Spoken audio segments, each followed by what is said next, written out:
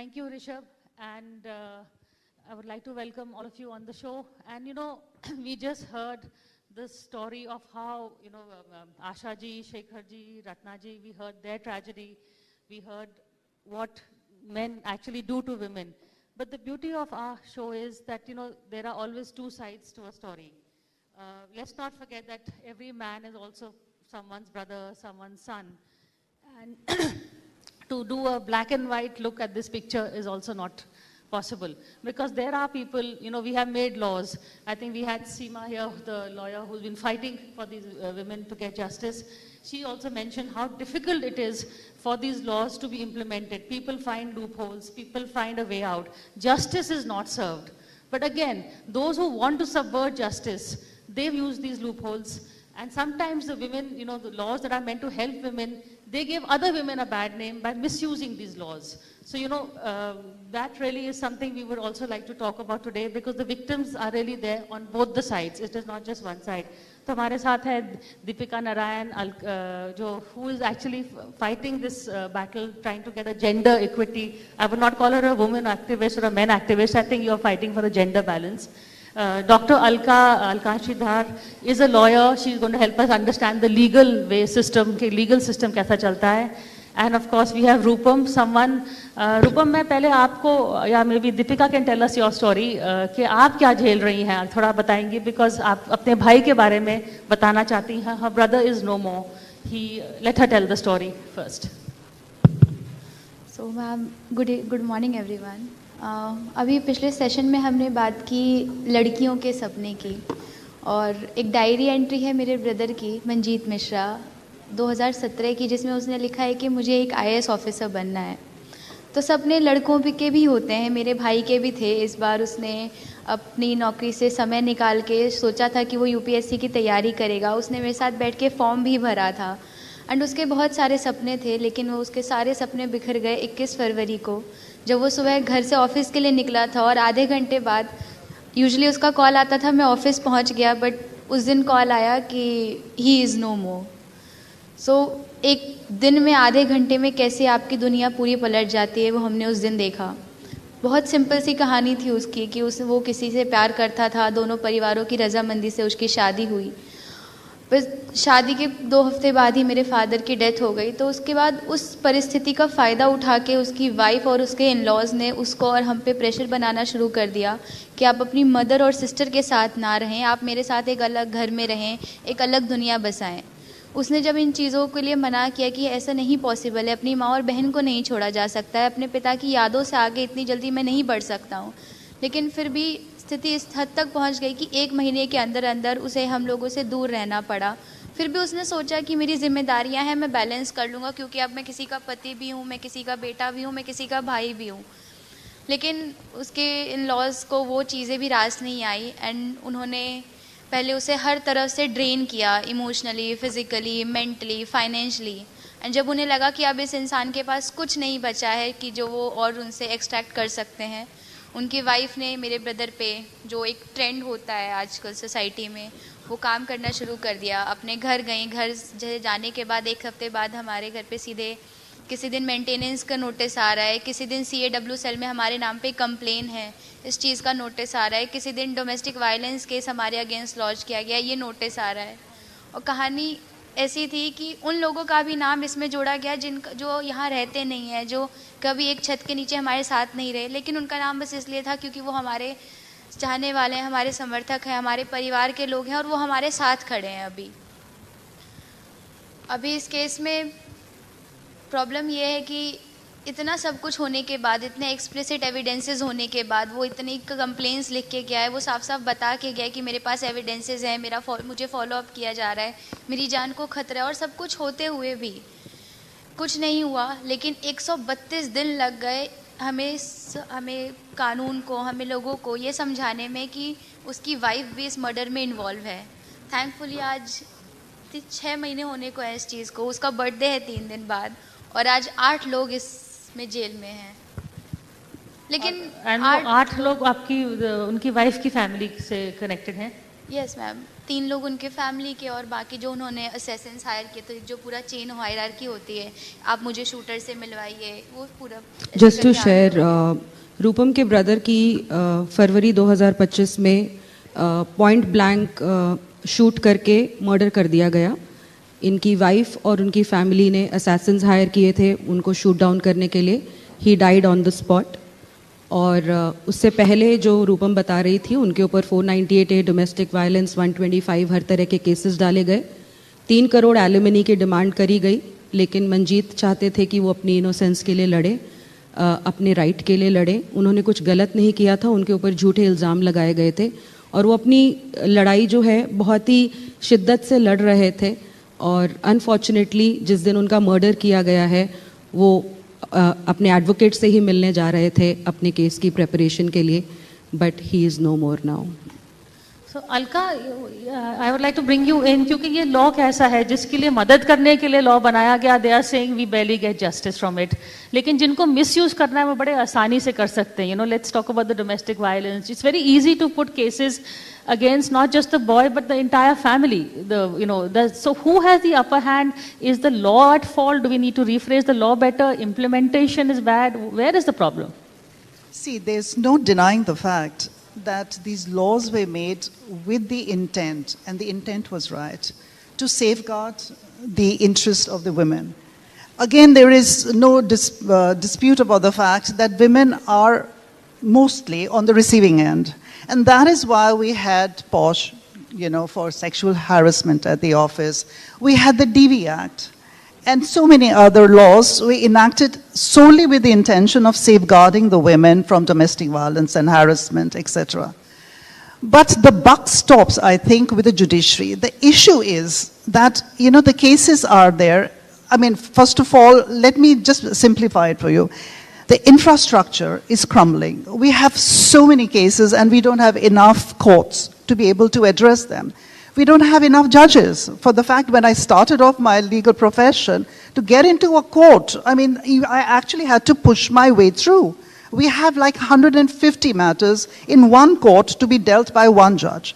I'm not taking away the fact that, yes, the women have grievances and they need to be dealt with expeditiously. I'm not taking away the fact. But what I'm trying to say is that we have all the acts. As a lawyer who's been practicing for more than 20 years now, all the acts are there. And they are robust, very good acts in place, which should take care of all problems, all cases which the women face. But where is the problem? Like, to be able to address the problem, we have to know what the problem is. The problem is the infrastructure. We also have judges, for example, in the recent months, we have, I don't want to quote the judge's name. For example, we had the High Court saying that if a woman doesn't wear a Mangal Sutra and a Sindoor, she's not been a good wife. So that just shows the mindset of the judges. To be able to understand a woman's position and to be able to understand the merits of the matter, he has to be very well trained. Though we have the training of the judges, but I think it should be done more regularly and in a very robust manner. Second is, you see, these acts were all there, and I do a lot of family matters. So most of these acts, because they are women-centric, like for example, POSH is only pertaining to a woman, right? So there can be guys also who get sexually harassed at workplace. I know it doesn't sound right, but it happens all the time. The DV Act, the Domestic Violence Act, is only pertaining to an aggrieved woman. A guy, a husband can also be aggrieved, but there's no law which pertains to that. So to be able to have a more gender laws, we need to have the right perspective, which I think only the legislature can do. For example, again, there was this very famous case which just happened a few weeks back, in which the Supreme Court said, you're a highly qualified woman, go and earn for yourself. And if you want to change the law, please go to the legislature. The Supreme Court's not going to sit down and start enacting the acts and the laws. It's not their job to do so. The judiciary, only what they can do is implement the acts and the laws which are made by the legislature. So the whole thing needs to start trickling from the top on. You just can't just pinpoint and say, the judges are not right and they are not doing this thing. And second, what I have to emphasize on is the legislature, and there has to be a much more awareness about what's going on. The BNS, which has just been enacted, there's section 69. I don't know if any of you have even read about it, Section 69 basically says is, if a man makes a false promise to a woman and then fails to marry her, I mean, they have an affair, so he can go to jail for 10 years. I don't see a more provision which is more perverse than this one. I mean, can't a woman make a false promise to a man? Of course she can, but she has been kept out of it. So the very intent, the very start of the legal provisions, in my opinion, need to be done in the right way. For that, we all need to start up. We are all having these programs. Of course, this is a great start, but we all need to be much more aggressive. Maybe not aggressive, assertive about it, and we need to be much more vocal about it. But going back to it, the judiciary, legal awareness, more infrastructure, these are the basic stuff that we need to start with to make sure that not only the woman, even the man or a child, everybody is on the same platform and they get the same attention, they get the same energy from the courts. Yeah, so क्योंकि शायद हम दूसरे पहलू से हैं, लेकिन struggle justice की लड़ाई सेम ही है. हम लोग चाहे किसी एक्चुअल विक्टिम के लिए लड़ रहे हों या किसी झूठे केस में प्रताड़ित आदमी के लिए लड़ रहे हों, हम उसी सिस्टम से लड़ रहे हैं जो कि आज के टाइम पे काम करना मेरे ख्याल से ख़त्म हो चुका है. सीमा जी ने बिल्कुल सही बात बोली. हमारी FSL जो लैब्स हैं वहाँ पे महीनों केसेस लंबित रहते हैं. फास्ट ट्रैक कोर्ट्स आज के टाइम पे जो निर्भया के बाद कहा गया फास्ट ट्रैक कोर्ट्स में महीनों में सुनवाई होनी चाहिए, वहाँ पे आज के समय पे सालों में केसेस आ गए हैं. जो सबसे इम्पॉर्टेंट चीज़ जो मैं आज ऑडियंस से शेयर करना चाहती हूँ वो ये शेयर करना चाहती हूँ कि कोई भी मेरे जैसा इंसान अगर कानून के दुरुपयोगों के खिलाफ काम कर रहा है वो महिलाओं के खिलाफ नहीं है. धारा 498 का दुरुपयोग इतना ज़्यादा बड़ा कि आज के समय पे कोई एक्चुअल में अपनी बीवी को कितना भी पीट ना दे, उस आदमी का अरेस्ट होना ऑलमोस्ट नामुमकिन है. किसको इस चीज़ की खामी भरनी पड़ रही है? जो महिलाएं एक्चुअल में विक्टिम्स हैं. अब मैं आपको बताती हूँ कि रेप लॉज जो कि निर्भया के टाइम पे दुरुस्त करे गए, उनका आज क्या हश्र हो रहा है. मैं अभी इस समय एक 31 साल के लड़के की मदद कर रही हूँ, 32 साल है उनकी उम्र, जिनका पिछले 8 साल से एक महिला के साथ अफेयर चल रहा था. जून में उनकी किसी वजह से आपसी मनमुटाव हो गया पैसे के पीछे. जुलाई में उस महिला ने रेप केस डाल दिया ये कहते हुए कि ये 8 साल से मुझे शादी का झांसा दे रहा था. उसके बाद उसके ऑफिस में जाके पॉश की भी इंक्वायरी डाल दी है. उनका पूरा का पूरा जो मैटर है वो ये है कि इस इंसान को मैं बर्बाद कर दूं क्योंकि हमारा रिश्ता चल नहीं पाया. अनफॉर्चुनेटली आज के समय पे ऑलमोस्ट 40 to 45% रेप केसेस जो इंडिया में दर्ज हो रहे हैं वो शादी का झांसा बोल के हो रहे हैं. 2 साल का रिलेशनशिप, 5 साल का रिलेशनशिप, 10 साल का रिलेशनशिप, 15 साल का रिलेशनशिप. पिछले महीने सुप्रीम कोर्ट में 2 ऐसे केसेस आए जहां पे उन्होंने बहुत गुस्सा दिखाया, जहां पे शादीशुदा महिला किसी अन्य इंसान के साथ अफेयर में है और ये कह रही है कि उन्होंने उसका रेप कर दिया उसको शादी का झांसा देके. तो सुप्रीम कोर्ट ने कहा कि मैडम आप शादीशुदा थी जब आपका ये अफेयर चल रहा था, आप शादी का झांसा कैसे ले सकती हैं? अगर अडल्ट्री का कानून आज होता तो आपके ऊपर अडल्ट्री का चार्ज लगता. तो मैं सिर्फ ये कहना चाह रही हूँ कि कानून का जो दुरुपयोग है वो पुरुषों के साथ तो बहुत ज़्यादा अति है ही. फरीदाबाद में मैं आपको एक केस बताती हूँ. धीरज गुप्ता उनका नाम है. 5 महीने वो जेल में सड़े रेप के एलिगेशंस में, जहाँ पे उन्होंने उस महिला को कभी देखा भी नहीं था. केस कैसे दर्ज हुआ? प्रिया, उन्होंने एक कहानी बनाई कि 7 महीने पहले मैं थिएटर में मूवी देखने गई थी, ये आदमी मेरे साइड में बैठा था, इसने मुझे कोल्ड ड्रिंक पिलाई, मुझे नशा हो गया, फिर मैं बाहर निकलने लगी तो इस आदमी ने मुझे बोला कि मैं आपको घर छोड़ देता हूँ. उसके बाद बेसमेंट में इन्होंने जाके मेरा बलात्कार कर दिया. मैं उसके बाद रिपोर्ट नहीं कर पाई गई थी. अब 7 महीने बाद मैंने फेसबुक चलाते हुए इस आदमी की शक्ल देखी तो मुझे याद आया, अरे ये तो वही आदमी है. She is a part of an extortion gang that has filed multiple rape cases. Dheeraj was picked up on the spot. He was demanded 50 lakh of rupees. When he refused to pay because he had not done anything, he was put behind bars. अब एक और चीज़, धीरज की wife उस time पे pregnant थी. उनके परिवार की महिलाओं ने पुलिस की इतनी मिन्नतें करी कि हमारा पति, हमारा भाई इनोसेंट है, लेकिन पुलिस ने एक नहीं सुनी. तो मुझे लगता है कि जहाँ पे सबूत हो, और मुझे बहुत बुरा लगा जब आशा जी ने और दूसरे पेरेंट्स ने कहा कि शेखर जी और रत्ना जी, शेखर जी, मैं थोड़ा लेट आई थी तो नाम नहीं अच्छी तरह से सुन पाई, शेखर जी और रत्ना जी ने कहा कि कुछ ऐसे एडवोकेट्स हैं, फीमेल एडवोकेट्स हैं जिन्होंने उस लड़ाई को शायद थोड़ा धीमा करा। मैं आज बहुत एम्फेटिकली यहाँ पे बोल रही हूँ, जो आदमी किसी महिला के साथ ऐसा हश्र कर सकता है कि उसकी मौत हो जाए, उसको किसी भी सिंपैथी की जरूरत नहीं है। Death penalty is the penalty for someone who brutalizes a woman like that. But at the same time, women who are misusing these laws need to be punished severely. Otherwise, genuine victims जो हैं प्रिया, वो न्याय के लिए ऐसे ही लड़ती रहेंगी और हमारी कोर्ट्स जो हैं चोक होती रहेंगी false cases से।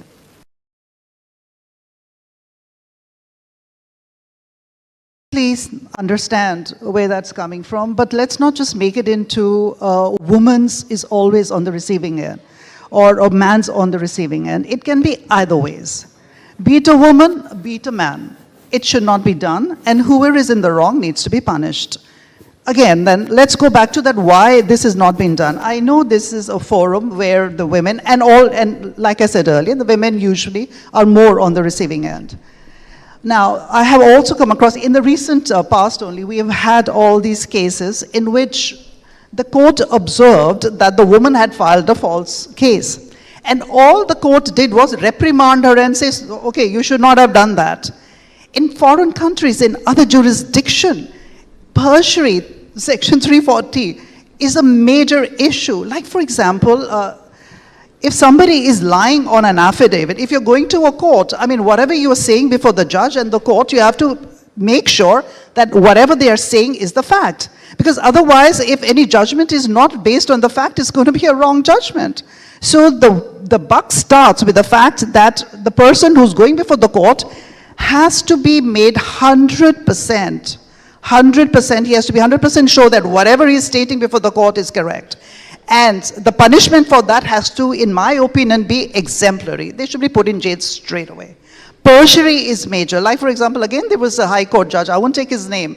And what he said was, he said, you know, whenever a case comes to the court, you know, there's nobody on trial. The parties are not on trial. It's the judge who's on trial in a matter, because he has no idea. All the parties knows what the facts and the circumstances are. It's the judge who has to kind of, okay, now, should this be or should not that be? So, for example, if it's a woman or a man who's lied on affidavit, for example, this case what Deepika was talking about, that person should have been in jail straight away. This will act as a deterrent. This will stop people from coming to the court and saying whatever they need to. Even not as a part of our pleadings, you know, I'm just trying to compare the different jurisdictions to show that how I think the pleadings should be. Pleadings is what you state before the court, and the judge has to then decide upon what you've stated on the court on affidavit. For example, in our pleadings, what we do is, if somebody has bounced a check, for example, I'm just saying all that so we all understand that how it works. For example, if there's 138, it's dishonor of a check. In the pleadings that we write, it's dishonor of a check has a very special provision, 138 of the Negotiable Instruments Act. So if the check gets dishonored, all you have to do is go and file a complaint before the court. But no, in our pleadings, this amounts to criminal breach of trust, which is an entirely different civil provision. It amounts to cheating, it amounts to criminal breach of trust, it amounts to 138. So we write whatever comes to our head. And that we put before the court. And the judge also kind of knows, like it's a check bouncing, it only gets covered at 138. But we have, as lawyers, we have no business, or as litigants, we have no business putting before the court something which is not there. And if you are saying that it's cheating, then you better be in a position to be able to prove it. If you're not able to prove it, what happens? You waste the time of the court, you waste taxpayers' money. I mean, why are you saying all the things that you are unable to prove? And if you are lying on oath, there has to be a... I think that, Alka, sorry, I had to cut you short, but we're out of time. But I think what you've just summed up, जो हम सबने बातचीत की है कि system दुरुपयोग होता है, दोनों तरफ से होता है. सो इन द एंड कोई चेक्स एंड बैलेंसेस होने चाहिए, चाहे लीगल सिस्टम की तरफ से, चाहे एट द इन्वेस्टिगेशन की तरफ से, कि फॉल्स केसेस ना होएं. क्योंकि जो लॉज महिला और हमारे विमेन के प्रोटेक्शन के लिए हैं, जब उन्हीं को विमेन मिसयूज करती हैं, then that gives a bad name to the entire gender. So Priya, बहुत क्विकली मैं एक चीज बताऊंगी. पिछले सिर्फ जुलाई में हम लोगों ने लगभग 60 पुरुषों के जो पति थे उनकी पत्नियों द्वारा मर्डर और 30 सुसाइड्स जहाँ पे उनके ऊपर झूठे केसेस लगाए गए पुरुषों के ऊपर, वो हमने डॉक्यूमेंट किए हैं. सिर्फ जुलाई के आंकड़े मैं बता रही हूँ.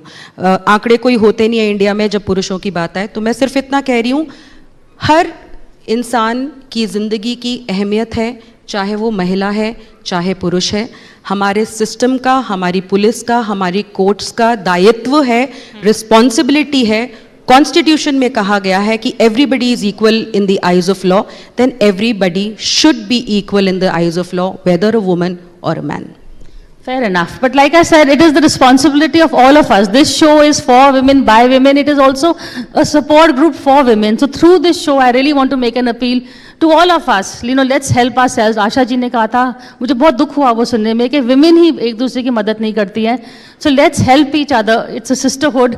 Let's not file false cases. These cases are meant, the laws are meant to help those who really need it. We've seen the examples before us. We see them every day on headline in the paper. Let's give them justice by not defaming the laws that actually are meant to help. On that note, thank you so much. Aap sab aaye. Rupam, thank you. Thank you all. All right, Ms. Bharadwaj, Dr. Dahar, Rupam ji and Priya ji, thank you very much for joining us. We've had serious conversations. Now let's have an interesting one. We talk about Ayurveda, but what is the role of women in Ayurveda, especially both as practitioners and of course as consumers of Ayurveda? Let me have the opportunity of inviting for a presentation Dr. Upasana Vora, who will be joining us on stage and will be speaking to us about this subject. Dr. Upasana Vora, if I could invite you to the podium, ma'am.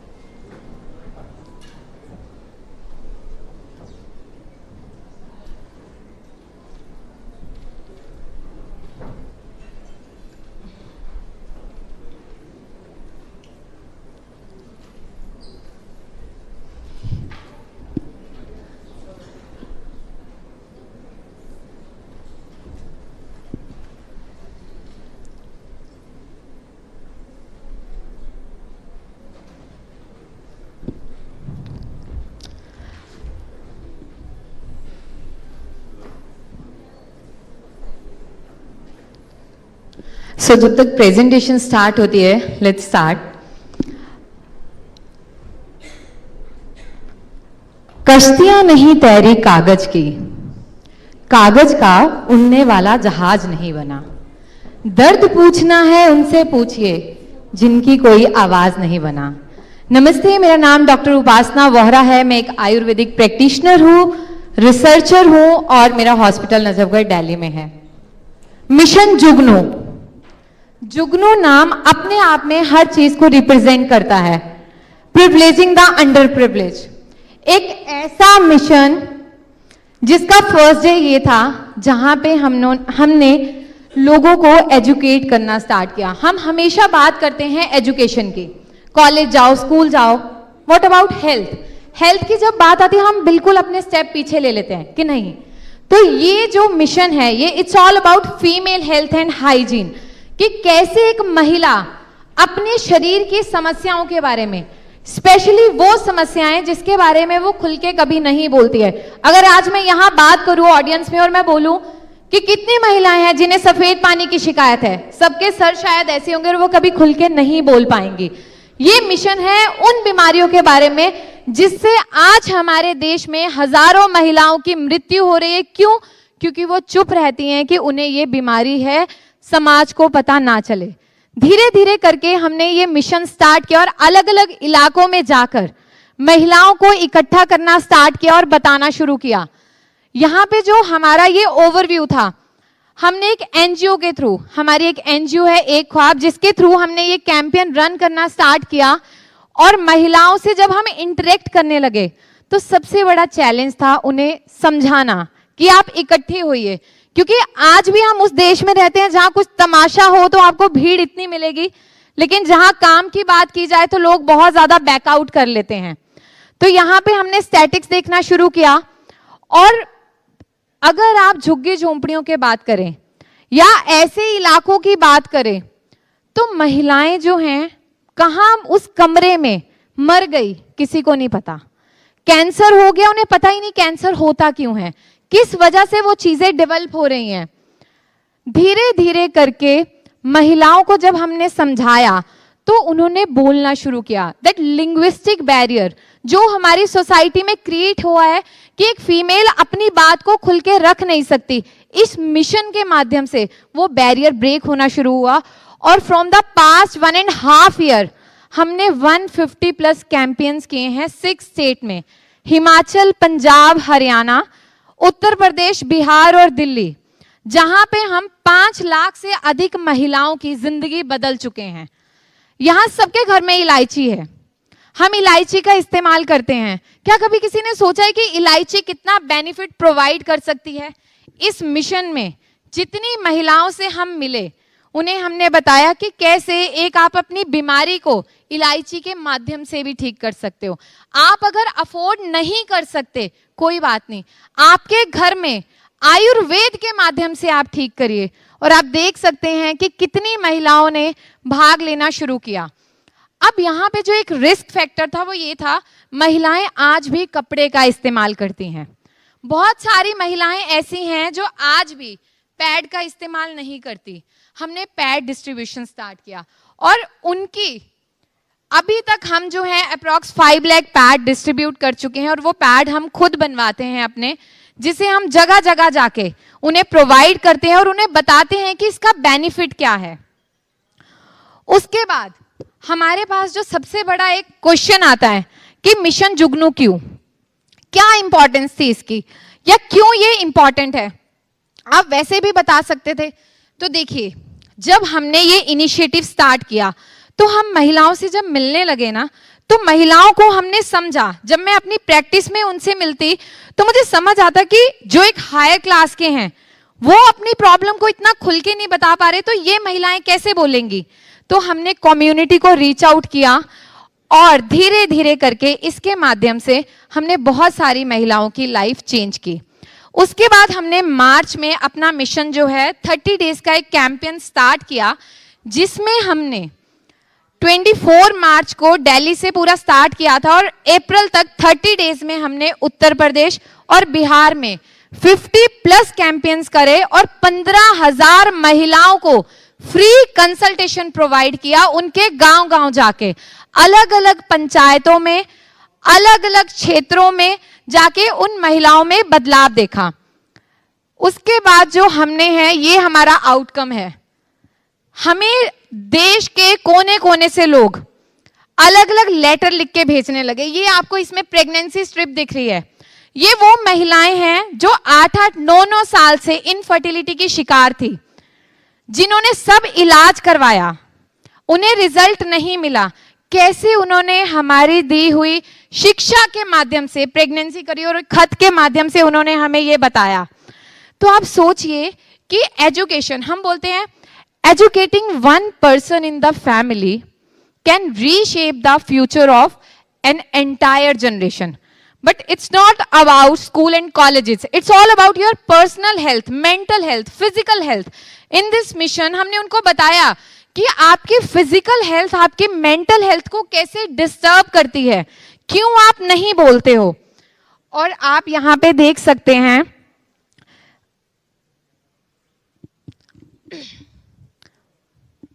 I think there is some error. तो ये main mission जुगनू है जिसके माध्यम से हमने ये initiative लिया, और अब हमने इसका लेवल 2 स्टार्ट किया है, जिसके माध्यम से हम आशा वर्कर, जीविका दीदी, सेविका दीदी को फ्री एजुकेशन प्रोवाइड कर रहे हैं। क्योंकि हमारी जो रीच है, हम अलग अलग जगह पे जाके कैंपेन्स करते हैं, वहां पे गैदरिंग है 200 महिलाओं की, 300 महिलाओं की, लेकिन अलग अलग क्षेत्रों में हमारी गवर्नमेंट के द्वारा आशा वर्कर्स, जीविका, सेविका हैं, तो उनके माध्यम से हमने door to door campaign start करवाए। उन्हें बताया कि अगर आपकी ये बीमारी है और आपके पास महिलाएं आ रही हैं, तो आप उन्हें इस तरह से बताइए, ताकि अगर एक पीढ़ी में एक महिला की जिंदगी खराब हो गई, तो आने वाली पीढ़ी में वो महिला की ना ही वैसे मृत्यु हो और ना ही वो उन बीमारियों से आगे जूझे। जो भी झुग्गी झोंपड़ी या अंडर प्रिविलेज एरिया है, वहां पे सबसे ज्यादा बड़ा चैलेंज है उन्हें एकत्रित करके समझाना कि ये आपके अच्छे के लिए है। तो इस मिशन ने हमें बहुत कुछ सिखाया और उन महिलाओं से हमने बहुत कुछ सीखा और उन्हें बहुत कुछ बताया। तो मैं बस ये आशा करूंगी कि आप लोग भी, आपके आसपास, आपके घर में मेड है, आपके आसपास 1-2 लोग हैं, आप उन्हें बताइए। क्योंकि कहते हैं ना कि बदलाव जो है वो एक दिन में नहीं होता, इट्स अ लॉन्ग जर्नी। तो वहां पे सबका साथ होना बहुत ज्यादा जरूरी है। तो आप लोग जो है मिशन जुगनू को सपोर्ट करना और जरूर अपना जो है ओपिनियन शेयर करना कि आपको ये इनिशिएटिव कैसा लगा। जाते जाते चंद लाइनों में मैं पूर्ण विराम लूंगी कि बदलाव के पेड़ की छोटी सी शाख हूं मैं, जिसे इंसानियत के आंसू दिखे वो आंख हूं मैं। मेरी कोशिश हर महिला पैड का इस्तेमाल करे, सफल हुई तो मशाल, वरना समझूंगी राख हूं मैं। बहुत बहुत शुक्रिया। डॉक्टर वोरा, बहुत बहुत आपका धन्यवाद कि हमारे पास इस मंच पे आप जुड़े। मैं रिक्वेस्ट करूंगा अपने टीम से उनका कृपया माइक्रोफोन ले लें। Let's prepare for the next session very quickly so that we can keep the agenda on time. Ladies and gentleman, we went from one interesting conversation to another extremely interesting conversation. The topic of the town, if you've been watching in certain celebrity circles where quick weight loss has become the trend, is that a healthy opportunity? Is it a magic pill? Is it relevant to the rest of us? Let us find out and have this open conversation. Ishi Khosla is joining us. She's a clinical nutritionist. Dr. Anjali Huda is with us. Sakshi Lalwani is joining us. Anjali ji, of course, is an MD in internal medicine. Sakshi Lalwani is a nutritionist. And my colleague Richa Kapoor will be moderating this conversation. Richa.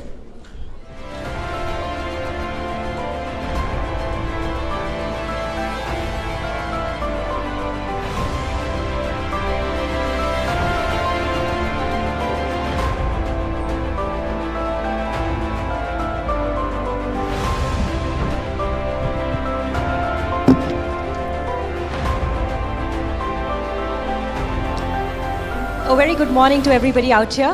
Welcome to We Women Want Conclave 2025. And a very warm welcome to all my panelists over here as well. Post the COVID pandemic, we realized that people started to focus a lot on their health. Just after that, we also noticed that people started to worry. Mike.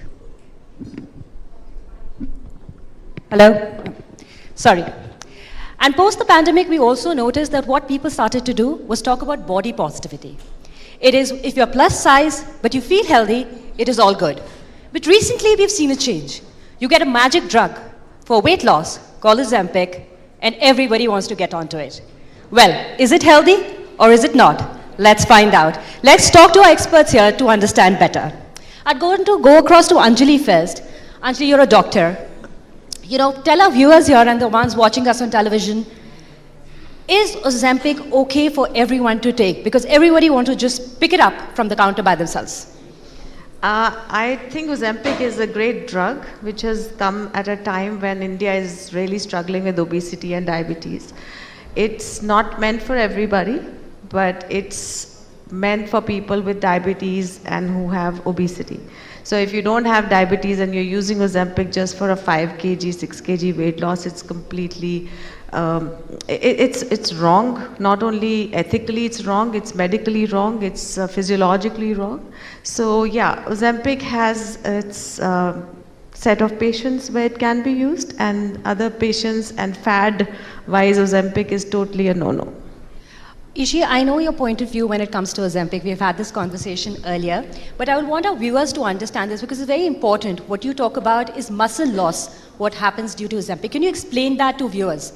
Like, how is it really harmful? Like Dr. Anjali explained, if you have diabetes, especially it's meant for diabetic patients. If you're obese, yes, can be a solution, but just because you want to lose weight, look thin, you should not go on Ozempic. Yeah, I think the point that you brought up about muscle loss is very, very important for us to understand one of the side effects among many. And we already in India have an issue of sarcopenia.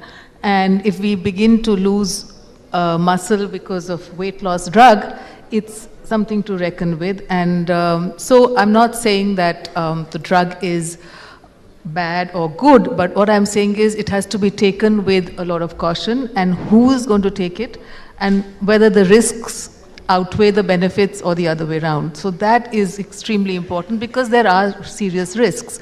And muscle loss, one of the mechanisms the drug works is that it just reduces your ability to eat food.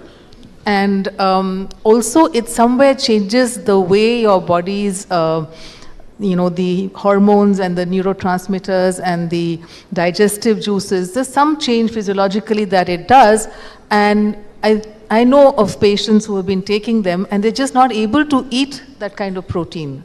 And so I don't know what are the other mechanisms, but what I see is this patient who was a hardcore meat eater. I mean, he wouldn't eat anything without, that was not his, vegetarian was not his food, it had to be non-veg. And about 3 months into Ozempic, he feels sick with the thought of food, with the thought of meat.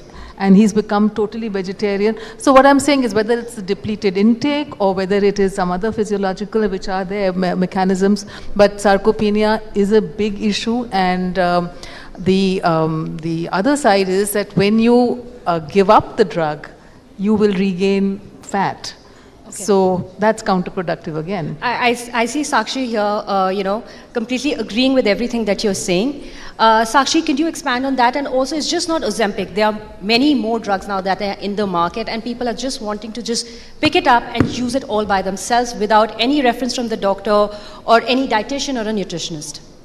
So yes, I have a very, very blunt and very simple funda in this, is that people are telling and people are saying that all these drugs, Ozempic and all, are miracle drugs. But for me, they are basically chemical anorexia, which are masked as healthcare products. So I think that they trick our bodies into starvation. And they, like GLP-1 or the semaglutide, which is in the Ozempic and Mounjaro, etc. So they trick our bodies into starvation, and then they silently dismantle our hormones and our gut and our mental health. And silently and slowly, it actually hampers our gut and our brain, the connection that we have, the axis that we have, the vagus nerve, which is responsible for telling our brains that we are full and we don't have to eat anymore. It disconnects and it disrupts the balance, and that is why the body always thinks that we are starving, and the body always thinks that it does not want any food anymore. So I think that Ozempic and the drugs, so I would also ask you that if you do not have BP, and if I give you a BP medicine, will it be effectful for you, or will it harm you more? That is how, if you do not have type 2 diabetes, and if you are taking this drug just for weight loss, it has furthermore very harmful reactions apart from the benefits. Anjali, you're the doctor here, would want you to explain to us and to our viewers especially that, as Sakshi and Ishi have mentioned, they do have side effects. They obviously need to be used by patients, which is necessary. What are the real side effects which you want to point out where there is a loss of vision that is possible? What are the other side effects? See, whenever anybody is going on a weight loss journey, there are going to be side effects, even if they are not on any appetite suppressant, because people generally will starve themselves. And a healthy weight loss is a very construed thing right now. Everybody wants a quick result and they want to look thinner every day. So the side effects of any weight loss can be muscle loss. It can be vision loss because you lose vitamins. It can be a gut dysmotility. You can get into constipation. You can have pancreatitis, especially with Ozempic, because Ozempic is a GLP-1 agonist and it's going to act around the enzymes that are produced by the pancreas. So when there is a drug that causes a GLP-1 increase in the body, then pancreatitis can happen. But then it doesn't happen to people who are doing it under supervision, because there is a certain way you have to eat when you're on Ozempic. And so according to me, the side effects are very variable. Okay. Very, very variable. And there is nothing which is so there is a risk versus benefit ratio when it comes to Ozempic. So if you need it, if there's a 140 kilo man who has really tried everything else, this can be a great help. But it's only a help. So you mean to say if someone is doing it under proper supervision, with a dietitian or with a doctor, with consultation, it can actually help them a lot? Of course it can help. It's a drug which the molecule, see, GLP-1s have existed for a very long time. Yes. But this molecule, every year they are bringing up a better molecule. So now we have 2 more drugs in phase 3 trials, like Ratitide, which will, of course, will not let the muscle loss happen. So as much as the natural weight loss is a great thing, that's the first option. But this is for people who have failed again and again and are not at the point where bariatric surgery can even be performed. So, for them, they're going to have osteoarthritis, heart disease, fatty liver, cirrhosis. So to save that, and also I must point out that in Ozempic and Ozempic-like drugs, GLP-1 agonists, we are seeing very good results at cellular level and mental level. So yeah, and these are researched articles present on PubMed, so we can all look at them and where you together with your doctor can make a decision whether you want to go for it or not. You should just, I think, read about the whole, let's not be focused on just media telling us, oh, it's bad or good. I think you have to take a personalized decision. And I think what we need to really do is talk to experts about it, and that's exactly what we are doing here. Ishi, Anji has pointed out, the traditional way of weight loss is actually a very long method of doing it. Therefore, people are wanting to go towards the drugs. What would your take be to somebody who is not really needed to be on Ozempic, would want to be on one? And also another thing, these are very expensive drugs. A single shot of the injection is about 3,500 for 2.5 ml, and then you have to go higher with intake because that's exactly how it helps. Yes, absolutely. They're expensive drugs and they rob you of your health as well. So I would say, as a practitioner for the last 35 years, yes, we have been floundering around with calorie counting and carbohydrate counting and high fat, low fat, veg, non-veg, all that. And it's really not worked, and even now fasting has become very popular. But at the end of the day, I would say that when we today have the tools of intervening at the gut level, at the microbial level, we really don't need that kind of a drug. We just need maybe some insulin sensitizing drugs, which have been there, their safety has been proven, along with an anti-inflammatory, gut healing, personalized diet. Cannot compare, because at the end of the day, how many years are you going to be on this drug which is robbing you of your health? Let's put it very bluntly, it has to be a sustainable solution. And a sustainable solution is exactly what we need, and we are completely out of time. But before going, Sakshi, I just want to ask you, I know everybody here, be that a woman or a man, would want to know a diet, a quick diet to lose weight, because that's something we all would want, no matter what size you are, you want to get better than that. Yes, definitely. So, I'm audible? Yeah. All right. So first I want to say that, of course, I want to just second the doctor there. And so when we are on any kind of drug, and if you're on it for like a small period of time, like probably 3 to 6 months, and like the doctor has prescribed us, then we should know how to bounce back on our healthy lifestyle from it. if we do not know how to, do a lifestyle change, and we again go on our eating habits that we were on before, then the drug and everything that we have done on it will just go. So ultimately, it's going to be a balance of both. So you can be on the drug, but one thing you can't forget is what you eat. Be very sure of what you're consuming, what your mouth is taking, all the food that you're intaking is the most important thing. And what you're not eating. That is also very I would just like to say that there are a couple of drinks that actually mimic Ozempic, and if you include that in your daily lifestyles, there's moringa powder. If you have that drink daily, empty stomach in the morning, it actually regulates your GLP-1, it regulates your insulin release in your body, and it acts the same way as Ozempic is doing. Then there's black jeera water. You just need to boil the seeds in the morning, and you have to have that water in the morning daily. Also there's bale juice with some mint leaves and ginger. Boil everything together. All of these drinks are so natural and they're so effective in your weight loss programs. So even if you're eating regularly, eating in a healthy way, and you're including these drinks in your lifestyle, I don't think that any drug can be so more I'm sure everybody will be very happy. They've got a quick tip of how to lose weight and stay healthy. Thank you all for being with us today, and thank you all for watching this. Thank you very much. Let's have a round of applause and let's move on with our agenda so we can keep track of time. The first presentation, ladies and gentlemen, of today, and it's going to be a long day, 12 hours of back-to-back sessions.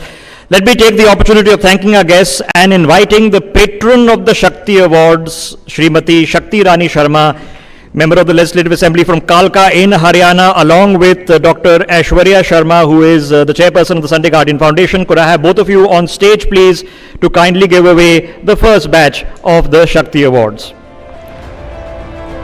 And ladies and gentlemen, without further ado, let us honor our first awardee. You've just heard her, Sakshi Lalwani. Could we have you back on stage, ma'am, to receive your first award? Sakshi ji, could we have you back on stage to receive the Shakti Award? Large round of applause, ladies and gentlemen.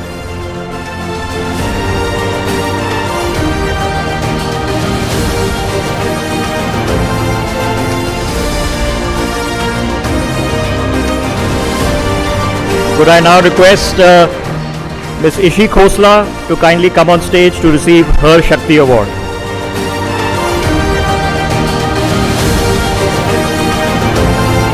Ishi ji, please.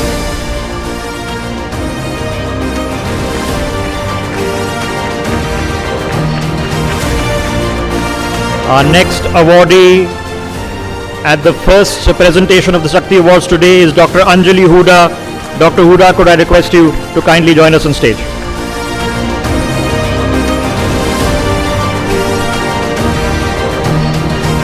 Let's keep the applause going. We're here to motivate each other. Let's keep the applause going. With that, could I request Deepika Narayan Bhardwaj to kindly come and join us on stage and receive her Shakti Award.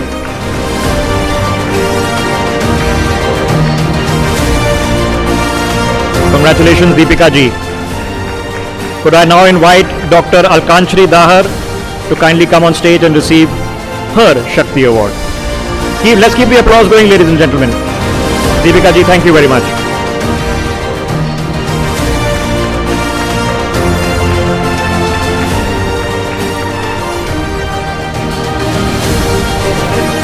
All right, ladies and gentlemen, that concludes the first disbursement of the Shakti Awards for today. My thanks to Srimati Shakti Irani Sharma and Dr. Sharma for joining us on stage. We'll be seeing them back shortly for the next edition. We're also expecting the Chief Minister of Delhi to be joining us at about half an hour, 45 minutes time. With that, let me invite my colleague Vineet Malhotra to come on stage, and with him is the co-founder of Smart World Developers, Aishwarya Bansal. Aishwarya ji, if you could come and join us on stage, and Vineet will be moderating this conversation, which is entitled, very interestingly, Real Estate and Her. Aishwarya ji.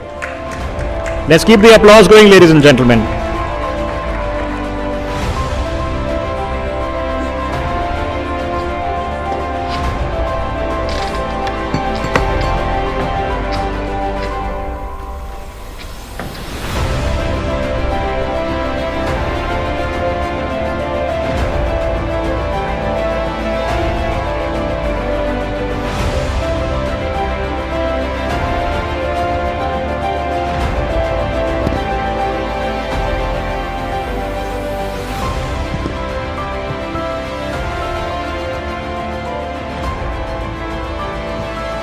morning, everyone, and thank you so much. It's great to see so many people so early in the morning, and like we call it in colloquial Hindi, the house is full. Thank you so much. It's been a great start for a great reason, and I have the pleasure of having somebody I've admired and appreciated and followed in the media and social media for a very long time. Aishwarya, I appreciate you being here. You are the definition of not only success, but you're also a definition of modern outlook towards design and innovation. So the first question that I'm about to pose is basically related to your expertise and something that you hold very close and dear to your heart. Well, you know, they say that you are a catalyst when it comes to design and innovation. If design is the heart and innovation is the force, is the horsepower behind it, which out of the two do you subscribe to, and which out of the two, Aishwarya, do you feel are the ones that drive your sense of purpose when it comes to this space? Thank you, Vineet, for this question, and a very good morning to all of you. Honestly, I would say that I'm the annoying seat driver, you know, the backseat driver who would want both. For me, it would be design as the heart and innovation as the horsepower. So I would want both of them to work in a proper sync, perfect harmony, complementing each other. I personally believe that design is something that always sets the intent for what you do. And innovation is something, Vinny, that, you know, actually sets the pace for it. So design anchors the why behind everything, and innovation being, you know, how you do it. So these two have to complement each other in work in perfect harmony for just getting what we really want. So at Smart World, it is, you know, we have AI surveillance, we have all our automations, app-controlled mobile apps, so everything, you know, in a way that is really very comfortable for our end user. All right, since we are talking about design and innovation, you know, they both are equally important, but somebody like you, walking into a room, what is that thing that catches your eye? Is it the innovation aspect? Is it the design aspect? Are you conflicted about both of them? How does one, you know, come to a balance between the two? Because to a layman, when something is good, it's good without analyzing it to the T. But for you, I'm sure, it's a constant struggle figuring out, okay, the innovation is perhaps pedestrian here, the design is great, how do we in fact optimize both? So the moment I enter a place, you know, it might sound very crystal ball, but it's the energy, you know, it's the energy that I really feel is something that, you know, my design I would see. And then other later aspects of space planning to layouting to furniture placement, you know, the even more softer aspects of the color palette, upholstery, you know, how the walls are painted, to, you know, artifacts placement. I also feel that design is something that really creates the mood, the momentum, and also the memory for the person who's actually using that place, for the end user, the customer. And I feel it's very important for the person to feel safe and understood, and that is when innovation comes in. So the place has to be felt and understood by the person, but that is through the way how things are performing in that apartment. I say, suppose I enter a place, you know, the lights automatically dim, the blinds unfold, and there's a perfect cup of a hot cup of a mocha coffee ready for me. So of course that house has a soul, you know, definitely there is something that's, you know, being done right. And that's why I feel, you know, it's of course the first thing that I see is the design planning, the space planning, and other aspects just follow. Aishwarya, let's talk about Smart World developers as well. It is a project, it is an endeavor, an initiative which is cross-generational. It is also something which cuts across spaces and classes and masses. What do you think is, you know, that one aspect that aligns you with this, you know, particular space and keeps you going? What's the motivation behind wearing so many hats? That's an amazing question, Vineet. There is always, I think, something that, you know, you have to follow what you dream of. So You have to dream big and you have to really work for it. So that's the motivation that I have, to really do things, to have houses for the people, that they are happy, the end user, they're really happy. So at Smart World, we have this concept of a 0.5 space. So that is that extra space the person can use as per their own requirements and their needs. They could use it as a library, they could use it as a cradle, they could use it, you know, for like a music room. So maybe the lady of the house is passionate about dancing or singing and she wants to do her riyaz maybe there. So that extra space is something that really makes the person comfortable. So the house has echoes of the future as well, and also the blueprints of the past, so they can connect in the house.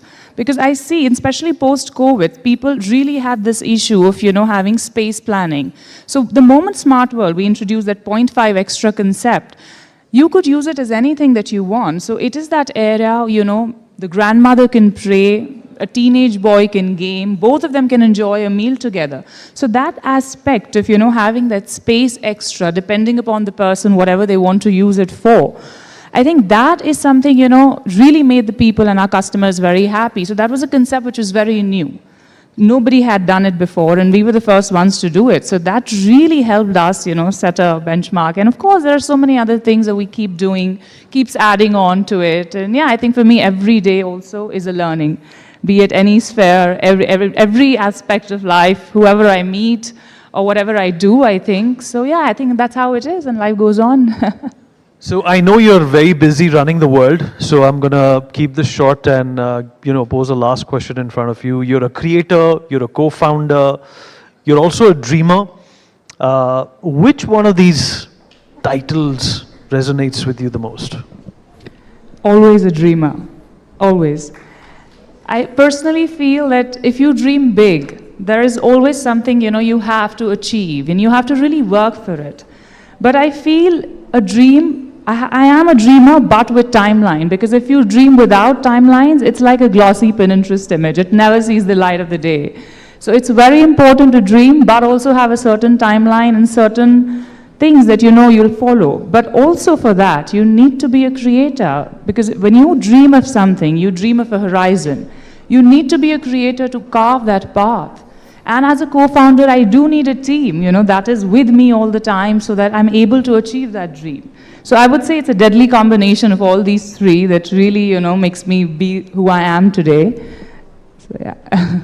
Aishwarya, thank you for saying it as it is, and thank you so much for motivating millions of people through your energy and through your aura. Big round of applause, please, for Aishwarya Bansal. Thank you so much. Thank you so much. And the message of keep dreaming, you heard it here. And thank you very much, Aishwarya ji, for joining us on that. And, you know, speaking of dreaming, our next session requires hardly an introduction to any of you watching, sitting here or watching in your homes on our live parallel telecasts. Its creative minds and some of the finest ones in the country are here. Suzanne Khan, founder of the Charcoal Project and interior designer in her own right. Shalini Passi, who's an art patron. Bahar Rohatgi is a visual artist and a lawyer. Garima Agarwal, the founder and CEO of MN Design Company. And Ritu Berry, fashion designer, all with us. Could I request you all to come and join us on stage? Our senior executive editor, Megha Sharma, will be hosting this session.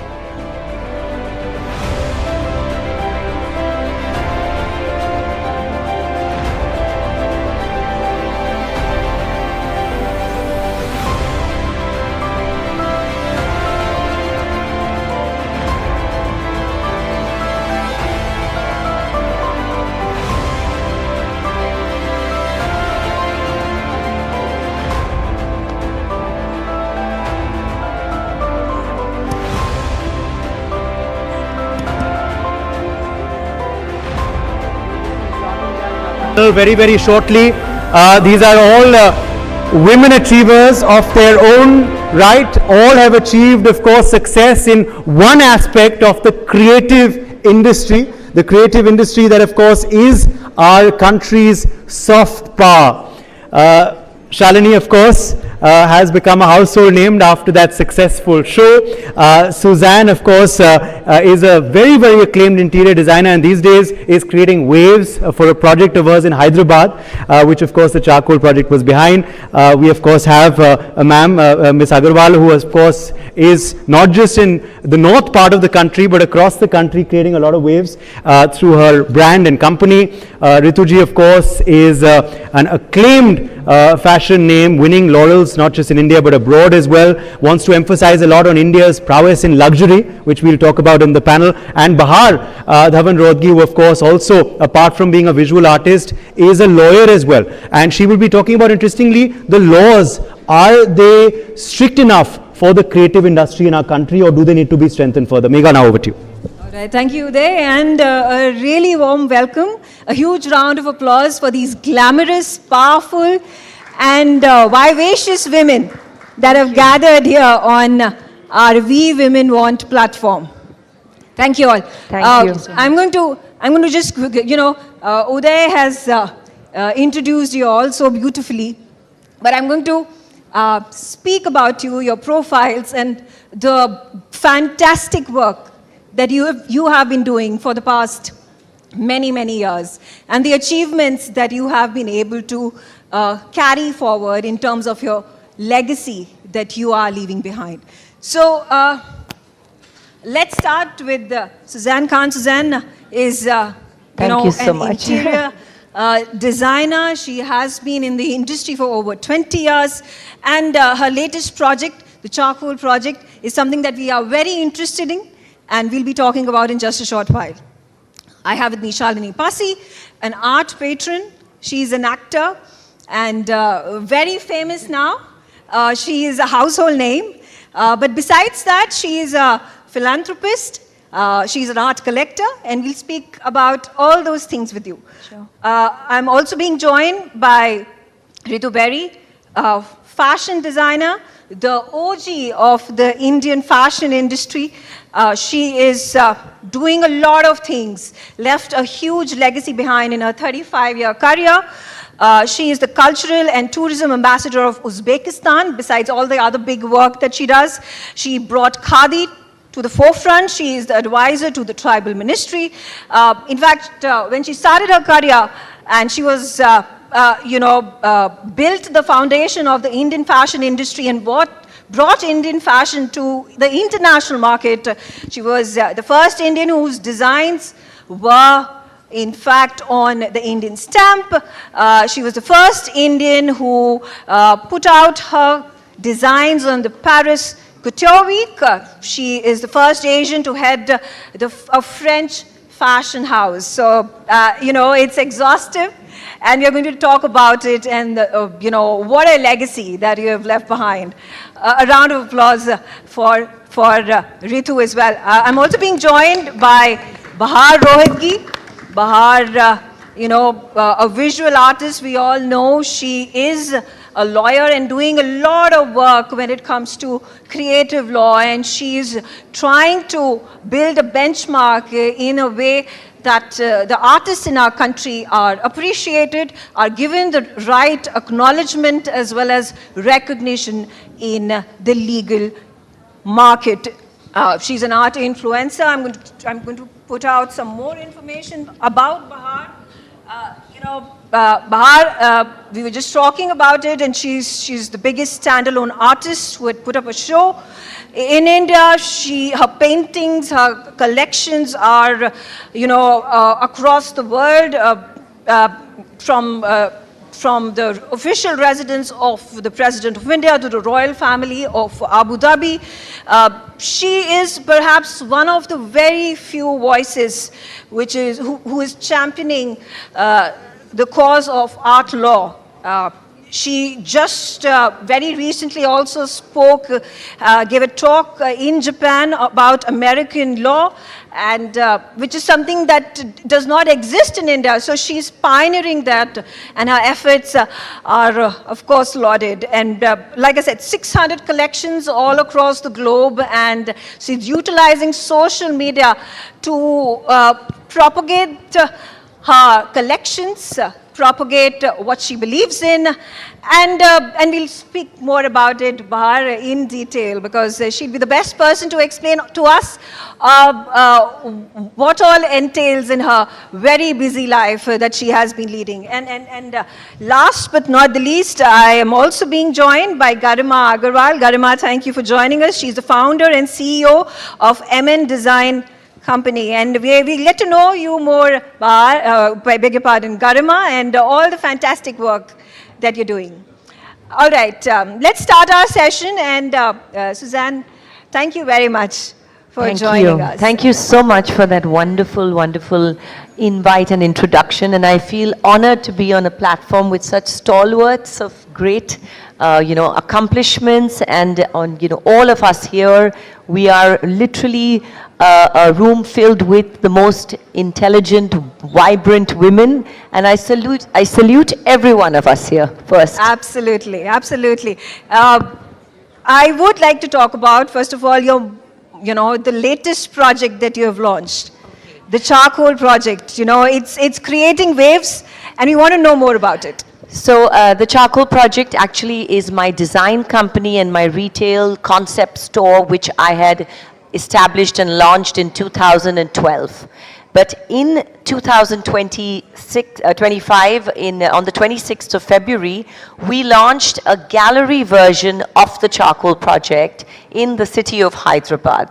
So it's a 35,000 square feet store, which is about product and creativity put at its best, all made in India, all created from our own homegrown Indian designers who we have as an Indian family of, putting together all the various materials that we've used. A lot of, heritage and lineage of people who have worked with my mom's, time of 30 years ago, who have passed on and come down with me in these 30 years of me being, an assistant to my mother, and how they have grown with everything. So I think that the Charcoal Project Hyderabad stands as a testimony of Indian, New India, and the talent of how well we can do today on a world platform as far as interior design goes. So I feel very proud of that.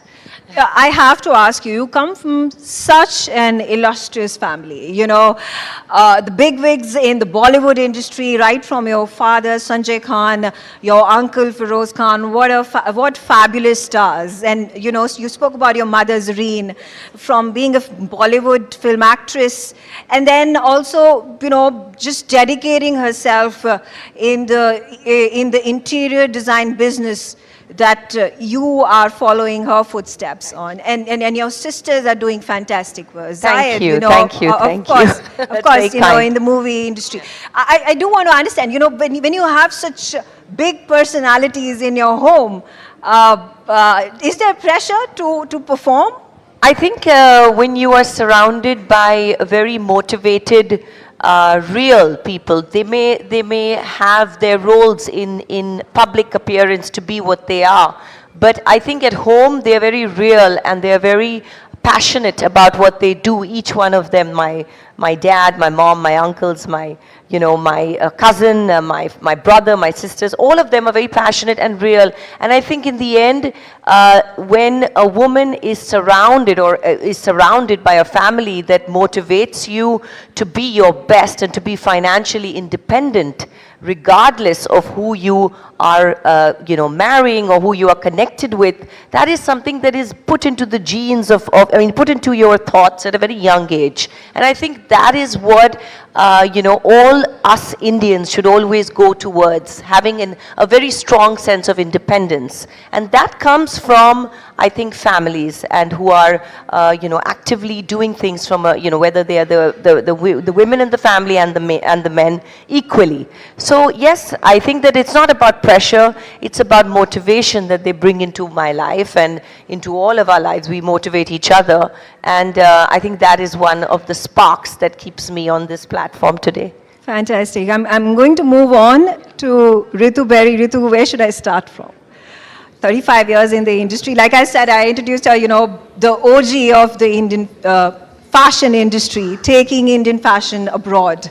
Tell us about your journey. And you have given so much inspiration. You've been a role model to women, men within the country, outside of it, who want to be designers and do even a fraction of the amount of work that you have done in your career. Thank you, Meghna. Good morning, everyone. I'm very impressed that everyone is here at this hour. But I think, firstly, I want to congratulate this team for creating a platform like this, which is very important because it empowers and redefines power. It gives women a voice, not just a background noise, but a voice that makes a difference.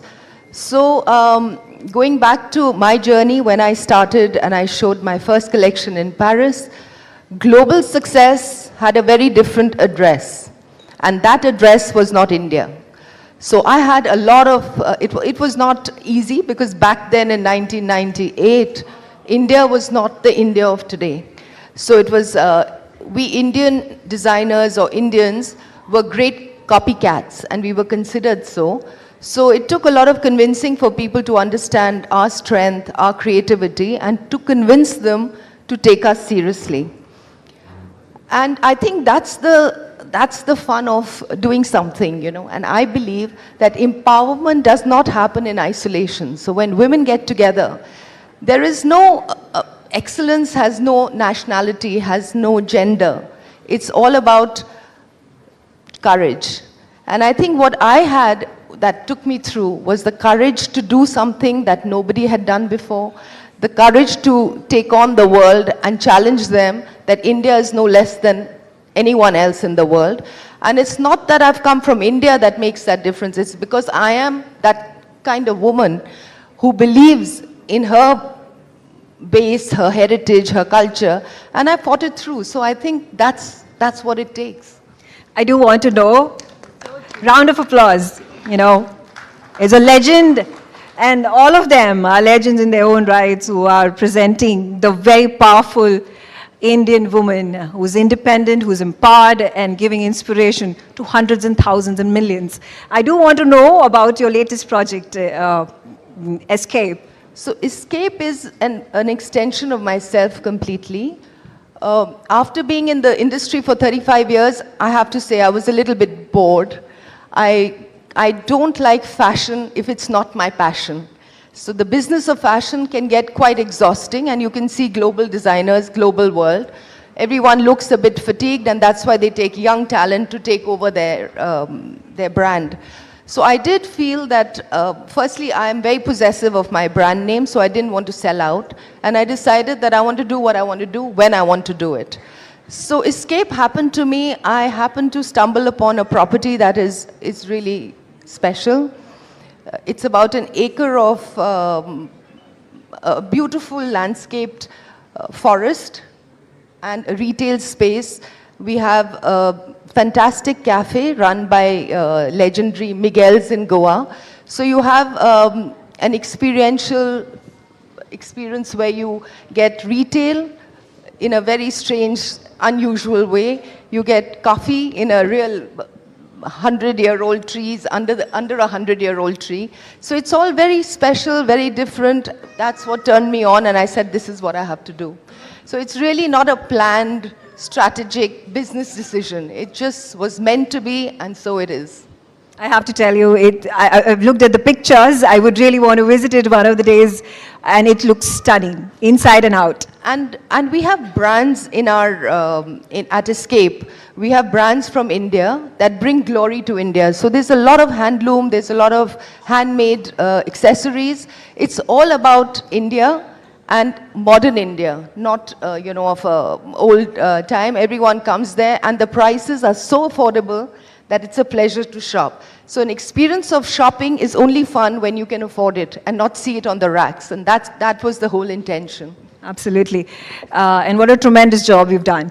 I'm going to introduce Shalini Pasi. Shalini, thank you very much for joining us. And, you know, I have to ask you, I just said in your introduction, you've become a household name. Everybody knows you.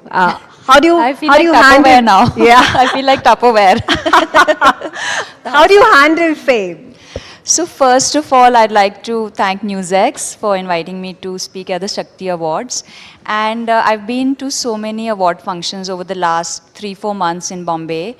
I've forgotten how elegant Delhi women are. Like, look at everybody in the white saris. It's just, you are beautiful and stunning, and you, like, it's a pleasure to just see you in something which is so personal. It's so beautiful, and I'm so happy to be at a function in Delhi. So thank you. Yes, Yeah, it's so true. It's so true, because everything is so manufactured everywhere, and I see this. Everybody's in their chanderis, in their satins, in their. It's just beautiful. I'm so happy to be here. Yes. Follow-up question on Fabulous Lives. Sure. You did such a tremendous job. People loved you for your authenticity and the charm that you brought to the show. Now, what's on the anvil? Is there going to be a next season, or are you going to make any television appearances, even films? So, first of all, you said, how does it feel like to be a household name? So, the thing is that for me, working in the art field, being an artist, having a foundation, I had sort of reached a plateau, even with my work with UNICEF, and that is the audience I could reach. But here, I'm reaching a larger audience, and they are getting interested in the work I'm doing, whether it's with UNICEF or whether it's with the Art Foundation, which is MASH.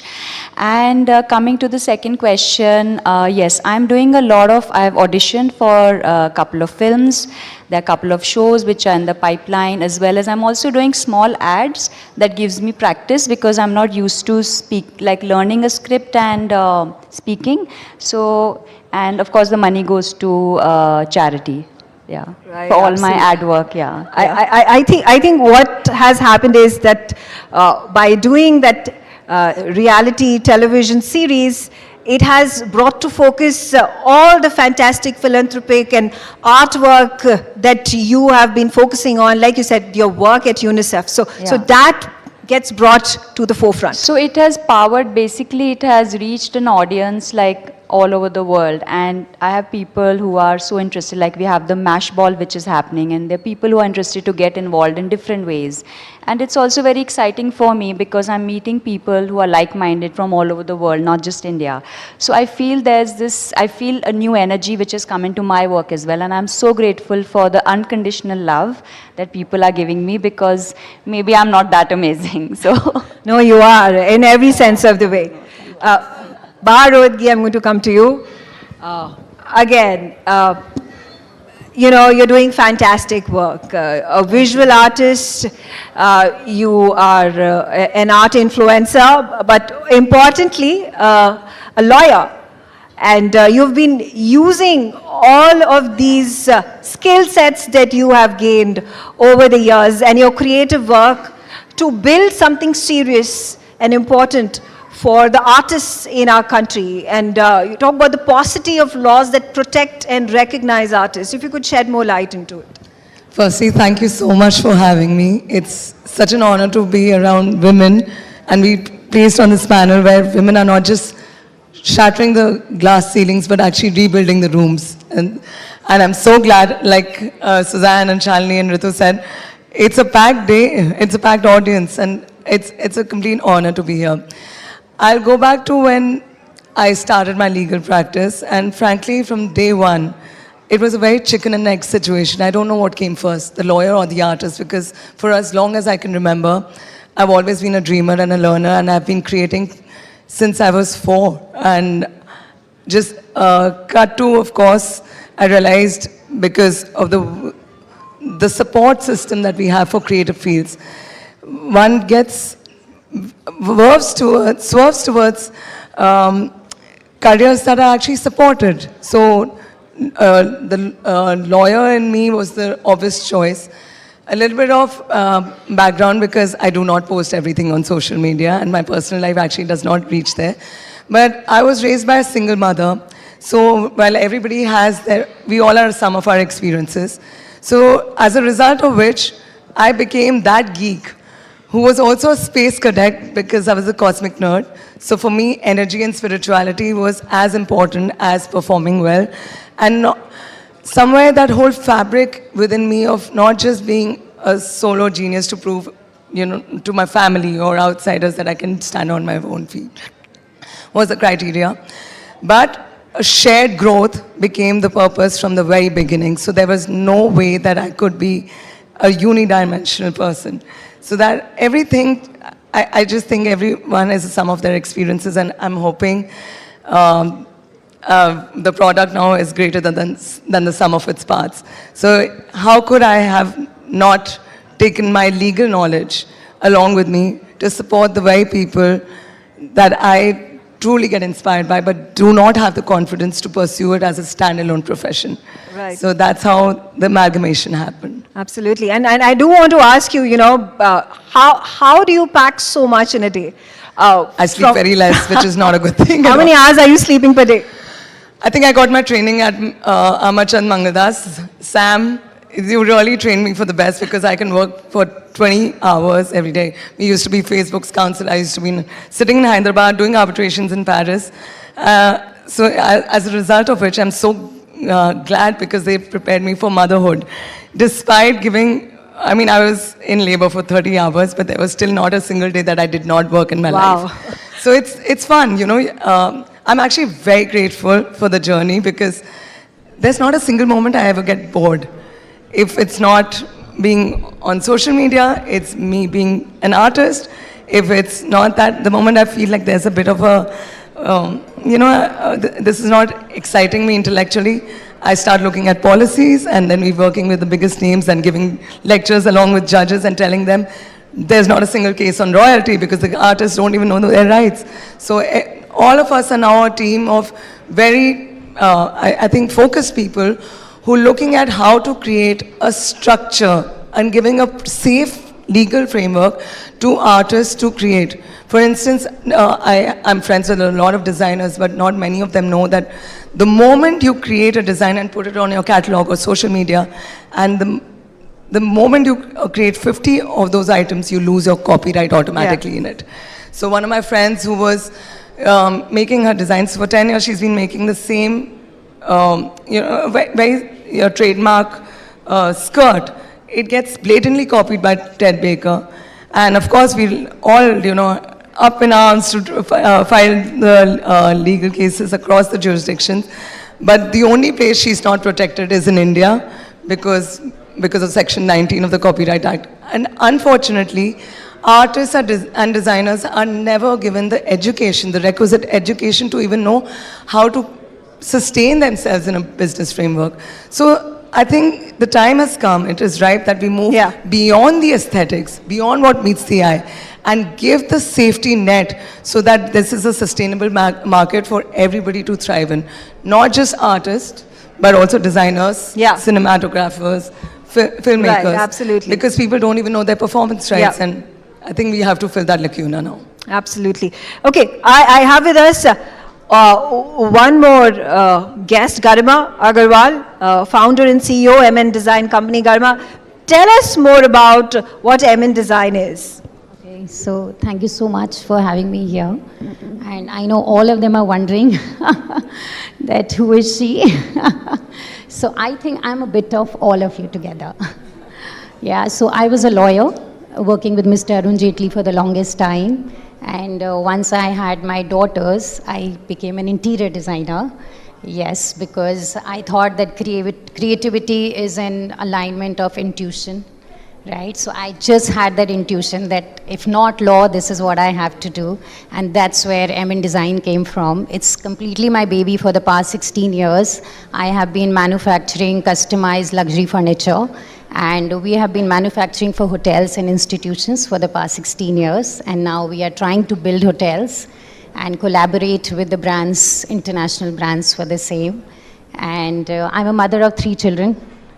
Yes, so I think it's just, I relate to the Shakti Awards, like the women are just real Shakti because we all work so hard to be where we are. Yeah. Fantastic. I do want to know from you, was the transition from being a lawyer to an interior designer difficult and running your own business? Yeah. And what are the challenges that you faced? So I was working with Mr. Jaitley and that's when I got married. And I just got to know I have twin daughters. So my in-laws said that, you should come back home now. And once I was back home, I always had the urge to work that would not go from me. So I thought, let's look for something that I can still be at home, still look after my children, and yet have my name. So I started with interiors, because for that I didn't really have to travel a lot. It's just my creativity that had to go places. And so I just shifted to interiors because that is something I really loved apart from law. People used to wonder when I used to wear that black coat, why do you do this? You always come like legally blonde to office.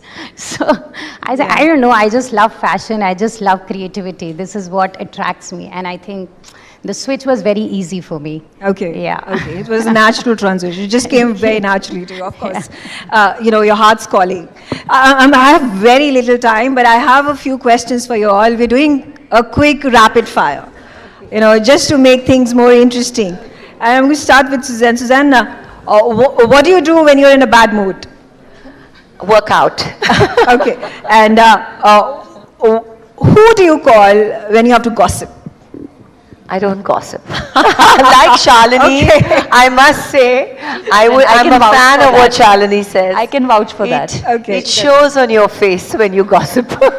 So you should not gossip, I feel. And finally, what is that one misconception that you would want to clear once and for all that goes around you?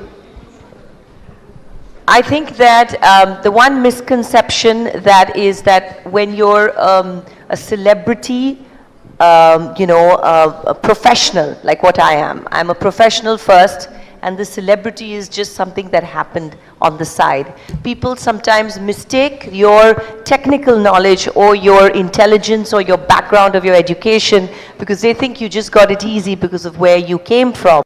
But there's a body of work that goes behind all those years, and you cannot just hack it. Yeah. I don't think people can hack it for so long. Yeah. And I'm not that kind of person. So that's one thing that I would love to clear about my backstory. Okay, all right. I'm going to move to Ritu. And Ritu, the same questions. What do you do when you are in a bad mood? Or it's a bad day? So, Suzanne's my twin because I work out too. Yeah.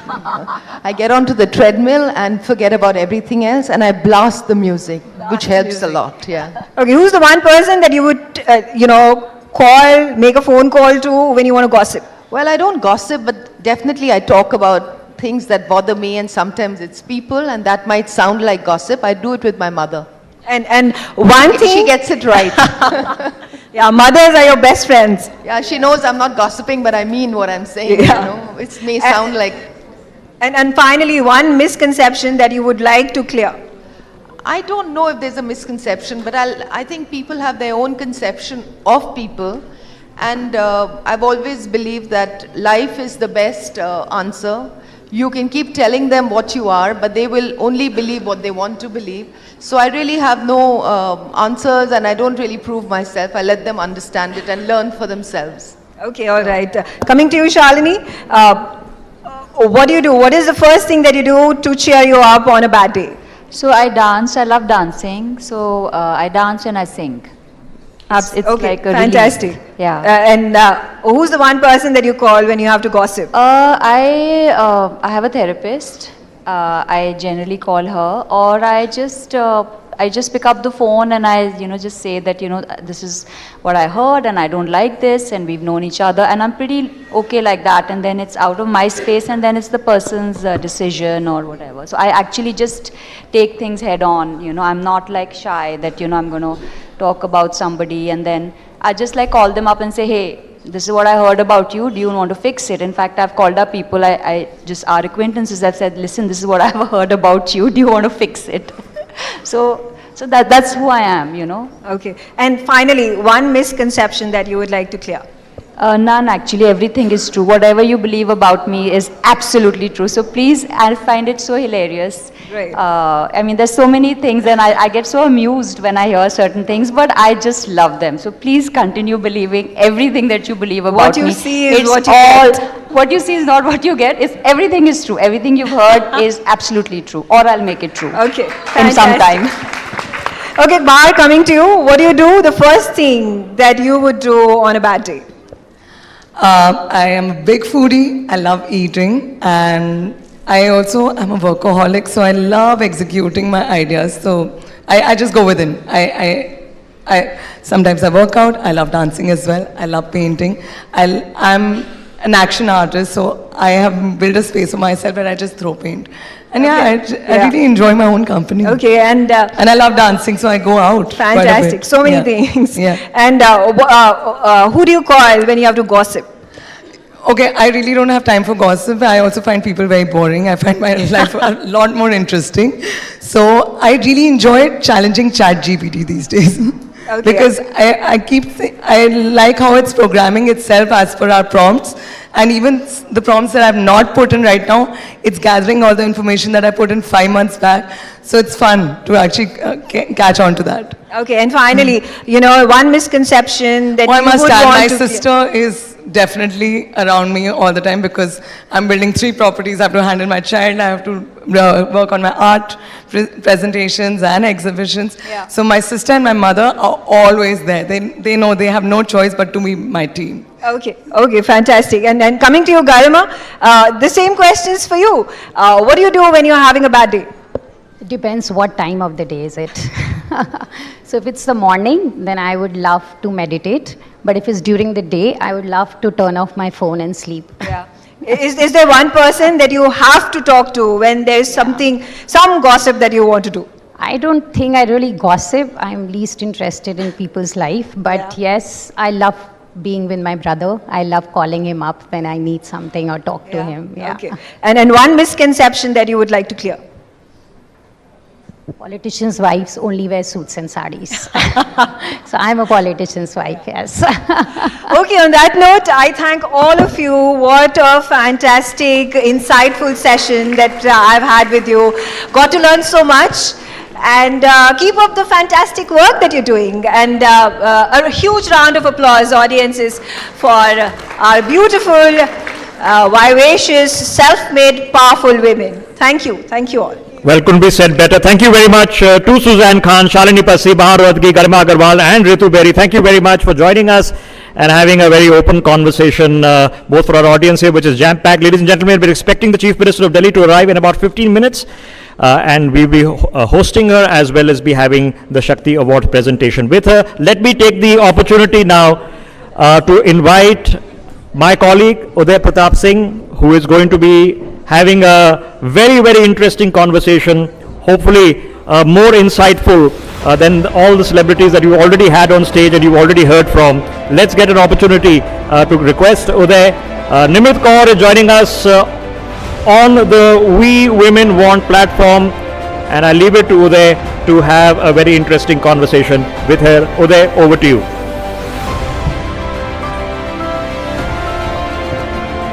Could we have a loud round of applause for Nimrit Kaur, please?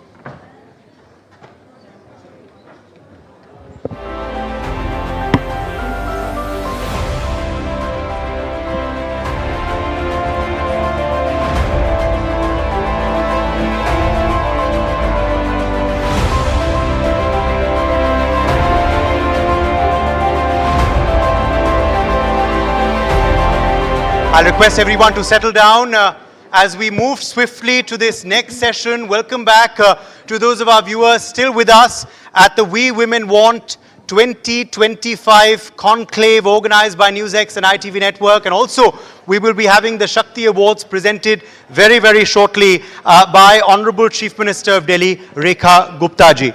But first, we're going to introduce you to a lady who needs no introduction. Yes, a path breaker. Who has, of course, wowed you with her performances on the big screen and on OTT these days too. Someone who's carved a niche not just in India, but internationally as well. Who can forget The Lunchbox? And who can forget Homeland, amongst many other projects abroad. In India, more recently, you saw her in the hit film Skyforce earlier this year and on OTT on Kul. Nimrit Kaur, pleasure to have you. Welcome. Thank you for being with us. Thank you so much, Uday. Lovely to be here. Thank you. Let me begin first by asking you for your first reaction. you're winning this special award today for excellence and being honored by another lady achiever in her own right in politics, of course, the Honorable Chief Minister of Delhi. How do you feel? I feel so deeply honored. And firstly, hi everyone. Is it good morning, good afternoon? I'm not sure. I've lost track of time, but it feels like a great day. What a bright, beautiful room. I'm so happy and so honored to be here today and to be presented this wonderful award. And then from none other than the Honorable Chief Minister, Srimati Rekha Gupta ji, whom I've never had the opportunity to meet. It's really so deeply cherished. For someone who's not had any background from the industry that I now work in, and Delhi is home turf. My parents are here today.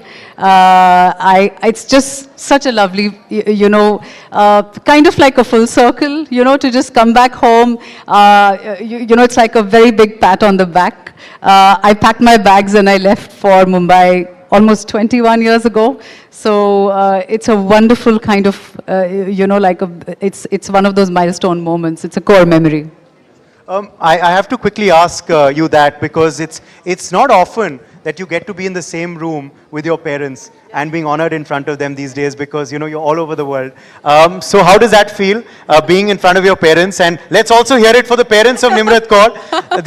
These are the two people who've raised her and made her into, of course, the woman achiever that we have on our screens. Yes. What was your question? I've just lost track. How does it feel to be in front of them today as well, being honored? Like, how in school we used to be on stage and, performing something, and there's a little bit of nervousness. This is not the day I want to say something that I shouldn't be saying, or, not something that, I would be like, oh my God, I should have said this, and I don't want to go back home thinking or feeling that. So it's like being back in school a little bit with, my family in the audience.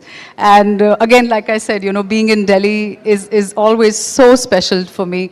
I've done a bit of my schooling here in DPS, and Sri Ram College of Commerce is my college, and I'm just throwing all my Delhi connections out for anyone who may connect. अब दिल्ली की बात हो गई तो our digital partners also foodie. Are you a foodie? We are in Delhi where a lot of foodies are there. Delhi में रहने वाली सरदारनी. अब आप दोबारा सवाल पूछिए. Foodie कैसे नहीं हो सकती फिर? Exactly.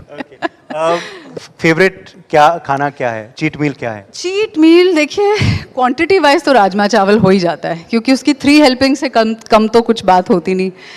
कड़ी चावल आई रियली लव. बाकी तो मैं लिस्ट दे सकती हूँ. Rasgulla, rasmalai, mamma anything else, what else am I forgetting? काफ़ी बहुत चीज़ें हैं. बहुत biryani, mutton biryani, golgappe. I can go on. It's going to be a long list. I can figure the list goes on. We can, as she said, she answered the question in that first answer only. Now let's just talk once again, of course, before we get to your journey and success, Nimrat, about, since it is the Shakti Awards today, where do you derive your Shakti from? I think, well, it kind of circles back to my upbringing. I feel like, which has its roots in the army.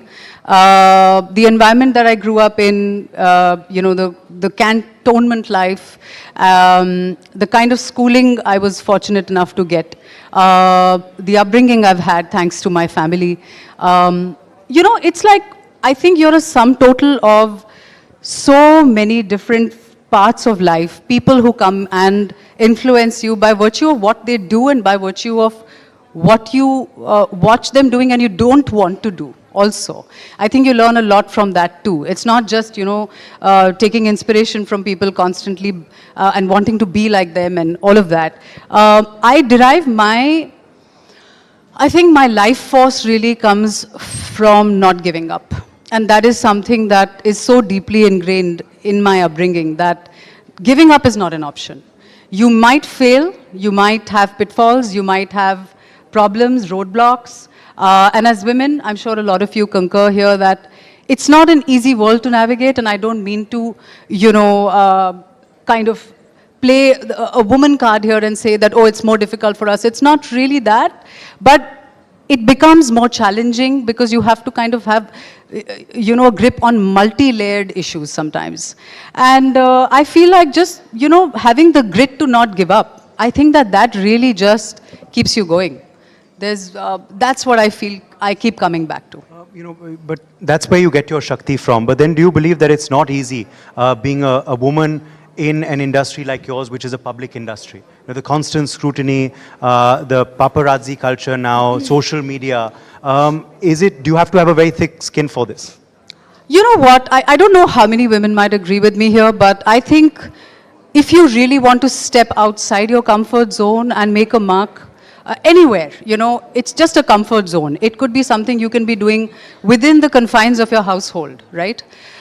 You have to have a perception of you that people will not allow. Somewhere, you need to have that kind of self-belief and that kind of clarity that this is my vision, this is where I'm headed, no matter what, this is what I'm going to do. I don't believe that a Colonel Sophia Qureshi or a Wing Commander Vyomika Singh had it easy. I don't think they had it easy. I think their world and their lives would have been so difficult. And, in an environment that is predominantly recognized by the male representative, you see. We get talked about, you see, because it's a glamorous world. There are cameras, there's a journalistic perspective on it, and then there is a voyeuristic perspective on it. That is what changes the game. We don't have a voyeuristic perspective on most professions, apart from, I think, a few which are in the public eye. It can be politics, it can be actors, their personal lives, or the lack of it, whatever. It's just what you choose for yourself as noise and what you want to keep. You see, because with all of this rubbish and all of the noise, there's also a lot of love. And there's a lot of love that you feel without you really meeting people. I can just be passing by somewhere and, I can feel that someone's seen something and, they smile at me knowingly. So there are, everything is a double-edged sword. I feel like because of, us being in the public eye, it is always going to be a complex world. Yeah. This year, as I said, you've had a big screen release, which did very, very well. Sky Force, and you just mentioned Wing Commander Vyomika Singh, interestingly as well. You've had Kul, where you play royalty. Today you're looking no less. Is this a conscious decision to straddle both mediums, or are you just looking at projects and not looking at the medium where they release? Because आजकल बड़ा OTT versus theatre debate चल रहा है, you know that.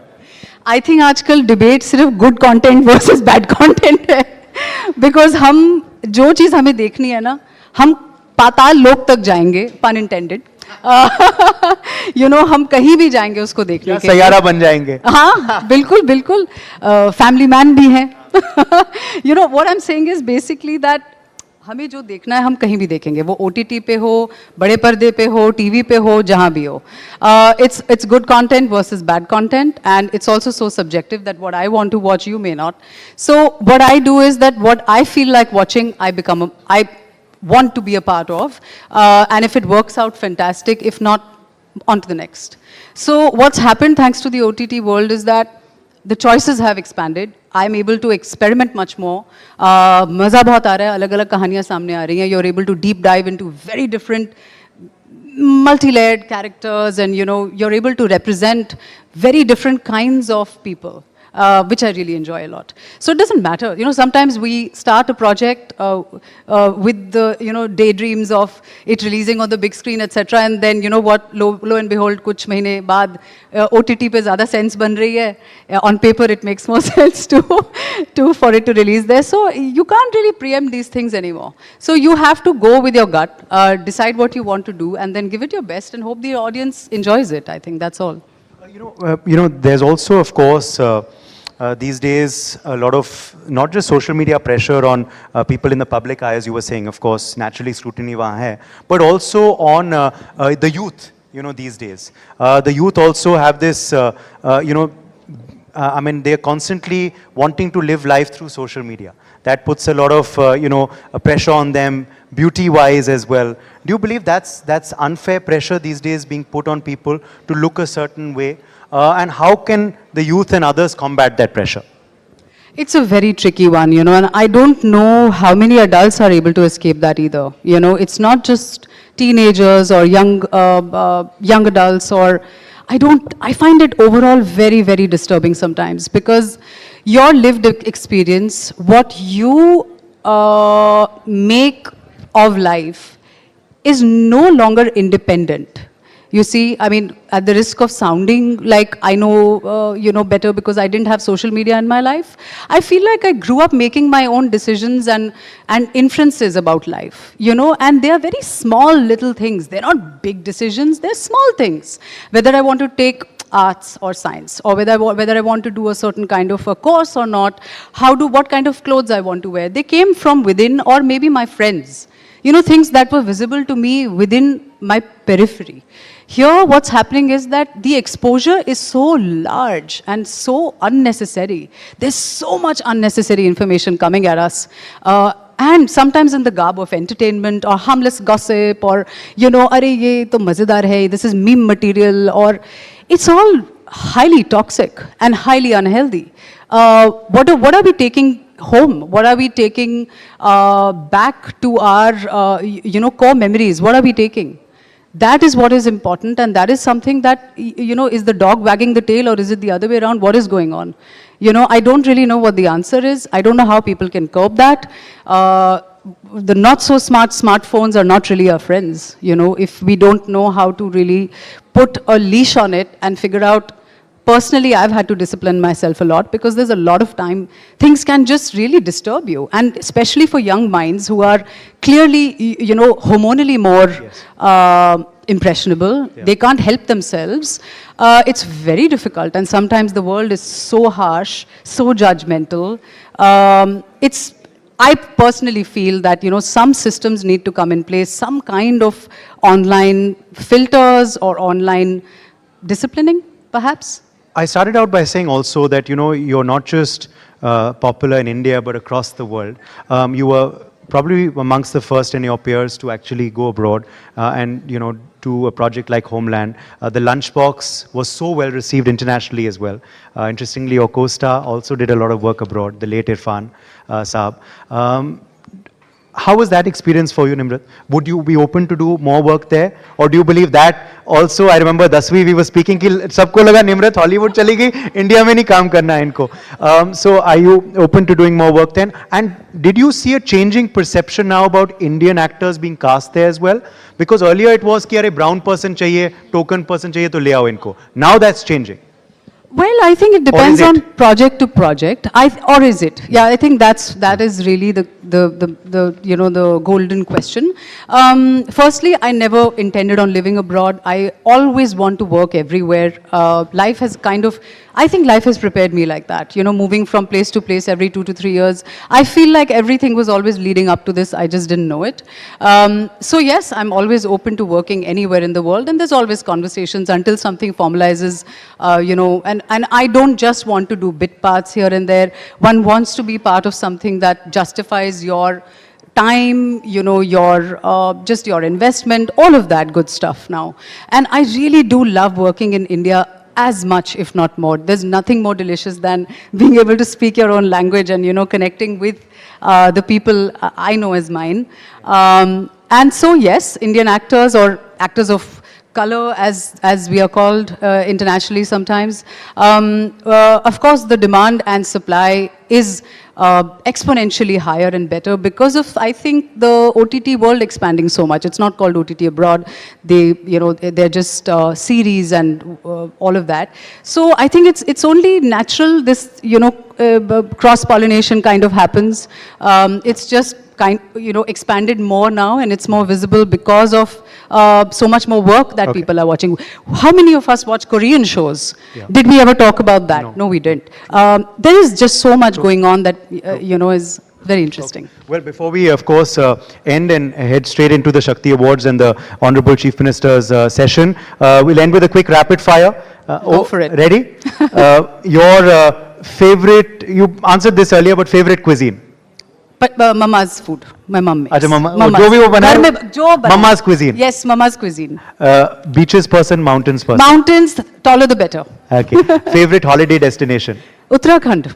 Okay. Yeah. Okay. When I... Achha, Uttarakhand ke liye dekho, taaliyan baj rahi hain.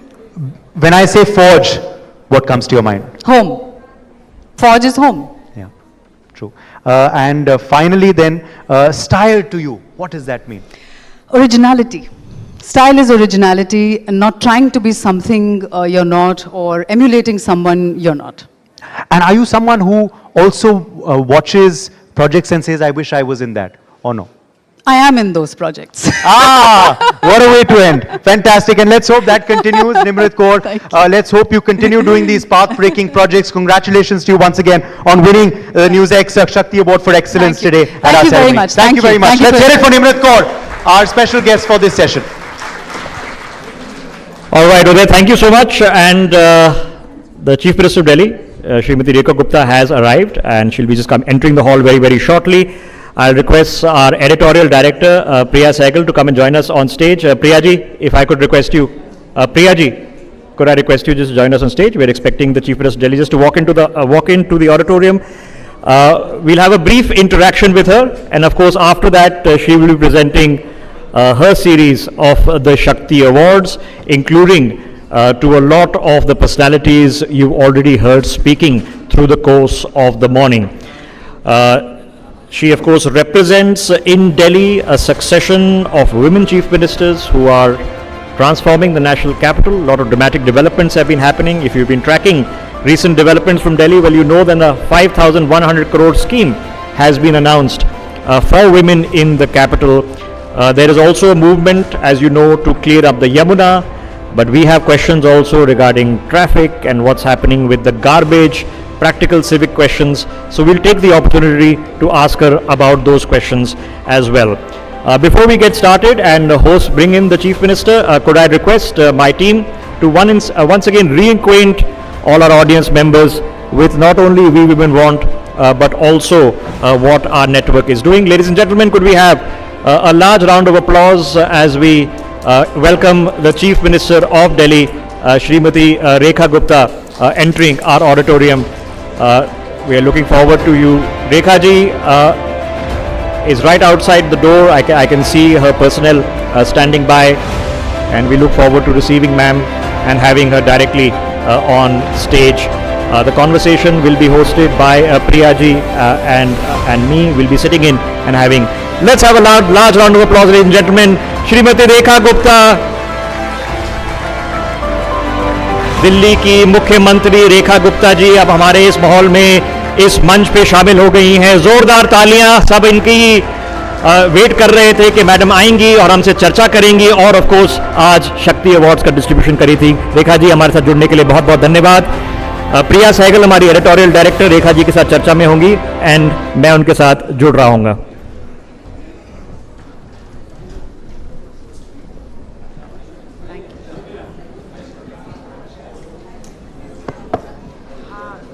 हमारा इस inaugural session की मुख्य अतिथि श्रीमती रेखा गुप्ता जी, कोई इंट्रोडक्शन की ज़रूरत नहीं है. दिल्ली वाले सब जानते हैं, देश वाले सब जानते हैं.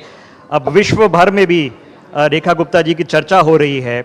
हम महिलाएं, वी विमेन वांट, ये हमारा मंच है जहां पर हम महिलाओं को सेलिब्रेट करते हैं. चाहे वो लखपति दीदी हो, ड्रोन दीदी हो, जिनको आप सुबह से सुन रहे हो, वो एक्टर हो या एंटरप्रेन्योर हो या एक्टिविस्ट हो या पॉलिटिशियन हो या सेवक हो, आर्म्ड फोर्सेस में हो, ये सारी महिला हमारे से आज जुड़ रही हैं. और अब अवार्ड सेरेमनी में इसके बाद रेखा गुप्ता जी उनको संबोधित भी कर रही होंगी. रेखा जी, पहला सवाल, क्योंकि ये मंच ये महिलाओं का है, मैं आपसे पहला, could I request the photographers to just kindly थोड़ा टेक अ सीट, थोड़ा ऑडियंस भी है पीछे, आपसे रिक्वेस्ट है.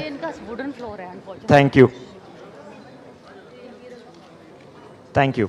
आप थोड़ा सा, अगर I request everybody if you can grab a seat please, और we can get started. Rekha ji, महिलाओं का मंच है, और ये जो महिला क्रांति चल रही है हमारे देश में, जिसको आप रिप्रेजेंट करती हैं, आप जो ऑडियंस में महिलाएं हैं, जो टीवी पे घर पे देख रही हैं, उनको क्या संदेशा देना चाहेंगे? सबसे पहले तो मैं हैंडलूम डे की अपनी सभी सखियों को, देश की सभी महिलाओं को, देश के सभी निवासियों को बहुत ढेर सारी बधाई देती हूँ, शुभकामनाएं देती हूँ, क्योंकि मुझे बहुत ही सुंदर सुंदर परिधानों में मेरी यहाँ बैठी हुई बहनें दिखाई दे रही हैं और आज हैंडलूम डे है।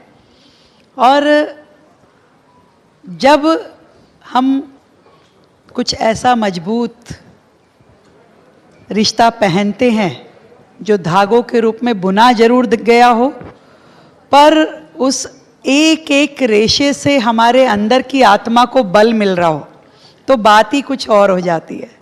आपने पूछा कि मैं क्या संदेश देना चाहूँगी अपनी बहनों को।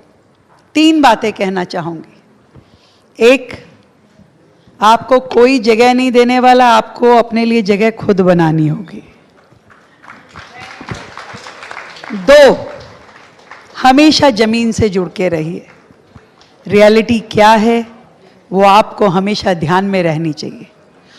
और 3, चीज़ों को समझना, समझ के चलना, ये बहुत ज़रूरी है, ताकि कोई ये ना कह सके कि आप महिला हैं, आपको तो चीज़ों की समझ नहीं है। क्योंकि मैं ये मानती हूँ नॉलेज, करेज और डिसीजन मेकिंग कभी जेंडर वाइज नहीं होती है।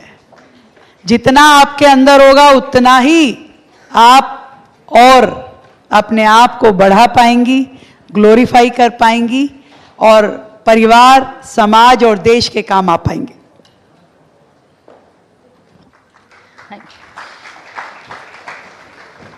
रेखा जी, सबसे बड़ी जो स्कीम दिल्ली में आपकी सरकार ने हाल ही में लाई है, 5100 करोड़ फॉर वुमेन, 2500 रुपीज़, 2500 रुपये जो लागत दी जाएगी। इस स्कीम की अभी स्थिति क्या है, कैसे इस स्कीम का लाभ उठाया जा सकता है, कैसे एप्लीकेशन होता है और डिस्ट्रीब्यूशन कब शुरू होगी? देखिए, इसे नाम दिया गया है महिला समृद्धि योजना, जिसमें वो गरीब बहनें जिन्हें इसकी ज़रूरत है, जिनका इनकम, फैमिली इनकम जो है वो कम है और उन्हें फाइनेंशियल असिस्टेंस सरकार की ओर से दी जानी चाहिए। हमने तय किया था कि हम 2500 रुपये उन सभी बहनों को देंगे और उसके लिए हमने अपने बजट में 5100 करोड़ रुपए का प्रावधान रखा है, जिसके लिए रजिस्ट्रेशन बहुत जल्द शुरू होने वाला है, जिसके लिए सभी कंडीशंस, कौन एलिजिबिलिटी क्राइटेरिया उसका क्या होगा वो ध्यान कर लिया गया है। एक पोर्टल रहेगा, उस पोर्टल पे सभी बहनें अप्लाई करेंगी और उनके बाद में उसका वेरिफिकेशन होने के बाद उन सब को महिला समृद्धि योजना से जोड़ा जाएगा और उन्हें वो लाभ दिया जाएगा जिसका हमने उनसे वादा किया था। प्रिया जी। जी रेखा जी, सॉरी, आपने एक बहुत अच्छा संदेश दिया है हमारे जो ऑल द विमेन को, कि विमेन को अपने हक के लिए लड़ना भी चाहिए। That is a very strong. नहीं, लड़े बिना भी होता है। लड़े बिना भी होता है, तो आपका कैसे हुआ? Exactly my question. लड़ना पड़ा या लड़े बिना भी होता है? लड़े बिना भी जगह बनानी पड़ती है। एक्चुअली में जो मैं कहना चाहती हूँ कि अपनी लाइन बड़ी करनी पड़ती है। जब आपकी लाइन बाकियों से बड़ी हो जाएगी तो आप दिखने लगोगे। अब जब दिखने लगोगे तो कोई आपको छोड़ नहीं पाएगा, उसे आपको लेना ही पड़ेगा। You cannot be ignored. Yes, of course. आप अपने देख लीजिए ना, आप अपने ऑफिसेज में देखिए, आप अपने घर में देखिए, आप सामाजिक किसी भी संस्था में यदि काम करती हैं तो उसमें देखिए। जब आप औरों से बेहतर परफॉर्म करती हैं, जब आपकी कैपेबिलिटी और क्वालिटी बाकियों से ज़्यादा दिखाई देती है, तो कोई इस पोजीशन में नहीं होता कि वो आपको इग्नोर करके जा सके। आपको वो जरूर ध्यान करेगा और आपको रास्ता भी मिलेगा और ऊंचाई भी मिलेगी। रेखा जी, जिंदगी की सबसे कठिन परीक्षा क्या रही है? क्या अभी शुरू हुई है या जिंदगी में आपने फेस करी है और उससे आपने क्या सीखा? परीक्षाएं तो रोज का काम है। रोज परीक्षा आती है और रोज आपको एग्जाम देना होता है, रोज मार्किंग होती है, रोज अगले टारगेट तय करने होते हैं। तो ये कहना मुश्किल है कि परीक्षाएं खत्म हो गई या कौन सी वाली बड़ी परीक्षा थी, पर मैं ये समझती हूँ इतना साहस होना चाहिए जीवन में कि हर स्थिति में मजबूती के साथ खड़े रहना, उस समस्या को समझना और उसके लिए समाधान निकालना। ये क्वालिटी जो है मुझे लगता है अपनी सब बहनों में होती ही है और वो औरों से बेहतर इसीलिए परफॉर्म कर पाती हैं। आप चाहें तो अपने लिए तालियां बजा सकती हैं, क्योंकि ये बातें मैं सब आपके लिए कह रही हूँ। प्रिया जी। रेखा जी, जब आप जब आपको पता चला कि आप सीएम बनेंगी, प्राइम मिनिस्टर मोदी से आपकी पहली मुलाकात हुई, तो उसके बारे में कुछ बताइए। Did you have any discussion Delhi के बारे में? उन्होंने क्या क्या आपसे? मेरी पीएम साहब से मुलाकात मुख्यमंत्री बनने के बाद जब पहली बार हुई तो बहुत सारी बातें उनसे रूबरू 1-to-1 करने का मौका मिला। उन्होंने मुझे समय दिया, एक एक विषय पे चर्चा की। कहीं मुझे लगा कि वो एक पिता के जैसे बात कर रहे हैं और कहीं मुझे लगा वो एक माँ के जैसे बात कर रहे हैं। एक ऐसी शख्सियत, एक ऐसा नेतृत्व जब आपकी उंगली थाम करके आपको रास्ता दिखाता है तो हौसला और बढ़ जाता है। और इसीलिए मैं समझती हूँ कि आज दिल्ली जो देश की राजधानी है, इसकी मुख्यमंत्री के नाते जब मैं काम करती हूँ तो जब मेरा नेतृत्व मेरे साथ खड़ा है तो मैं अपनी क्षमताओं से अधिक भी काम करने की ताकत रखती हूँ। रेखा जी, वो कौन सा क्षण था? आपका पॉलिटिकल करियर लंबा रहा है, बट कौन सा क्षण था वो, किस उम्र पे, जब आपने सोचा कि नहीं मुझे एक सर्विस सेक्टर में जाना है, पॉलिसी में जाना है और पॉलिटिक्स में जाना है? मेरा कैरियर अजीब है। मैंने कभी ऐसा नहीं सोचा कि मुझे कहाँ जाना है। रास्ता बनता गया और मैं चलती गई। जब मैं कॉलेज में थी तो छात्र संगठन से जुड़ी, एबीवीपी से, उनके साथ मिलकर के छात्र हितों के लिए काम करना अच्छा लगा। स्टूडेंट्स की प्रॉब्लम, उनको सुनना, उनको रिजॉल्व करना, उनके लिए लड़ना, उनके लिए जूझना एक मेरी दिनचर्या का हिस्सा बन गया। और उन चीज़ों को करते हुए जब एक समस्या के लिए लड़े, फिर वो रिजॉल्व हो गई, फिर दूसरी के लिए लड़े, फिर वो उसको समाधान मिल गया, तो अच्छा लगने लगा कि आप जब कुछ करते हो और वो रिजल्टफुल रहता है और उसके कारण से सैकड़ों लोगों को लाभ मिल पा रहा है, तो ऐसा लगा कि ये रास्ता अच्छा है।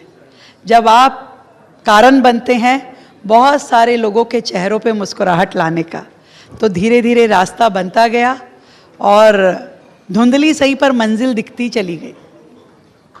बट रेखा जी, हम बात करते हैं, ये सिर्फ विमेन के लिए सवाल आता है, वर्क लाइफ बैलेंस, मेन से कोई पूछते नहीं है। लेकिन जब आपको सीएम ओथ लेने गई, फिर उसी समय आपके हस्बैंड ने कहा भी मेरी शर्ट कहाँ है, आई रिमेंबर दैट एनेक्डोट। तो फिर आप दोनों वर्क लाइफ कैसे कर रही हैं आपके घर में? टेल अस अबाउट योर बेटी के साथ भी आप कैसे? ये मैं अकेले नहीं कर रही, आप समझिए, देश की, भारत देश की हर महिला ये सब काम करती है। वो घर भी संभालती है, परिवार भी देखती है, वो जॉब भी करती है, जॉब नहीं तो अपना बिजनेस भी संभालती है, सामाजिक रूप में भी एक्टिव रहती है, और जहाँ उसे मौका मिलता है वो अपनी उससे भी बढ़ के काम करती है। वो सीएम हो सकती है, वो डीएम हो सकती है, वो कॉर्पोरेट हाउस चलाने वाली एक बड़ी महिला हो सकती है। हर जगह जहाँ पे भी भारतीय महिला रहती है, उसकी नेचर का पार्ट होता है कि वो अपने काम के साथ साथ ये जरूर देखती है कि मेरा परिवार, मेरे बच्चे, सब लोग, उनकी भी जिम्मेवारियां वो अपने कंधों पे लेके चलती है। तो इसमें हर भारतीय नारी को खुशी मिलती है। उसे ऐसा नहीं लगता कि मेरे ऊपर ये कोई बोझ है। वो शी फील हैप्पी कि वो मैं काम कर रही हूँ और मेरे काम के साथ साथ मेरा परिवार भी हंसी खुशी के साथ में मेरे साथ खड़ा है। रेखा जी, थोड़ा मौका मिला है तो एक दो दिल्ली की भी चर्चा कर लेते हैं। आपने हाल ही में तिमरपुर में उद्घाटन करा है दिल्ली की स्वच्छता बढ़ाने की ड्राइव, जो कचरा है उसकी साफ करने की ड्राइव। बड़े लोग देख रहे हैं, बड़े लोग यहाँ बैठे हैं, दिल्ली वासी हैं। क्या प्लान है और क्या गोल है? मुझे बताया गया है कि पूरा महीना इसी पे फोकस रखना है। आज़ादी का उत्सव है, 15 अगस्त को देश आज़ाद हुआ, 76वीं वर्षगांठ हम मना रहे हैं। इस समय यदि मैं मानूं कि दिल्ली को सबसे ज़्यादा ज़रूरत किस चीज़ की है, तो मुझे लगता था कि कूड़े से आज़ादी, गंदगी से आज़ादी। और इस आज़ादी की ड्राइव के लिए हम सबको लगना होगा। यानी कि जब देश आज़ाद हुआ तो बहुत सारे हजारों लाखों स्वतंत्रता सेनानियों ने अपनी भूमिका निभाई, पर जब आज शहर को कूड़े से आज़ादी दिलानी है, गंदगी से आज़ादी दिलानी है, तो हम सबको अपनी अपनी भूमिका निभानी होगी। और मैं अक्सर ये बात कहती हूँ कि देश से यदि प्यार हो और प्यार दिखाने का अवसर चाहिए हो, तो जरूरी नहीं कि हमें सरहदों पे जाने का मौका मिले, बंदूक उठाने का मौका मिले या दुश्मन को गोली मारने का मौका मिले। हमें ऐसा मौका नहीं मिल पाएगा, तो फिर हम अपनी देशभक्ति कैसे दिखाएंगे भाई? देशभक्ति तो मैं मानती हूँ एक एक व्यक्ति जो मेरे सामने बैठा है हर एक के अंदर है, आपके अंदर भी है और आपके अंदर भी है। तो क्या करें?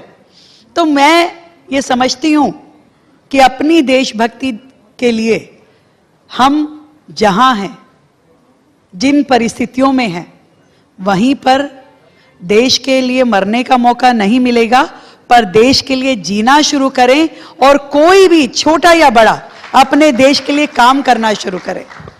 उसमें स्वच्छता अभियान से बढ़कर क्या हो सकता है? तो हम सब लोग मिलकर के जब छोटा छोटा भी रोल प्ले करेंगे, दिल्ली को साफ रखने के लिए, अपने आसपास के एरिया को साफ रखने के लिए, तो मैं समझती हूँ कि ये शहर और सुंदर, स्वच्छ, खूबसूरत और हरा भरा दिखाई देगा। तो 1 अगस्त से 31 अगस्त तक ये सफाई अभियान दिल्ली में चलेगा। मैं पूरी दिल्ली से निवेदन करती हूँ कि सब लोग इस स्वच्छता अभियान से जुड़ करके अपनी भूमिका निभाएं। प्रिया जी। नहीं, ये आपके इनिशिएटिव्स, आपके 100 डेज हो गए हैं and we seen a lot of initiatives. एक और है जो क्वाइट अ फ्यू चिंता हो रही थी स्कूल एजुकेशन के बारे में, मैंने देखा है you are starting the CM Shri schools, उसके बारे में थोड़ा बताइए। बिकॉज आम आदमी पार्टी का हमेशा स्ट्रॉन्ग पॉइंट था कि हमने स्कूल्स के लिए बहुत किया है, तो उसको लेकर जो असली स्थिति क्या है ऑन ग्राउंड और आप क्या प्लान कर रही हैं वो थोड़ा बताइए। देखिए, दिल्ली की एजुकेशन की जो हालत है, आज किसी माँ बाप के यहाँ अगर बच्चा पैदा होता है ना, यानी कि वो अगर धरती पे आया भी नहीं है, उससे पहले से ही उसके माँ बाप को उसके एडमिशन की चिंता हो जाती है। मैं सही हूं कि नहीं हूं? हर व्यक्ति ये सोचता है कि भाई बच्चे का एडमिशन कहाँ कराना है, कैसे होगा, और अक्सर उन्हें अपनी मनपसंद का स्कूल मिले इसके लिए उन्हें बड़ी मुशक्कत करनी पड़ती है। दिल्ली में जो देश की राजधानी है, मैं बार बार इस शब्द का इस्तेमाल करती हूँ क्योंकि देश की राजधानी होना एक बहुत महत्वपूर्ण पॉइंट है कि आप नॉर्मल राज्य हो, नॉर्मल शहर हो, तो शायद आपसे इतनी अपेक्षाएं नहीं होगी, पर यदि आप देश की राजधानी हो तो आपसे ये एक्सपेक्टेशन है कि आप परफेक्ट होना चाहिए। हर चीज़ में आपकी अवेलेबिलिटी, आपका इंफ्रास्ट्रक्चर ऐसा होना चाहिए कि जिससे दिल्ली के लोगों को बेहतर सुविधाएं मिले। एजुकेशन में वर्षों तक उस तरीके से काम नहीं हुआ जो होना चाहिए था। आज नए कॉलेजेस खोलने की जरूरत थी, नए स्कूल खोलने की जरूरत थी। जो गवर्नमेंट स्कूल है उनको इतना प्रोग्रेसिव करना चाहिए था कि आज लोग सरकारी स्कूल में जाना ज़्यादा पसंद करते बजाय कि प्राइवेट स्कूल में। पर यहाँ उल्टा होना हो शुरू कर दिया कि भी प्राइवेट स्कूल को ही आप रोकिए। आपने कभी ये नहीं सोचा कि हमारा गवर्नमेंट स्कूल उसके स्टैंडर्ड्स बढ़ाने होंगे। आप आज कॉलेज लेवल की, आप पोस्ट ग्रेजुएशन को या अंडर ग्रेजुएशन को अगर आप देखते हैं तो हर व्यक्ति गवर्नमेंट इंस्टीट्यूशन में एडमिशन लेना पसंद करता है। उसे दिल्ली यूनिवर्सिटी में चाहिए, उसे IIT में चाहिए, उसे IIM में चाहिए। अगर आप उसको किसी प्राइवेट यूनिवर्सिटी की बात करते हो तो वो कहते हैं बाद में, मतलब वो फर्स्ट प्रायोरिटी पे कमी ही नहीं रखता। परंतु यदि स्कूल लेवल पे, सेकेंडरी लेवल पे, प्राइमरी लेवल एजुकेशन पे हम बात करते हैं तो हर व्यक्ति को लगता है सरकारी स्कूल में, यहाँ तक कि नेताओं के बच्चे, ऑफिसर्स के बच्चे भी कोई सरकारी स्कूल में नहीं पढ़ रहे हैं। क्या होना चाहिए? होना ये चाहिए कि हमारे गवर्नमेंट स्कूल्स पे इतना हम कंसंट्रेट करें, वहाँ का इंफ्रास्ट्रक्चर इतना बेहतर करें कि धीरे धीरे ऐसा माहौल बने कि आपके गवर्नमेंट स्कूल्स का लेवल आपके प्राइवेट स्कूल से भी बेहतर हो और दुनिया ये कहे कि हमें इस गवर्नमेंट स्कूल में एडमिशन लेना है। तो उस दिशा में हम काम कर रहे हैं और लगातार कर रहे हैं। रेखा जी, हमारा समय कम है, बट एक सवाल मैं जरूर पूछना चाहूंगा। सुबह शाम आजकल 2-3-4 दिन से आपने भी इस पर टिप्पणी करी है, डोनाल्ड ट्रंप की हो रही है कि डोनाल्ड ट्रंप भी टैरिफ करे, कभी 25, कभी 50, कभी पाकिस्तान के साथ लंच खा रहे हैं। डोनाल्ड ट्रंप को देश का जवाब क्या होना चाहिए? देखिए, मैं ये समझती हूँ कि 140 करोड़ लोगों की जनता वाला हमारा देश, एक समय था हम कहते थे कि भाई ये जो पॉपुलेशन है ये हमारे लिए लायबिलिटी है, पर आज सिचुएशन बदल गई है। आज हम अपनी 140 करोड़ की पॉपुलेशन को यदि एसेट मान के काम करें तो किसी डोनाल्ड ट्रंप की ये औकात नहीं है कि वो आंख उठा करके हमें देख सके। आज यदि हम देश में बनी हुई चीजों का इस्तेमाल करें, यदि आज हम अपनी ही इकोनॉमी को इतना बेहतरीन कर लें, जो कि लगातार मोदी जी के नेतृत्व में आगे बढ़ी है, 2014 से ऑनवर्ड्स देश ने बहुत तरक्की करी। जिन छोटी छोटी चीजों के लिए पहले हमें देश में इंपोर्ट करना पड़ता था, आज हमारा देश इतना मजबूत है कि वो एक्सपोर्ट करता है। जब कोविड का समय था, आपको ध्यान हो, जब पूरा वर्ल्ड लगा हुआ था, कोविड वैक्सीनेशन बन नहीं पा रही थी, मिल नहीं पा रही थी, तो भारत वो देश बना जिसने कोविड वैक्सीनेशन ना केवल इजाद करी, अपने देश को बचाया, बल्कि 150 और कंट्रीज को कोविड का वैक्सीनेशन पहुंचाया। पूरे देश में एक ऐसी भूमिका में आगे आए जिससे पूरे देश ने ये जाना कि भारत कितना आगे बढ़ चुका है। पहले भारत का हाथ ऐसे होता था कि आप हमें दीजिए, यानी यहां तक कि भारत के लिए गेहूं, भारत के लिए अनाज भी हम डिपेंडेंट होते थे विदेशों से। लाल गेहूं आता था अमेरिका से भारत के लोगों को खिलाने के लिए। आज हम डिपेंडेंट नहीं है, आज हमें कोई जरूरत नहीं है। आज जितना हमारा सामान अमेरिका या बाकी देशों में जाता है उतना हम लेते नहीं है। एक एक सेक्टर में हमारे देश ने डेवलपमेंट किया है और इसी तरीके से अपने हर प्रोडक्ट को आगे बढ़ाते हुए, इतना बड़ा विश्व है, इतने सारे देश हैं, कोई अमेरिका के भरोसे ना हम बैठे हैं ना बैठने वाले हैं। ये संदेश अमेरिका को जाना चाहिए। Okay, you heard it there. Rekha ji, आखिरी 30 सेकंड का एक थोड़ा सा रैपिड फायर आपसे करना चाहेंगे। हमारी जवान ऑडियंस है, आपकी फेवरेट फिल्म कौन सी है? Good question. थोड़े सेलिब्रिटी लोग बैठे हुए हैं यहाँ पर। देखो, मुझे हमेशा थीमफुल मूवीज अच्छी लगती हैं जो थोड़ी सी हल्की फुल्की भी हो, जैसे टॉयलेट एक प्रेम कथा, गजब पिक्चर थी। अच्छी थी कि नहीं थी भाई? थीमफुल भी थी, लाइट भी थी, संदेश भी था, एक्टिंग भी अच्छी थी। जैसे 3 इडियट, संदेश भी था, इजी थी। वो पिक्चर थोड़ी सी ऐसी होनी चाहिए जो दिमाग पे वजन कम करे। इतने वजन के साथ हम जाते हैं पूरा दिन। मैं तो कई बार ये सोचती हूँ कि बंदा टेंशन में ना तो एक हल्की फुल्की मूवी लगा के बैठ जाए, थोड़ी देर भूल जाए सब कुछ क्या है। फेवरेट गाना? गाना जब कोई बात बिगड़ जाए। गाना नहीं आता मुझे, भाषण आता है बस। आपका फेवरेट एक्टर कौन है? Actor Amitabh Bachchan. Safe answer कर दिया आपने तो ये। तो और क्या, वो सबका फेवरेट है भाई।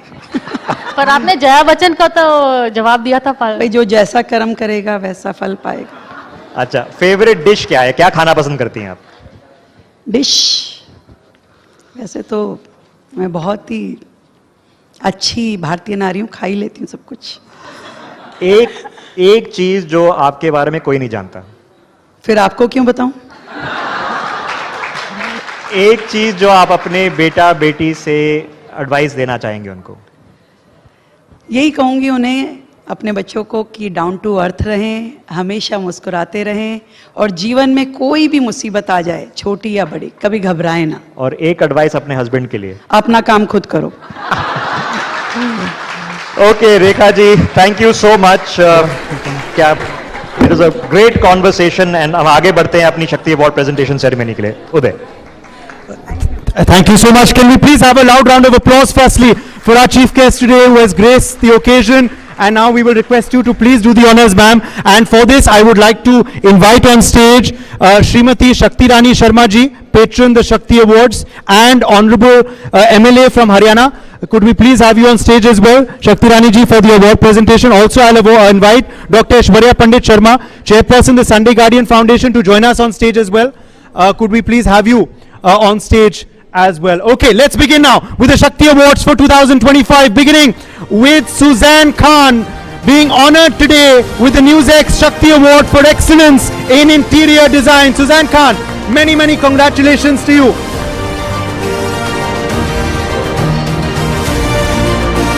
Next we have Nimrit Kaur for excellence in path-breaking performances. Ladies and gentlemen, round of applause for Nimrit Kaur. Nimrit Kaur receives the Shakti Award 2025. Being honored today for her path-breaking performances. Nimrit Kaur there. Could we now please have on stage Charu Singh, board member, Kisan Trust, being honored for excellence in philanthropy. Charu Singh ji, could we please have you on stage? Let's keep the applause going. A lot of successful ladies in the room today. Charu Singh being honored for excellence in philanthropy. बहुत बहुत बधाई आपको. Next up we have Dr. Payal Kanodia, chairperson of the M3M Foundation for Excellence in Philanthropy. Dr. Payal Kanodia, may we have you on stage please, ma'am. Dr. Payal Kanodia receives the Shakti Award 2025.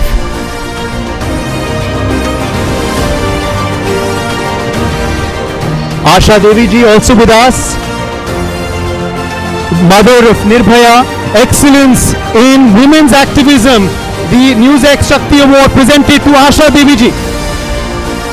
May I request all the photographers to please make some space so our awardees can walk up. Asha Devi ji के लिए जोरदार तालियों से स्वागत करिए Asha Devi. Also being honored today, Sara Abdullah Pilot. Sara Abdullah Pilot is being honored with the NewsX Shakti Award for excellence in women empowerment. Sara ji, could we please have you on stage? Many, many congratulations to you.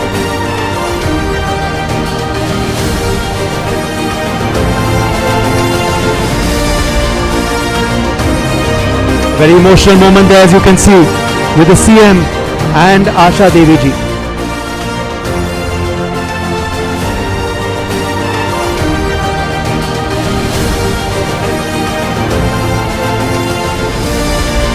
Okay, let's move to Sara Abdullah Pilot now. Excellence in women empowerment, the next NewsX Shakti Award winner. Let's keep that round of applause going. Let's boost the spirit of all our awardees today. We have next up Miss Aishwarya Bansal, excellence in innovation and design in real estate. She's a co-founder of Smart World Developers, receiving the Shakti Award 2025.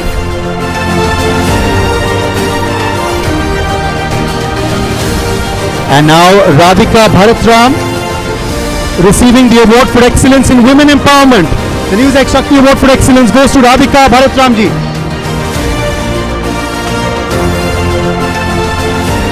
And now for her power-packed OTT debut, we are honoring Shalini Pasi with the NewsX Shakti Award for excellence. Many, many congratulations to you. Truly deserving award. We are also honoring today Professor Himani Sood, Pro-Chancellor of Chandigarh University for excellence in women leadership. Professor Himani Sood, may I request you to please join us on stage and receive the Shakti Award 2025. And now our next honoree, Shefalika Panda, winning today for excellence in philanthropy. Could we please have you on stage, Shefalika Panda?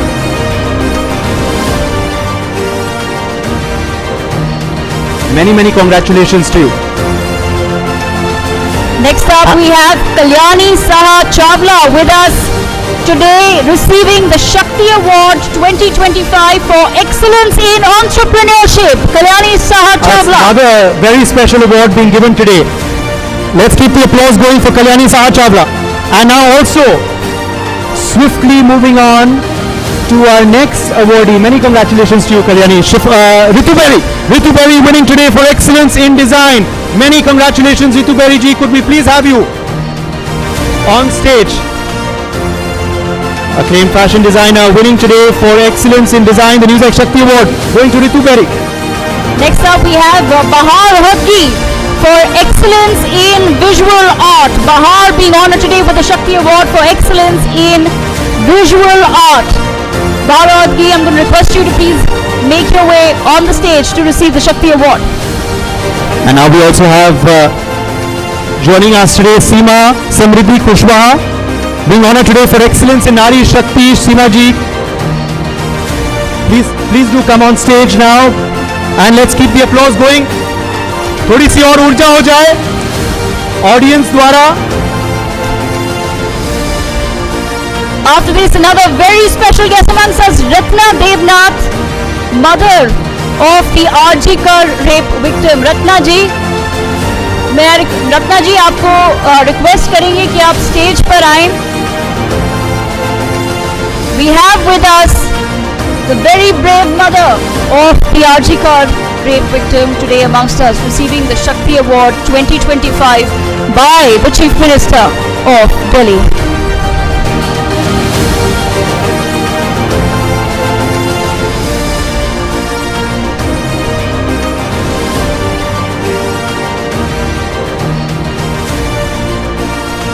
Emotional moment there between the CM and Ratna Devnath ji, our awardee.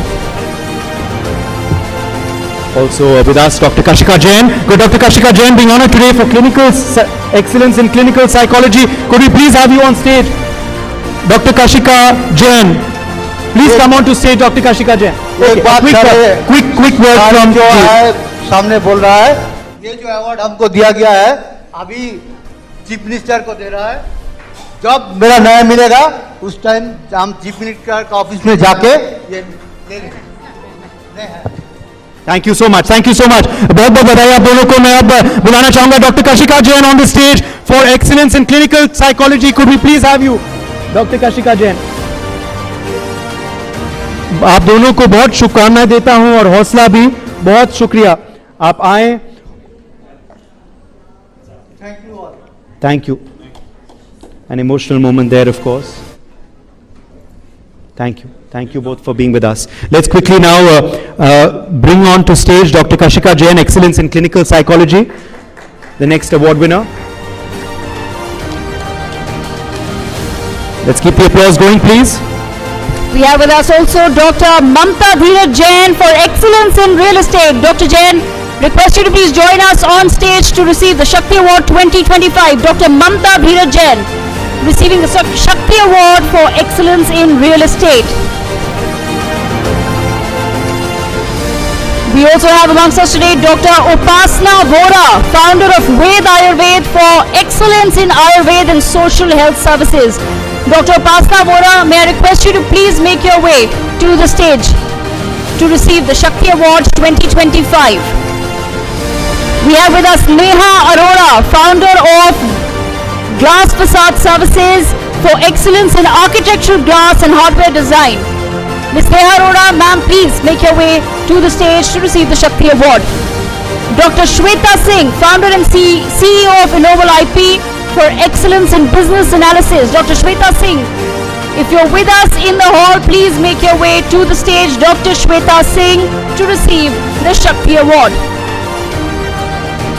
We also have with us Dr. Shilpi Mohan, founder of the Angel Healing, Excellence in Preventive Cardiology and Tarot Astrology. Dr. Shilpi Mohan. Also Reema Patni with us today, being honored for excellence in life coaching. Reema Patni ji, many congratulations to you.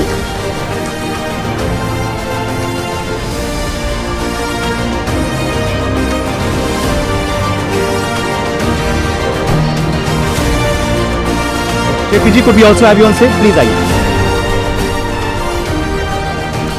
May I request Ms. Tanya Tikku. Dr. Shilpi Mohan receiving the Shakti Award as we speak. Ms. Tanya Tikku. Ms. Tanya Tikku for Excellence in Entrepreneurship, recipient of the Shakti Award 2025. Tanya ji, request you to please make your way to the stage. Tanya Tikku, please could we have you on stage? Next up, we have Arunima Malik for Excellence in Communications. Arunima Malik, request you to please make your way to the stage to receive the Shakti Award. After this, I will request all our drone didis to come close to the stage so that we can, of course, honor you today. This is why we are here today. We have with us Miss Neeraj, drone didi with us. Lalita ji, Lakhpati didi, Lalita ji. Miss Ambika Rara, drone didi, Miss Lata Sharma, Lakhpati didi. I request all our drone didis and Lakpati didis to please join us on stage.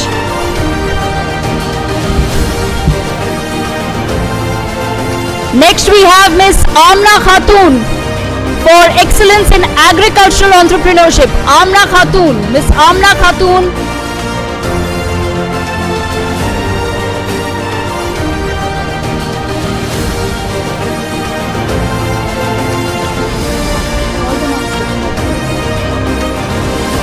I'm also going to request Dr. Ankita Menon, the representative of Glory Webs, and Miss Devyani Jaipuria to please make their way to the stage. Dr. Ankita Menon for excellence in water stewardship and sustainability. EOD Box Award for contribution to marketing innovation in digital auction platforms. Dr. Ankita Menon. We also have with us Glory Webs, being awarded for their contribution as the most trusted IT partner for businesses. We are also honoring today Devyani Jaipuria for excellence in education and healthcare leadership. Dr. Miss Devyani Jaipuria is being honored today for her contribution in education and healthcare leadership. Amna Khatun ji.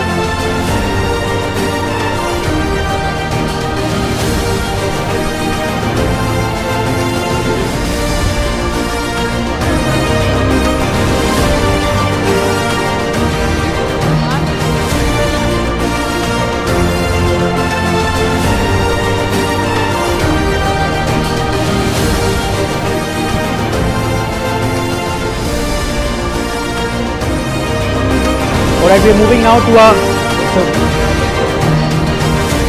Women in Business session now. Could we please have the audience settle down now for our next special session, which is on women in business. We have some very, very successful women entrepreneurs and industry leaders in the house tonight.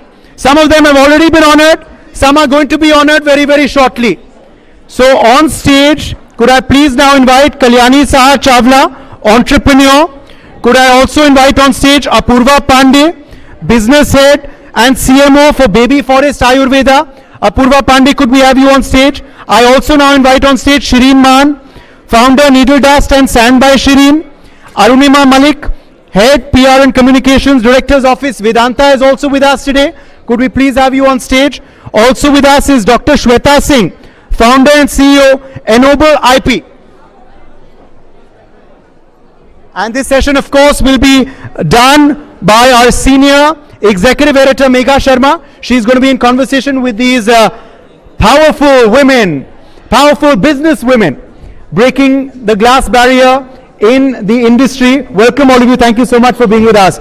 Congrats to those of you awarded, and early congrats to those of you who are getting awards soon. Megha, over to you. And I welcome all of you on our We Women Want Shakti Awards platform. It is with tremendous honor, and it's also a privilege to be talking to you all, experiencing your journeys, understanding from you how you built the legacy that you have built, you know, powerful self-made business women, and an inspiration for millions who are watching you today, including me, and of course, it gives me great pride that today women do not have the need to, you know, some support system, or the fact that there are going to be, yes, there are going to be hindrances in the path that you take, but you are steadfast in your resolve, with patience, with perseverance, discipline, dedication. You are the symbol of all these things and more. Let's start our conversation. Kalyani Saha Chawla, thank you very much. And I have to talk to you about your journey. You know, you have built a brand. You have been in the fashion and luxury industry for decades together. How did you achieve all of this? Who has been the support system? What continues to motivate you today?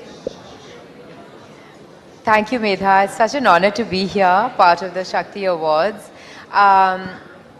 You know, I've been a serial entrepreneur. I have done so many things in my life, and I've just kind of jumped from one thing to the other, so it seems. And as calculated as my life seems to be, it's all really circumstances that, and the opportunities that I got, and the risks that I took with the opportunities that came my way.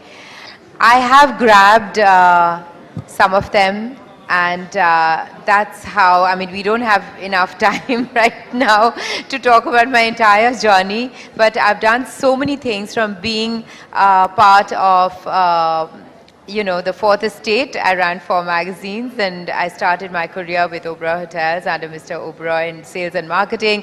So I learned so much about luxury, what true luxury really entailed from him directly, which was so fortunate, and went on to do so many more things, and which, you know, I exported fashion accessories. I still do art, which I sell, but I had a gallery with my mother, contemporary Indian art, almost 28 years ago, and then Dior, and the whole influx of, you know, the luxury brands that came into India at that time, way back in 2006, is a very interesting time, because there was a lot of hope for India, you know, as an emerging country, which is still emerging, but it was a very interesting time. Because there were a lot of firsts. So I was part of a lot of firsts that were happening, and initiated. Yes, I do have to also ask about your recent foray into television. Yes, well, you know, now... you know, a household name, and again, a first that we hope is going to be a long and fruitful journey ahead. Yes, you know, being on Netflix in 192 countries worldwide, it is... I mean, that kind of exposure is staggering. It's absolutely impossible to get that, and that too overnight. I mean, wherever I travel, every airport, whether I'm in New York, I met someone in Rio in the lobby of my hotel saying, we've seen you in the holiday. And also, everyone loves Bollywood. It's not just the NRIs or the Indians, they're just Bollywood crazy, so anything to do with Bollywood. So the reach has been phenomenal, which has been amazing for my business, Raison Luxury Silverware. So this is a quick example of this lady walking into my store, and I kind of reached out and said, hello, I'm Kalyani, and saying, yes, we know who you are. Now you have to understand, Medha, I've been in the public eye for a while, you know, so it's not just Fabulous Lives, but I've been, you know, for many years, as you know. So I'm like, yes, you know, thank you, please come in, etc. She says, no. I have driven for 2 hours in the traffic from Gurgaon. I've come because my husband has watched your show, saw your silver, and said, this looks really nice. Please go and see if he can get our Diwali gifts. This was last Diwali. Before she left, I just asked her, of course she bought a lot, and I said, you said your husband, have you watched it? She said, no, it's the weekend. Now that I've met you, I'll watch it.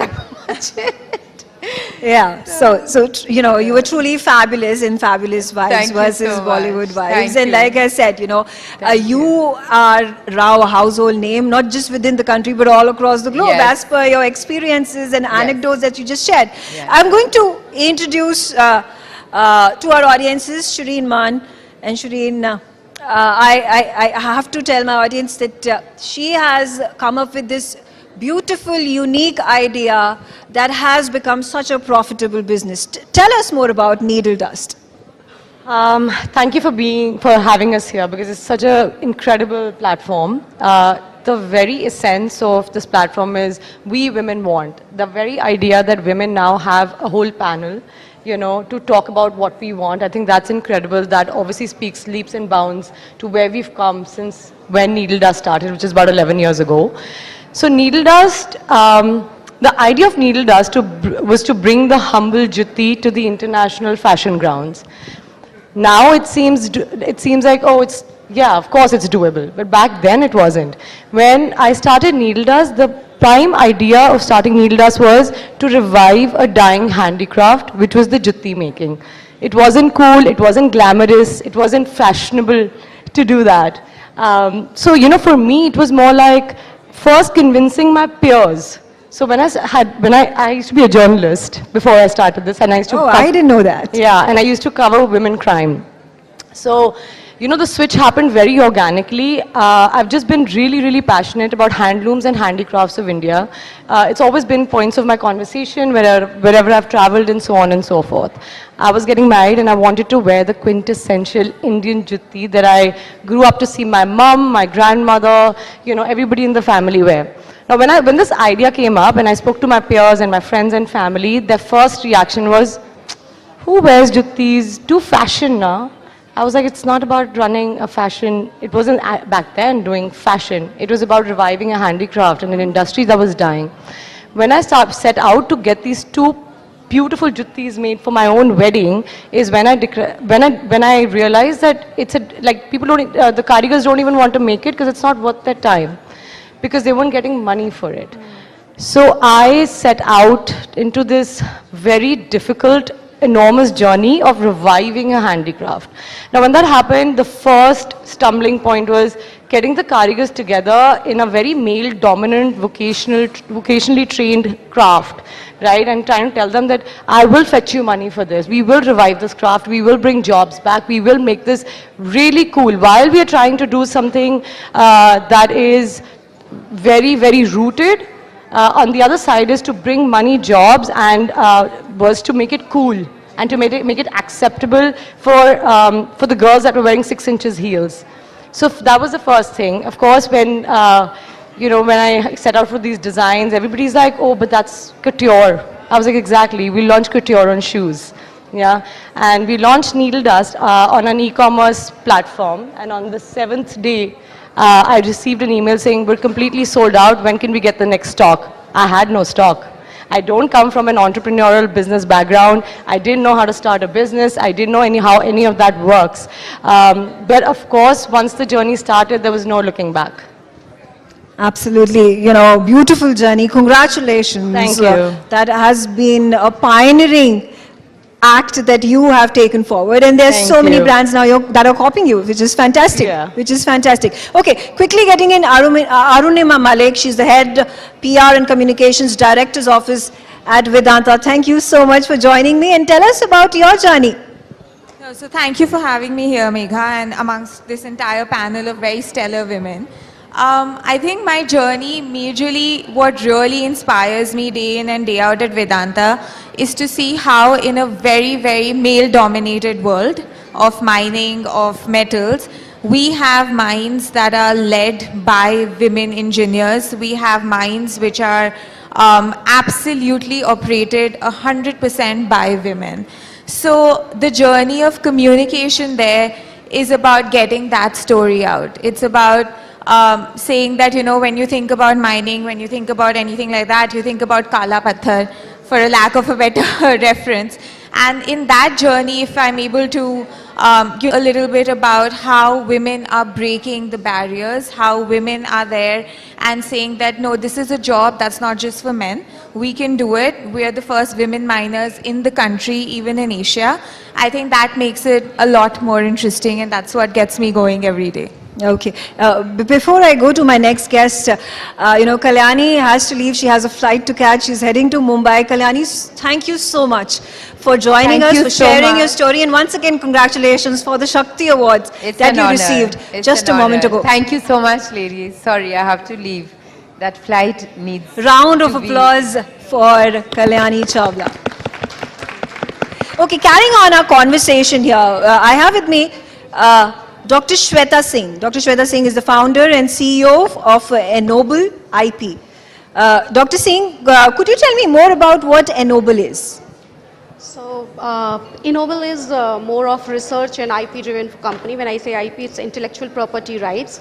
We support startups, universities, corporates for their complete patent, copyright, trademark, design needs. And I'm doing this from last 12 years now. And IP is my passion. I always wanted to be techno lawyer. So that what made me completed my technology background and then entering into a field of law, a specialized field of law, where I am happy to cater the clients, because every day I learn, I get to learn something new, something more innovative, and that keeps me live, because if life becomes boring, your job becomes monotonous, it's very difficult to evolve yourself. So IP is something I choose because it is evolving myself. Fantastic work there, and truly an inspiration for people, not just women, but men, everybody around us who are looking to be entrepreneurs, who are wanting to get those opportunities, and you become a role model. Finally, last but not the least, I also have with me Apurva Pandey. She's the business head and CMO of Baby Forest Ayurveda. Thank you very much for joining us, and you know, again, a very innovative idea. Ayurveda products for babies, and never have we heard this before. Thank you for having me. I'm a new mom, and it was very, very difficult for me to find out, like, you know, product which is toxin and chemical free, and it is very, very difficult in India to actually import products from US or UK market which is available over there and which is such, like, you know, chemical free and such with good quality products. So we thought, and we actually found a gap, like, you know, when you talk about lifestyle related product for babies was missing. You can find product like which is very massive, like Mamaearth or you know, Chico and all these Cetaphil and Sebamed. These are pediatric related products. But this idea came in our mind, and we found the gap, and we filled that gap with creating a premium Ayurvedic baby care brand for babies. And that's how Baby Forest came in picture. And I think we started our journey around 3.5 years back, and since then we haven't seen any skeptical, like, you know, road for us, because it's doing phenomenal in the market. And it was very personal, of course. As I said, I'm a new mom, and we tried and tested all the products, and it's a leading baby care brand. We opened a store also, and all the Bollywood moms are using it, trust me.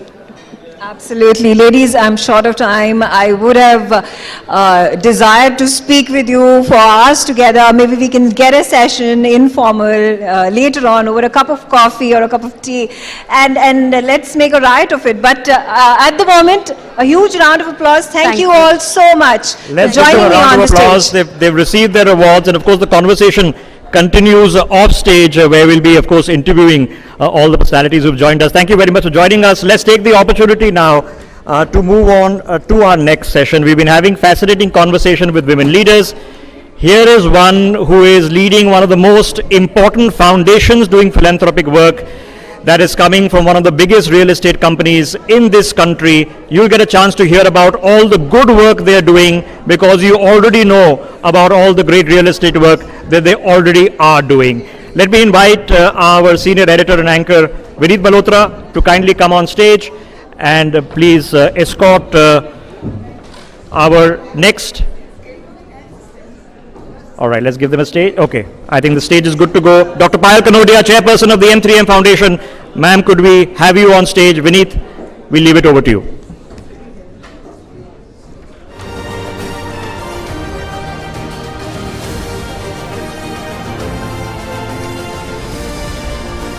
Good afternoon once again, everyone. Rishabh, thank you for that introduction.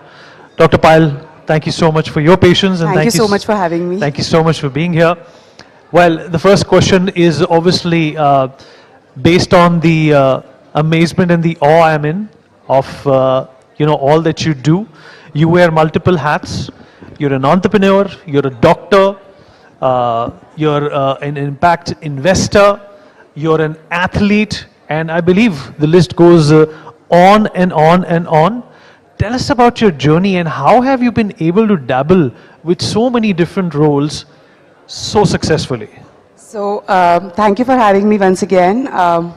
You know, actually, before all these roles that you mentioned, I'm actually a woman, and that is where this whole strength comes into dabble into all these roles that I do, from being a doctor to entrepreneur to an athlete to a gold medalist in the world championship, being a mom, and doing everything else that I do.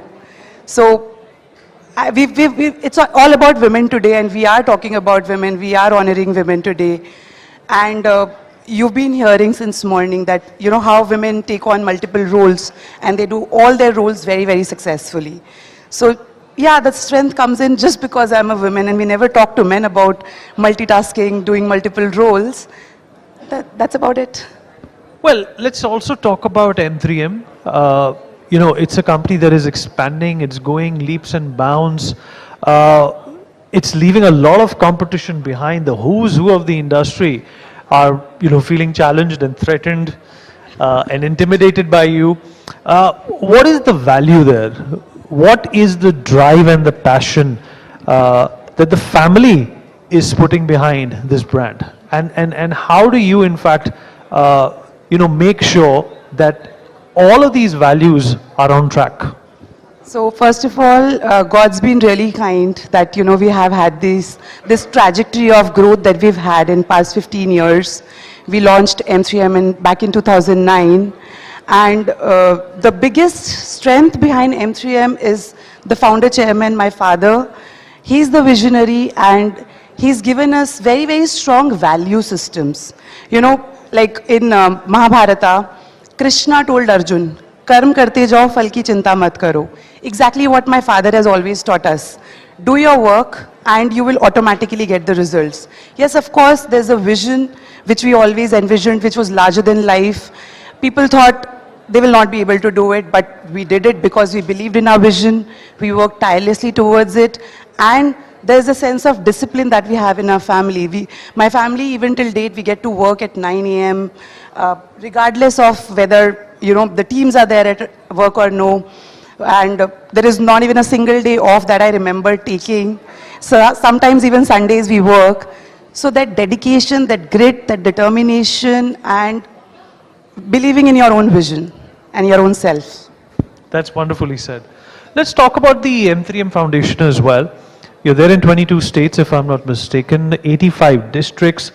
How much importance, you know, does the foundation give, you know, to the needs of women who are a part of this ecosystem from various backgrounds and are present in the organization in different roles?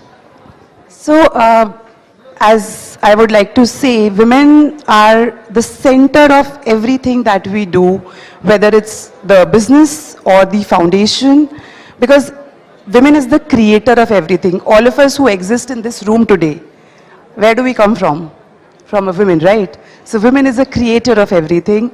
Hence, women is the center of our work, whether it's skilling, whether it's education, whether it's art, literature, music, sports, whether it's entrepreneurship.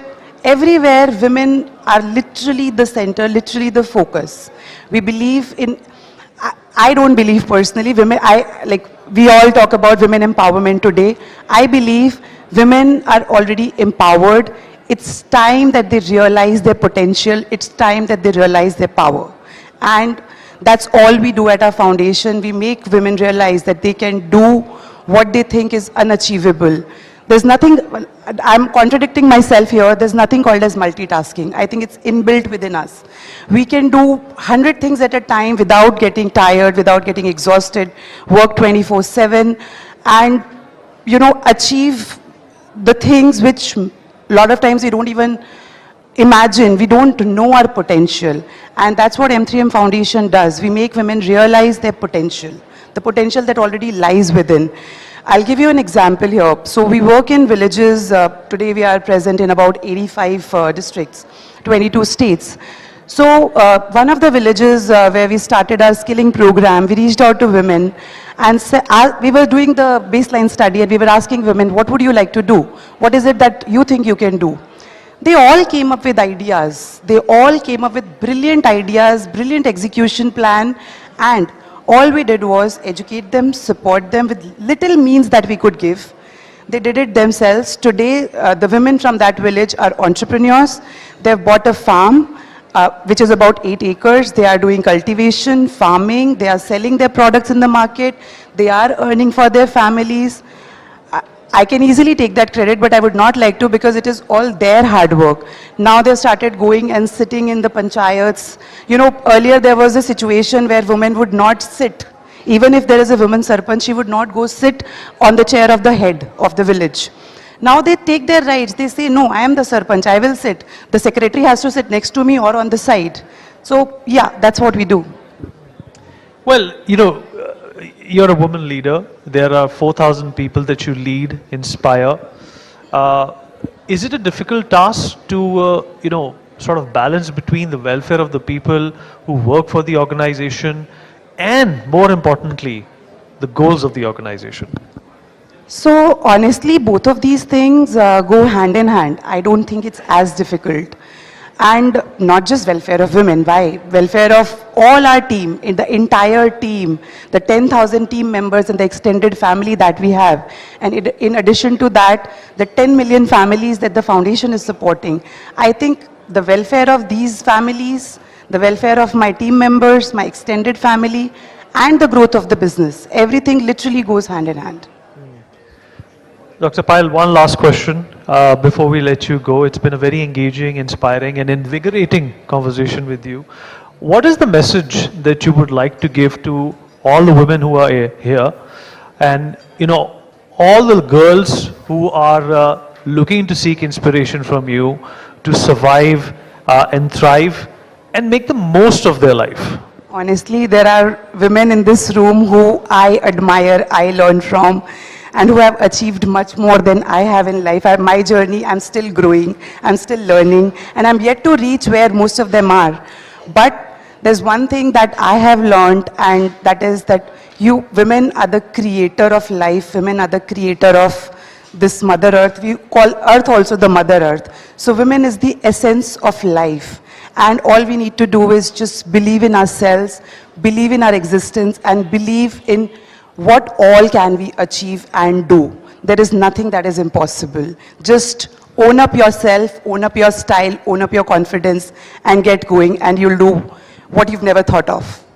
All right, I'm sure everybody's making a note of what you have just said. Dr. Payal, thank you so much for those inspirational words. A big round of applause, please. Thank you. Thank you so much, Dr. Payal Kanodia. Thank you so much, Vineet, for that enriching session. And we now move on to our next set of Shakti Awards. I will request for the same Srimati Shakti Irani Sharma, patron the Shakti Awards in MLA Haryana, to please kindly join us on stage. With her, I request the presence of Dr. Aishwarya Pandit Sharma, chairperson of the Sunday Guardian Foundation. Dr. Aishwarya Pandit Sharma requests you to please join us on stage for the next set of awards. Please, let's have a round of applause for Srimati Shakti Irani Sharma and Dr. Aishwarya Pandit Sharma. And with that, I would like to invite on stage Apurva Pandey, business head and CMO Baby Forest Ayurved for excellence in entrepreneurship. Apurva Pandey, please quickly join us on stage. We have with us Shirin Man, founder Needle Dust and Sand by Shirin, receiving the Shakti Award for excellence in entrepreneurship. May I have Shirin with us on the stage. I also have with me Seema. She is a drone Didi and she receives the Shakti Award 2025 for excellence in rural entrepreneurship. हमारे संग हैं उषा देवी जी, जिन्हें आज शक्ति award मिल रहा है for rural entrepreneurship.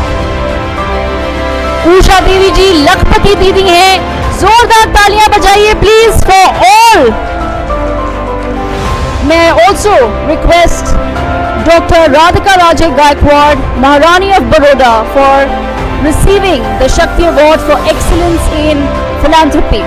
Dr. Radhika Rajay Gaikwad, Maharani of Baroda, may I request your presence on stage to receive the Shakti Award 2025. May we also welcome on stage Ms. Ambika Seth for excellence in gastronomy. Ms. Ambika Seth receives the Shakti Award for excellence in gastronomy. Let's keep the round of applause going for all our Shakti Award winners.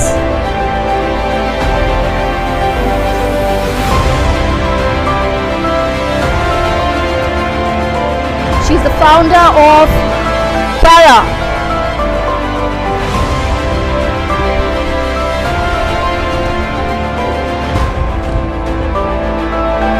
And with that, ladies and gentlemen, it gives me immense pleasure to announce our next session, which is a very interesting theme called Bringing Up Girls. We have with us Miss Sara Abdullah Palit Chairperson and co-founder of Sequin, Ms. Charu Singh, Board Member, Kisan Trust, Ms. Radhika Bharatram, Joint Vice Chair of the Sri Ram Schools and founder Karm for Young Indian Women, and Shefalika founder Basindhar and Ela Pounder Foundation. To take this conversation forward, may I request Ms. Priya Sehgal to kindly join us on stage. Let's have a huge round of applause for our next set of panelists who will be discussing what it means to bring up girls.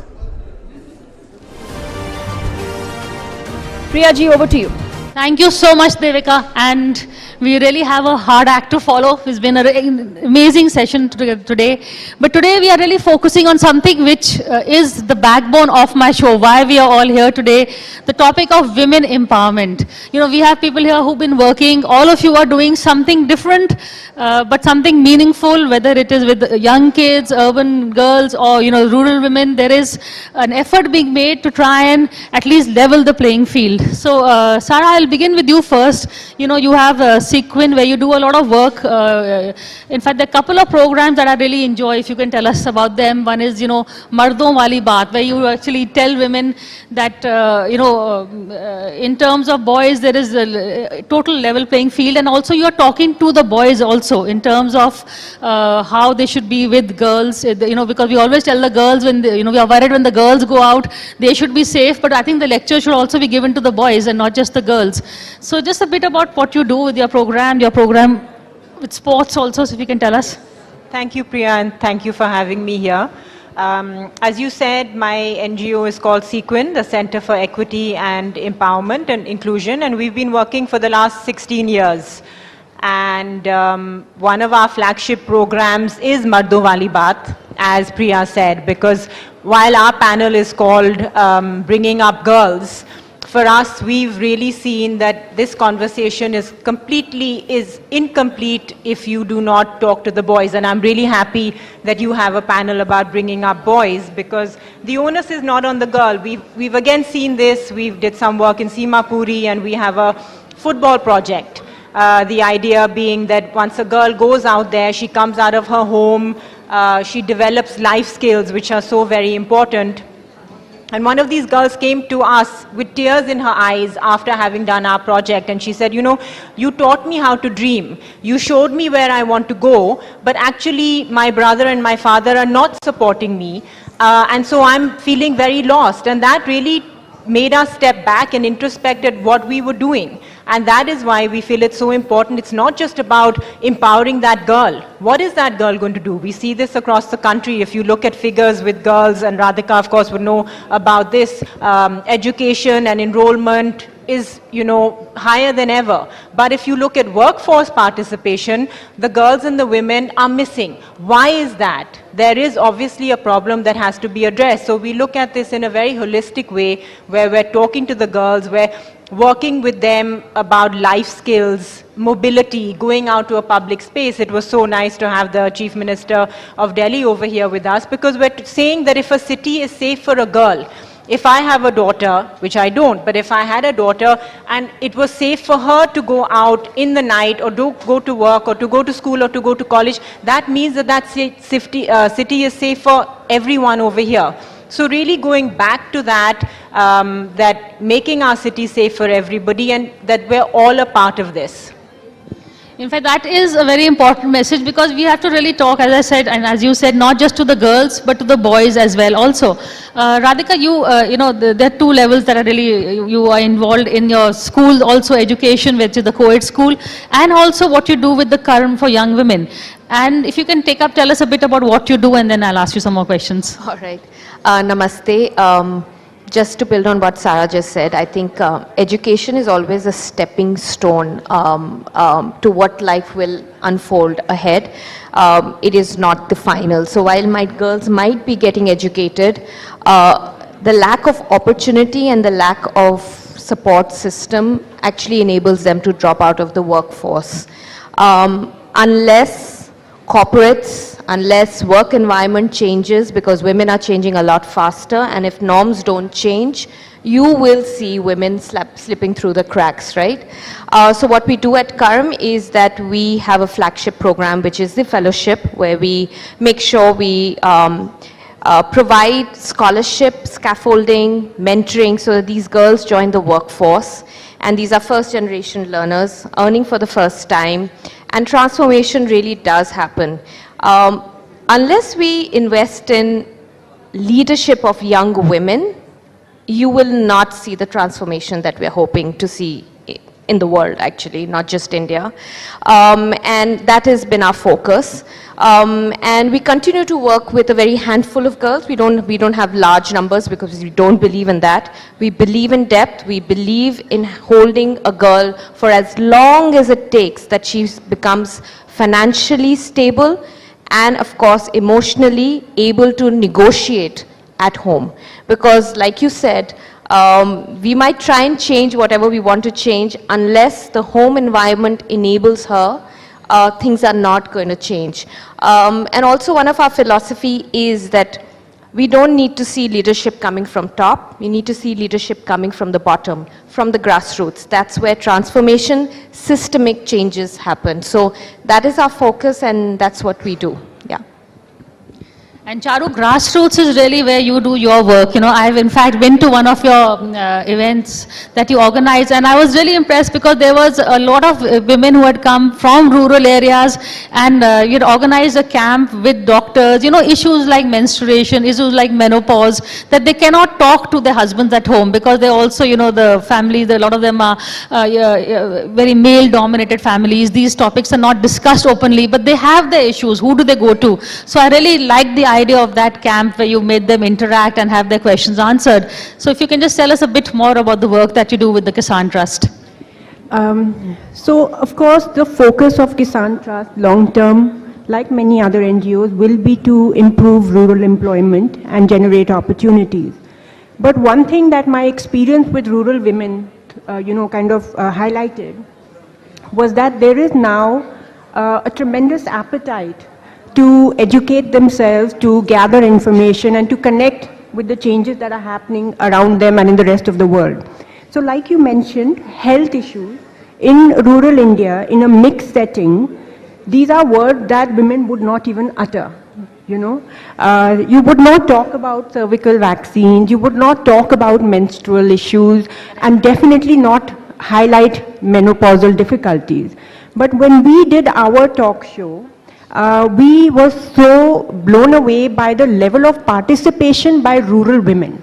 They were actively seeking out information, questioning the doctors, and that is now motivating us to explore this on a regular basis and take our effort to the cities, to the rural centers, rather than call them here. Okay. Shifalika, you also seen, you know, again, you do a lot of work with the family Banchidharila Trust, but also you have your NGO also. If you can, you know, tell us where all do you work in, the kind of interaction you do, and a bit about what you do. So my foundation works in Odisha. We work across 6 districts. And we work on a more of a holistic approach. Because if I can just broaden this conversation for a moment, what is the issue that our girls face? They do not get their rights simply because of patriarchy and poverty. And in the rural areas, it is often the case that this systemic deprivation is normalized. Discrimination, exclusion is all sort of passed down like inheritance. Now, if we have to change that, it's very, very important that we support our girls at every stage of their life. In the early years, we talked about how it's important to have education and healthcare, life skills, capacity building for those children. Not just them, but their families, like Sarah mentioned, with the boys in the family, the brothers, the fathers. But later, there are these stages of a girl's life which have immense challenges, but those are the moments of opportunity. What are those? They enter adolescence, they look at the career trajectory, should they prioritize themselves, navigating the space of early marriages, and then of course motherhood. At every stage, it is incumbent upon us as the family, the community, the workspace, and even stakeholders like us to support them, mentor them at every level. And until and unless we change their trajectory with the 3 A's, which is agency, aspiration, and access. We are not going to be able to bring that systemic change. And that is what we do, where we work across the spectrum, support them through that life cycle, because we have that leverage to be at the grassroots level, to be with them for a longer period of time. Fair enough. In fact, I want to take up a point that Shefalika has raised also. Sarah, it's okay to motivate them and get them into the workforce. But then there is some pressure, whether it is a family illness or, they're having a kid. The pressure is never on the husband to quit, but the woman is the one who is told, okay, you quit. So, we have a hashtag, don't quit. How do we keep women in the workforce saying you have the same level playing field as men? Which is why I like your Kickstart program, where you teach women for sports. Ladna sikho apne, it's like, it's the mentality that you're working on, really, isn't it? It does all boil down to that, and as Shefalika mentioned, it really is about patriarchy, and it's about violence. And when we talk about violence at every form. Yes, physical violence, no one's, turning away from that. Physical violence, harassment, sexual harassment, but also violence in terms of mental harassment, violence in terms of financial harassment, financial violence, systemic violence. If I am a girl and I am not able to access my workplace easily, or if there is pressure from my family or pressure from my in-laws to drop out, or if I'm being told that I am not nurturing my children, or I'm, not looking after my home, and therefore I should do something else. That is also a type of violence, because why? It curtails my freedom. I should be free to do, of course, what is right, what is ethical. Nobody is saying that you should do things that are illegal.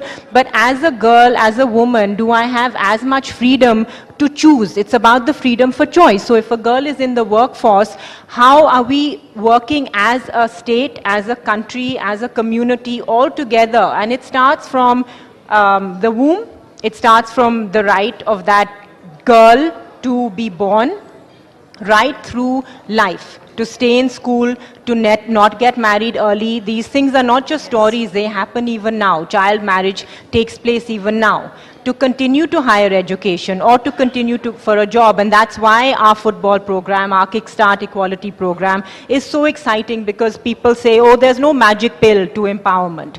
And I agree and I disagree, because actually we have seen that when we work in these communities and our girls come out and play football, then we work with their mothers, we work with the women in the community, we work with the men and we work with the boys, but we see that spark.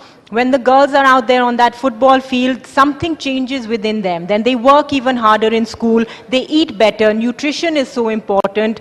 Then they want to go to play a match. So first they'll start with the match just out of the house. Then they'll go to the next village. Then they'll go to the next district. Then there'll be a tournament somewhere in the next state. So if they feel that kind of confidence, and if they feel safe enough to do that, it really is life-changing. In fact, that's where, Radhika, I want to bring you in. I did a program with some young girls, and I asked them, what are your priorities? And the first priority for all of them was financial independence. Second was have a kid. Third was get married. Because, now with IVF and other options, marriage is really a low. Do you see that also in your interactions? Because there is an urban mindset and a rule where women can maybe, especially in your school, maybe they have a little more freedom to decide, because financial freedom is pretty important. The girls that I work with, marriage is not something that they're thinking of at all. Because I really and the panel says it's about bringing up women. Unless we bring up women that money is power in your bank account, I don't think much is going to change. So how we bring up our women, our girls, is extremely important. The way we bring up our boys, saying that you need to earn, if you have a stomach, you need to survive. I think the same way we need to bring up our young girls, saying that if you have a mouth, you have a stomach, you need to earn, and you need to stand on your 2 feet. And I think that's the mindset shift that we're trying to create in our girls. Our girls are earning far more than their fathers could have ever imagined, right? So that is power. Now they are making decisions at home. And, while we work with their parents a little bit, what we do best is that we provide them with the scaffolding to go home and negotiate. Because we don't want to fight their battles. Agency means that they should have the confidence to go home and fight for what that's rightly theirs. And that starts from home and goes into workspaces. So negotiating for better salaries, negotiating for better work environment is all that they need to navigate. So nothing is given on platter. It's about building these girls to negotiate all the time, the way men have always done it. So yeah, that's how we work. I couldn't agree more, because the point is empowering girls is about giving them the tools and the freedom to achieve their dream. And the only way that happens is, like even Sarah said, is we are talking about the ripple effect that goes from one vertical to the other. And once we have that mentoring in place, we allow them not just to navigate the system, we allow them to navigate the societal expectations, their own internalized fears, and also navigate their own identity. Which is where Charu. Yes. Yeah.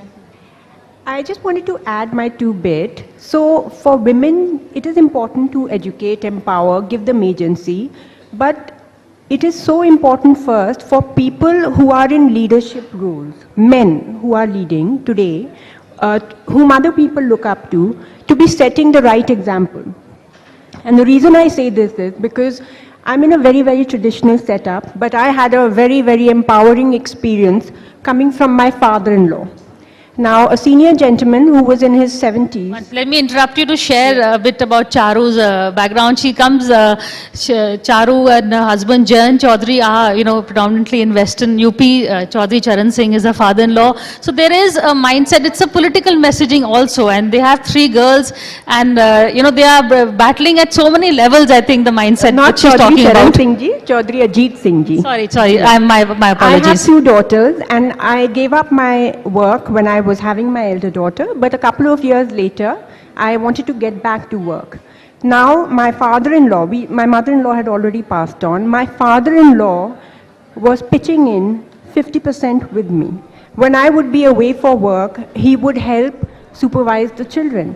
I don't know if I know of many other such retired politicians who would support their daughter-in-law in such a way. So that was really encouraging for me. And in urban centers, educated, influential men really have so much power to help their families reach greater heights. We often, I think, underestimate the role the fathers and the fathers-in-law and the leaders of the industry and all those sort of people can make. The roles they can play. Men certainly need to be a part of the solution. I would agree with you. Absolutely. And we need to pull them in and actually demand what we want. Actually, it also comes with having conversations which are open. Unless we have conversation, things are not going to move. So normalizing the roles or responsibilities of parenting and housework to be shared between men and women, I think is a very important thing for the future. In fact, that is the whole purpose of this show. It is a women's show, but at the end of the day, men are equal stakeholders also. So it's not just something that if women can be in the workplace and offices, men are equally find your workplace at home also. That is really the message that is here. But thank you all for this conversation. I wish we had more time. Let's give a big round of applause. Thank you. Priya ji, thank you. And of course, a big thank you to Sara ji, Charu ji, Radhika ji and Shaifalika ji for joining us at the We Women Want Munch. Let's take the opportunity. Can we have a photographer to come and take a quick photograph? And with that, let me also take the opportunity to introduce our next conversation, which will be hosted by our senior editor, Uday Pratap Singh. And he's going to be in conversation with Dr. Radhika Raje Gaikwad, the Maharani of Baroda. Uday, could I request you to escort Radhika Raje ji onto the stage and begin your session.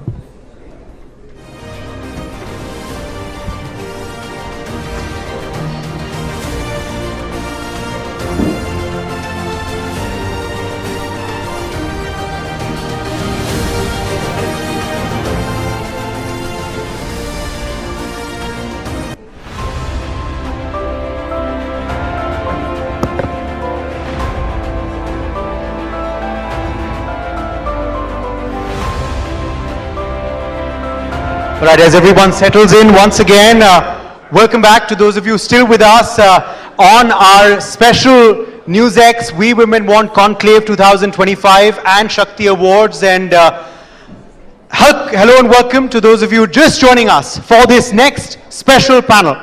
We have with us, of course, someone who has carved a niche for herself, not just relying on her past famous lineage, but also truly creating one of her own through her work in Baroda, in Gujarat, but all across the country as well. I'm talking, of course, about Dr. Radhika Raje Gaikwad, Maharani of Baroda and philanthropist. Thank you very much for joining us today. Welcome.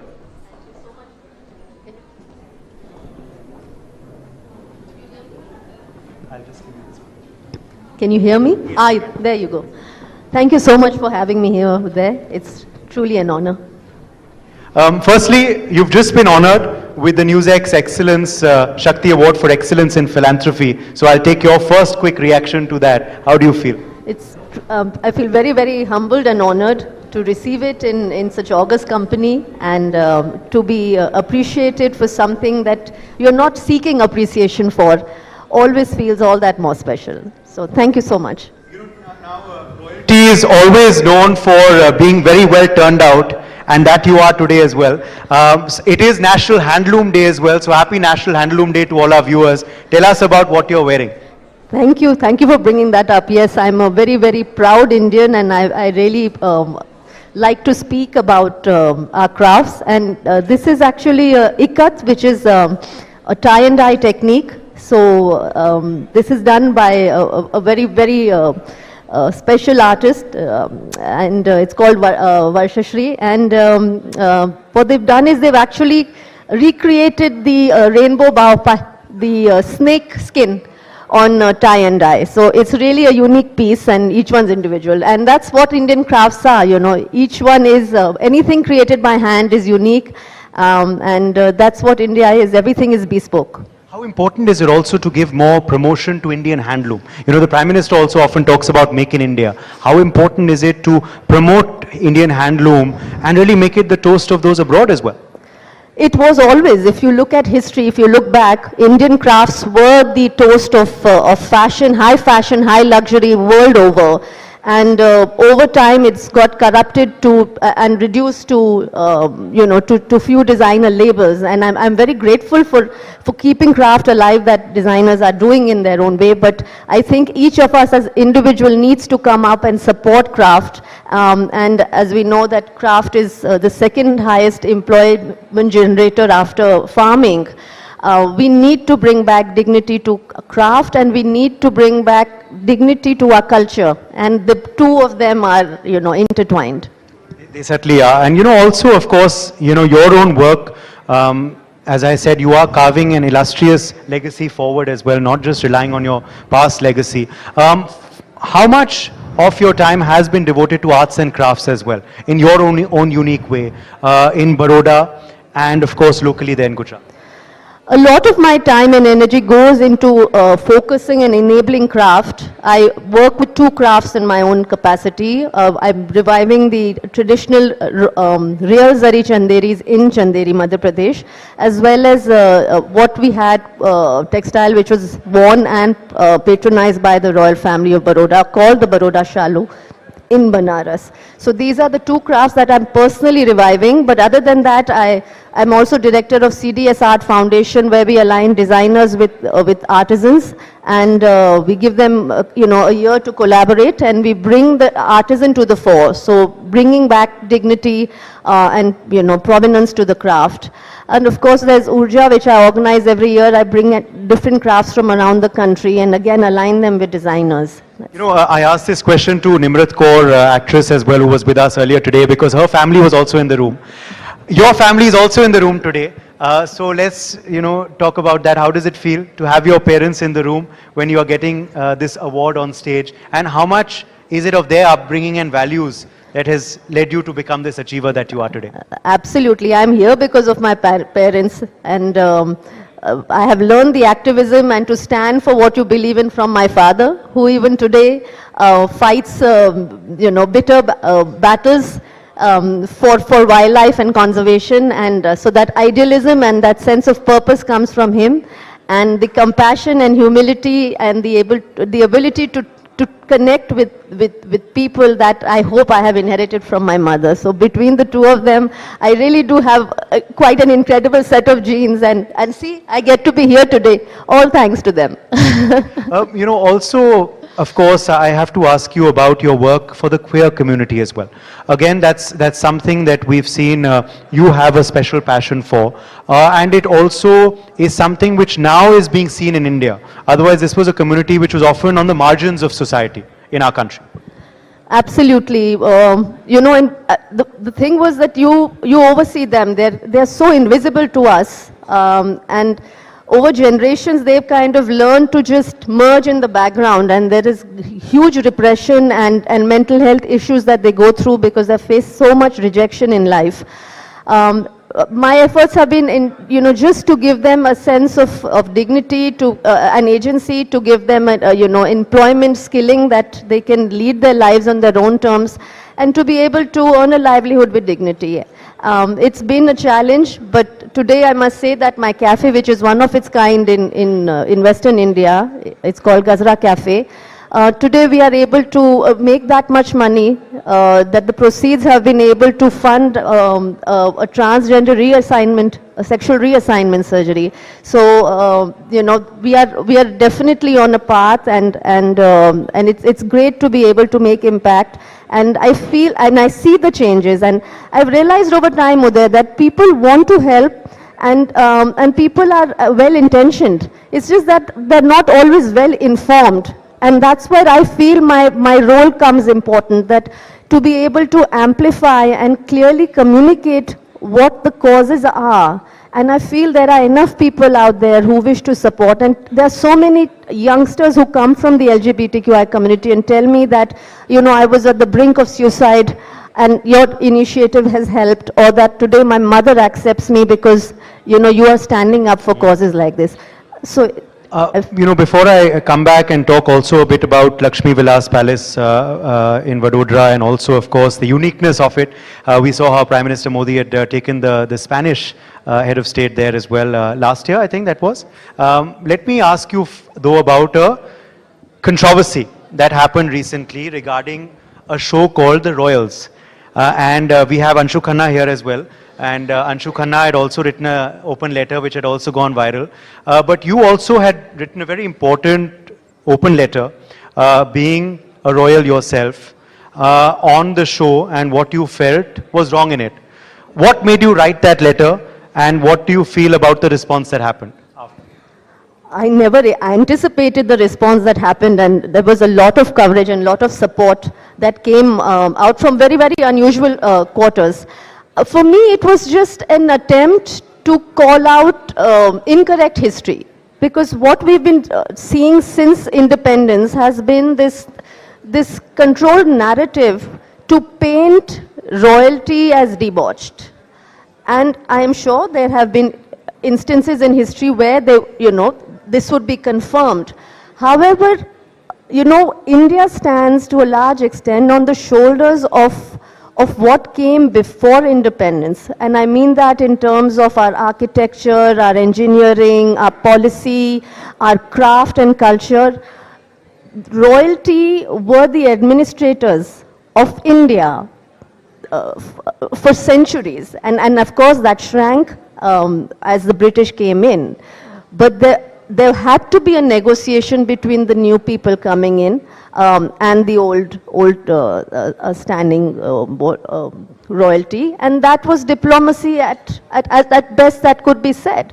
And to today say that everything that, you know, existed before independence was debauched or evil is unfair, because we are standing testimonies. We are still in our motherland. We are still speak for our people, represent our people, and the fact that so many of us are in positions of leadership in politics itself is a testimony that people trust us, and we continue to, you know, hold that trust very, very dearly.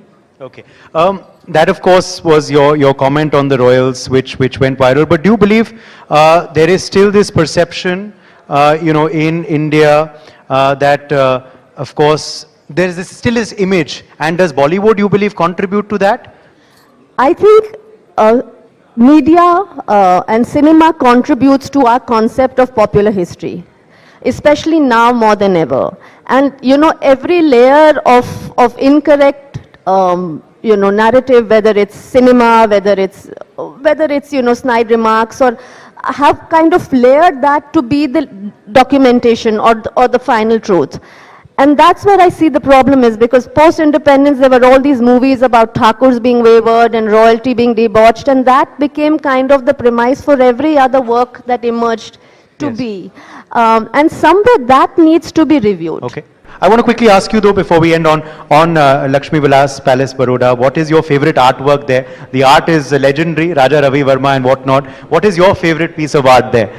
I must admit, my favorite piece of art are the Lakshmi and Saraswati paintings by Raja Ravi Verma, which are in the Gadi Hall. They are really quite spectacular, and when you stand before them, you do feel divine presence. And how was that visit by PM Modi and the Spanish head of state? It was really quite charming. They were all very, very enthralled, the the Spanish Premier and his wife, and they were very, very gracious, and because they have royalty of their own, they had a deeper understanding of how royalty is. Okay. And we'll end now with a story by you. वो कहते हैं ना, वो पहले बड़ा famous था राजा रानी और कहानियाँ, और सारी पुरानी कहानियों में राजा होते थे, रानी होती थी, महारानी होते थे, महाराजा होते थे। अब महारानी साक्षात हैं, तो एक कहानी बता दीजिए, कोई पुरानी बड़ौदा की या वांकानेर की जो आपने सुनी हो। बहुत सारी कहानियां हैं, बट अभी मैंने हमारे डॉक्यूमेंटेशन में काफ़ी एक अनोखा एक फोटोग्राफ आए, जिसमें महारानी हाथी पे सवार हैं, and she was going for Nag Panchami, and she is riding an elephant, which is, I thought, very, very unusual, and it's been documented, and where she says, what are you talking about, parda? I do not believe in parda, and I do not stand for parda. And I thought that itself was really remarkable. There are also the story that post-independence, when these ladies would read newspapers, and the daughter-in-laws that followed after that could not read, and they've approached, I know the story firsthand because they've approached my father-in-law complaining कि हम सब पढ़े लिखे हैं, हमारी बहुएं आजकल बिल्कुल पढ़ना नहीं जानती है. So this was the literacy level in the state time, because it was compulsory for women, and then post-independence that was not able to maintain that. That Maharani truly did show a lot of Shakti at that time, but so have you, which is why you've been honored with the NewsX Shakti Award for Excellence. Thank you so much, Radhika Rajay Gaikwad, for joining us. Thank you so much for having me here today. Thank you. Thank you, Uday, for leading that conversation with Dr. Radhika Rajay Gaikwad, Maharani of Baroda. Thank you so much, ma'am, for gracing us at the We Women Want Shakti Awards 2025. And with that, I move on to our next guest. She'll be talking about the new Body Positive. We have with us Ms. Urfi Javed, content creator and reality TV star. Leading that conversation will be my colleague Uday Pratap Singh. Urfi, thank you so much for being with us to have this wonderful and interesting conversation. Uday, over to you.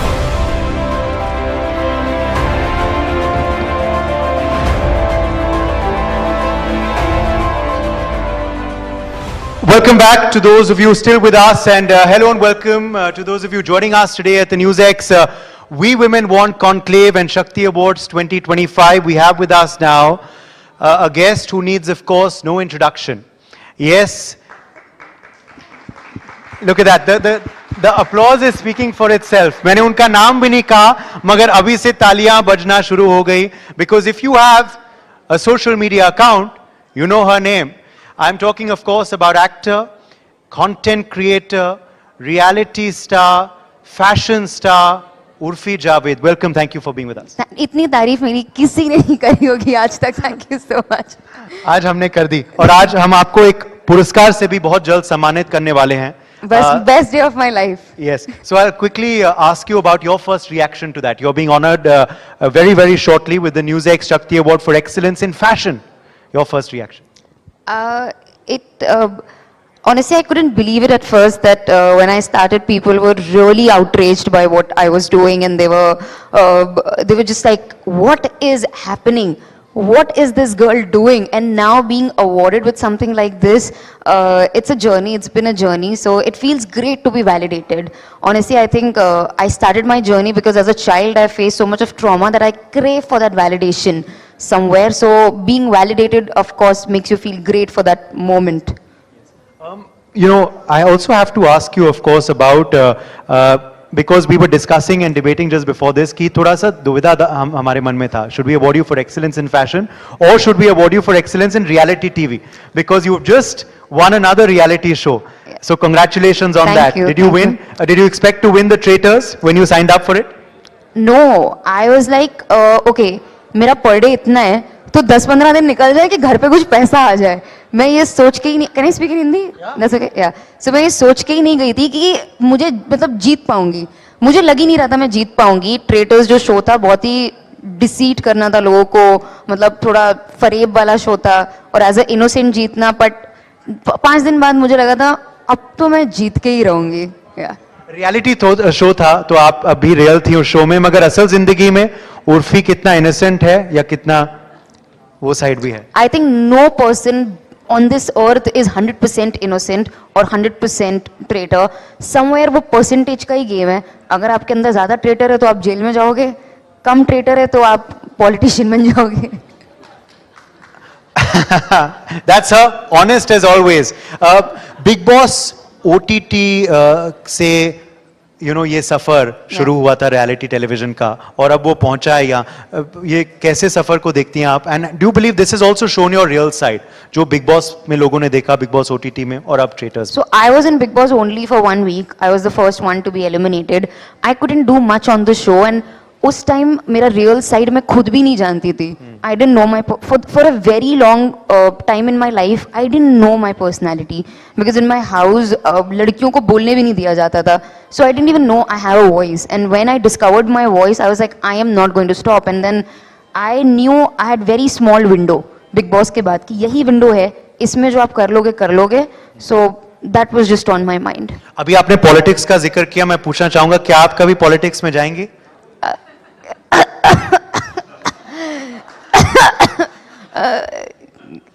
यहाँ CM आ रही है ना? जवाब मिल गया. जवाब मिल गया. नहीं यार, मेरे बस का नहीं है पॉलिटिक्स. मेरे ख्याल से हमारा क्या, हम लोग मूवीज में ही देखते हैं. I don't belong to a political family. I've never seen all that. I think there's way more to it than we see on the movies. Movie में तो राजनीति में दिखा दिया, रणबीर कपूर और कटरीना स्टाइल मार रहे हैं, गाने भी गा रहे हैं, चिल भी हो रहा है. I think it's way more than that. You have a responsibility of millions of people. So, and also you have to be very strong-headed. There's so much criticism, so much of everything. Never say never, but for now, no. Okay. आप सबसे successful innocent बनी है show में. अगर मैं पूछता हूँ आपसे कि फिल्म इंडस्ट्री में, एंटरटेनमेंट इंडस्ट्री में सबसे बड़ा इनोसेंट कौन है? इनोसेंट मैंने बोला इनोसेंट कोई नहीं है आज के टाइम में. कोई भी नहीं है. थोड़ी बहुत चालाकी सब करते ही करते हैं. कहीं ना कहीं वो बस आपको सेल्फ अवेयर होना है. तो सबसे बड़ा ट्रेटर बता दो. Traitor honestly I am not part of the film industry. मैं इतने लोगों को जानती भी नहीं हूँ कि मैं किसी को ट्रेटर या इनोसेंट बोल पाऊँ. आई think I am the biggest traitor. अच्छा. हाँ, सबसे सेफ. मैं देखो बन गई ना पॉलिटिशियन. हाँ, सबसे सेफ आंसर दे दिया, मगर हेडलाइन दे दिया. और फिर Javed is the biggest traitor in the industry. चलिए अब हम बात करते हैं फैशन के बारे में दोबारा and your unique fashion sense. आज आप ये गुलाबी में दिख रही हैं. Is pink your favourite colour? No. I like all the colors. It's not about any. Honestly, I was going to wear something else. मैंने मेरी बहन को बोला था एक सूट रख देना. अच्छा. हाँ, सीएम से अवार्ड मिल रहा है, थोड़ा सूट वूट में आऊंगी. उसने अपने साइज का सूट रख दिया एंड मैंने tried it. It was so loose. और फिर मैंने कहा कि जो भी है अभी पहन के निकलो. ओके. अच्छा, नहीं तो कोई और आउटफिट था. आप जो पहनती हैं वो फैशन बन जाता है, वही पहन लेती, वो फैशन बन जाता. बट वो नहीं, फिर तो यहाँ पे कुछ और ही हो जाता. वो बहुत ढीला था. ये वो वाला शो नहीं है ना. जी. अभी आपका एक वीडियो जो है वो काफी वायरल हुआ था. It's not very common to see such a video because celebrities live a very filtered life. हमारा एक I remember एक session title भी था, I think हमारे पिछले women conclave में, life through filter social media. because social media is a filter and everyone wants to have that happy filter or the beautiful filter. आपने मगर एक ऐसा वीडियो दिखाया हमें which showed the real Urfi before fillers and after fillers. What made you make that video? Honestly, there are so many things जो लोगों को पता ही नहीं है कि हो रहा है. तो मुझे भी नहीं पता था कि मेरे चेहरे पे बहुत सारे फिलर्स थे. So I think बहुत सालों तक I was going through this body dysmorphia. मुझे पता नहीं क्या था कि मैं यहाँ पे भी ये डलवा लूँ, यहाँ पे भी डलवा लूँ. मुझे मेरी शक्ल कभी आईने में अच्छी लगती ही नहीं थी. मुझे मेरी बॉडी में रोज उठती थी, मैं बोलती थी यार यहाँ से मोटी हो गई हूँ, यार यहाँ से चेहरा अच्छा नहीं लग रहा है.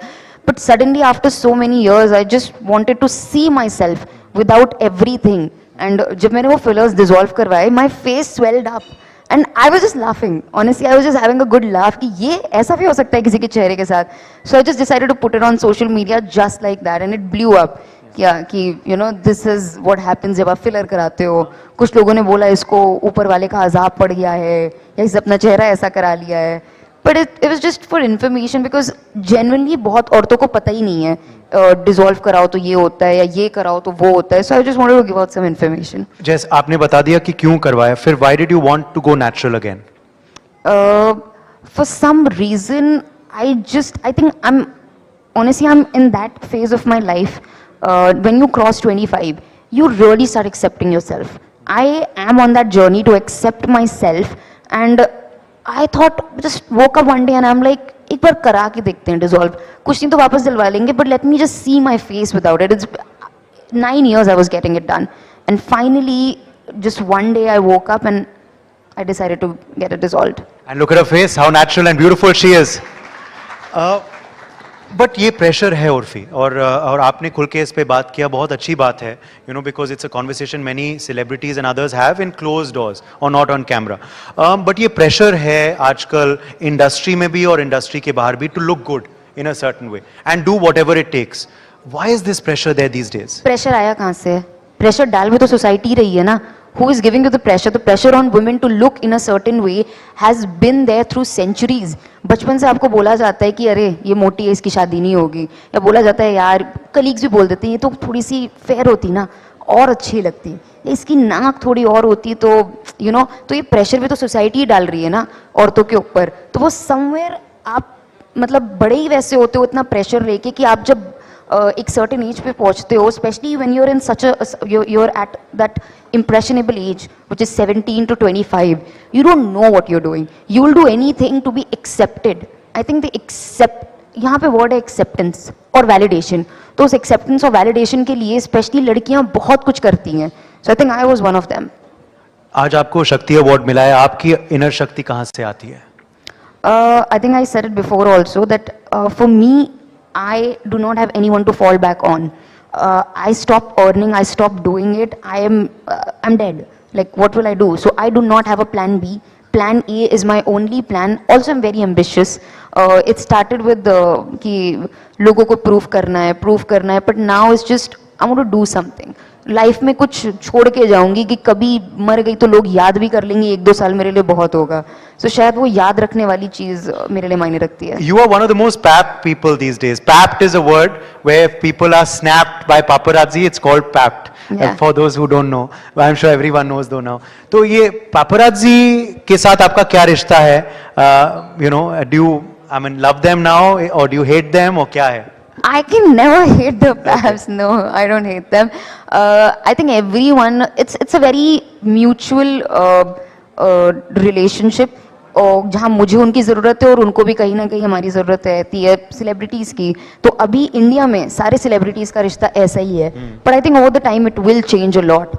The younger generation will not care about it. They will care more about their privacy and stuff like that. But it's a very mutual and respectful relationship, and I know most of them by their names, so it's good. Okay. Also, अब हम दोबारा fashion पे पूछते हैं, तो आपके outfits कौन design करता है? Of course, you do it mostly, but क्या जाता है into your mind in the designing of a particular outfit? Right now, अभी थोड़ा सा मैं I've started this thing कि जहाँ मैंने एक बहुत सी बड़ी टीम इकट्ठा कर ली है. So I do a lot of technicality also कि कहीं से कुछ निकल आए, कहीं से कुछ उड़ जाए, कहीं से बटरफ्लाइज निकल आए, पंख निकल आए. So I'm just trying. Honestly, I work on shock value. So earlier it was with my outfits something else, like okay, I'll maybe wear revealing outfits. So that was the case 3-4 years back, but now it's more into the creative side, but I still work on shock value. Again, this is phases in your life. Yeah, everyone has those phases. Right now you're here working in News X, maybe at this position. Next year you'll be like, you know, कुछ और बड़ा करना है मुझे शायद और अपना ही news channel खोलना है. So it's just happens, you know. आपके मुंह में घी शक्कर. Thank you. देखो मैंने आपकी तारीफ की, आपने भी थोड़ी कर दी है मेरी. अरे आप तो तारीफ के लायक ही हो. आपकी शादी वादी हो गई है? अभी नहीं. अरे इतना स्मार्ट आदमी ऐसे कैसे सिंगल है यार? अब तो रिश्ता आएगा आपको. अब तो बिल्कुल, अब तो लाइव टेलीविजन पे आपने तो ladies whoever is watching please तारीफ भी अच्छी करते हैं ये, अब हो जाएगी. Thank you. फैशन का महत्व आपके लिए क्या है? what is the word fashion's definition for you? पता है बचपन में क्या होता था जब मैं टीवी पे देखती थी ना, मतलब कंजर्वेटिव फैमिली, टीवी पे ये किसका बच्चा रो रहा है? फैशन के नाम पे बेचारा रो दिया.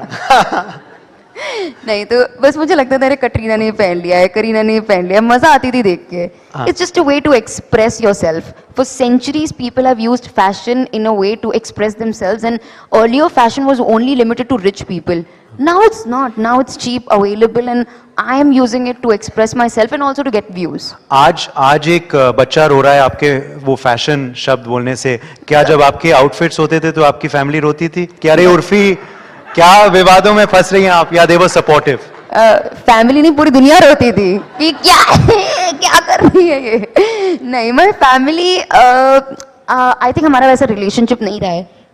I have been the head of the family, to be very honest, so they don't say anything to me even if they felt something was off, but I always believed in myself. I used to tell them कि देखो बस होगा. Yeah. Okay. We'll end with rapid fire. Urfi's favorite cuisine? Cuisine, Mughlai Indian. Beaches or mountains? Both. Favorite holiday destination? I have not been to a lot of places, but I would say Dubai. Okay. A superpower you wish you had? I don't know if you've seen Marvel. I'm a big Marvel fan. I want to be the Scarlet Witch. Oh. Control minds. Yeah. You know, किसी ने कुछ बोला गलत उठा के फेंक दिया उसको. Okay. Yeah. Lovely. And finally, you are many people's fashion icon. Who is your fashion icon? I don't have one in particular, but every day I see someone expressing themselves, I'm like, wow. Someday I see Bhumi Pednekar, I'm like, oh, she looks nice, she's experimenting. Someday I see Sonam Kapoor, or someday even I see a random girl on the street just wearing what she likes, I'm like, wow, this is amazing.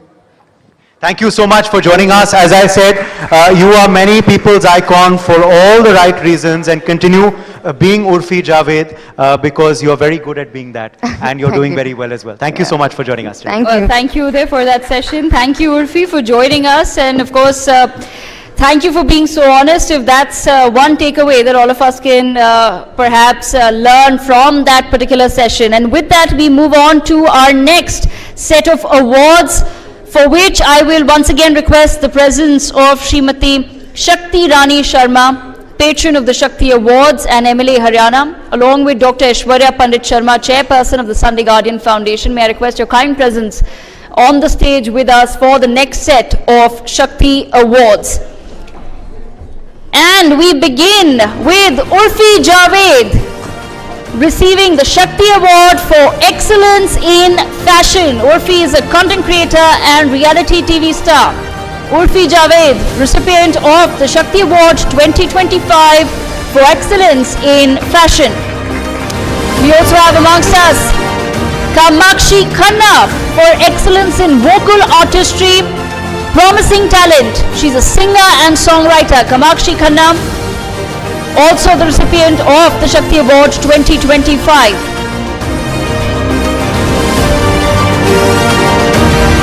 We also have amongst us Shahad Gill, singer and songwriter. She receives the Shakti Award for Vocal Artistry, Upcoming Talent. Shahad Gill, may I request you to please join us on stage to receive the Shakti Award 2025. And last but not least, we have Simran Chaudhary, singer and songwriter, for Excellence in Singing. Simran, may I request you to please make your way to the stage to receive the Shakti Award 2025. Let's have that round of applause going. Let's keep boosting the morale and spirit of all our awardees today. And with that, ladies and gentlemen, I thank Srimati Shakti Irani Sharma ji and Dr. Aishwarya Pandit Sharma for joining us on the stage. We have some more fun coming up next. Uday, I'm going to request you back to come up on the stage to take this conversation forward. We have Kamakshi Khanna, singer-songwriter, Shahad Gill, singer-songwriter, and Simran Chaudhary, singer-songwriter, with us to have a conversation on music and her. What does music mean to them, and what is new age music? Taking this conversation forward shortly will be my colleague Uday Pratap Singh.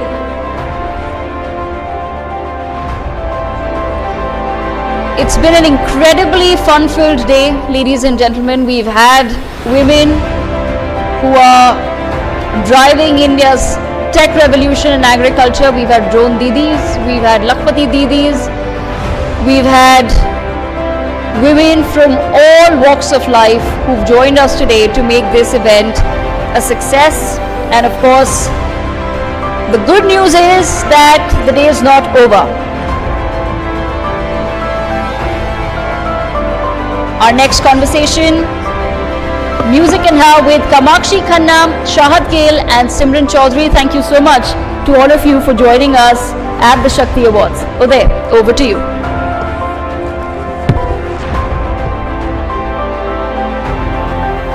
Welcome back to those of you still with us. Hello and welcome to those joining us today at our NewsX We Women Want Conclave and Shakti Awards 2025.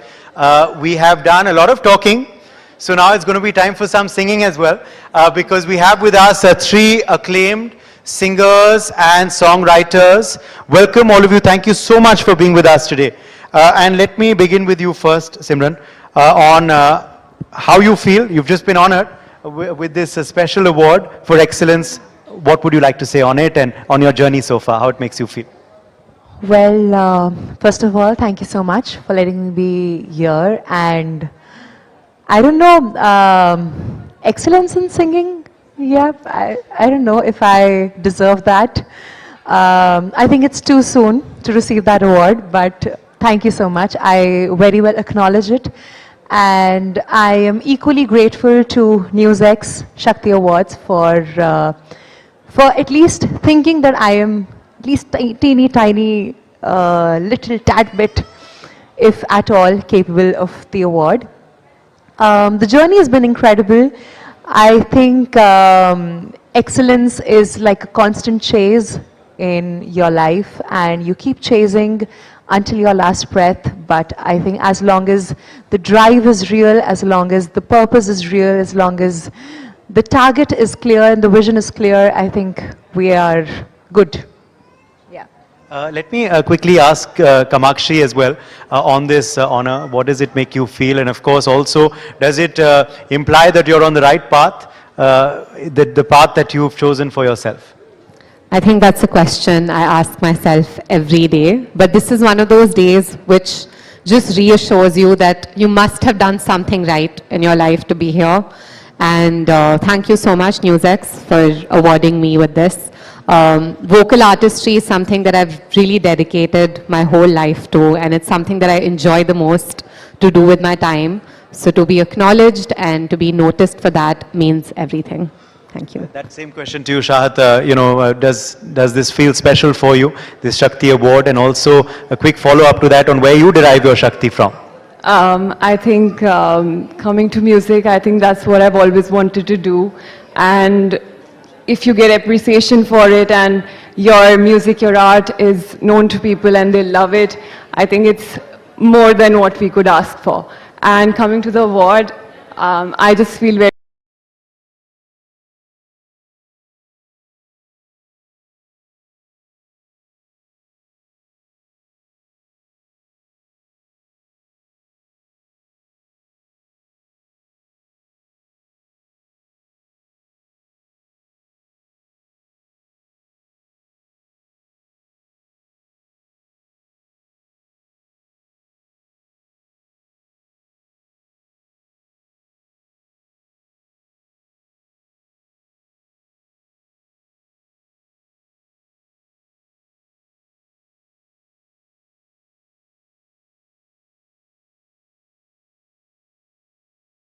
happy and grateful to be here.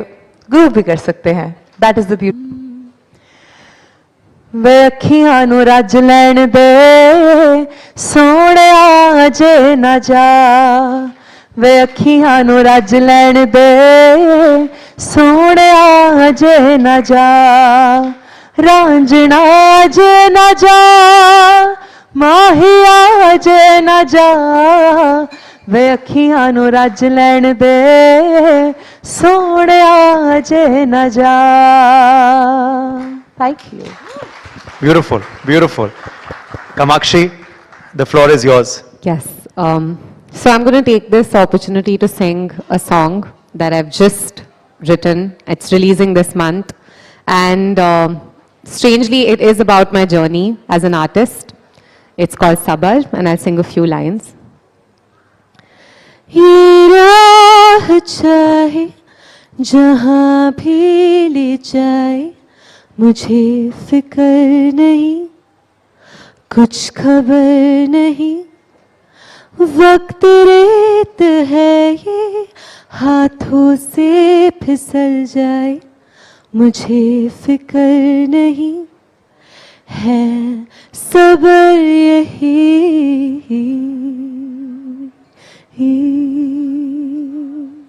Thank you. Amazing. Fantastic. Shahat? So this song has just come out yesterday, and it's a remake version of a very beautiful song that Surinder Kaur ji sang.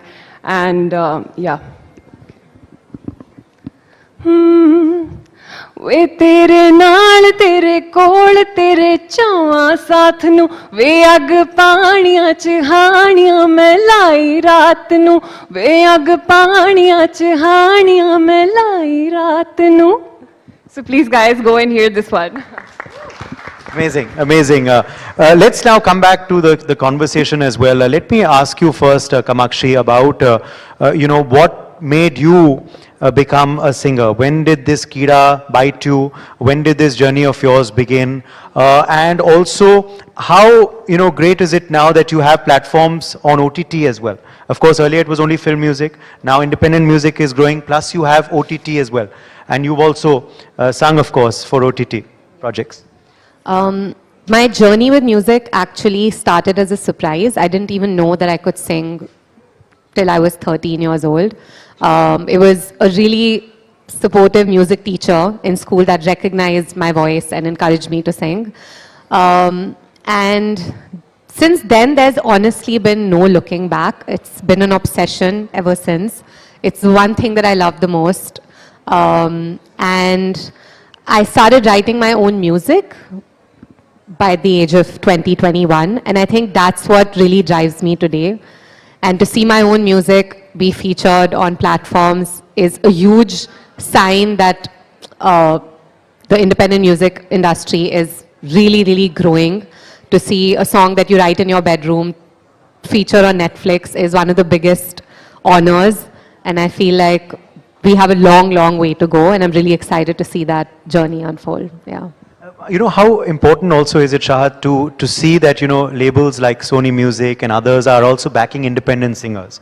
It's not just, big music directors or acclaimed playback singers from the film industry, but others are being given a voice to who maybe specialize in folk or other genres of music by big labels as well now. Yeah, I think, so basically, the music industry has changed a lot in the past few years.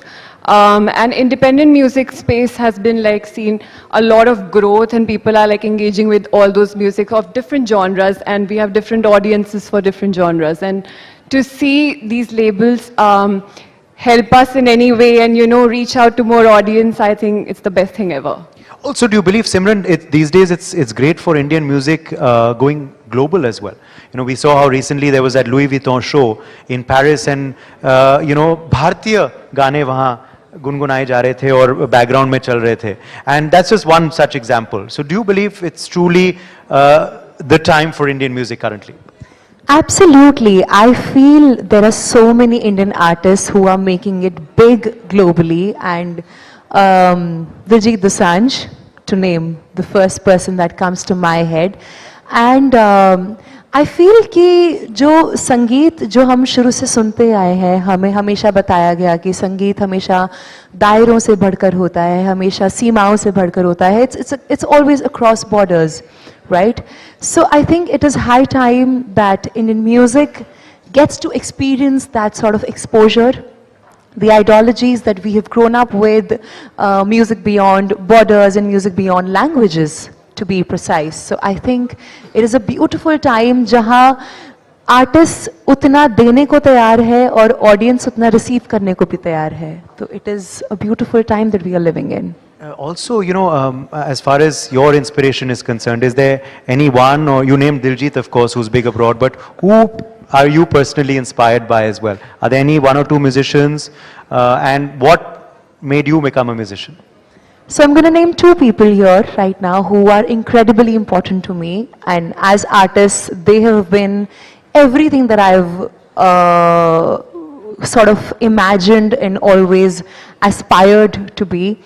One is Ustad Nusrat Fateh Ali Khan Sahab. I feel मेरा जन्म से पहले का एक उनके साथ एक रिश्ता है. I've grown up listening to him, his music, and he is one big example कि उनके ऊपर आज लंदन यूनिवर्सिटी के अंदर स्टडी की जाती है. Oxford University has a particular syllabus about him, how his music diversified and it has reached people across borders. Number two would be Gurdas Maan Sahab. I have always idolized him for the fact कि उनका जो संगीत है, भाषा आपको समझ में आए या ना आए, आपका शरीर झूम उठता है उनका संगीत सुन के. So, which is why these are the two people I've always idolized all my life. Kamakshi, you were recently performing at the India Couture Week. I was in fact there at that show. How was that experience for you? You know, doing you know, a live showcase with fashion models sashing down the runway. How was that experience for you? And also, do you believe that this is something that we're going to see more now? Collaborations of fashion and music. We saw it at LV show. I just cited that, and now we've seen with Rohit Bal's show as well, which is carrying forward his legacy. I think it was a huge moment for us as artists. It was something very different that we've never really done before. It's called the All-Star Choir. So it's something that we've put together especially for Rohit Bal, and it's such a beautiful thing that it was our first time doing it and carrying on in whatever way that we can his legacy, just singing some of his favorite songs. So all the songs that we sang were just his favorites. That's it. That was the brief that was given to us, and that's what we did. And it's very new for me. I think my priority will still always be my own music and performing it and writing as much as possible. But once in a while, it's really, and it was 9 of us. We were 9 women together, so many different voices from different parts of the country, and just to be in the same room with so much talent is such a reminder that we're in a good place when it comes to the number of opportunities, that no opportunity is just your own. There's enough space, enough work for everybody. So that's what it told me. Shahat, your song, which you of course sung for us as well, is trending these days. I saw Apar Shakti Khurana had also posted for you, and this collaboration. Aapka dream collaboration kya hai? Are you manifesting something today? What's a dream collab that you'd like to see fructify soon? I think if it comes to manifestation, then none other than Diljit Dosanjh, for sure. But you know what, honestly, if it comes to manifestation, it's crazy that the song that just come out with Savvy. So this particular song, I used to sing as a kid to my mom. And one day when I was just listening to this song, since I'm very inspired by all the dancey songs, and I like the pop numbers a lot. Then I came across, and lyrically it just says that it's kind of like a dance number. It could be. It had that potential. So I was discussing with my mom years back that this song is so beautiful. I wish I could maybe do a cover of this song. And it's crazy how 5 years later, I actually got to be part of such remake of such beautiful song, and yeah, I'm just very happy about it. Okay. So actually manifested it as well. Absolutely. Okay, before we end now, you spoke about covers. So now, not a complete cover because we don't have so much time, and I don't want to again put you all in the spot, but unplugged. Any favorite artist of yours आप एक गाना, एक line उनका गा दीजिए आज. Let's start with you, Simran. Okay. Because I mentioned Nusrat Fateh Ali Khan Sahab, so maybe उनके ही गाने की कुछ लाइनें.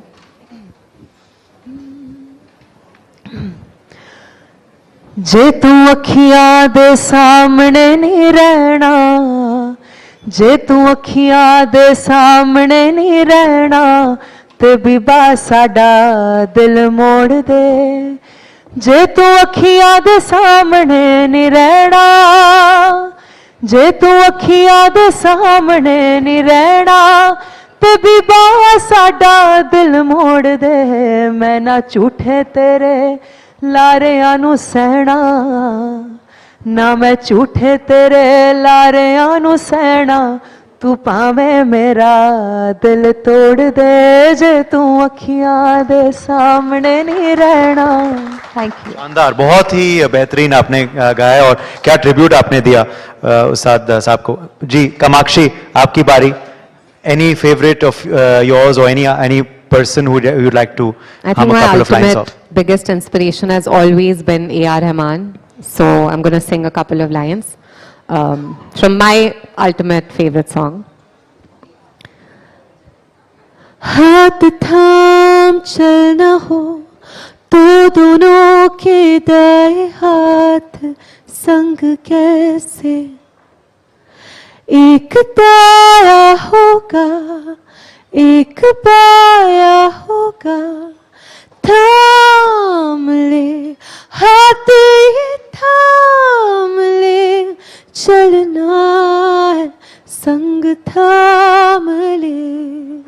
रहना तू है जैसा तू, थोड़ा सा दर्द तू, थोड़ा सुकून.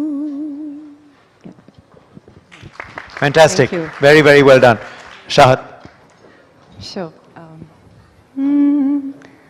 एक कुड़ी जिदा ना मोहब्बत गुम है, गुम है, गुम है.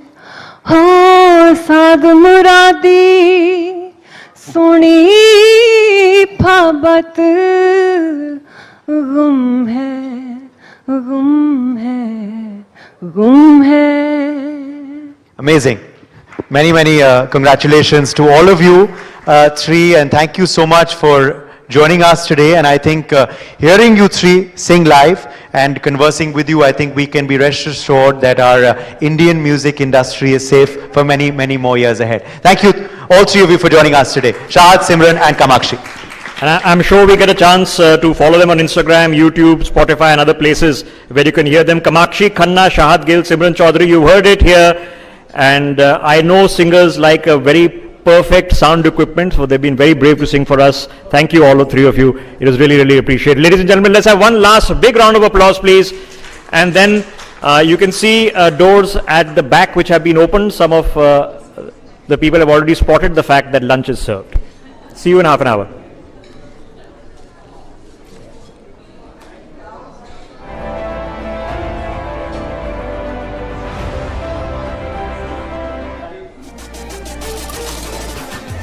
Have to encourage women. Family counseling with the woman is very important. IVF means in vitro fertilization. People against rapes in India. Empowerment and disability. Marriage is a sacrament. Body positivity. Prenups should be made. Like body shame you for no reason. The Indian woman. स्त्री पुरुष समानता. Judgment दो ठीक है, फिर वो high court जाए तो life आगे बढ़ेगी. Women have come forward. We are there in every stream. Be competent. Be really smart. Go out and get that great job. I'm not being a victim. I'm an empowered woman and I know what my rights are in this country. A lot of women feel, that they're no longer women because they've reached menopause. Women should have the choice. They should feel safe. Objectification of women has to be stopped. Women, when work together, they create magic and they understand each other better than any man could. Investing in women is ensuring that you're investing in a future which has good returns. Not allowing a woman to go and visit her parents' home when she wants to, denying her this, is domestic violence. हाथ में पैसा होना is the biggest form of empowerment for any women. ये मेरा जो चेहरा है ये मेरी कमजोरी नहीं, यही मेरी ताकत है. कोई तो माँ के पेट से सीख के नहीं आए, मेहनत करके हम सीखे, कर रहे, कमा रहे, घर चला रहे. Very rare opportunity for women. Usually we are the ones who are replaced in a sequel. Shakti Awards goes to Colonel Aarti Chopra, Jaspinder Narula, Krishna Jackie Shroff, Daulat B Khan, Reshma, Saira Bano, Ashu, Priya Ghadi, Veena Tandon, Sergeant Commander Shazia Khan, Kritika Kamra, Isha Gupta, Nimrat Kaur Aluwalia, Shipra Khanna, Dr. Kashika Jain.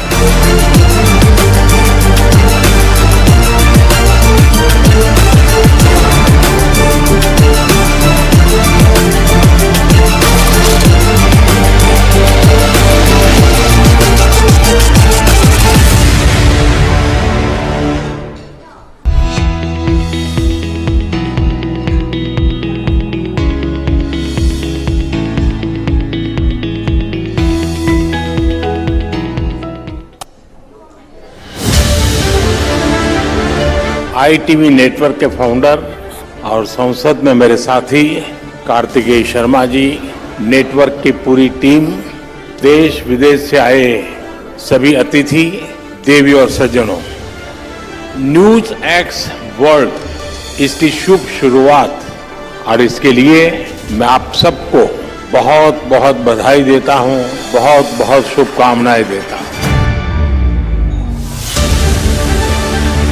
Media के इस तरह के events होते रहते हैं, लेकिन आपके network ने इसे एक नया डायमेंशन दिया है। आपका ये समिट आने वाली कल को समर्पित है।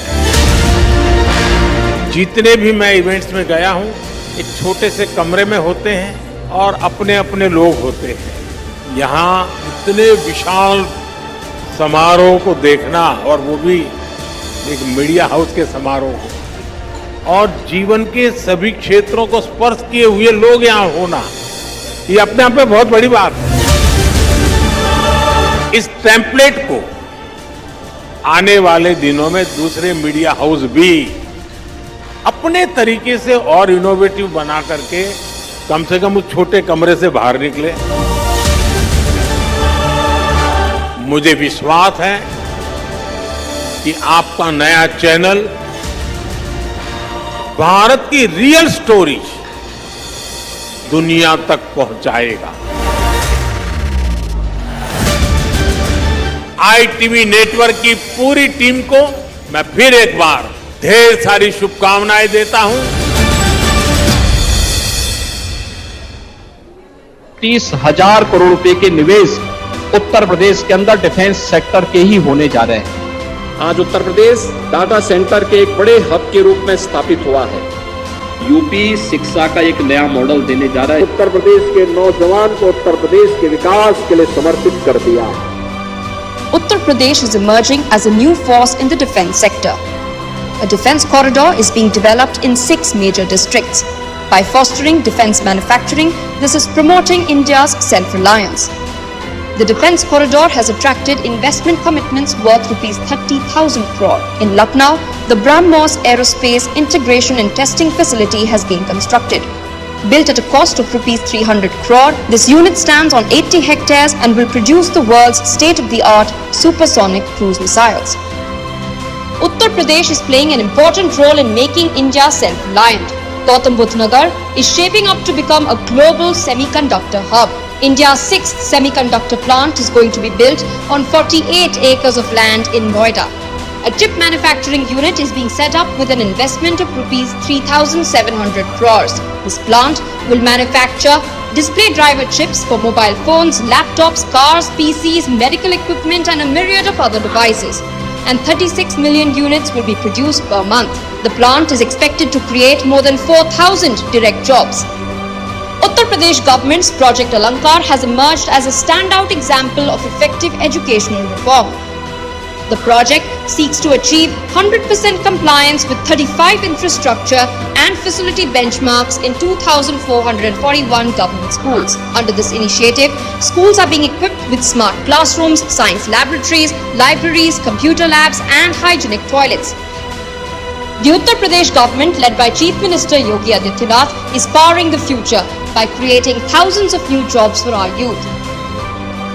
The Uttar Pradesh government is accelerating its journey towards housing for all. Under the Pradhan Mantri Awas Yojana, this scheme is providing affordable, pakka houses to the economically weaker section of society. Every house is equipped with toilets, electricity, clean water and gas connections. This is ensuring a life of dignity and hope. Till now, more than 36 lakh houses have been sanctioned in rural areas. Families are getting safe and secure homes. In urban centres, more than 17 lakh houses have been built.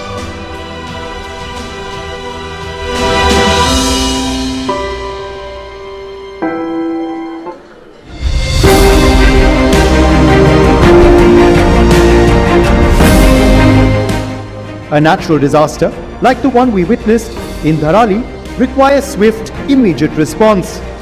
The Uttarakhand Chief Minister, Pushkar Singh Dhami, took charge of tackling the disaster. Immediate rescue was ensured when the Indian Army teams reached the disaster site within 10 minutes. A disaster management meeting chaired by the Chief Minister at the State Emergency Operations Centre. 3 IPS officers and 3 IAS officers were dispatched to the disaster-affected area.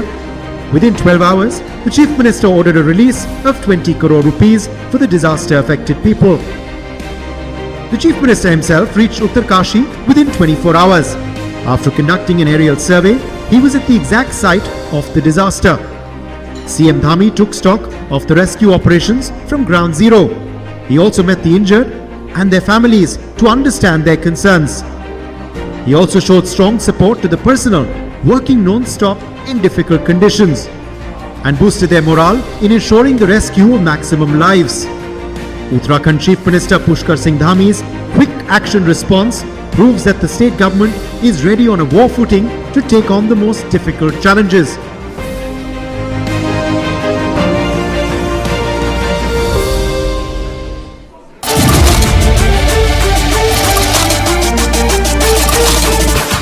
We have to encourage women. Family counseling with the woman is very important. IVF means in vitro fertilization. People against rapes in India, empowerment and disability. Marriage is a sacrament. Body positivity. Prenups should be made.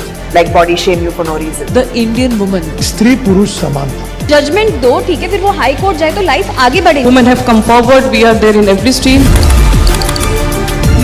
Be competent, be really smart, go out and get that great job. I'm not being a victim. I'm an empowered woman and I know what my rights are in this country.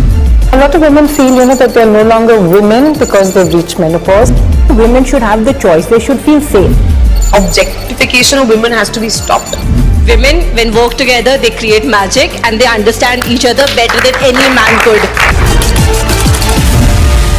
Investing in women is ensuring that you're investing in a future which has good returns. Not allowing a woman to go and visit her parents' home when she wants to, denying her this, is domestic violence. हाथ में पैसा होना is the biggest form of empowerment for any woman. ये मेरा जो चेहरा है, ये मेरी कमजोरी नहीं, यही मेरी ताकत है. कोई तो माँ के पेट से सीख के नहीं आए, मेहनत करके हम सीखे, कर रहे, कमा रहे, घर चला रहे. Very rare opportunity for women. Usually we are the ones who are replaced in a sequel. Shakti Awards goes to Colonel Aarti Chopra, Jaspinder Narula, Krishna Jackie Shroff, Daulat B. Khan, Reshma, Saira Bano, Ashu, Priya Ghadi, Veena Tandon, Sergeant Commander Shazia Khan, Kritika Kamra, Isha Gupta, Nimrat Kaur Aluwalia, Shifra Khanna, Dr. Kashika Jain.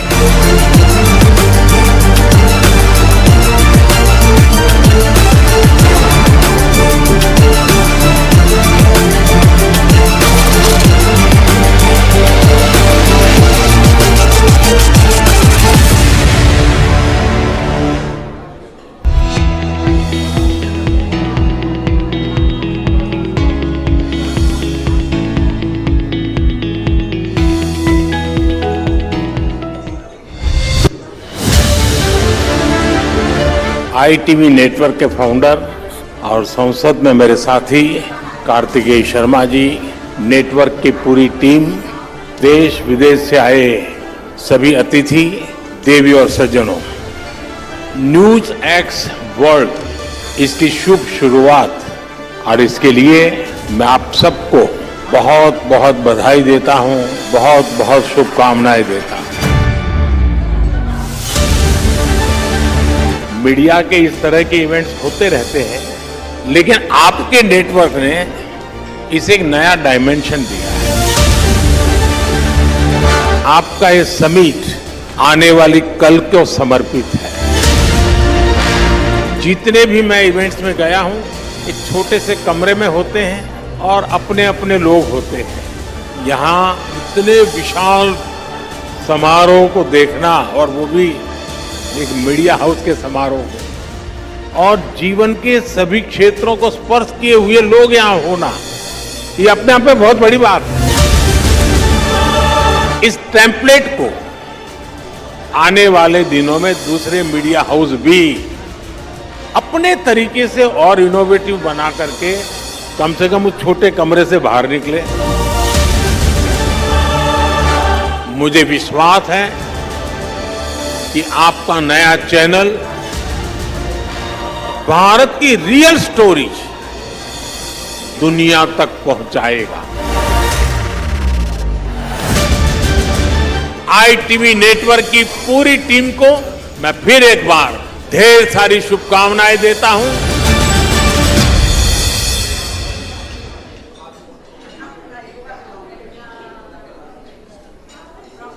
Educational reform. The project seeks to achieve 100% compliance with 35 infrastructure and facility benchmarks in 2,441 government schools. Under this initiative, schools are being equipped with smart classrooms, science laboratories, libraries, computer labs, and hygienic toilets. The Uttar Pradesh government, led by Chief Minister Yogi Adityanath, is powering the future by creating thousands of new jobs for our youth. The Uttar Pradesh government is accelerating its journey towards housing for all. Under the Pradhan Mantri Awas Yojana, this scheme is providing affordable Pakka houses to the economically weaker section of society. Every house is equipped with toilets, electricity, clean water and gas connections. This is ensuring a life of dignity and hope. Till now, more than 36 lakh houses have been sanctioned in rural areas. Families are getting safe and secure homes. In urban centers, more than 17 lakh houses have been built.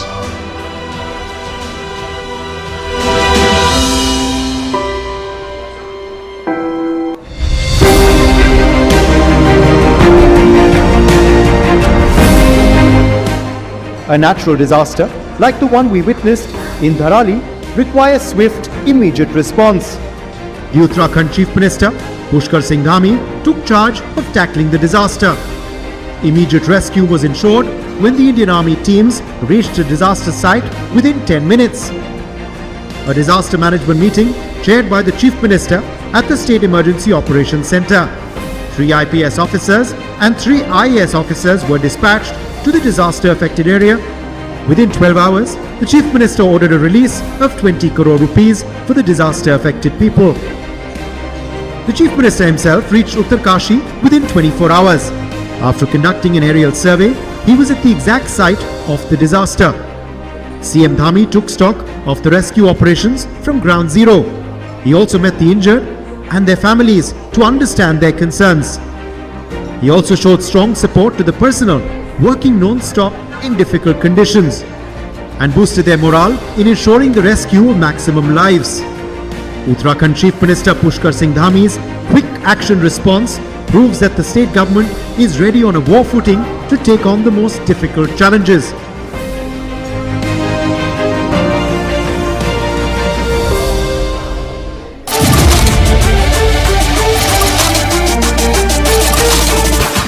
We have to encourage women. Family counseling with the woman is very important. IVF means in vitro fertilization. People against rapes in India, empowerment and disability. Marriage is a sacrament. Body positivity. Prenups should be made.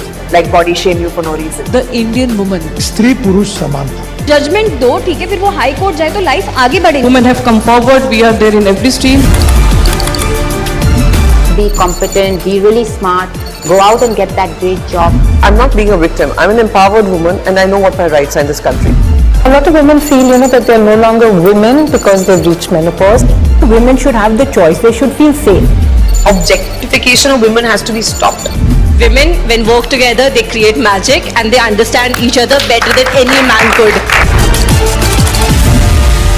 Investing in women is ensuring that you're investing in a future which has good returns. Not allowing a woman to go and visit her parents' home when she wants to, denying her this, is domestic violence. हाथ में पैसा होना is the biggest form of empowerment for any women. ये मेरा जो चेहरा है ये मेरी कमजोरी नहीं, यही मेरी ताकत है. कोई तो माँ के पेट से सीख के नहीं आए, मेहनत करके हम सीखे, कर रहे, कमा रहे, घर चला रहे. Very rare opportunity for women. Usually we are the ones who are replaced in a sequel.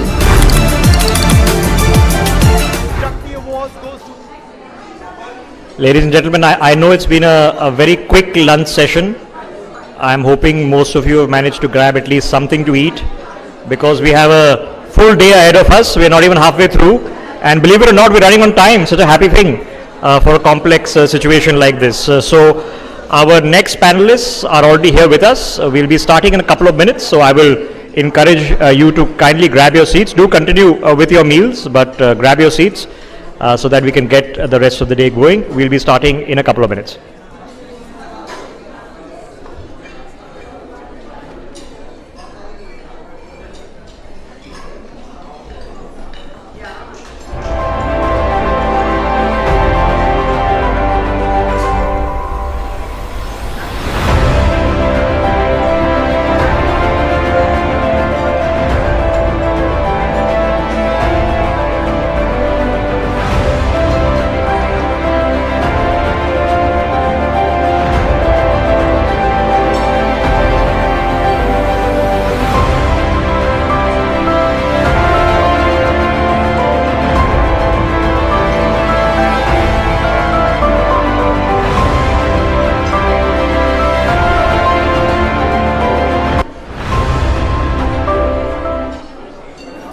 Family counseling with the woman is very important. IVF means in vitro fertilization. People against rapes in India. Empowerment and disability. Marriage is a sacrament. Body positivity. Prenups should be made.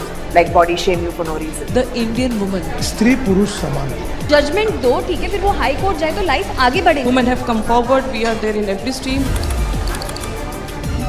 Be competent, be really smart, go out and get that great job. I'm not being a victim. I'm an empowered woman and I know what my rights are in this country. A lot of women feel, that they're no longer women because they've reached menopause. Women should have the choice. They should feel safe. Objectification of women has to be stopped. Women, when work together, they create magic and they understand each other better than any man could. Investing in women is ensuring that you're investing in a future which has good returns. Not allowing a woman to go and visit her parents' home when she wants to, just denying let her the this, finish once and then is start. domestic violence.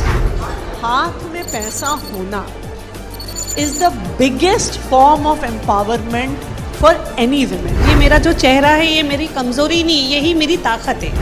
कोई तो माँ के पेट से सीख के नहीं आए, मेहनत करके हम सीखे, कर रहे, कमा रहे, घर चला रहे. Very rare opportunity for women. Usually we are the ones who are.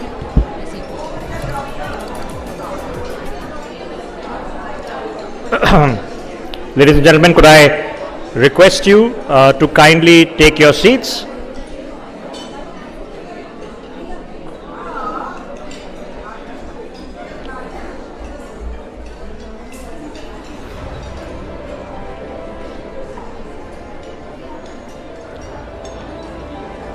Like I mentioned, we are running dot on time and I would genuinely like to keep it that way. So once again, I request you to kindly take your seats so that we can begin our next session.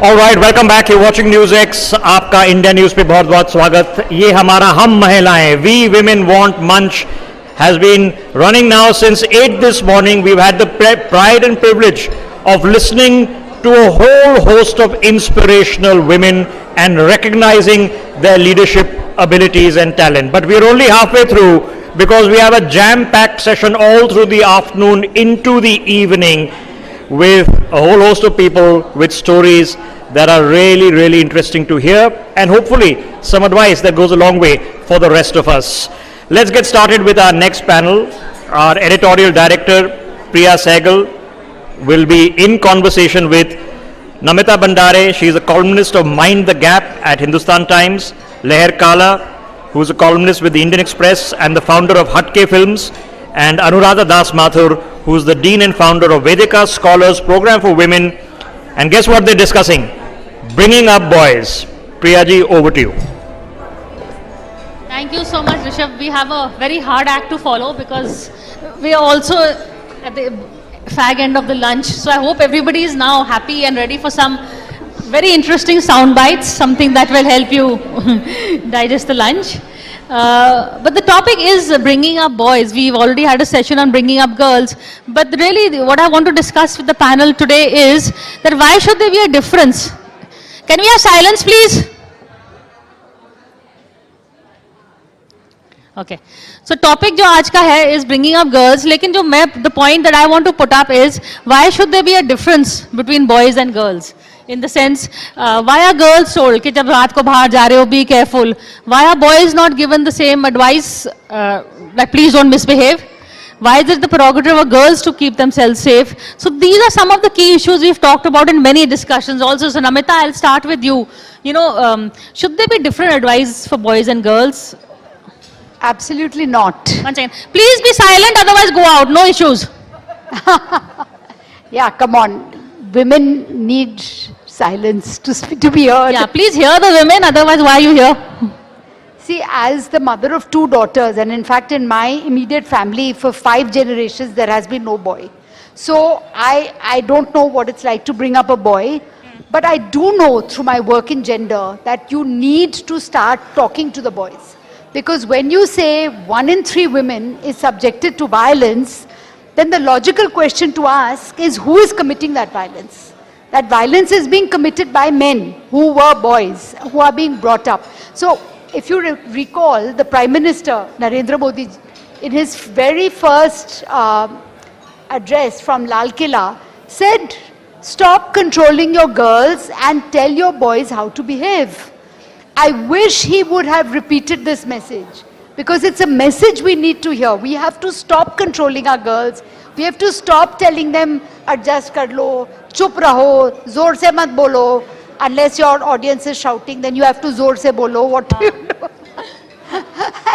we need just alongside, while we're doing all this, we need to be addressing the boys as well.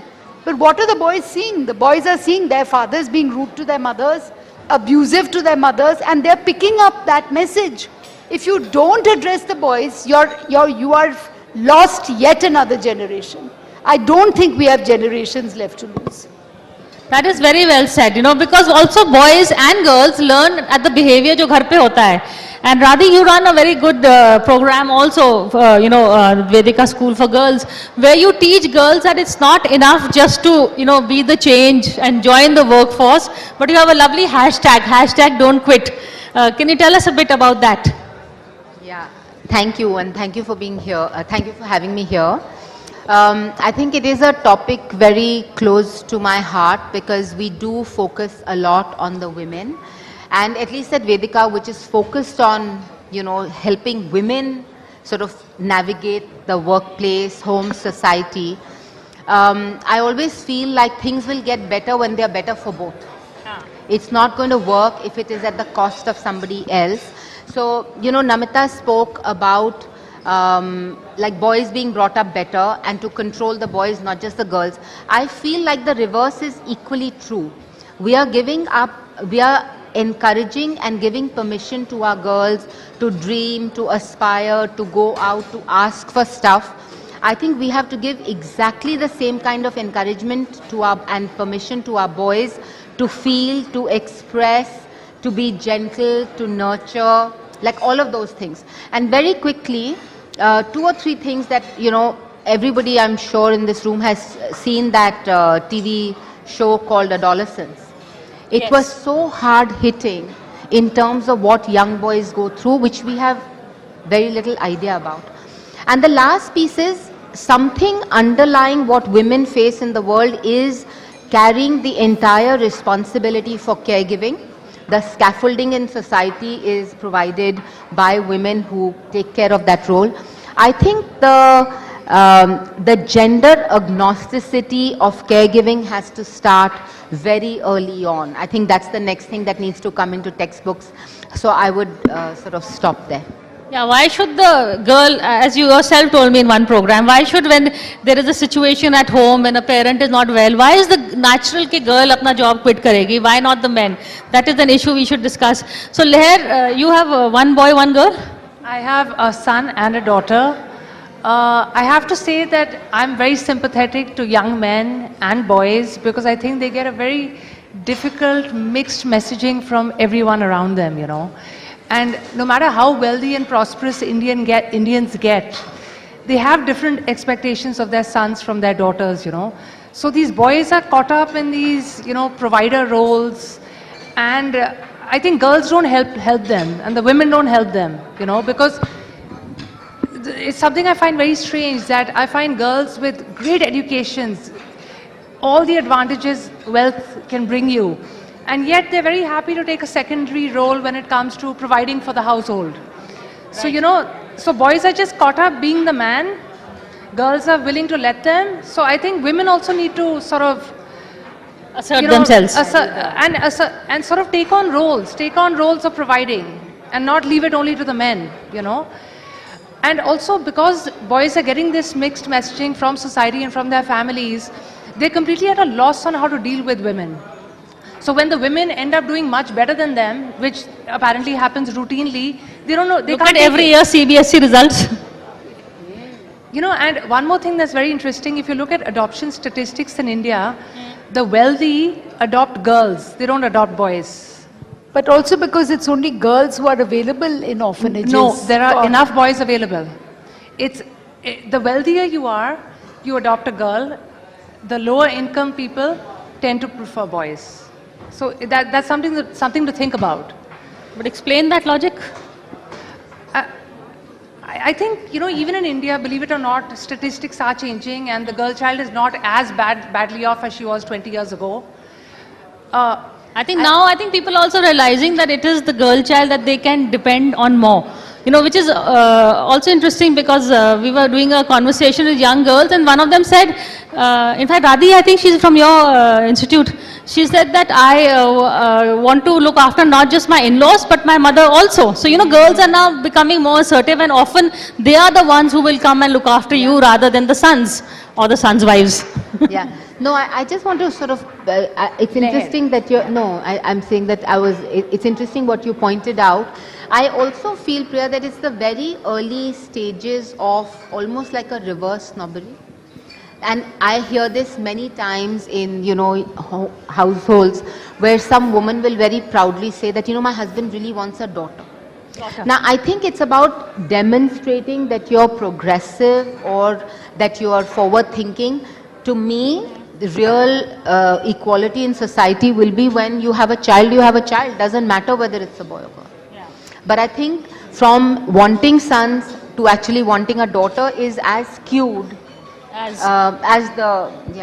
is why also it helps when we have all the celebs adopting daughters, because you have to also show by example, which is they celebrate their daughters also, which is a good trend. But Namita, somebody here mentioned Adolescent. Have I got the name of the movie series right? Yes. Adolescent. That story of that is how there are outside influences also. There are a lot of things that trigger young minds. So let's make this a gender neutral comment really. But what do we worry about for our kids today, in today's age? No, I don't think some of the influences that young men are being exposed to are gender neutral. As Leher pointed out, there's a lot of really toxic hyper masculine, the Andrew Tates of the world, and you think your child is safe in their room on the laptop, and they're actually listening to this garbage that is completely skewing the way they look at women and the way they look at the world. And it's, earlier it was even, which is not concerned with this, but even ISIS and terror, there were a lot of these propaganda videos that were being directed at young men.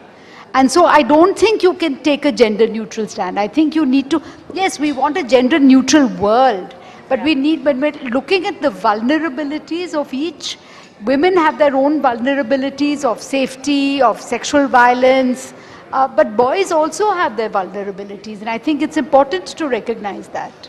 Well, Leher, you spoke about the vulnerability of boys, Actually, have you ever watched Andrew Tate? He makes a lot of sense. Who?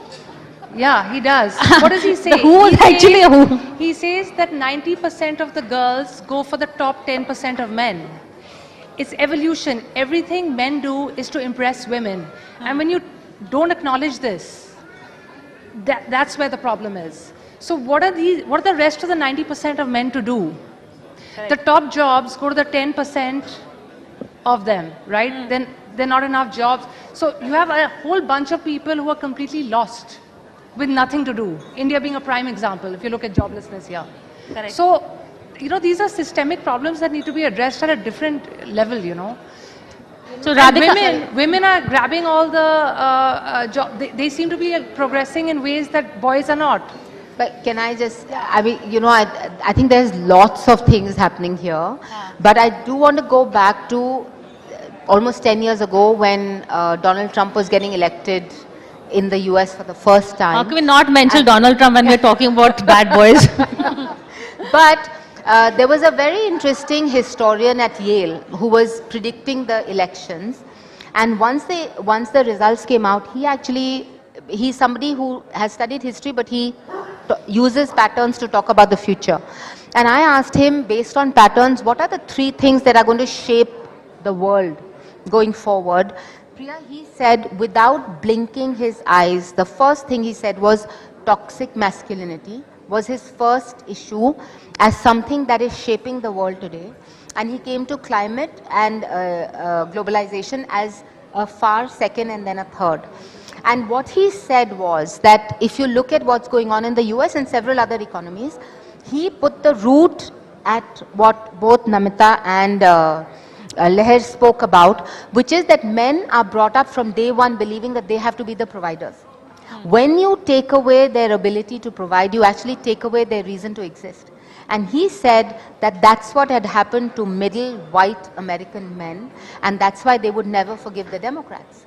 So whether it is responses to immigration, whether it is responses to, the importance or the criticality of this gendered way of bringing up boys and girls with such a skew in terms of what is expected of them is actually causing some very serious responses at a national, economic, social, all of these levels.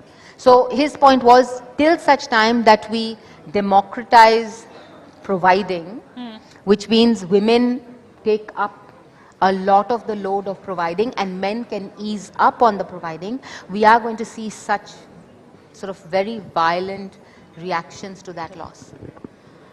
I just wanted to add, women would love to take up that load.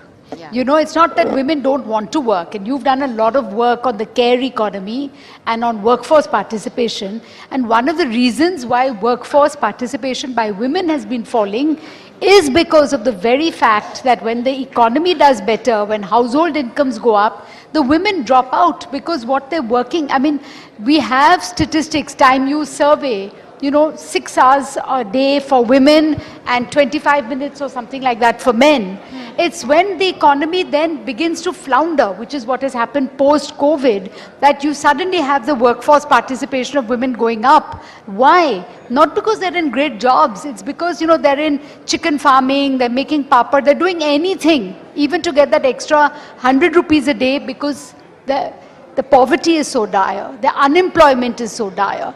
Women want respectable jobs. I think there's no... Look at the girls who come to Vedika. I mean, they're aspirational, they're dreaming. This morning, there was this wonderful session of drone didis.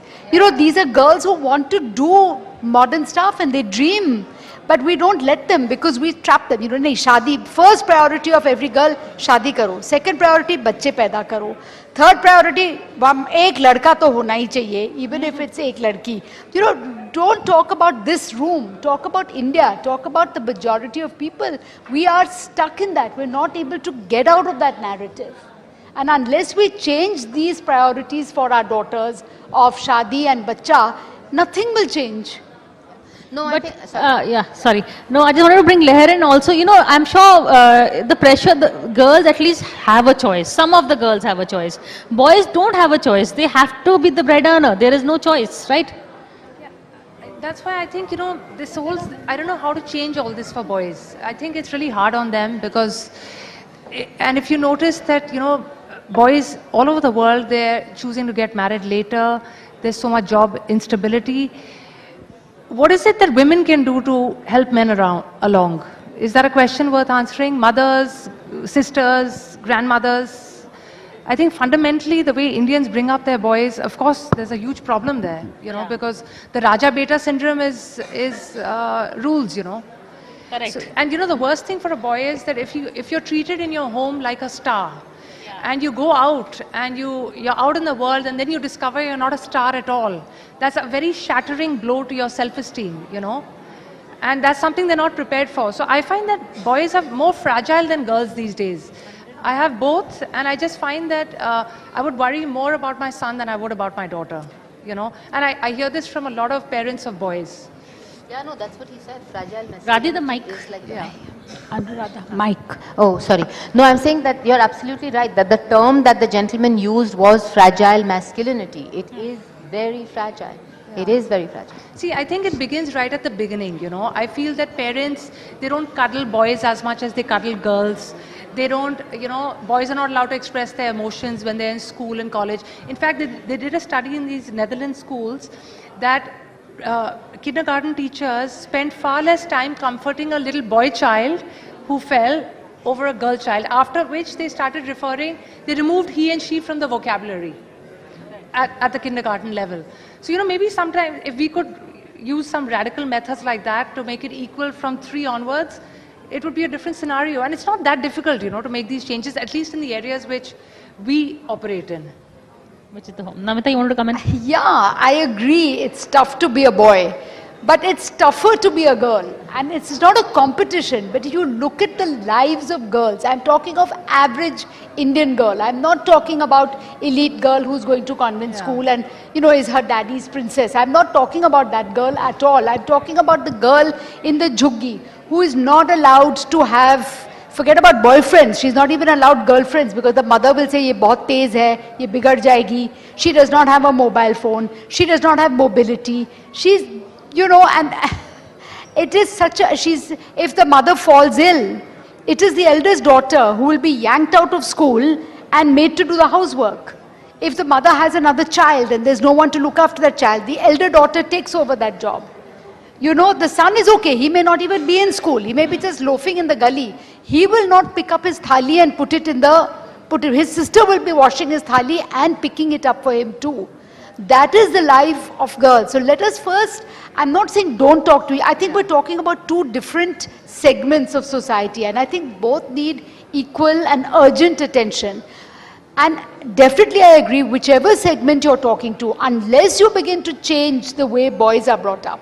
It's not just, you can't just change the way girls are brought up. You have to also change the way boys are brought up. Yeah. This story will never change. Yeah. He will remain Raja Beta. Yeah. 100 years from now, we'll still be mourning Raja Betas. On that note, I think thank you all for this conversation. It is, the note is really right. It's not just the change, it's not just the girls. The mindset of the boys also has to change. The mindset has to change not just in the workplace, in the school, but also at home. And we have to set the example because it is what they see at home is what they will do later on in their own homes. But thank you for this conversation and thank you all. Well, thank you so much to everyone for joining us at the We Women Want Conclave. And with that, we swiftly move on to our next panel discussion. We have with us Ms. Anjul Bhandari, celebrity designer, Ms. Namita Kohli, principal designer at Wisma Atria Interiors, and Ms. Chanda Narang, CEO of Fraser & Hawes, with us to discuss what the language of design is all about. Moderating this conversation will be Ms. Priya Saigal. Priya ma'am, request you to stay on stage with us as we put our hands together for our current panelists and the next set of panelists. Request Ms. Anjul Bhandari, Namita Kohli and Chanda Narang to please take their seats on the stage.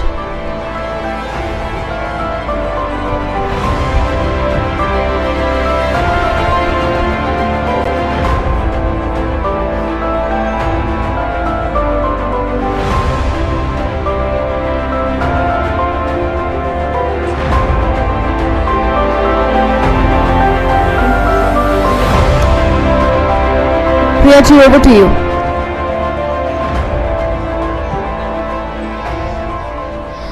Thank you all, and may I request all of you to sit down, or you can go out on the balcony if you want to talk.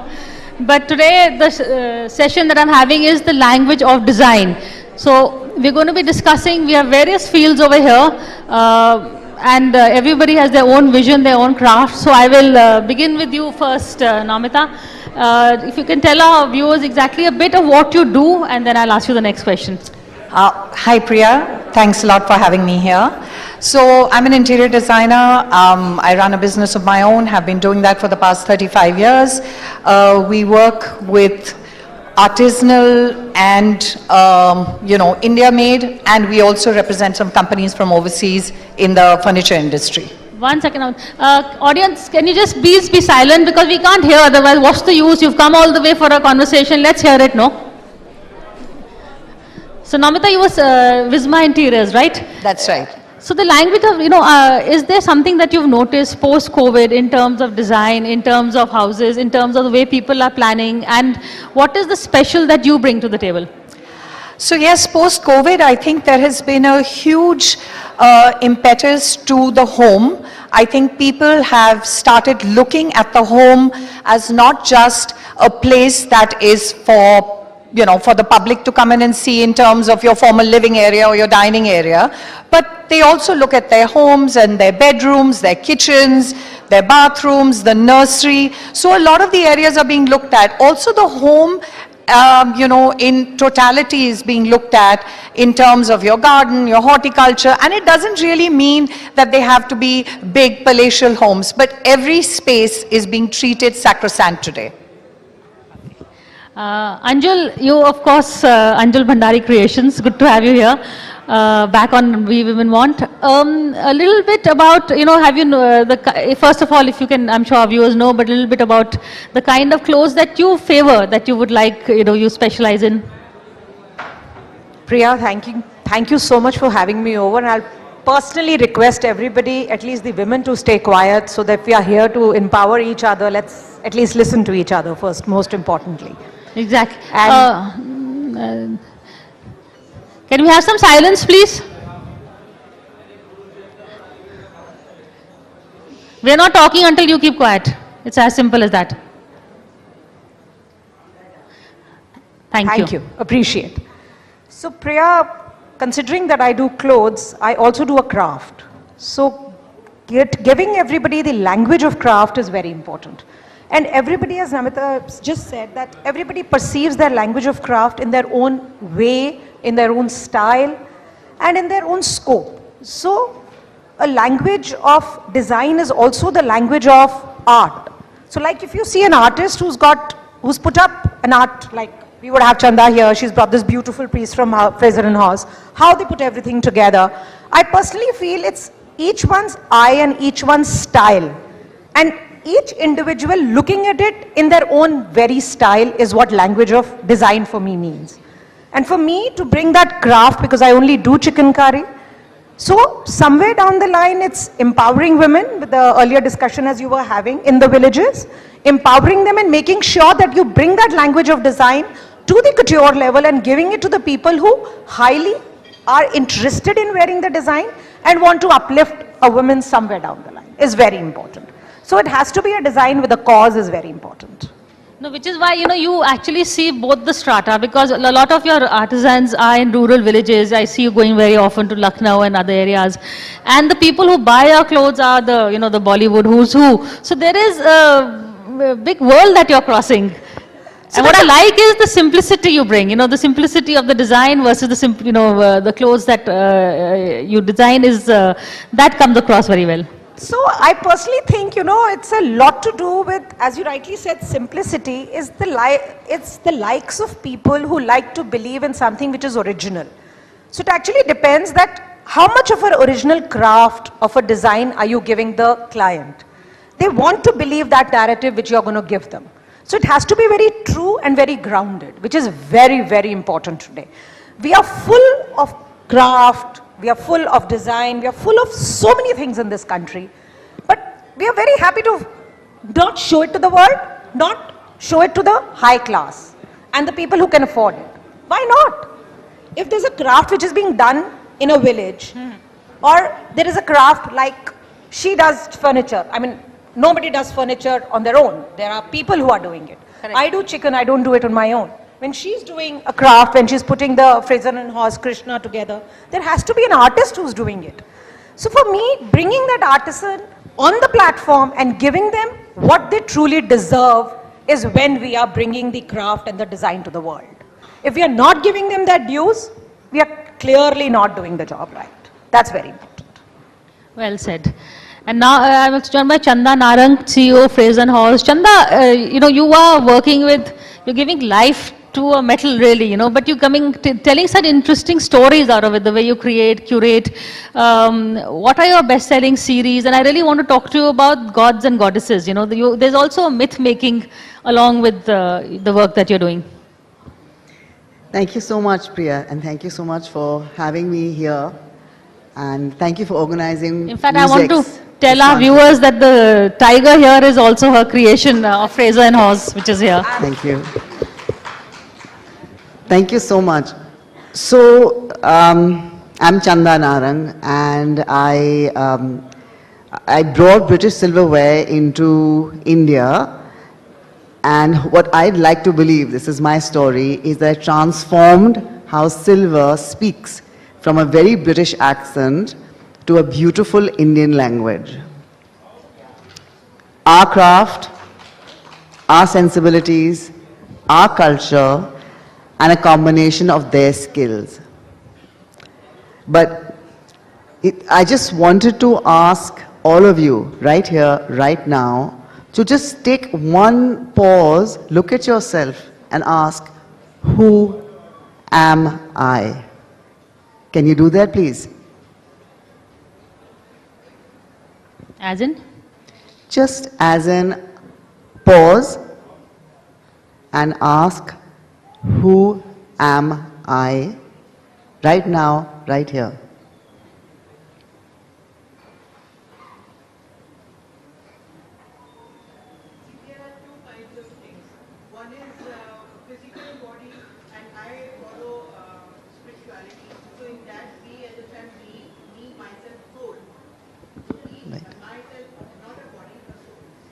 So in the quietness of looking at yourself, you are actually designing the real you.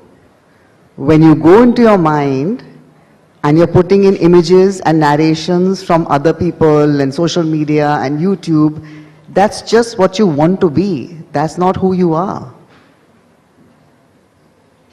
Design is all about who you are. Who is your original self? What is your original expression? And can you get to that expression? You can only do it in quietness. When you connect with yourself, each and every single one of us is a designer.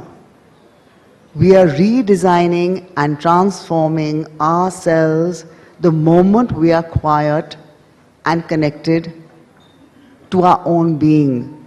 Shakti is inside. Creativity is inside. And if you can express it from here, if you can express your original self in any manner, you are a designer, an original designer, an award-winning designer. Each single one of us, right here, right now, is an award-winning designer. Well, let's congratulate ourselves. Thank you for that. But sorry, did I just? Yeah. No, I enjoyed that. Namita, a bit about your story. You know, I've asked Anjul and I will ask Anjul and Chanda also. What made you choose furniture and design? So actually, when I came out of college, I didn't know at that time. There was no, girls didn't really have to have a career.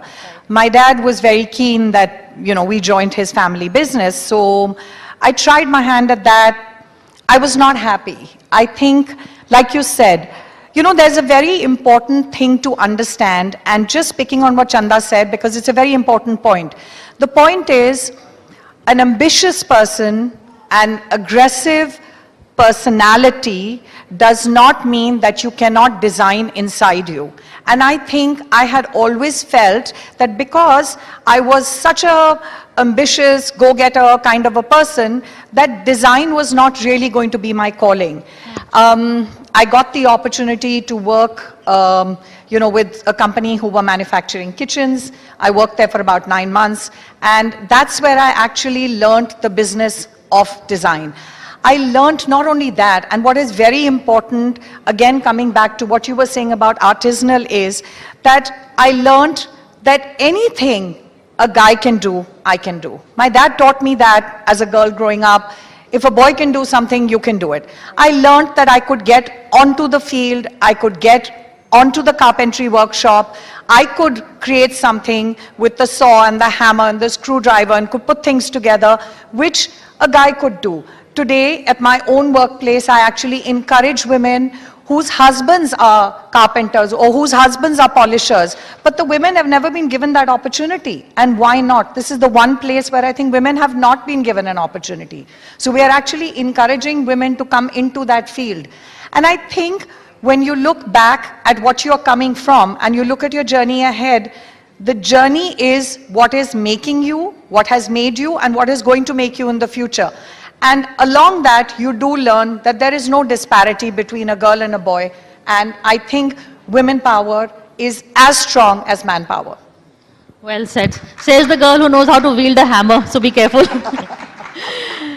Anjul, will you share your story with us also? Because was this the career you had chosen? So, I don't know whether it was chosen or it came to me. But I always knew I wanted to work with women because I got married very early. So got married in Lucknow, so was very closely associated with these women artisans.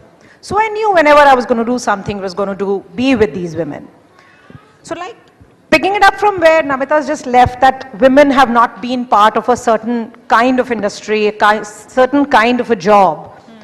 I think I was truly blessed there because somewhere this craft which I was taking forward was completely in the hands of women. So when it came to the COVID, the unfortunate part of COVID, they were running the houses because the men had no work. Right. People were not ready to buy anything, but these women were still sitting at home and doing their embroideries. And for the world, the work from home was a very new venture. But for us, it was something which always existed. We always would give work to the women, which would take back the work to their villages, to their houses, where they would work in their free time and get that extra money. We just did a little, run through with one of these journalists in Bombay, and she's written that how a craft from a village has gone to New York, where Devika, the CEO of Conclave, was wearing it as a jacket for herself, and she makes sure that she's bringing up the craft of the country. So you have to remember that when she was there, she was speaking to these women and she says, "Aap paise kamate ho, aap un paison ka kya karte ho?" And I love the answer which came from there. She turned around and said, "पैसे जो हम कमाते हैं, हम अपने लिए कमाते हैं. हमारे कपड़े, हमारा खर्चा और सब कुछ घूमना फिरना इन पैसों से है. घर चलाने के लिए हमारा पति हमें पैसे देता है. This is our extra pocket money. So that was something which really made me happy, because they were not putting their money, they were giving that extra pressure to their husband that if you're making money, this money is mine. So that whole idea of my money was a very big thing. And then that my money, when turns around to support the husband when he has no job during COVID, I think it's a great empowerment which we should be very proud of today.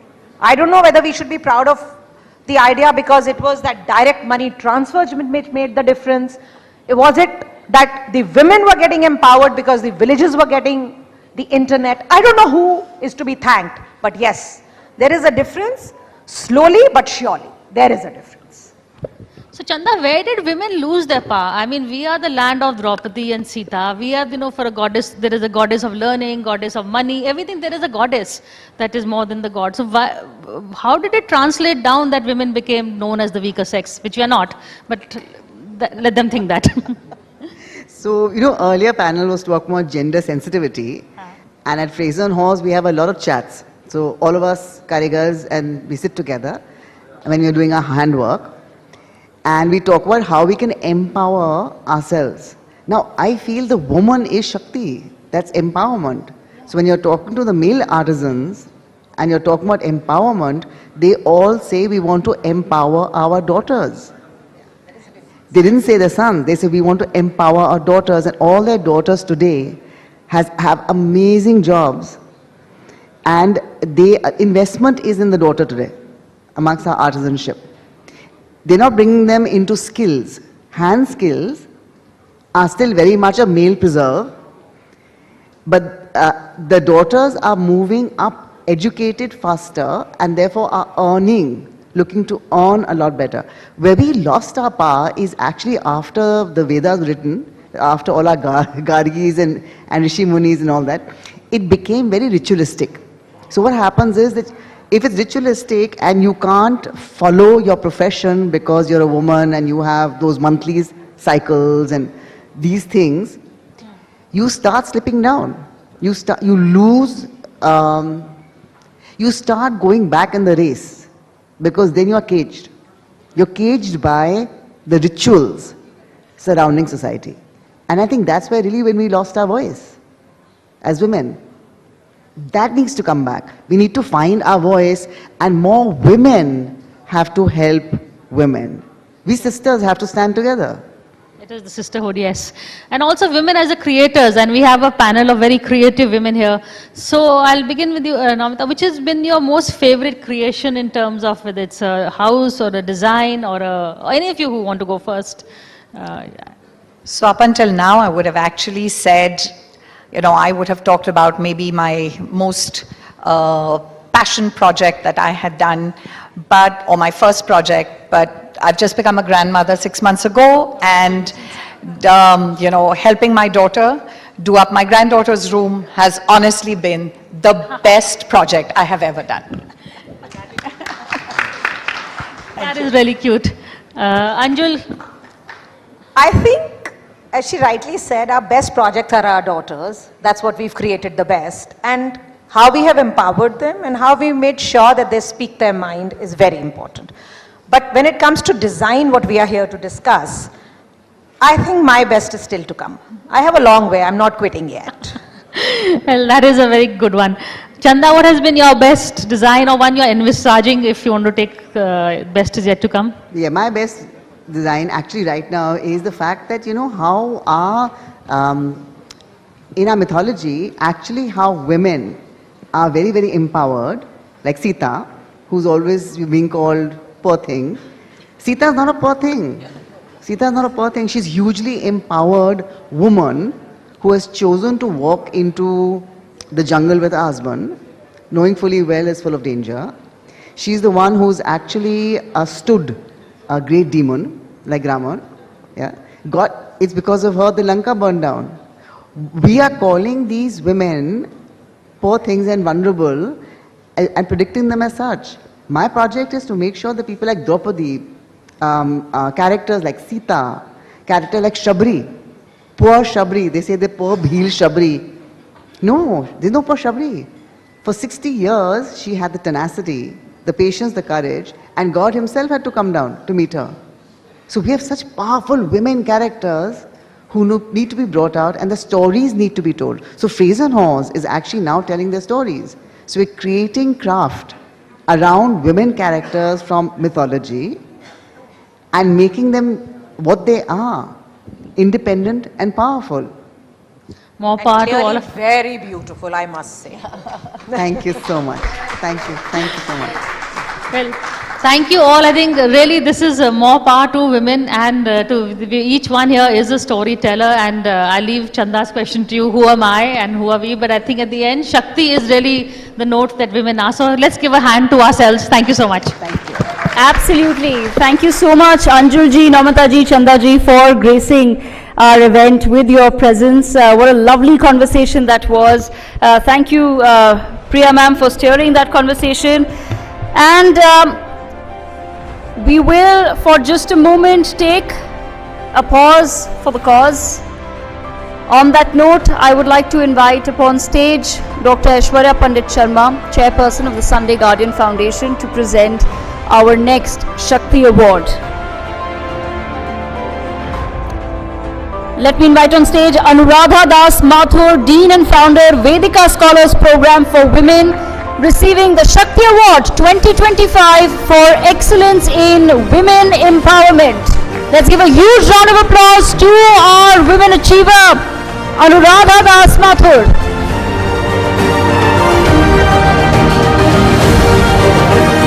And with that, ladies and gentlemen, swiftly moving on to another conversation from IVF to menopause. We have with us Dr. Geeta Prakash, family physician, Dr. Jayashree Sundar, gynecologist, and Dr. Tanya Bakshi-Rodgi, Director, Reproductive Medicine, IVF and Onco-Fertility, Max Super Specialty Hospital. This conversation will be steered by Ms. Priya Sehgal. I request all our panelists to join us on stage, Dr. Geeta Prakash, Dr. Jayashree Sundar and Dr. Tanya Bakshi-Rodgi. Let's have a huge round of applause for our next session from IVF to menopause. All questions that women want answered. This is really the answer to all your problems, whichever stage you're in, is here on this stage. So please, I hope you will all listen carefully, and thank you all for taking time out from a very busy schedule, emergency rooms, operating theatres, to come today and talk to us. The topic really is from IVF to menopause, but it's women's health is what we are going to be discussing. We have with us Dr. Tanya. I'll begin with you, since you are really the IVF expert here. There is a lot of, I wouldn't say pressure, but there is also a desire for women to conceive. When they don't, fortunately now there are options, but there is IVF is one such option. But there is a lot of hesitancy. People don't like to talk about it. They're a little worried about the procedure. So if you can just simplify the procedure for us and explain to our audience what it involves, what it entails, and who is eligible for it. Thank you. And really, many congratulations. Fantastic audience. And I would say kudos to the last team also who spoke about the empowerment of women. And I think we are very much there. And when we talk about myths around IVF, I'd like to say that the perceptions are changing. The women are far more empowered about taking their own decisions. Right from women, I'll simplify it to say, they're coming up and saying they want to freeze their eggs because there's nothing that a woman can't manage. Having a career, being a mum, leading an independent life, and planning a parenthood really when it is right for her. So yes, while the societal pressures do exist, but there is a growing, younger generation which is empowered and which is rightly taking the choices in their hands. So typically, if I'd say why women are seeking more fertility treatment, I would say there is a change that we are seeing. Our fertility trends are changing. The age at which they're getting married, they're wanting to have kids, both for men and women, is changing. From the early 20s, it's moving to the late 30s. Again, when we look at the trends, there is a lot of stresses which are there now, hormonal imbalances, lifestyle changes, all of which confound to make really the factor there for a woman's egg reserve, which tends to go down in her mid-30s. So thanks to IVF, they don't have to wait for the biological clock. They can freeze the eggs and carry on doing what they want to. And I think same for men. There is a 50-50. We tend to think that IVF is really because it's a woman's problem. It isn't. When we look at our society at large, our men have equal number of issues with their sperm count. So there could be someone who has a problem with her tubes and she can't conceive. There could be a hormonal balance. She doesn't produce an egg every month and she's gone through many cycles of treatment.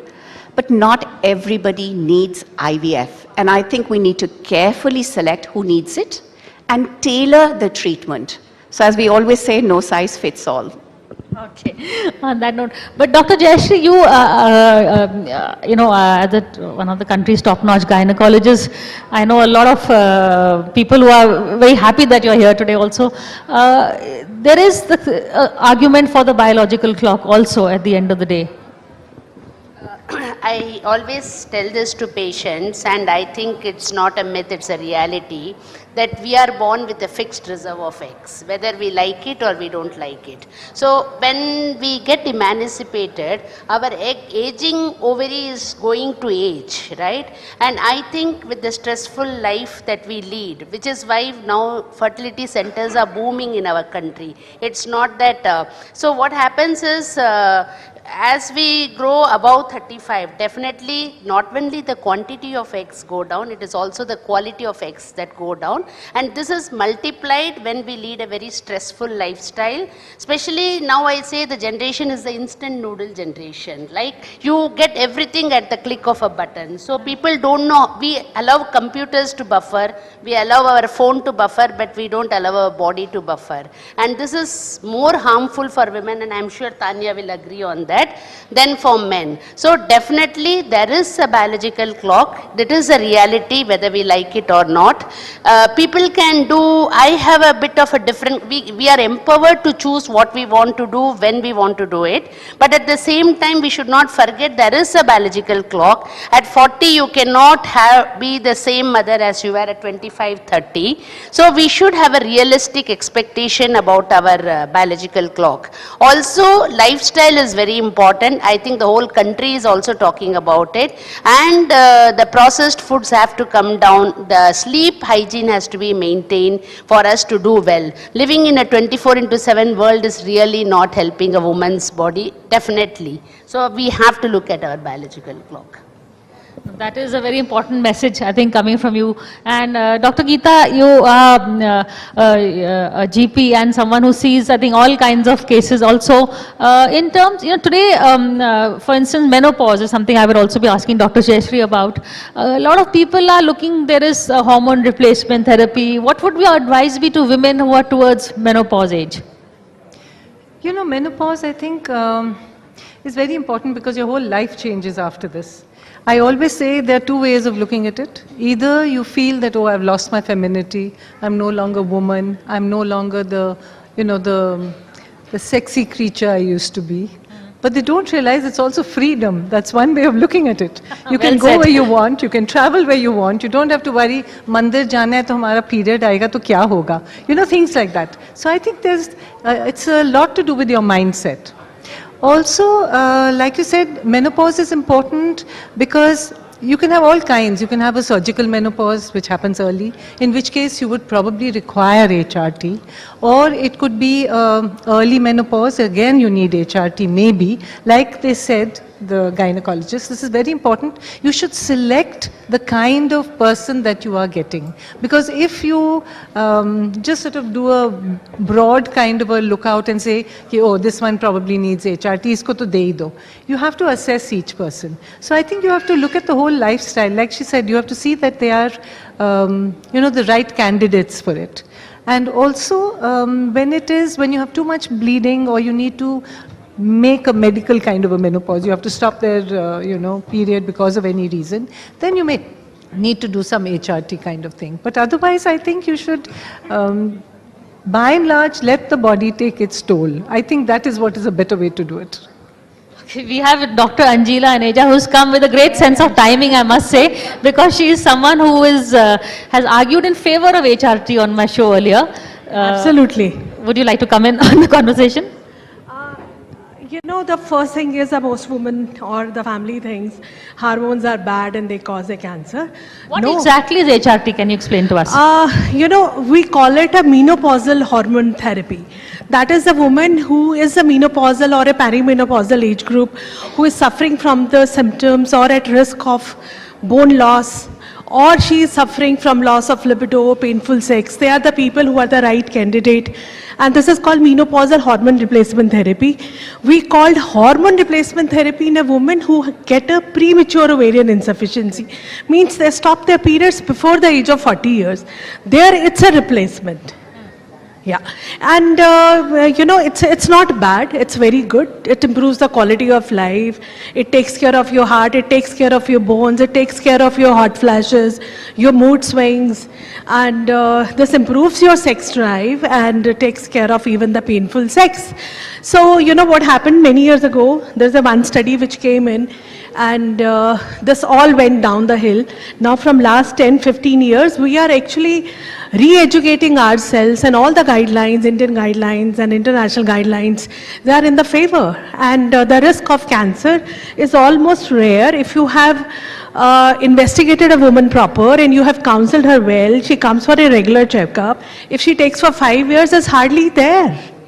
You know, if it's there, if it happens, you know, the other causes, if you look into the obesity, it increases your cancer risk by 8 times more. Alcohol, smoking, it increases your risk of breast cancer by 8 times. Then why you're worried about hormone replacement therapy, which improves your quality of life, which even decreases your morbidity. You know, the morbidity after falling and having a fracture of your femur, it takes a toll on your health and increases your mortality. Why a woman is scared of taking a hormone replacement therapy? I think there are too many myths that are involved. There are lots of, the one myth is कि मुझे cancer हो जाएगा. Second myth is कि hormone नहीं लेंगे हम. You know? Hormone nahi lena is an argument I've heard, Dr. Jayashree. Yes. What would you advise? So if there is a need, it should definitely be given. As Dr. Angela pointed out, if somebody suffers a premature ovarian failure, that is you become menopausal before 40, which is happening more commonly now, definitely that woman would need an HRT. It is not just it is her reproductive, not only her reproductive health, it is also her cardiovascular health, her bone health, as she said, her cognitive health. That also goes for a toss if you go low on estrogen very early on in life. After the age of 50, we should be able to choose carefully the woman we want to give HRT, because the studies that were done showed there was a morbidity, but the women chosen were the wrong population. So if a woman needs it urgently for a purpose, it can be given under supervision, as Dr. Angela rightly said. But if it is a premature ovarian failure, these poor women should get their HRT, because their reproductive health is going to go for a toss. Their, you know, they might have fractures at just the drop. I mean, even falling down very simply can lead to fractures, and you don't want them to have this. So I would vouch for HRT in the rightly selected population, definitely.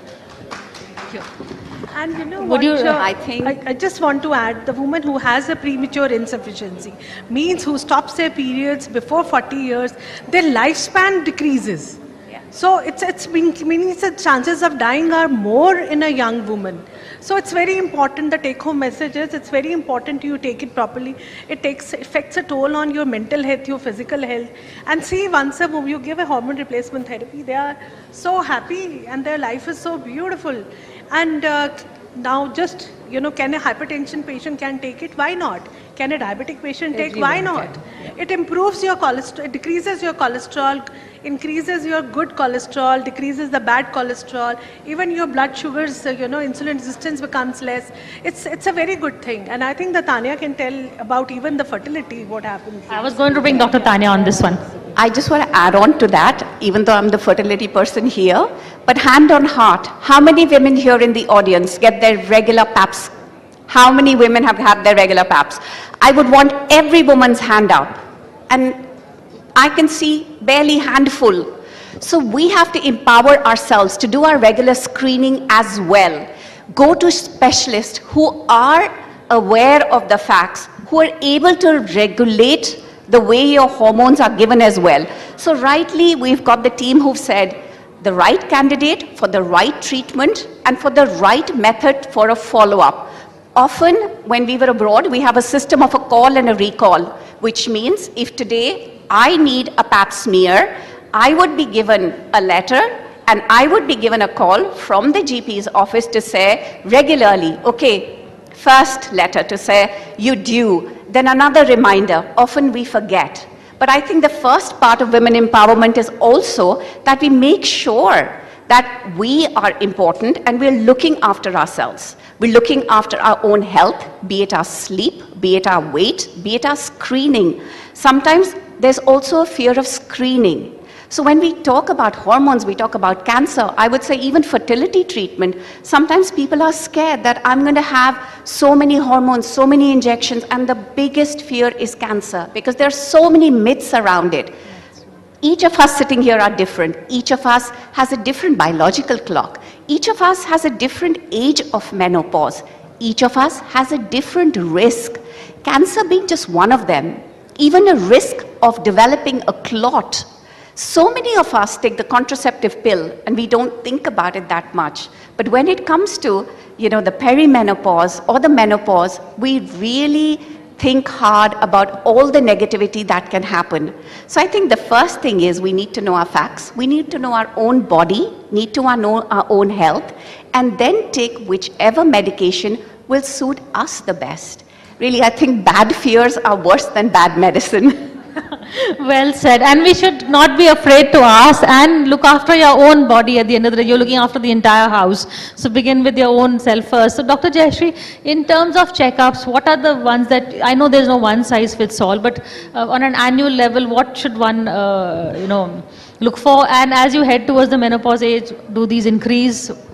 So all women from the age of 25, youngsters should go for their cervical cancer vaccination. If you have daughters at home between the age of 9-25, when they are sexually naive, that is the best time to vaccinate them. So that is the first thing that should be a take-home lesson for all the youngsters. In fact, we are now vaccinating the boys also. We have vaccines to vaccinate the boys. Number 2 is there should be an education at home. One about your menstrual cycles, how to maintain your menstrual hygiene.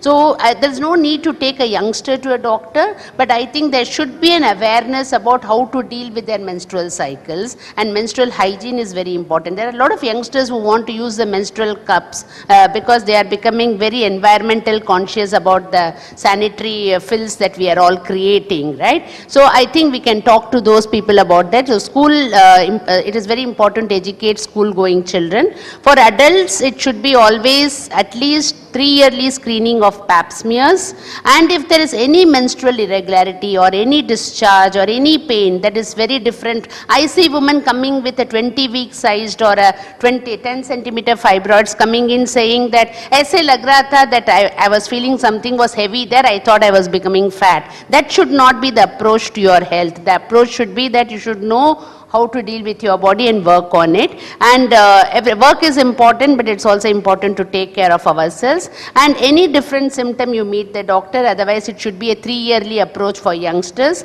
For older people, if they have any history above 40, it should be the mammographies or ultrasounds, pap smears, and also cancer screening if there's a strong family history of cancers, I feel.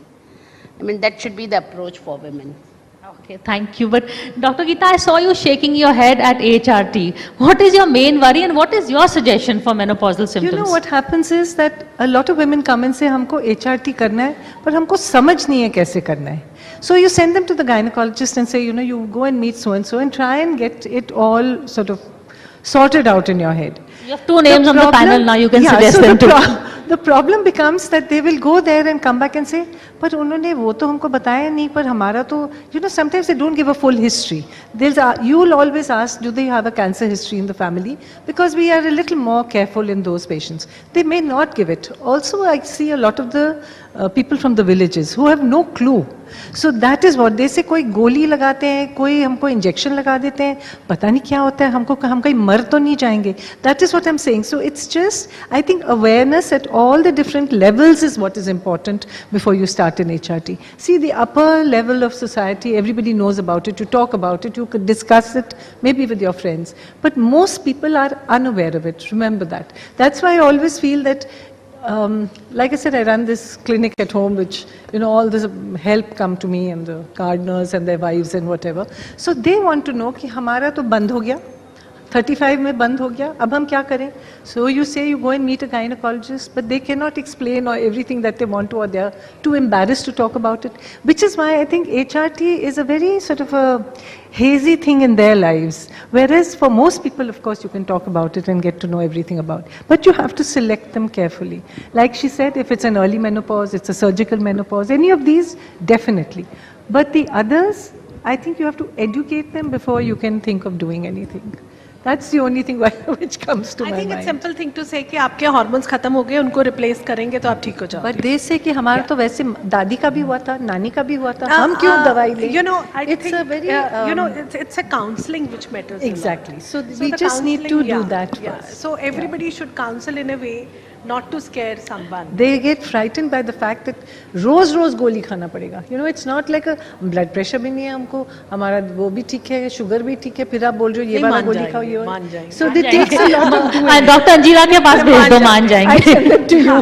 I think the way we are dealing with menopause is also changing. Like I'll tell you, when I looked at my mother undergoing menopause, when she was 50, I got married when she was 50, and I have never seen her complaining about any menopausal symptoms. So I always now in retrospect look back and think, why was she not complaining? Why are women now complaining more? उस समय चुप करने की आदत थी और बात नहीं. So I think the other thing was they had more of community based living, and we live in a very socially structured living, you know, that is, I mean, we are different from what we are. I think, I mean, it's very difficult to explain, but I think they had this, you know, community, they would just sit and do knitting or keep chatting. The support system was more community based. I think that really helped them with their menopause more, because I'm sure they had all the symptoms. My mother-in-law had every bone fractured, but still she would bend halfway down to do her rangolis, you know. So I think we need to look at that aspect also, about creating that social network or community network for women, which really helps them to deal with menopause. You know, at least women menopause is understood and talked about. What do we do about male menopause? We won't even admit it, and they are going through all these jumpy, angry. Absolutely, and I think as a mother of 2 boys and a husband who I keep saying is in andropause as well, and I keep telling them, just like I have hormones, so does your dad. It's not that every bad mood swing I have, it's, oh, mummy's either in the perimenopause or menopause. I said, so does dad. And really it's beyond that. The cardiac protection for men is real. The bone protection for men is real as well.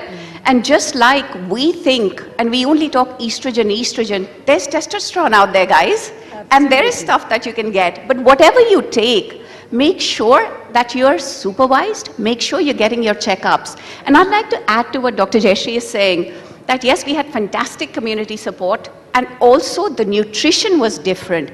There was diet. Even today, I have my great-grandmother at 96, and sometimes she'll say, ये खाओ तो ये better है, desi ghee ऐसा better है, and we've gone round the world and come back and said, nothing like home food, nothing like the nutritious food that was made by our dadis and our nannies. It was all organic. It was all organic.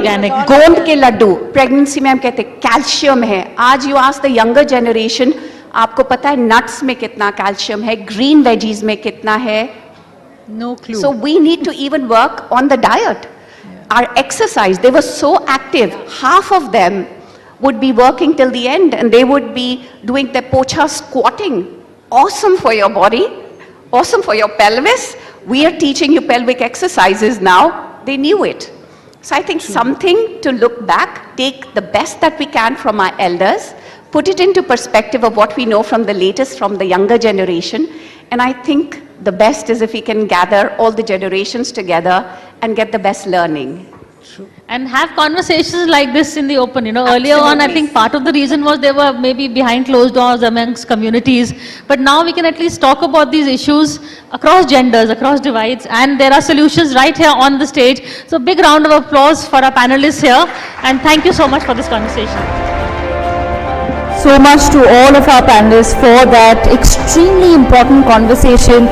As a cancer survivor myself, I must tell everyone that screening is much better than not being alive. So don't be afraid of doctors, don't be afraid of going to the hospitals and getting yourself checked, because that's the reason I'm here today. That's the reason some of us will be here tomorrow as well. So thank you so much to all our doctors for doing the work that they do. On that note, ladies and gentlemen, it gives me immense pleasure to announce that we have a short segment coming up on two extremely important causes for women. One is cervical cancer and the other is breast cancer.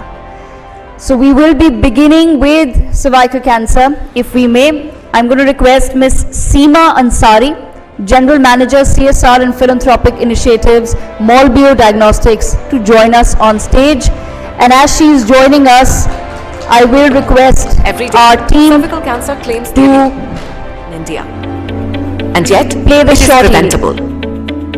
Leading cause, human papillomavirus or HPV. Early detection can save lives, yet access to reliable HPV testing remains limited. Most tests aren't built for real-world conditions where they're needed most. India has already pioneered its own indigenous technology solution.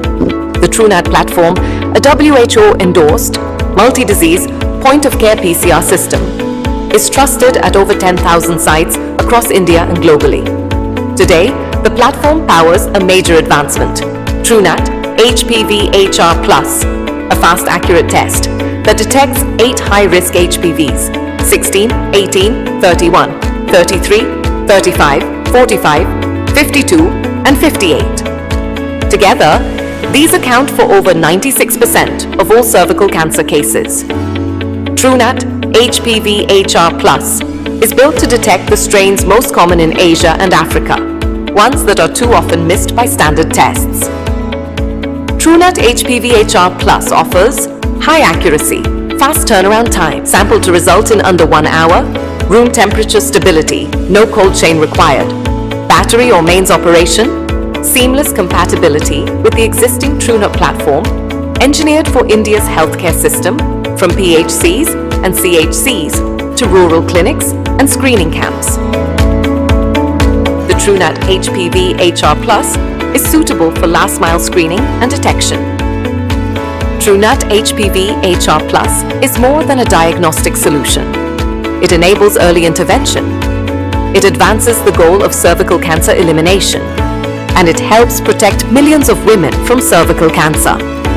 The test has been validated with the support of BIRAC and the Department of Biotechnology, DBT, Government of India, ensuring that the HPV-HR+ meets the highest standards of accuracy and reliability in clinical settings. TrueNat HPV-HR+, early detection, everywhere, for every woman.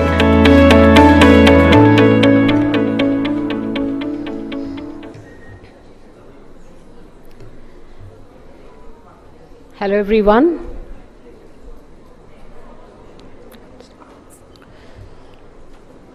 I'm going to start a very short presentation on what is the symptoms and why do we need to protect ourselves from cervical cancer. I just heard the panel of doctors talking about cancer and prevention, which is so true. One has to definitely get themselves screened and tested so that we can meet with the accurate treatment and untimely treatment.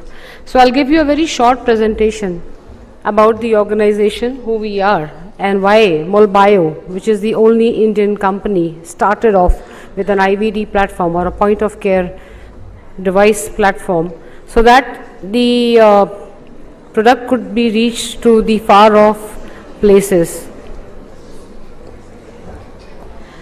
A little bit about who we are. We are Molbio Diagnostics, a homegrown Indian company revolutionizing access to health.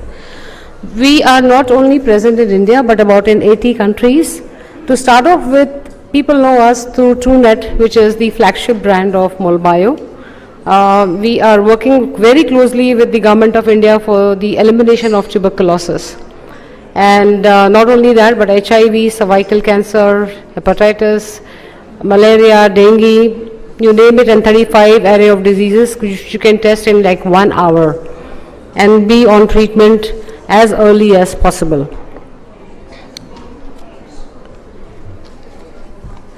Apart from the other problem that we are solving on TrueNet, we are also talking about cervical cancer. As I had mentioned over here, that behind every number there is a name. Behind every statistic, a mother, a sister, a friend. And every 2 minutes, that's the data I've taken from the net, which a woman dies of cervical cancer somewhere in the world. Which is a huge number. And India accounts for 1 in 4 global cervical cancer deaths. But the tragedy is, as I have mentioned here, that it is curable, it is preventable. But you have to take timely action. You have to get yourself screened and tested at the right time. How we can do that?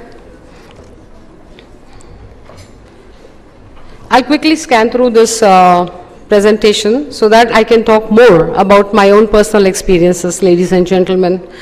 So there are about, India bears the second highest cervical cancer burden globally, yet the cancer is entirely preventable, as I had mentioned. Persistent infection with high risk HPV types is the primary cause. And that's where early and accurate detection becomes our most powerful intervention. So we have come up with a solution called the HPV high risk type virus, which we are able to detect through our tests. We have kept a machine outside for you all to go and have a look at it. And whatever queries that you all have, we can definitely try and resolve it and give you some clarification. How does it get transmitted? Sexual contact, skin-to-skin contact, asymptomatic nature, and persistent infection. So when there is an infection in your body and which is not being detected, I think there is definitely a need to go further and get yourself tested, meet your gynecologist, meet your doctor, and make sure that you are being treated before it is too late. There are some symptoms and health implications: genital warts, respiratory problem, cancer, as I said, cervical and other cancers which are probably present in your body, which we don't know of, and the symptom comes very late or in a very advanced stage.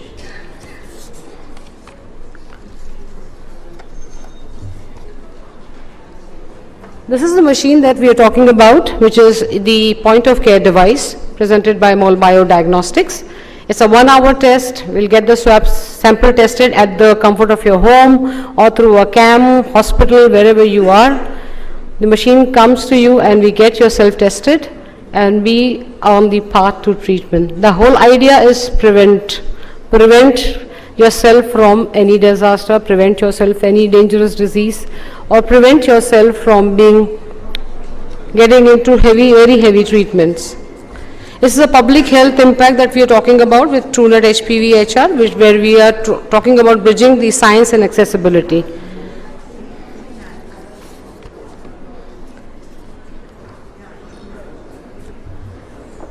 Last slide that I'm going to talk to you about is call to action.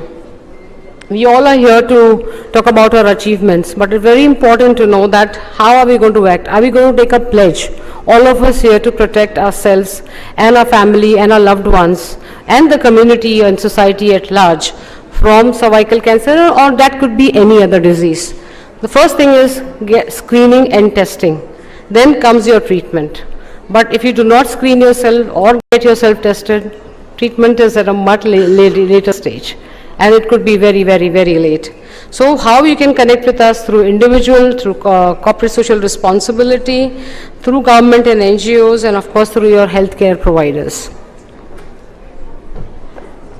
You can connect with us anytime. I've left my my email ID over here, and we are just outside. Please come over, meet us at our booth, and thank you very much to the organizers to have given us the space. And we would want every one of you to come and meet us, and maybe we can discuss more about how we can eliminate this or prevent this deadly disease and our loved ones too. Thank you so much for your time, ladies and gentlemen. Thank you. Well, thank you so much, Seema ji. I hope that that's been a little bit of a learning for everyone here and those who are watching us online as well. As Seema ji has mentioned, they have a booth right outside, and I would encourage not just women but also men who've come. Why don't you go ask some questions that could be relevant to your partners, to your daughters, to your mothers. So let's all of us become more educated and aware. With that, I now invite Ms. Gauri Navalkar Godse, Director and CEO of UE Life Sciences India, as she speaks to us about breast cancer. Gauri ji, may I request you to please make your way to the stage.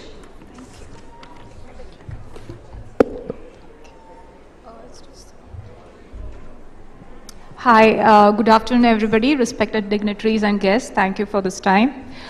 To start off, the moment you mentioned October, everybody knows it's the pink month. There's breast cancer awareness, there's a lot of campaigns, there's walkathons, there's marathons, and I'm really glad for that.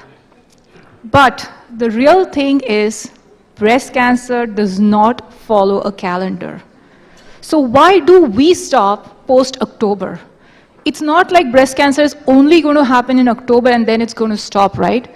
It's great for awareness, but what is post that? Because awareness is just the first step. The key here is early detection. And I'll tell you why I say that. When we look at the treatment of breast cancer, I think we have made amazing progress. There's targeted therapies, there's precision medicine, and it's doing its job wonderfully. I think the place where we are still facing challenges is the early detection. And when I say challenges, I'm not saying that the traditional modalities are not good enough. But the traditional modalities, I feel, are great as a secondary screening devices or a diagnostic devices. So let me explain you. Let's take example of mammography, right? Mammography is recommended for 40 and above once in 2 years as a screening tool. Why once in 2 years is a larger question. Because of the radiation aspect. It's the same radiation aspect that prevents it from being used by younger women, that prevents it by use by pregnant ladies. It prevents it to be used in women with dense breasts. Now, these are the real challenges. Add to that the fact that we as a nation have severe shortages of radiologists. We don't have enough talent to go around to screen every woman and read their report. And these are true challenges that we are facing today, right? So how do we then enable early detection? And that's where we decided to go back to our drawing board to say, how do we address this challenge? Because if you truly want to increase the survival rate, you have to go at the start. The earlier you catch breast cancer, the lesser there is to treat. And with that in mind, what we designed was iBreast exam. It's a completely painless and radiation-free, which means it can be used across all age groups, pregnant ladies, younger women, women with dense breasts. What makes it even more interesting is it's ultra-portable. So for the first time ever in this world, you can now provide a breast health checkup at home, in the comfort of your home. And not just for the urban community, I'm talking about the rural community as well. And you will notice what a difference it makes to these women when you provide something like this for them at their doorstep. The entire test takes less than 10 minutes, so you're in and out within that time, and it doesn't cost you much. To add to it, we are US FDA cleared and CE certified. To enable rural penetration, we have made sure that the device functions without a Wi-Fi and internet. So you get reports on the spot without requiring an internet and Wi-Fi. And this device has been designed so that it can be operated by any frontline healthcare worker. So next comes the question, clinical validations, right? Everybody thinks of that. So yes, we do have independently published studies. We do have studies published in Lancet. What's very interesting is if you look at the sensitivity and specificity, it's comparable to mammography. Now, why that, and why do I keep comparing to mammography? Because, of course, mammography has been a gold standard. If I'm going to introduce something, that has to be comparable to the existing gold standard, and that's where we stand. What's even more interesting is our negative predictive value. So I'll take a moment to go a little deeper into the NPV. What it basically says is, if the device were to screen you and give you a clean chit, how right is the device? And that is 98%. And that for us is very important, because if we are going to send a woman home saying, hey, listen, you're fine, come for your test next year, we need to be absolutely sure. And that is why that number says a lot for us. So, given the shortage of time, we have kind of created a short video that showcases our implementations, not just in India. We are present globally as well in 10 other countries. So this just goes through the entire implementation. So I'm just going to quickly play this.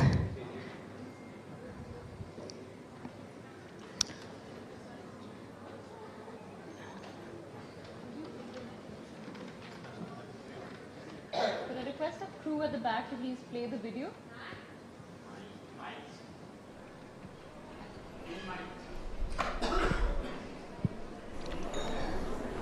Could we have the video, please?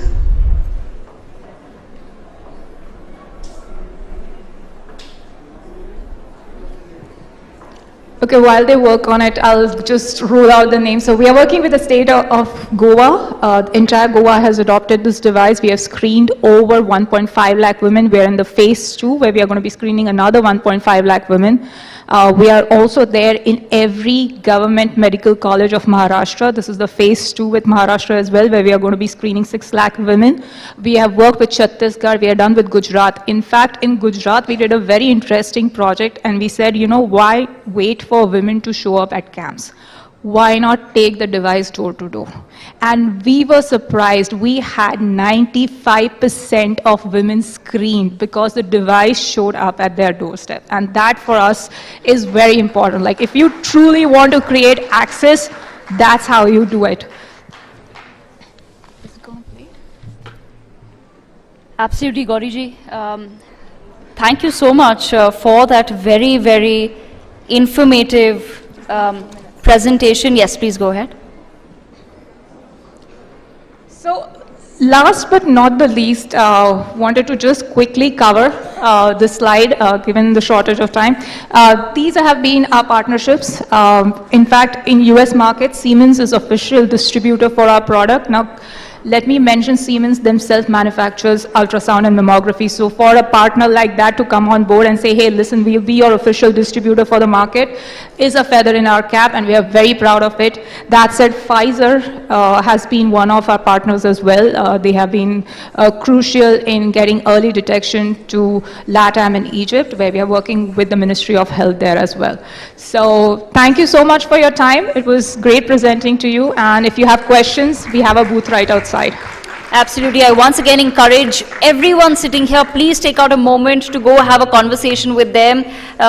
They will answer your questions related to cervical cancer, related to breast cancer, some of the two most rampant cancers that inflict women today, and the two cancers that are entirely curable if caught on time. So it's in our hands to give ourselves that knowledge. Thank you so much to Seema Ansari and Ms. Gauri Godse for giving us that information. With that, ladies and gentlemen, we move on to our next set of awards, for which I will invite on stage Srimati Shakti Irani Sharma, patron the Shakti Awards in MLA Haryana. Along with her, I request the presence of Dr. Aishwarya Pandit Sharma, chairperson the Sunday Guardian Foundation, to please kindly join us on stage to present the next set of Shakti Awards 2025.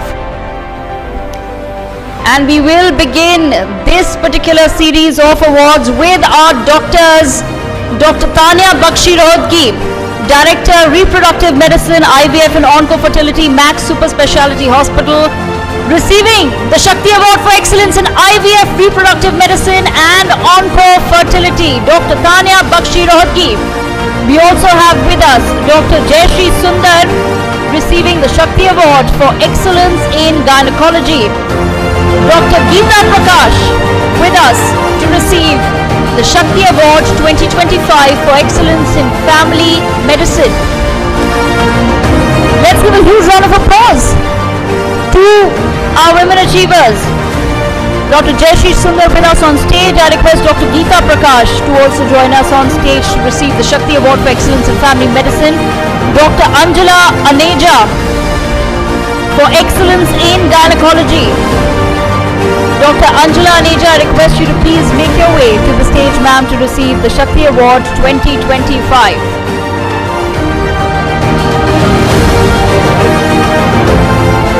And of course, we also have with us Dr. J. Madan, spiritual mentor and celebrity astrologer for excellence in motivational speaking. Dr. Madan, I request you to please join us on stage to receive the Shakti Award 2025 for excellence in motivational speaking.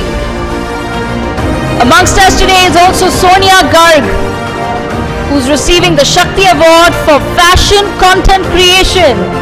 She's a fashion and lifestyle content creator. I'm sure many of you follow her online as well. Sonia Garg, recipient of the Shakti Award 2025. Also with us is Sahiba Bali. She's an actor and sports presenter. She receives the Shakti Award 2025 for excellence in promising performances. Sahiba Bali, actor, joins us at the We Women Want Conclave 2025 and becomes a recipient of the Shakti Award. Our heartiest congratulations to all the recipients of the Shakti Award 2025. Thank you so much, Shakti ji. Thank you so much, Dr. Aishwarya, for joining us on stage to do the honors.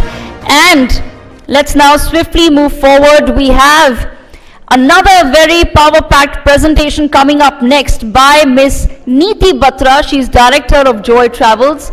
Ma'am, I request you to please join us on stage as you take us through women in business and women leading entrepreneurship. Let's give a huge round of applause to Miss Neeti Batra.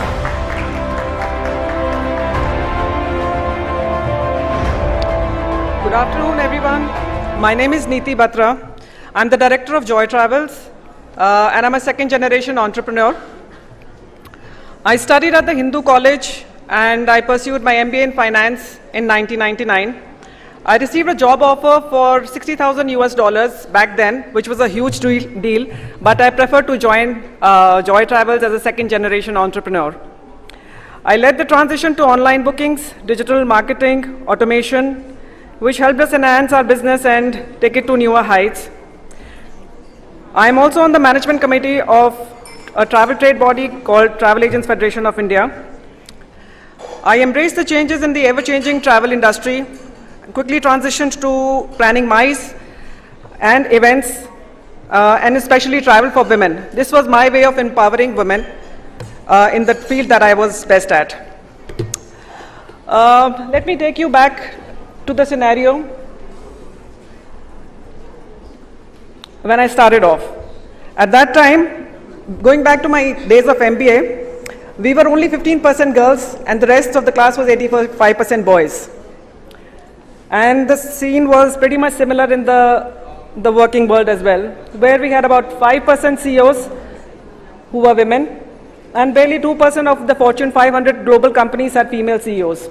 Most leadership roles were led by men. And even in travel, all airline parties, all trade body representations, all key decision-making roles, it was men everywhere. Women were hardly to be seen. It was sort of odd when I joined. I would probably be just about the 5% or 3% women in the hall of 100 to 100 people. Well, things are much better now, so I'm glad the change has happened. Now, 20% of Indian startups are now founded or co-founded by women. India has over 15% women CEOs and MDs in the top 500 companies. Women lead some of the biggest names in tech, finance, media, beauty, and wellness. There are a lot of support networks, funding, and mentorship for women, which has enabled this change.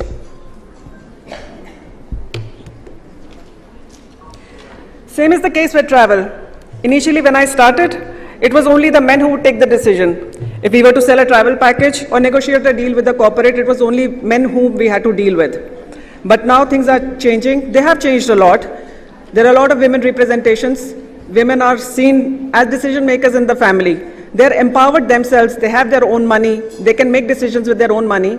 And they're not dependent on the men in the family because they're treated as equals now, fortunately. So the change that we witness in travel is the shift from the men taking decision to the women being empowered to take the decisions. Not only that, they just don't do the family trips for which they take the decisions. They are doing their own trips with their girl gang. They're planning solo trips, which is where my little contribution of empowering them comes into play. I always like to plan trips for women so that they enjoy their life unapologetically. I always like to plan trips for women so that they enjoy their life unapologetically. Well, if we were to consider the question, why was the women participation so low in all this while at the work front? As I said, women were hardly seen. I was in the 15% in my class, 5% in my industry. There was the reasons I think everybody in this hall would agree with me. There was a lot of societal pressure on women. Women were expected to prioritize home over ambition. And that is the case in a lot of tier 2, tier 3 cities even now, which I am sure will change over time. There was a lack of role models. Women did not have anybody to look up to as mentors, as role models, as somebody aspirational whom they would like to emulate. Also, there were no schemes from the government. There was no backing by women entrepreneurs, no backing, no support from female mentors who could help bring up new talent. And also there was this self-doubt, which was an internal barrier, which people of my generation have grown up with, would be able to understand where I'm coming from. It was this self-doubt and hesitation and conditioning by our parents that we were to play the second fiddle. Yeah, we were playing second fiddle most of the time, following what our husbands were doing rather than taking the lead.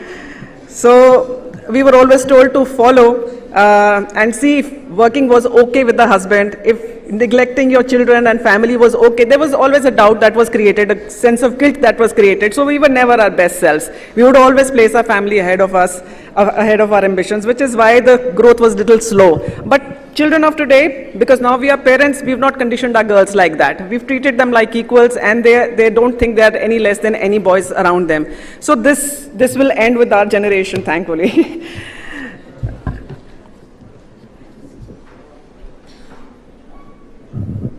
Now, as I said, women are breaking barriers. The people of our generation are also contributing to breaking those barriers by a mindset shift.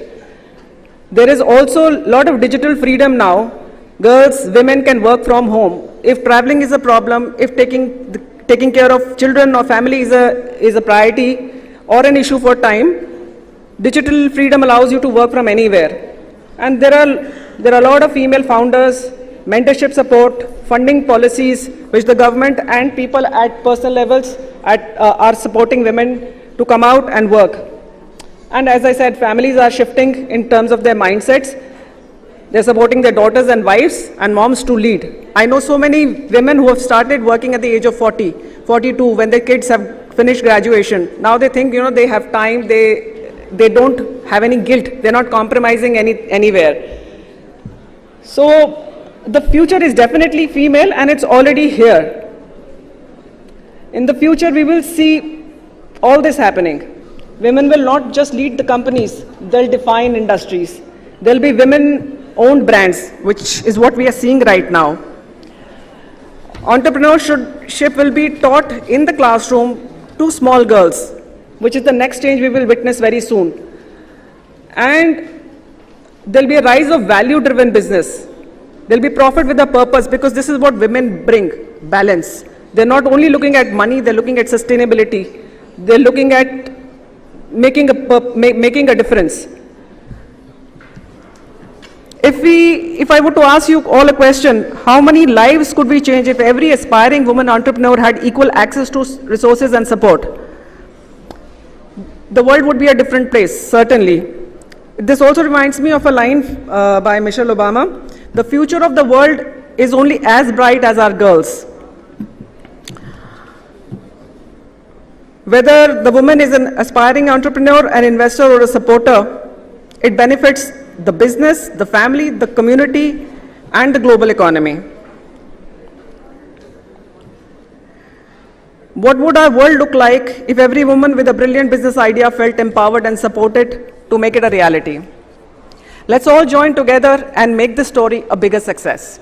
Thank you.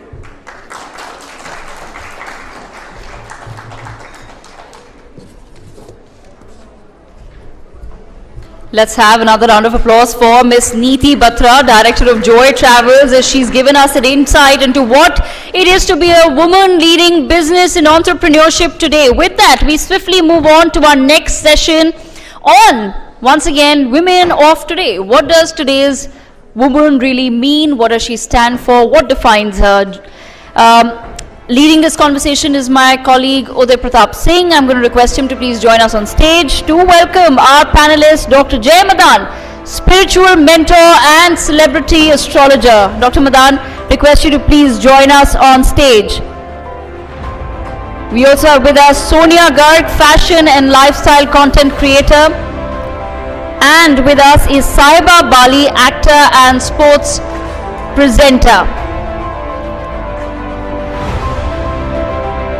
We will be joined by Ms. Sayali Bhagat, actor and entrepreneur, shortly, from a short while from now. And I do believe Uday has stepped out to receive one of the panelists. I'm going to request everyone to take their seats. Just give us a few quick moments as we wait for him. Meanwhile, in that time, if we can once again have a look at what We Women Want is all about. If I could. All right, Uday's back with us. Uday, thank you so much for joining us. And Uday, over to you. Welcome back. I'm Uday Pratap Singh. You're joining us on our special event. We're live from New Delhi at the We Women Want Conclave 2025 and Shakti Awards. Yes, it is, of course, a power-packed day that is now headed in to a very special session. Yes, women of today. How are they? What are they? Who are they? That is something we're going to be discussing with our power-packed panel. That's, of course, extremely beautiful, extremely intelligent, extremely enterprising, and extremely, let me also say, self-made. Because all of them, of course, have carved their own niche in their respective fields through their hard work and determination. So let me begin with you first, Dr. Jay Madan. If I were to define a woman of today, what would that be according to you? I think women, good afternoon, first of all, everyone. Good afternoon to you. And I feel women today, or maybe 100 years back, or 3 centuries back, were always powerful, strong, emotionally much more balanced, than the other people around. And I feel that God has given them strength, because they can have children, given them strength to handle pain and handle pleasure in a much stronger way. And I think that's what has always been little threatening, for men. And it's not that I'm a feminist. I believe both should coexist, and they coexist. It's an interdependable gender. But I feel that women always have been very, very powerful. Thanks to our Prime Minister, where Beti Badhao and Beti Bachao scheme has really picked up, and people have understood the value that what daughters can do with so many government schemes and things coming up, where there's always a way for us to make our daughters shine brighter. But I think women of today, or yesterday, or before, have always been very powerful, very strong, and that is intimidating, but that can really not be helped. That is the honest truth, as you said. Yeah, it is. Saiba, let me get you in here on the definition of women of today according to you. Do you believe you are very much a woman of today? Thank you for that question, and thank you everyone for being here today. To answer that question, I do believe the women of today are the same as women of yesterday and the women who are yet to come, because I think women, through time empirical, have always been powerful. They've always had a lot of potential, but that has remained constant, what has changed is society. and the society they live in. And the power that was probably not, the stage wasn't there for them earlier, the stage is there now, and I think people are realizing the power, potential, and it always takes me back to this thought that my father had told me. I got into Lady Shri Ram of College, and I got into Hansraj in Delhi University. I don't know if everyone's familiar with that. LSI is an all-girls college, very prestigious university. And I really did not want to go to that university, and my dad said, I'm proud of you because I want you to compete with men as well. And that platform, that stage of equality and equilibrium is what is a woman of today, but the powers have always been there. Okay. Let me in fact take that to you as well, Sonia. What is a woman of today according to you? How would you define one? And do you believe these days women of today are obsessed with social media? Hi, I'm Sonia. Thank you for the question. I'm a fashion content creator. I mean, that is my work. That is what I do. Some people might say that I don't have a real job. But at the same time, answering your question, I think women of today are unapologetic. And they are everything they can ever be. Because I think social media again plays a very huge role. Because right now, again, as I said, this is not my job, but this is my business. So women these days are entrepreneurs, they are business women, as I speak. So they are everything. So that is women of today for me is. Okay. You've also, of course, been given the Shakti Award today. So I have to ask you, where do you get your Shakti from? Oh, that is such a nice question. I think I get Shakti first of all from my family, because personally I think you should not forget where you come from, because there was this time when we had nothing, and that time like a lot of people, as they suggest to, I would not like to include gender, but they obviously suggest like, oh, like your kid should take up this job because now you don't have money, or anything like that. I'm so glad I didn't listen to them. So my Shakti comes from my own self to make my own decision and the ability to take anything that I want to do with my life. And even if I make mistakes, that is my own, but if it works for me, that is still my own thing. So I think my immense dedication to my work, to my creativity, and of course my audience is where I get my Shakti from. Let me ask you, Jai Madan ji, to define that for us. Shakti ये जो शब्द है, इसका मतलब आपके नजरिए में क्या है, इसका महत्व क्या है आपके लिए? So I'll quote what scriptures say. They say Shiv was Shav before the E ki matra, which is Shakti, was added to him. So if you see the stories or the epics on in Shiv Puran also, when Shakti goes out of his life, like when the Sati goes and do Atmadaha and she goes away, Shiv is doing nothing but just meditating. Similarly, if you see a woman leaves her husband and goes away, for 6-7 days a man would enjoy, say, I'm partying, I'm having fun.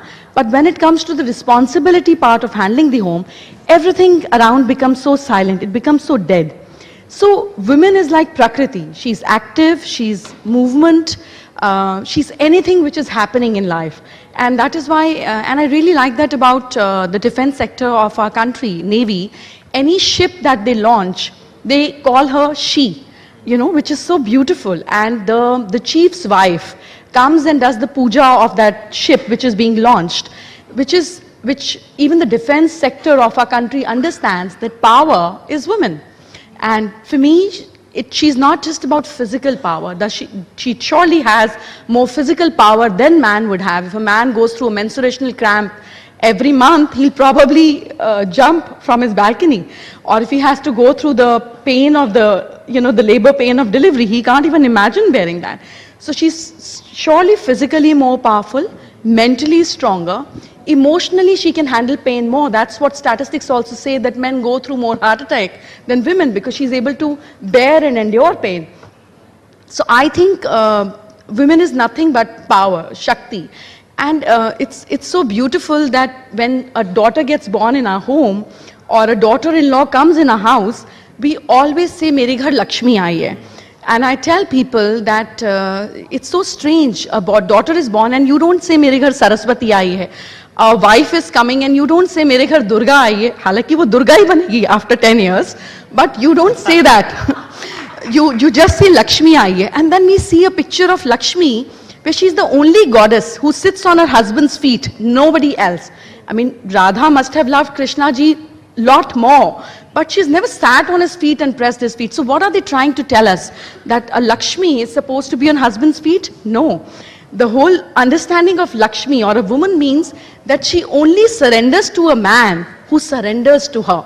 So she's not power and arrogance. She can be absolutely subdued in love like water. But you need to give her that respect. She will command and she will demand that respect. And if you can do that, then she's your equal partner and she can be somebody that will always help you and support you. So she's power in every way. Yes, lovely answer. I think Dr. Jayamadan is, this is why she is an acclaimed motivational speaker. हमारी India News की family guru थी आप, शुरुआत से ही. जी, Sahiba, that same question to you. You know, winning today the Shakti Award for promising performances, does that make you feel you are on the right path?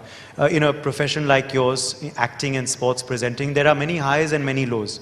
So what keeps you grounded? What keeps you, where do you get your Shakti to stay true to the cause? Thank you so much for the recognition as well, but I don't think any kind of women do not seek validation from outside, I feel, at least the Indian women, because they have to find Shakti within themselves to bring it out. Because in the external factors, you always have people doubting us, putting us down, not believing in us, and it's within us to take that step forward and say, listen, you might be wrong about that.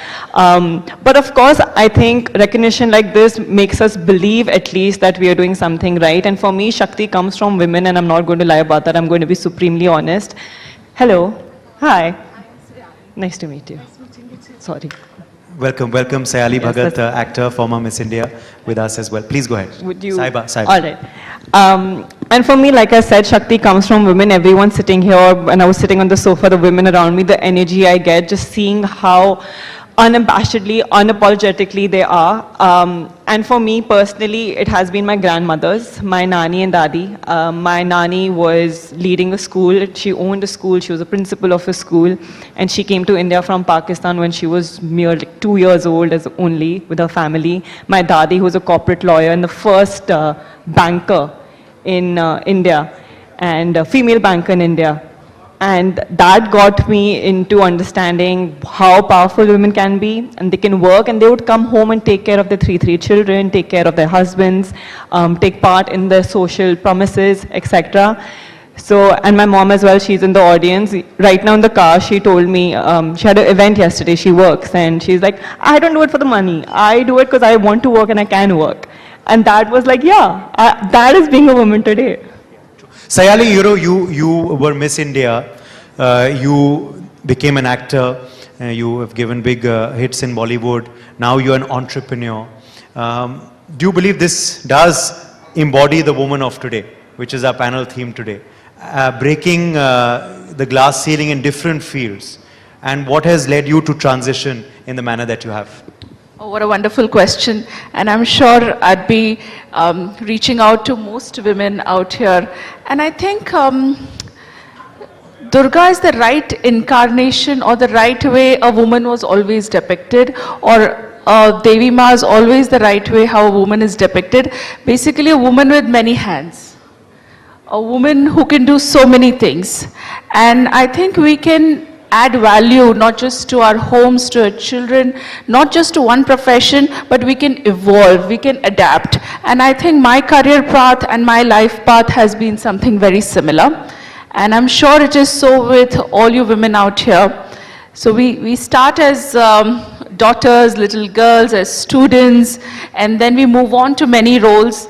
And somewhere or the other, we're not just doing more, but also aspiring to do more. So I'm not just saying in terms of ambition, but in terms of our capability. I think a woman was always a multitasker, and my current life journey is just a reflection of every woman out here. Jayamadan ji, let me, Sonia was of course speaking about content creation and, fashion, and the youths connect with this these days. There's also, of course, we see connect of people, but a lot of women also with Vastu. How can using Vastu correctly improve a woman or man's life? A woman? Or man's life?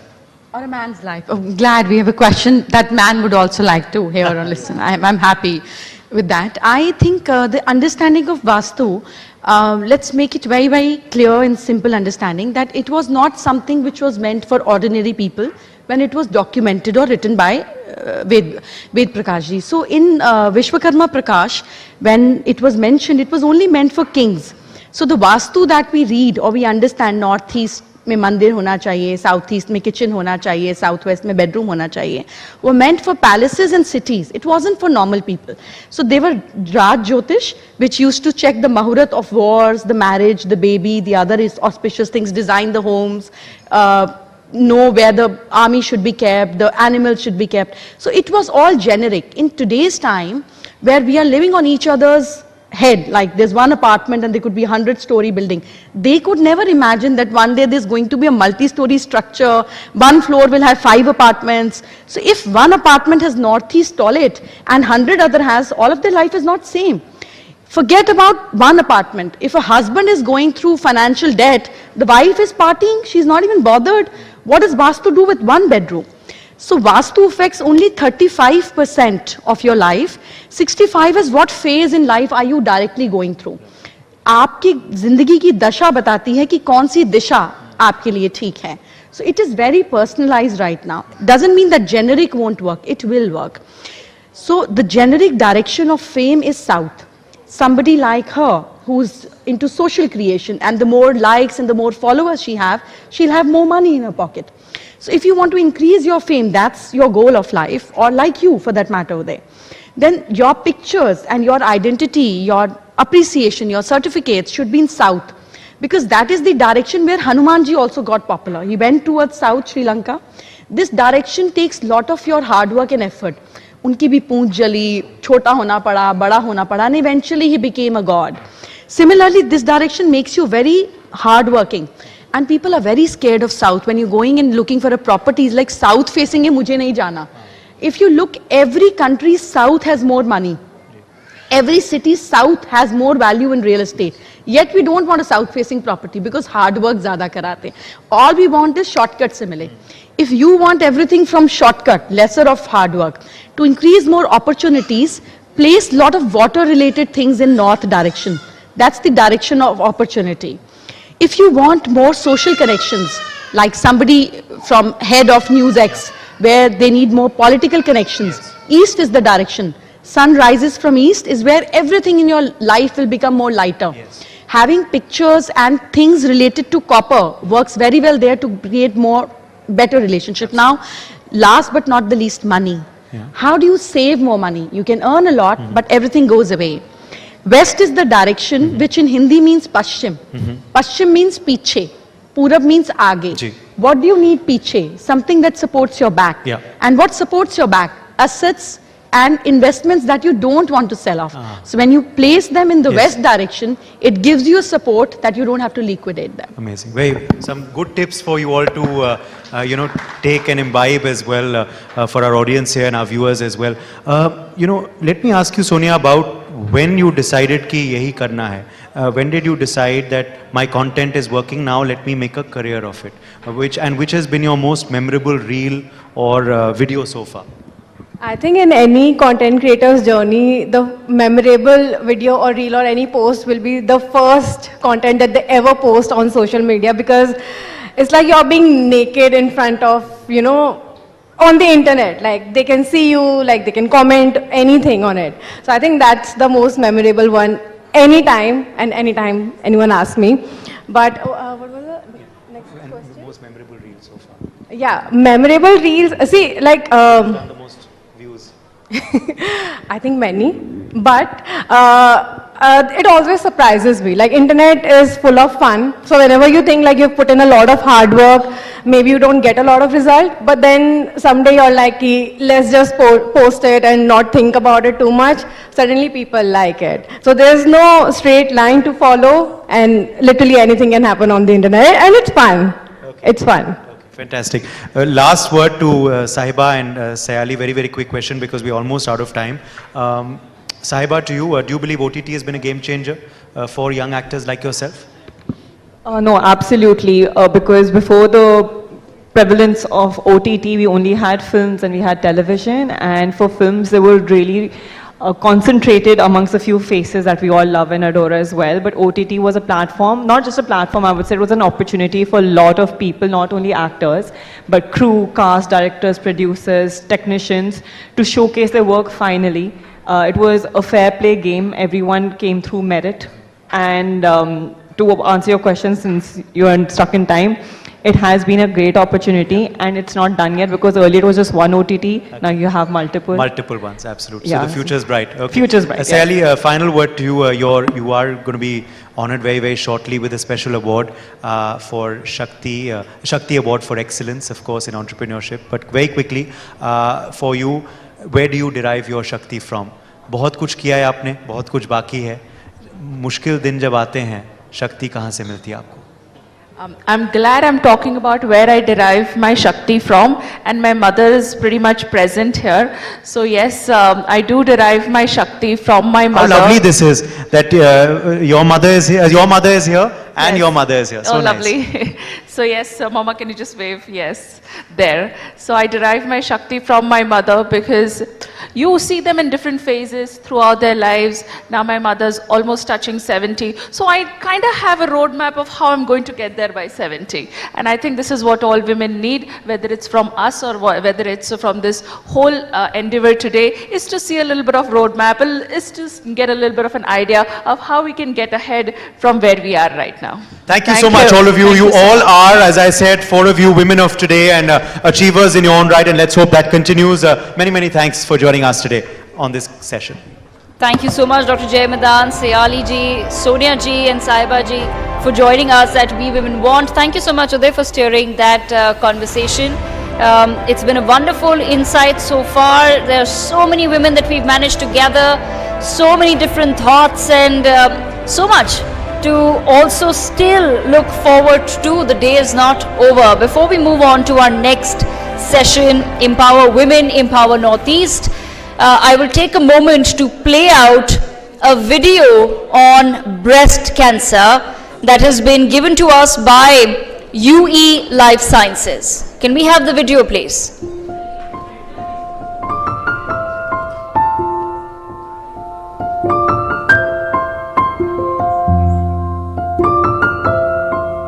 What is more important is to make women aware about screening camps. What is being used in the last 2 years is the eye breast examination device. Being a very handy portable device, we are able to go to the remote corners of the state, so people who may not always come to seek medical help, we go out to them, and that is something which hopefully will change the face of breast cancer over the next few years.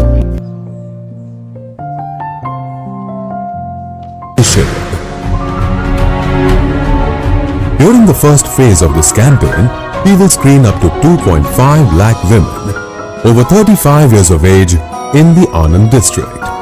Our trained nurses will use Eye Breast Checkup, which is an advanced American digital testing process to screen the women in the privacy of their own homes, totally free of cost to them.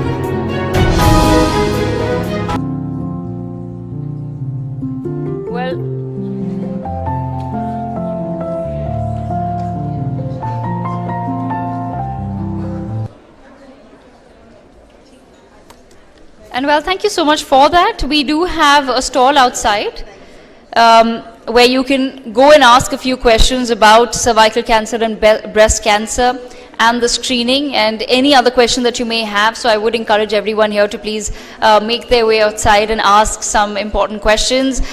Before we bring in our next set of women on stage, I'd like to quickly call upon stage Mr. Ritesh Ved. He's a renowned astrologer, and he will be speaking to us on a very interesting topic of numerology for entrepreneurs and leaders.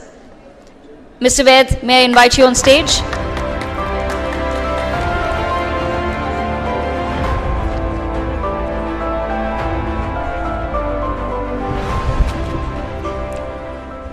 Good afternoon, all of you. My name is Ratish Vaid.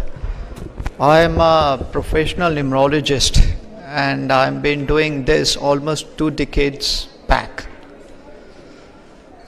Just give you a glimpse about what is numerology and how it works. Every number is assigned to every alphabet. There is 9 numbers in numerology. Number 1 stands for sun. Number 2 stands for moon.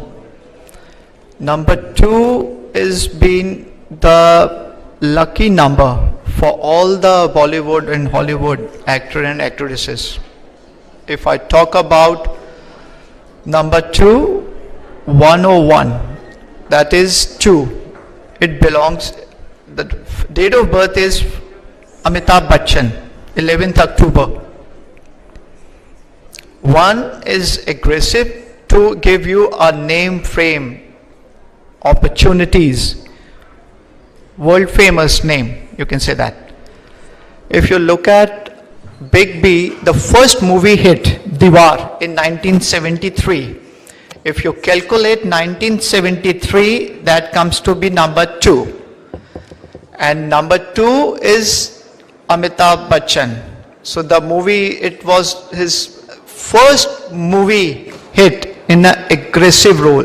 The first number, 1 and 1, that is 2. 1 is for sun, that is for an aggressive. And the second romantic hero is Rajesh Khanna ji. That is all. His date of birth was also 29th. And the third, the romantic hero was Dilip Kumar. That is 11th December. So 2 number, you can say that it's a romance hero, I can say that. And if I talk about the number 3, that is the Jupiter number. 4 gives you the power, Rahu. Number 5, that's the most beautiful number, Prince number, Mercury.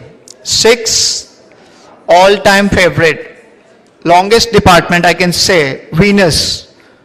Give you money, power, family life, success, growth, prosperity. Number 7 is a wisdom number. And number 8, that is for a Saturn number. 9, that's the most aggressive number. Globally, it is been going around 2025.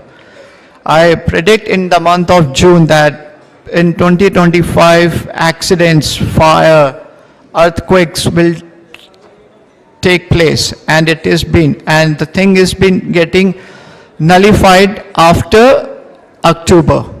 So that is, then the next planet is been coming on, that is number 1. Just give you the glimpse about name numerology. Whenever we all born, we have our date, month and the year. There should be no name. Name, जब भी हमारे पैदा होते हैं या हमारे family में relatives होते हैं, दादाजी हो गए, दादी जी हो गए, नाना नानी, पेरेंट्स हो गए, father mother, they align the children's name. And I must tell you that he or she, the name should be 100% aligned. If it is, the name is not aligned, then problems, hurdles, speed breakers will occur in every stage, in every moment. In every stage, in every moment, because that is not aligned. What happens? We know driving, we all drive. When there is no alignment, when we drive on a highway or in a small town, we definitely might get an accident or hit on the divider. So that is when the machinery has been not aligned, we'll definitely get some kind of a damage. Maybe a person or on a car, bike, scooter, whatever. So if the name is not aligned, problems, depressions in business verticals, in each and every aspect of life, it will occur. Today is Women's Day, if I give you one great example, Rani Lakshmi Bai. Her date of birth is 19th November 1828. 1 plus 9 gives you what? 10, 1. And one number is been on a sun ruling. She get married in 18th century, somewhere around during her age was approximately 14 years. And 14, 1 plus 4, that comes to be number 5. Again, number 5 is a very prince number. And 4 gives you the power. 1, sun, that's also the name, authority and the power. And 4 number also gives you the authority. So, there is 26 alphabets. If you count them, 26 alphabets, and there is 9 number. The entire universe globally, it is been associated with the alphabets and with the numbers. Just for a couple of seconds, just think about it. When there is no name, अगर किसी का कोई नाम नहीं है, date नहीं है, month नहीं है, year नहीं है, कैसे he and she कैसे pronounce करेंगे? Decoding brain में कैसे होगा? कार का भी नंबर है, सब चीज का नंबर है, डिकोडिंग आपको ब्रेन से मिलती है. And our human body is consist of 73% of water, 73% of water. So that water is been on what? On each and every parameters. Just think about it for a couple of seconds. Suppose my name is Ratish and अगर मैं if I am moving out, somebody called me Rajesh or Ratish, Ratish is my name. Somebody calls me Rakesh and Sachin, just for an example. What happens? I will not move back कि भाई मेरा नाम तो है नहीं मेरे को, क्योंकि that is the water element. It has been hitting on my brain and I have a 73% of water in my body. So that my name is been gel with my body, not with anybody else. That name, my name, is been gel with my body. So the name is the most powerful tool.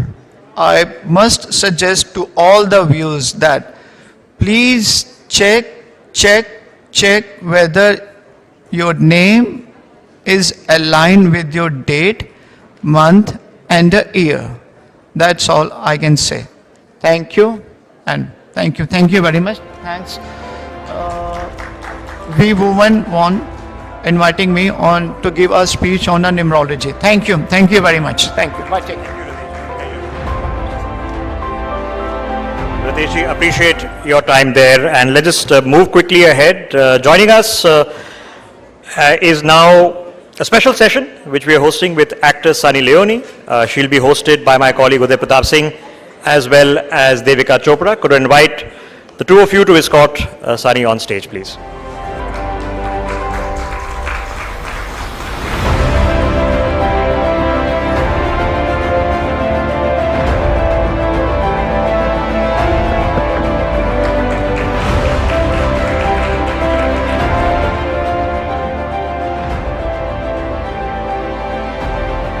Hello and welcome. I'm Uday Pratap Singh. With me, my colleague Devika Chopra, and we are with someone who, of course, needs no introduction. Yes, the packed hall here at our venue in New Delhi, and of course the scores of other people watching us online, as well as the people outside the hall who haven't got room inside, are proof of her popularity. She's carved her niche for herself, and interestingly, she's also become an entrepreneur recently as well. We're going to be talking about a lot with actor Sunny Leone. Thank you so much for being with us. Welcome. Thank you so much for having me. Sunny, let me begin first by just congratulating you, because you're going to be honored very, very shortly with the NewsX Shakti Award for Excellence in powerful performances. Oh, thank you. How does that make you feel? And which for you has been your most powerful performance yet?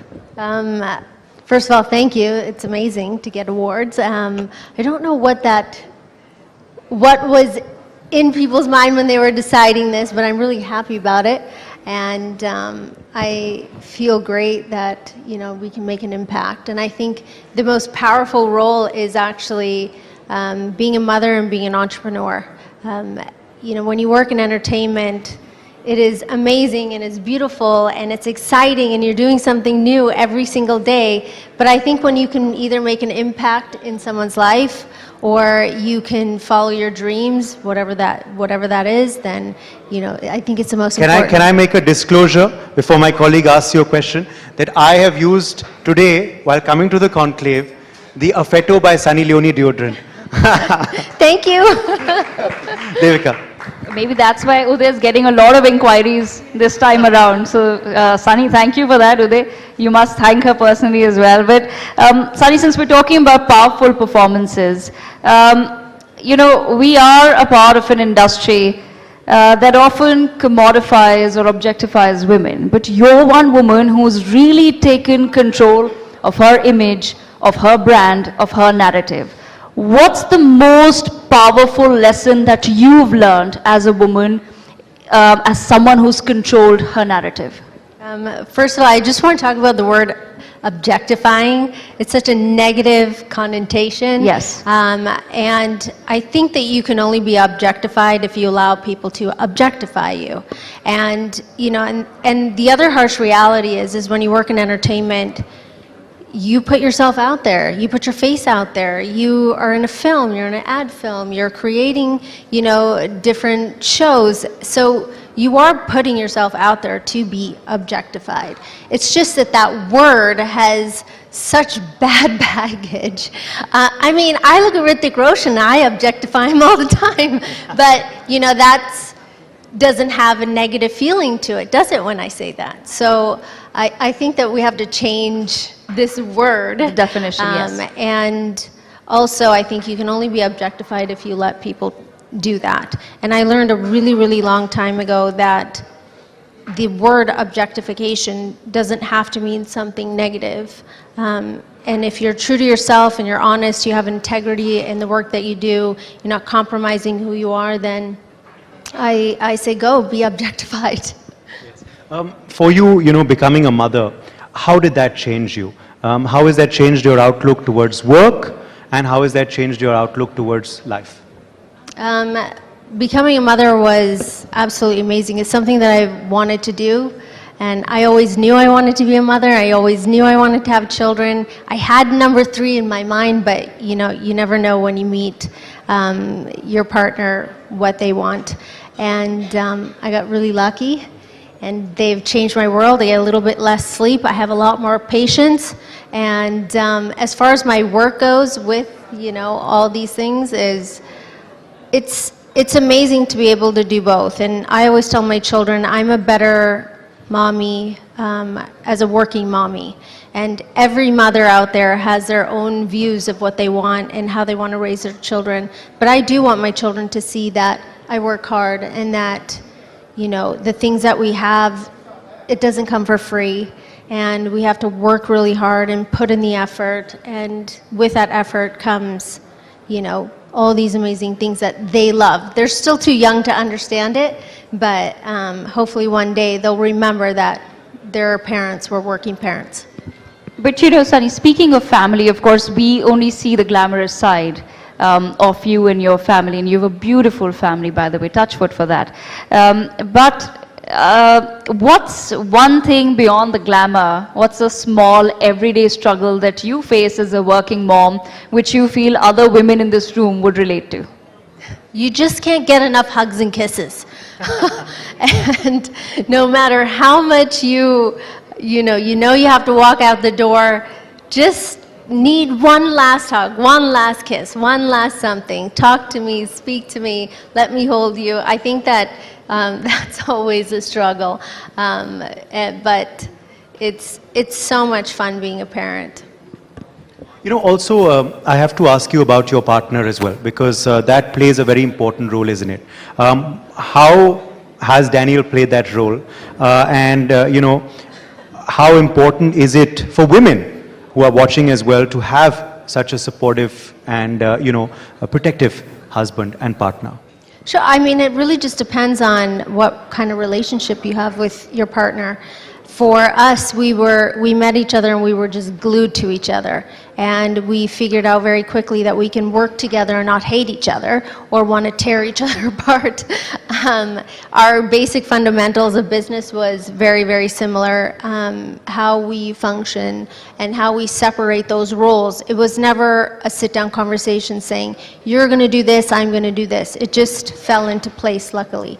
And for those women out there who do work with their husbands, there's all the perks, and there's always, you know, maybe you should go out with your buddies tonight, and I'll go out with my friends. But it's amazing having a really supportive husband who is very protective, and also he allows me to be me. I would not be sitting here if it wasn't for him. You know, he moved here with me. He didn't know anything about anybody, about the industry, about how things work, and we literally stumbled, clawed, and had some fun, and, you know, worked really, really hard to get where we are. And he's probably more Indian than I am now.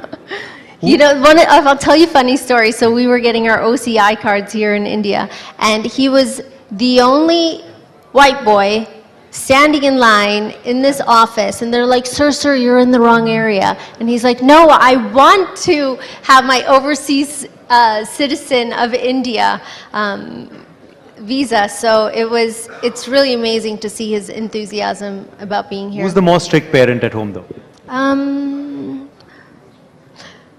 Probably me. It's always the mother, isn't it? Well, you know, there's not many rules. It's just don't hit your brothers and sisters, respect each other, respect your family, treat each other with kindness, and, you know, have fun in life. That's it. I mean, it's not so difficult. You know, Sunny, I just want to ask a slightly, slightly deeper, serious question as well, because in a way, you and your husband, you've created this modern blueprint of what a family would be today. You've had the opportunity to adopt a beautiful daughter. She's so lovely. And you've had your 2 boys through surrogacy as well. So you've embraced a lot of different ways to fulfill that joy of parenthood. What would you want the viewers watching to be an important lesson from your journey? What can you sort of share with us about that experience and, you know, the emotional ups and downs, and how did you go through it? Sure. I'll start with Nisha, who she's adopted.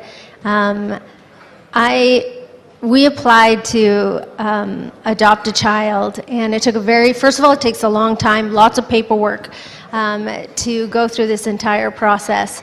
And one day you get a letter that says, you've been matched with so-and-so.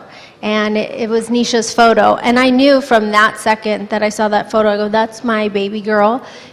She's mine, and I'm her mother. And it was like instant that you have that feeling inside that that's my child, that's going to be my baby. And without a question in my mind, I knew that we were going to, you know, try our very best to bring her home.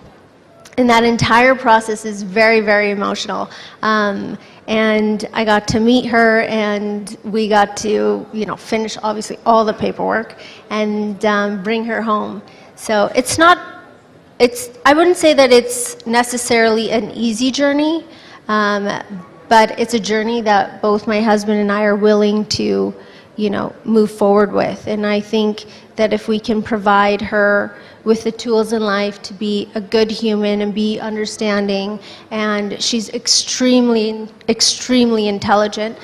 She just created her first invention. You guys can go check it out. It's called Boo Box. Wow. So my daughter, just like most children, are extremely lazy, and she had really, really bad allergies.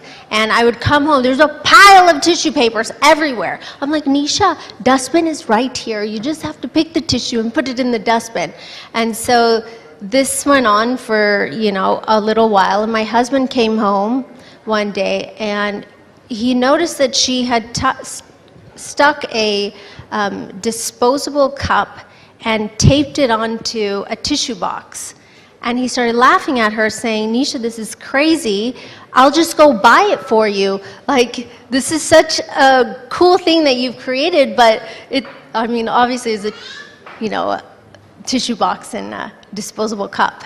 And he started looking on Amazon, Alibaba. He started looking online. He started looking everywhere. And he goes, oh my gosh, Nisha, I think you just invented something that is not on the market.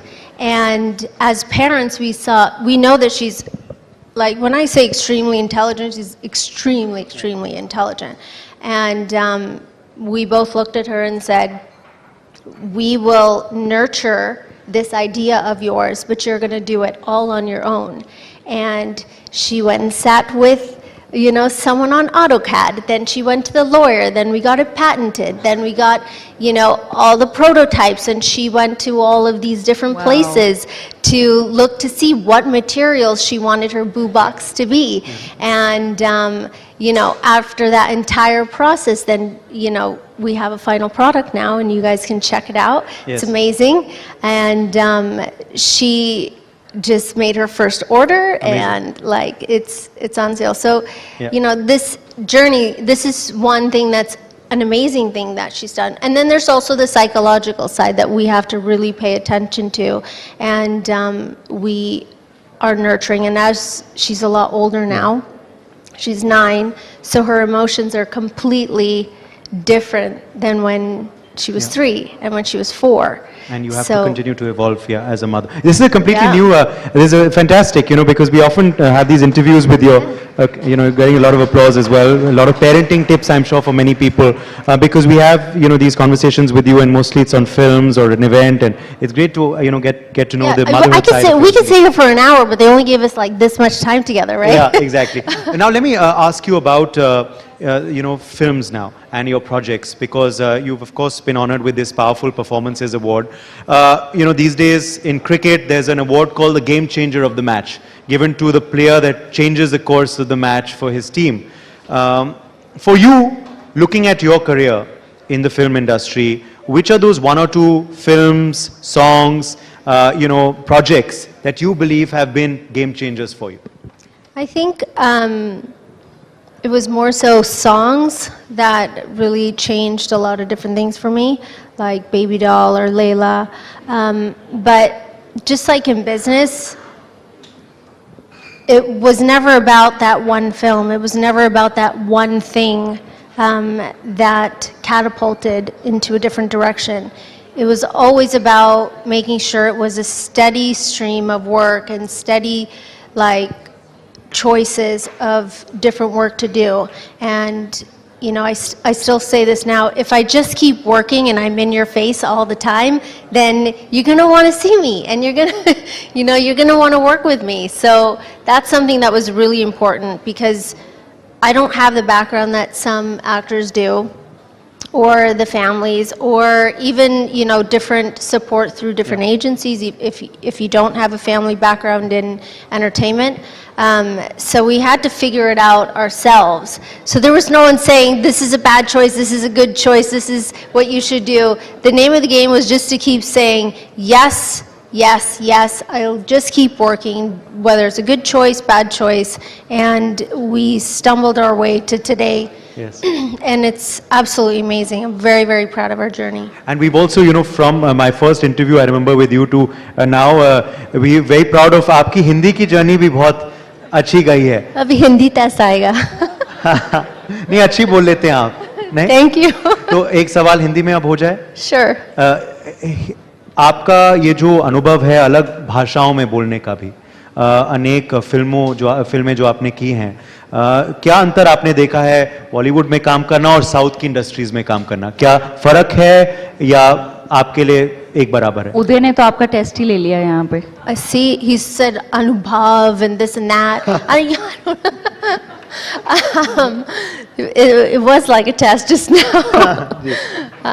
But essentially, what's your experience been between no, Bollywood and South? I understood. But we would want you to answer in Hindi if you can. So Hindi में थोड़ा सा easy था, because both my parents दोनों पंजाबी बोलते थे and हम Hindi films देखते थे, so थोड़ा सा easier था. But South language, that's difficult, क्योंकि I don't understand, कुछ समझ नहीं आता है, and her director and producer का अलग तरीका like सिखाने का, and some people say repeat after me.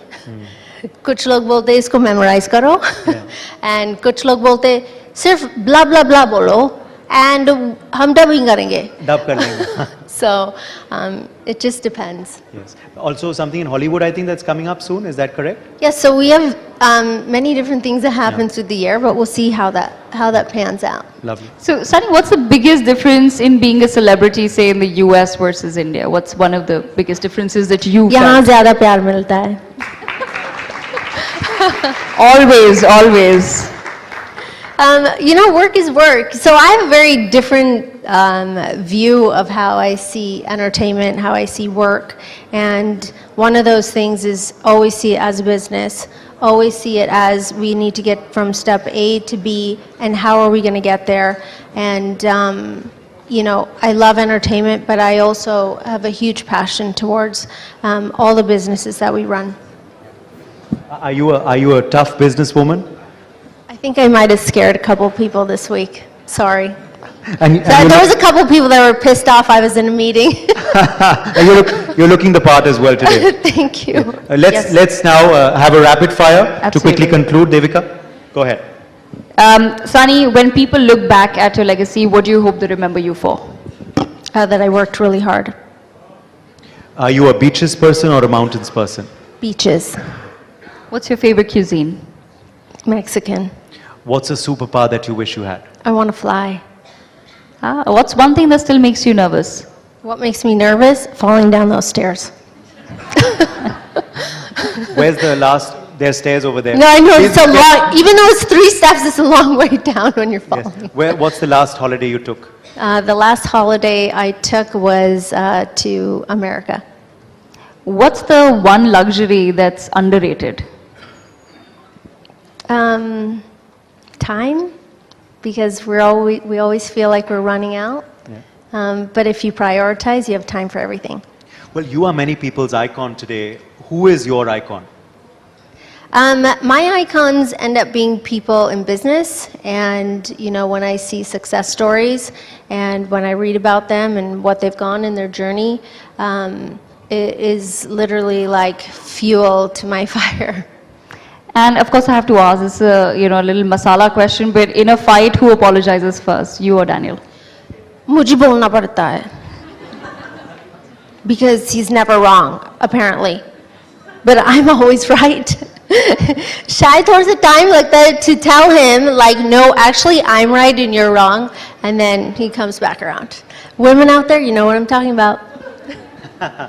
Do you have a favorite co-star? You work with so many.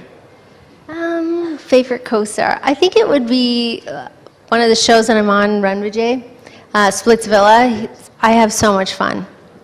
The last show that you binge watched? I don't want to say it out loud because there's children. But it's a show on Netflix where you watch like beautiful people and that make you want to go work out. Okay. And finally, is there the pressure to look good, and how do you counter that? Absolutely. There is a pressure, but I think that if you can just be happy with yourself and come to terms with this is how things are or how you look, then you're going to do a lot better in life. With that, Sunny, that's all the time that we have. We'll try to have another conversation with you outside as well. But thank you so much for joining us at the We Women Want Conclave. Thank you so much. Let's have a loud round of applause for Sunny Leone, our special guest at the NewsX We Women Want Conclave 2025. And that takes us immediately to the opportunity for the presentation of the next Shakti Awards. Let me quickly invite the patron of the Shakti Awards, Srimati Shakti Irani Sharma, to kindly come on stage, accompanied by Dr. Aishwarya Pandit Sharma, who is the chairperson of the Sunday Guardian Foundation.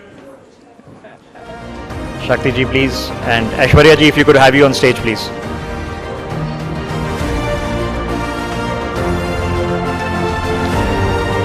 I think the granddaughter has also volunteered. All right, the first awardee, of course, is the person you've just had a vivid conversation with. Could we invite Sunny Leone back on stage to receive her award? Ladies and gentlemen, let's have a round of applause. Sunny Leone wins the Shakti Award 2025 for excellence in powerful performances. Let's have a round of applause, ladies and gentlemen.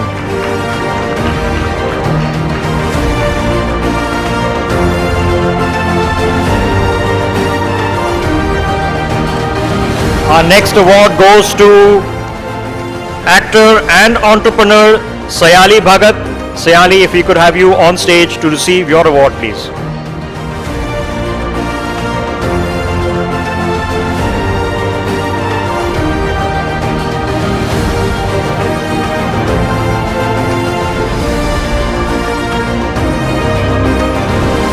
Many congratulations to Sayali Bhagat. Let's have another round of applause, ladies and gentlemen. Let's keep it going. We have a lot of power pack sessions coming up next. We're expecting the Union Minister to join us, Dr. Thakur to join us, and of course, Shabana Azmi, Dia Mirza, Ekta Kapoor are coming up in the next few minutes. Shakti Irani ji, thank you very much, as well as to Dr. Sharma. Thank you very much for joining us and giving away these awards to these truly inspiring women who've made an impact in life. With that, ladies and gentlemen, let me take the opportunity of introducing our next session. This will be in conversation with my colleague Devika Chopra, who continues on stage, and joining her a set of fascinating people who are doing such important work, and many of them have made a name for themselves. Many of them are achieving something special. One of them is achieving it from within the ranks of government. Let's give a big round of applause as they enter the stage. Dr. Purnima Devi Barnan, wildlife conservationist from Assam. Pooja Elangbam, who is the Deputy Commissioner of Bishnupur district in Manipur. She's done a fabulous job in promotion of tourism in the state of Manipur. And of course, you understand all the cultural importance given the situation there at this point of time. Reema Das, one of the most important filmmakers of our times, is also with us here. Can I invite you, Reema ji? She's a national awardee. Could I invite all three of you to come and join us on stage? Could I request everybody else to kindly settle down? I'm sure there'll be plenty of photo opportunities. Thank you very much. Reema ji, Purnima ji, Pooja ji, could we have all of you on stage, please?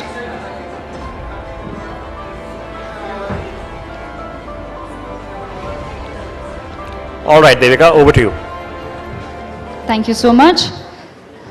So, we have a very diverse set of women who join us from a very diverse part of India, which is the Northeast. I have with me Pooja ji, who's the DC of Bishnupur, so she is a part of public life. Dr. Purnima Devi Barman, she's a wildlife conservationist and she has many accolades to her name. And we have Ms. Reema Das, she is a filmmaker and national awardee. So, firstly, thank you so much to all of you for taking our times from your very busy schedules. There's a lot of important work that all of you are doing. I want to, of course, begin by asking, if I may, with Ms. Pooja. Pooja ji, if you can explain a little bit about your journey to our viewers, what was it like and what inspired you to join the civil services and what were the biggest challenges?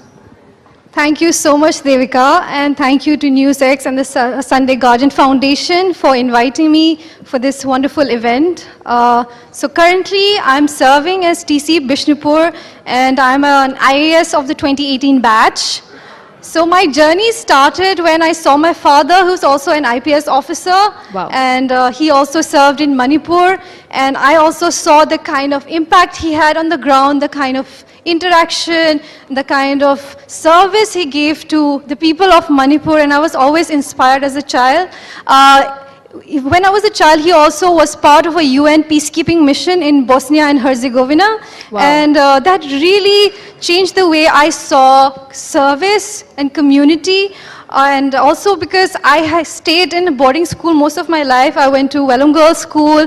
After that, I was in St. Stephen's College, and I was in JNU. And so all these years away from home, you know, I felt compelled to go back and find my roots, and I always wanted to serve in Manipur. So I'm so fortunate that when I gave the UPSC exams, I was able to get my home cadre. And it has been an honor. It has been challenging, definitely. And especially as a woman, people are always doubting you. Especially when I got my DC posting, they said she's too young, she's a woman, how will she handle law and order situations, you know, because Manipur is also a sensitive place, and sometimes things flare up, more violence takes place, so a lot of doubters, a lot of skepticism was there. So it has been a challenge, but I feel that that is also an added motivation to perform well, to put in more efforts, because as a woman, I feel we have to work harder. We have to put in twice the effort to be respected and recognized and thought capable of where we are. So my parents have always been supportive. My husband has been wonderful, and I have a 2-year-old daughter, and I feel that I have to do this for her. Oh, how nice. I didn't know that. And that's so lovely. And I'm sure she'll, in a couple of years, maybe even get to see this clip. And, you know, I'm not sure she understands much of it right now. But this is going to be such a special moment to share with her as well. But Pooja ji, I want to understand from you, when you talk about challenges, specifically about serving in the Northeast, can you tell us about one of the biggest challenges you face, and something that, you know, sometimes public life can be very heartbreaking as well, especially for people who come with very pure, good intention of just doing well for society. So it can be a very stressful and sometimes a heartbreaking job, but one has to wake up the next day and go back to duty. Can you tell us one such moment, and how did you come out of it? Definitely, Devika, serving in the Northeast comes with its set of challenges, especially in the last few years. In Manipur, we have seen difficult times with situations getting out of hand. I've seen you know, people who are neighbors turn on each other. We have seen mob violence, communal hatred. So that has been heartbreaking for me, because I've had friends and colleagues from all communities, and we've always had good relations. But to see that spilling out and actually destroying lives, that has been so heartbreaking. We are trying our best to mend situations and heal. Currently in my district, we have around 10,000 internally displaced persons sheltering in relief camps. So we are working day and night to make sure that they are able to rebuild their lives. We are trying to rebuild their homes. We are trying to rehabilitate them and give them livelihood opportunities. So that has been one of the biggest challenges. I have seen people who were thriving in their hometowns but have been displaced by the law and order situation. So they are trying to find their feet on the ground once again. And I'm seeing wonderful people, especially women, women with small children, trying to start a business, trying to start weaving, trying to start with small enterprises so that they are able to provide for their families. So we are trying to help them as much as possible from the government side, but we also are seeking collaboration from foundations, from philanthropic organizations who would also like to help out as much as possible. But I believe that this situation has also shown the resilience of the people in Manipur, and I'm seeing that people want to heal, we will want to move forward in their lives, and we want to help them reach new level of peace and prosperity. And you've also made some strides in as far as Digital India is concerned. I'll come to that in just a moment and understand the projects that you're working on. But let me also take this moment to introduce Dr. Purnima Devi Barman. She's a wildlife conservationist. Dr. Barman, tell our audiences about the Hargila army that you've created. How does that empower women? How are you leading the empowerment of women? So thank you so much, Devika ji, and I'm very honored to be here. Hello everyone, Namaskar from Assam, and yeah, thank you so much NewsX for inviting me, and so nice to connect with all of you and to tell you about the Hargila birds and Hargila army. So I just want to share that when Devika ji introduced me as Purnima, I would like to connect with all of you, and I want to request all of you to forget my name, and I come here representing a bird from Northeast, and the bird's name is Hargila. So please call me as the Hargila bird, the greater adjutant stork, and you can see the bird, Hargila bird in my dress. Can you see the Hargila bird in my dress? Yeah. Yeah, so this is one of the hugest species of storks in the world, and we are saving this bird from extinction. And this Assamese Mekhela Sadar that I am wearing, this is made by our Hargila army that Devika ji mentioned. Hargila army, what is Hargila army? Hargila army is an all-women army team, and so far we have more than 20,000 women who are homemakers converted into conservation leaders, and I request all of you to come to Northeast Assam and meet our Hargila army. So, and I also want to share the earring. Can you see the Hargila? And just I want all of you to fall in love with the Hargila bird at the first sight. And yes, so I want to spread this love with all of you. So now coming again. Purnima ji, sorry, but you said 20,000 women. Yeah. Can you tell us a little bit more about that? How did you get so many women involved in this one project? Yes, so things started slowly and slowly. When I started my work, only a few women joined. I must have to tell the story. When I became a conservationist after I gave birth to twin daughters. When they were 2.5 years old, I saw a man cutting down a huge nesting tree which was housing 9 nests, and all the baby Hargila birds fell down, and I was there, and when I was confronting the person, everyone surrounded, and they started mocking me and started yelling at me, and they told that this bird is a bad omen, a disease carrier, and it doesn't need to live. And the moment they said this, I think that motherly instinct ignited in me, and from that day my mission started. And I think that I saw that women, not only in me, also in the Hargila, that mothers, and as you asked me, so I think it was very important to share the journey. From that day, I realized that this bird should be a part of our tradition and culture, how somebody can treat a species as a bad omen.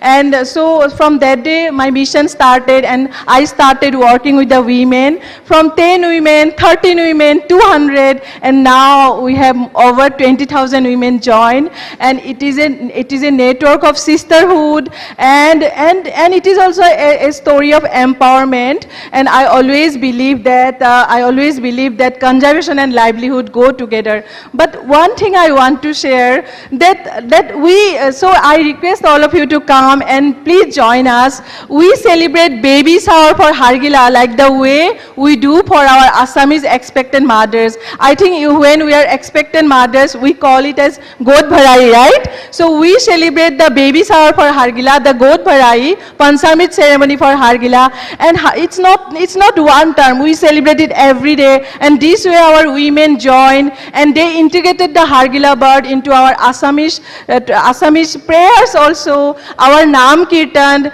and you can see like our passion becomes fashion. So it's a day-to-day life, and this way it became such an infectious movement. Also in the wedding songs, we also celebrate Hargila bird in the wedding.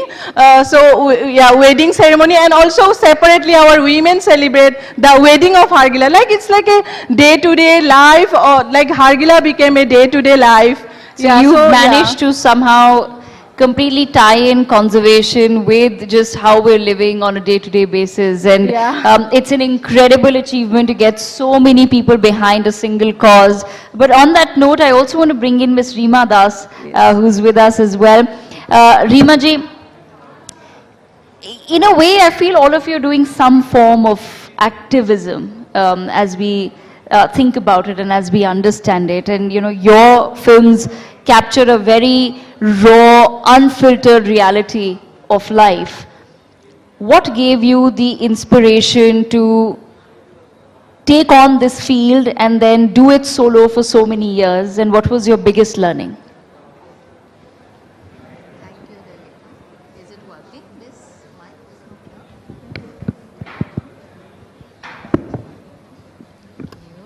Thank you, Devika, and thank you for having me. And I really feel happy and honored to be with these two ladies, Purnima and Pooja, how they are doing it and how they are talking their journey. So, how passionate they are, what they are doing. So, my inspiration started with love. I was looking for what is love, and doing things make me happy and also can make others happy. That's how probably it is. It is very interesting to, also I feel fortunate that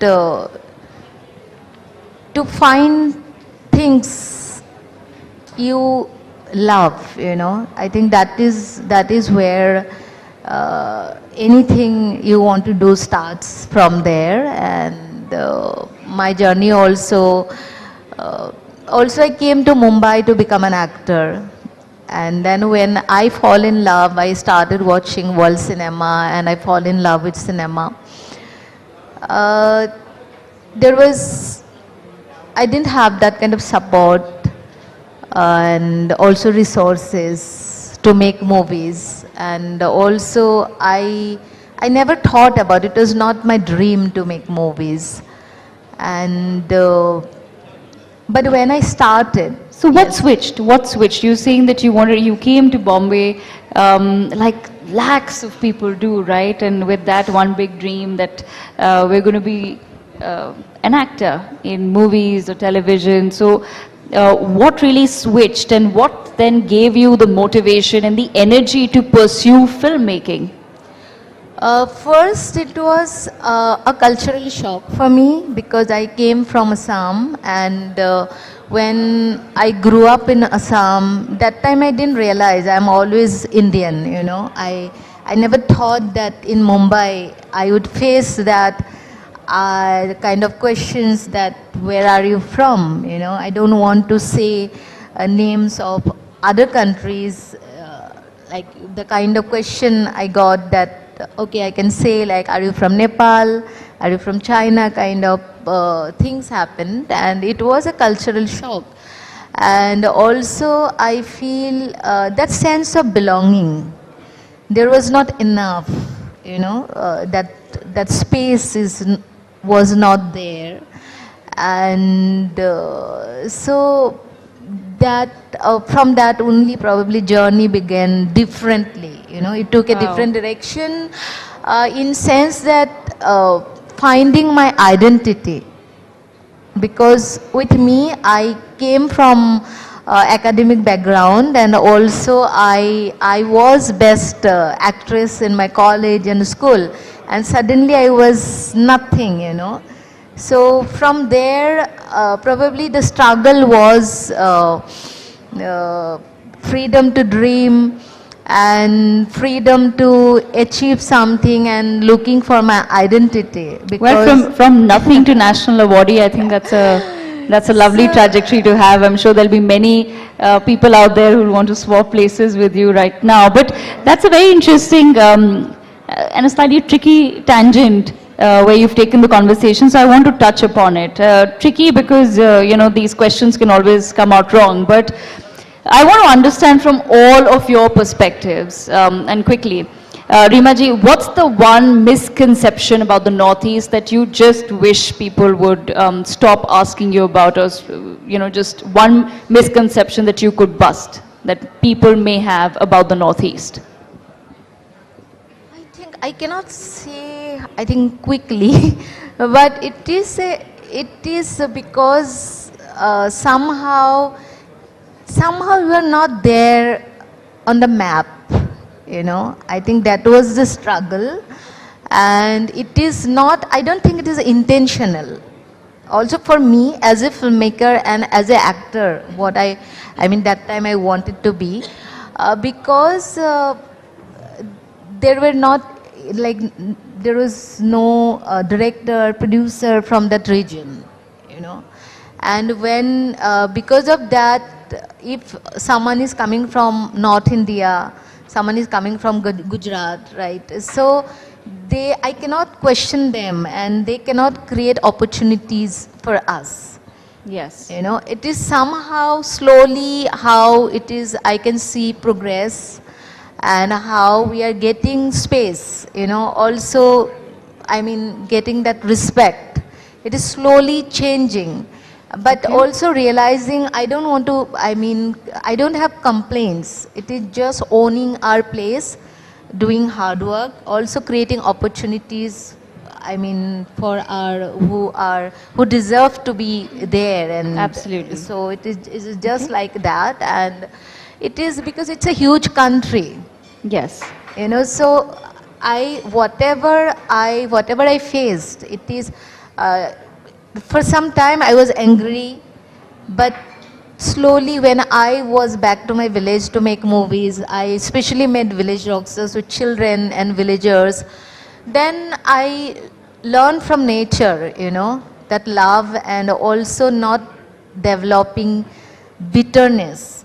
So not to be bitter, but just understanding, you know, that the depth of, I mean, how to be on the map, I think, and doing more. I have been continuously I started my journey making my first feature film, Man with the Binoculars, and that came out 2016.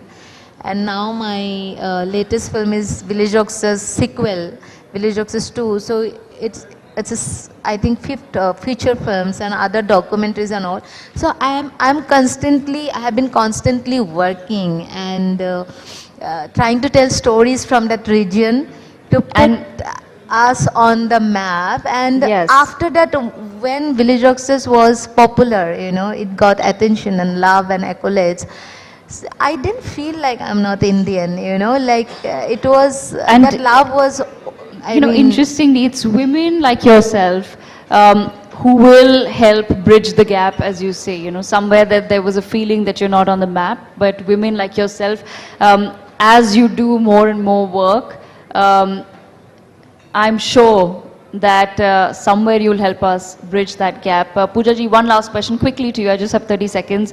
For the next generation of women in the Northeast, what's the most critical skill that you would want the girls to develop?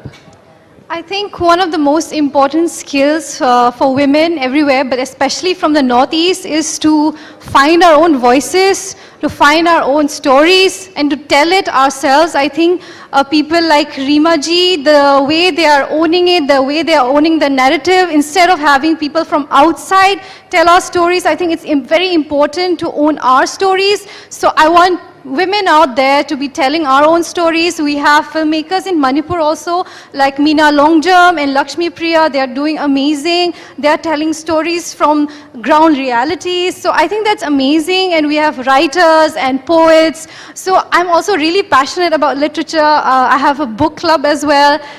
So I'm really passionate about people telling stories through all kinds of mediums. I recently had organized the Shiroi Lily Festival when I was Director Tourism.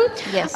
So we had people from the Northeast come and talk about the way we are, how our narratives are different from the mainstream, and how we need to own that instead of trying to write and speak and portray ourselves like everyone else. Absolutely. So I think all the women out there, be proud of who you are, you know, be confident. You don't have to hide your Northeasterness. Sometimes I feel that we try to assimilate so much that we forget our own roots and our traditions. I think we need to go back to our history, to our traditions, learn from it, and try to bring it forward into the 21st century. Yes, and that's such a fantastic note for me to conclude this conversation. Thank you so much once again, Dr. Purnima Devi Burman, Ms. Pooja Alingbam, and Ms. Reema Das for joining us at We Women Want 2025 and the Shakti Awards as well. Thanji. Devika, thank you. Pooja ji, you've been doing excellent work as a Deputy Commissioner. Of course, in your previous posting, that fabulous work for Manipur and for all the people living in Manipur. Our heart goes out for better times to come. Many thanks as well to Dr. Purnima Devi Burman and the work she is doing. Reema Das, as I said, one of the finest filmmakers of our times and a national awardee. Thank you very much. Let me now take the opportunity of inviting my colleague Uday back on stage, as I'm sure we've broken some glass there. We'll get that sorted out. Let me get Uday back on stage. It's going to be quite a crackling performance from him once again, after he's already been semi-proposed marriage in the previous sessions. Uday, let's have you back, and joining him will be somebody who is building a fascinating career. She's been a professional poker player, she's recognized as a gaming icon, and most recently and perhaps most famously for all of us watching on this live telecast, she's the co-winner of the Traitors India. Nikita Luther is with us. Nikita, could we have you on stage? Uday, over to you.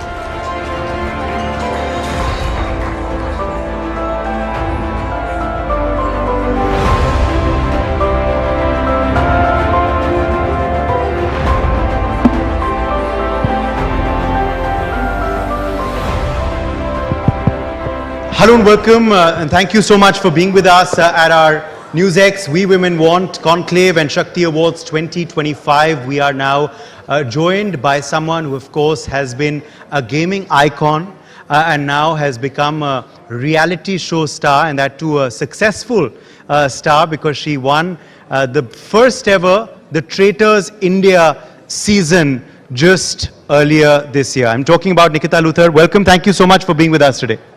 Thank you there for that lovely introduction. I'm so glad to be here. It's a complete pleasure, celebrating power women. That's what I completely stand for. Does it, feel, special to come back to your hometown of Delhi, to have, of course, your parents in the room when you're getting an award that you will later today, and with this, amazing success that is just building and building for you? Absolutely, it's very special. Of course, New Delhi is my hometown. What's more special is that, choosing something as unconventional as the gaming industry to pursue as my career and still being recognized here, being out here, it just goes to show how much the world has changed, that the world is embracing the progress and, embracing the fact that people with many talents can really make it. And credit to you guys for putting together a lovely event. Excellence in gaming today, of course. How does that make you feel? And what does that really tell you about this path that you've chosen? Well, I feel like it has not been an easy journey, and that is something I'm very grateful for, because if it was easy, I wouldn't be here. So I do wish on everyone that everything is a quest, that it's hard to decode, and to really solve life for the thrill of it, and to enjoy the journey more than focusing on the destination. So, I mean, it's been an incredible journey for me. All the hardships, all the ups and downs have been totally worth it. And yeah. Where do you derive your Shakti from? It's a Shakti Award today. Where do you derive your Shakti from? Well, I feel I always had, that sense of, I never thought that women are any less than women, and being in a male-dominated field, I actually learned how to use that to my advantage. So I think I derive my Shakti from not thinking and conforming to society and not thinking according to the stereotypes that are laid out by society, and that's where I derive my power from. Okay. Let me ask you then about, before we get to your gaming career and what led you to it, as our editor-in-chief was just talking about when he was introducing you earlier, what was it like being on the Traitors, and what do you believe made you win the show? What was that one skill that you managed to use to your advantage? So, that's a good question. Poker is a game of survival. We play tournaments, everybody starts at the same level, and the person who's the last man or last woman standing is the winner. And that is the exact skill that I took to the traitors. I made it a game of survival. I was not trying to play not to lose, I was playing to win, and sometimes being a silent killer worked out for me. And it was quite a journey. I was contacted by the Amazon Prime team because they were looking for somebody who's a strategist, a gaming strategist. It's an IP that's in 26 countries, and there have been poker players in those countries as well who have performed really well. So they wanted somebody who comes from a strategic background, and I guess I was the only one from a background like that, and they put me in the mix, and I walked home with the title. So. Do you believe that, it was then the poker face and the other skills that helped you? Absolutely, that's the poker face was very useful because it helped me survive and not get too much attention on me while everyone else was, being very dramatic and ruffling everyone's feathers. I didn't do any of that. But you made a statement, that also went really viral about the show, that there's a lot of scripting also in reality shows. Now, this is something that has been spoken about reality TV for a very long time, and all reality shows. Do you believe reality shows are scripted? How real are reality shows, is my question then. Fundamentally, the show was not based on scripting. It was a show that was completely, in fact, we didn't know what's going to happen in the next 5 minutes. Every moment on the show was a complete surprise. And we were there for 14 to 16 hours a day filming with 20 other contestants. So they had to condense all that content, 20 people, 16 hours into that 1 hour of footage, along with giving Karan Johar his due screen time.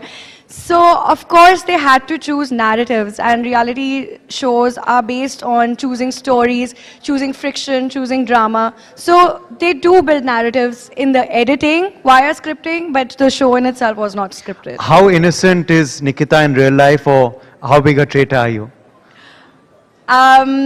Well, I think I'm quite innocent in the sense that I'm true to my values. I'm a 4G kid. I've been brought up with the, hard principles. My father always taught me that you should always do the harder right than the easier wrong. So that way I'm very innocent, but I'm a traitor when it comes to aggressive moves, making bold moves in life. I don't listen to anybody, and nothing can hold me back. This is a new industry for you, of course, but if you look at the entertainment industry, who is the biggest innocent in the entertainment industry? That's a big question, Uday. I asked the same question to your co-winner, Urfi Javed, who was also incidentally on this stage earlier. Right. Biggest innocent, me. Okay. I just give it to myself, it's easy. And who's the biggest traitor then? You for asking these questions. Okay. Interestingly, you have said you are the innocent and I am the traitor. Urfi said no one is innocent and she is the traitor. So, but now coming back, of course, to to the show as well. Who's one person you're most in touch with from the contestants, and who's one person you're least in touch with? I became, of course, Urfi because she's my co-winner, but I became very good friends with Raftar and Lakshmi from the show. Raftar is such an inspiring human being. His story, where he comes from, what he's built, the wisdom with which he comes, I find him very, very inspiring. And Lakshmi and I just kept in touch because she's just a lovely girl, and we spent a lot of time together. So yeah, these are the... And least in touch?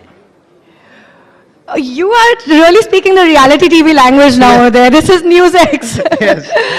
Okay, least in touch. I would say I guess I'm not in touch with the Apurva Sufi duo. Okay. Yeah. So Apurva Sufi duo, you're not in touch with. Yeah. That's a headline right there. Oh my Okay, God! no, I knew this was a trap. No, I'm joking. Okay, let me now get to, of course, your gaming career as well. It's again not a very conventional choice, Nikita. What led you to this career, and also being a woman for you? How was that a difficulty or an asset in this career?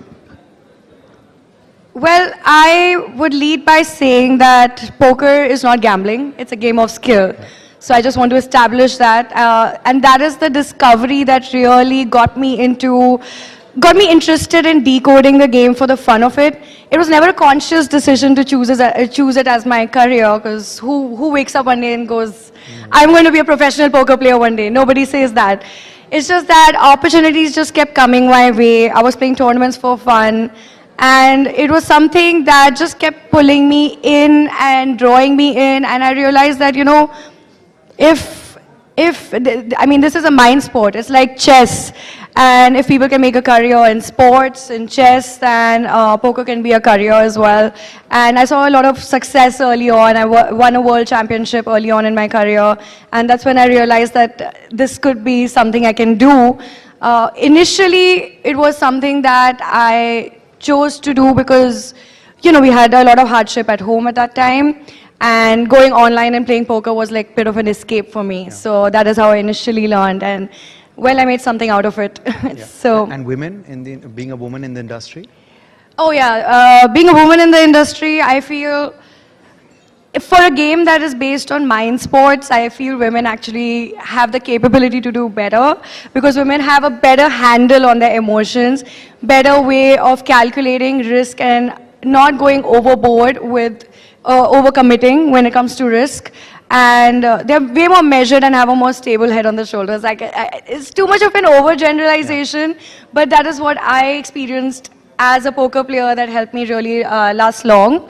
And on the flip side, being in a male-dominated field, people would think that, you know, she's just in a room with, the ratio is like 90-10. Yeah. And is she intimidated by that? I'll tell you what, poker is a game of geeks, as contrary to popular belief. Okay. And it's actually the guys that are intimidated by the woman sitting on the table, because they're like, oh God, am I supposed to look at her? They're just shy, because I'm not shy at all, and I'm staring them down, getting body language reads, and it's actually them that shy of more than, they have no idea how to deal with it. Okay. So that is the kind of, making them nervous that I played. Okay. I mean, it played to my advantage eventually. Well, the host of The Traitors, of course, has his own rapid fire on his shows, but now it's time to end with a rapid fire of on our show. Sure, let's do it. You're today known as a gaming icon. Who is your icon? Okay, Elon Musk. Okay. Favorite quality of his? Just the ability to do anything. Okay. Okay. What was your favorite game while you were in school? I used to play basketball. Yeah. Okay. Favorite cuisine? Indian. Ghar ka dal, chawal, sabzi, roti. What's the last holiday you took? I've just come from Dubai. Okay. Beaches or mountains? Tough one. Beaches. Okay. What's a superpower that you wish you had? Time travel. Okay. I have to ask you this. Now that you've conquered one reality show, are you open for more? If it's based on psychology and skills, then probably yes, not so much. I'm not so much subscribing to the drama of it, so does that mean you're ruling out Big Boss? Absolutely.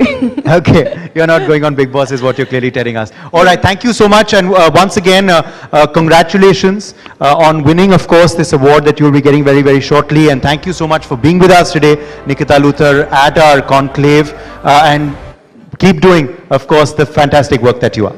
Thank you, Uday. It's an absolute pleasure. Thank you, Nikita, and thank you, Uday. I think Uday is the one who had the poker face this time around, okay? You put her on the spot. You were the one with the poker face, huh? Yes. Asking the tough questions. we should learn a game. Can we get the mic back up, please? Thank you, thank you, thank you both of you. It is a pleasure listening to that conversation, and if you haven't seen what Nikita has done in The Traitors, of course, you can watch it streaming online.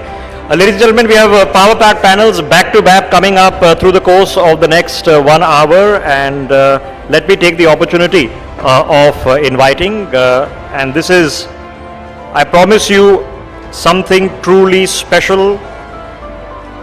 To the best of my knowledge, the senior most serving woman army officer, Lieutenant General Sadhana Saxena Nair, AVSM, BSM, joining us. She's currently serving as the DGMS Indian Army, and more importantly.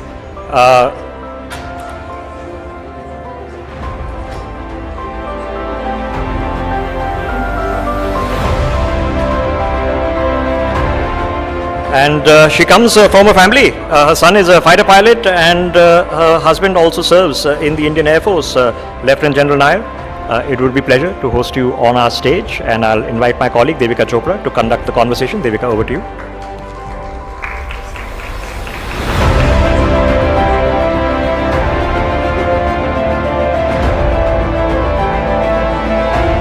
Devika, can we get you on stage, please? Can you also escort Lieutenant General onto the stage?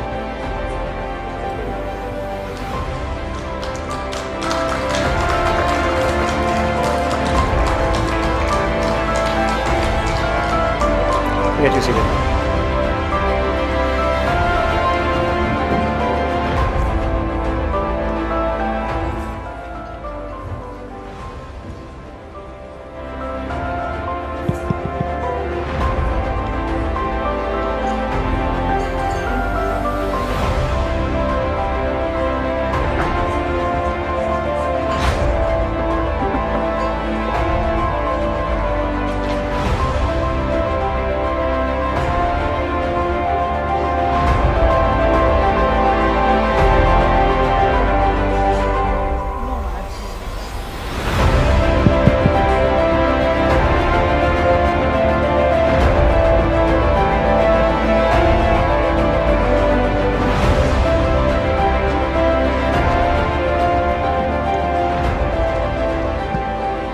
It is such an honor, ma'am, for me to be just sharing the stage with you today.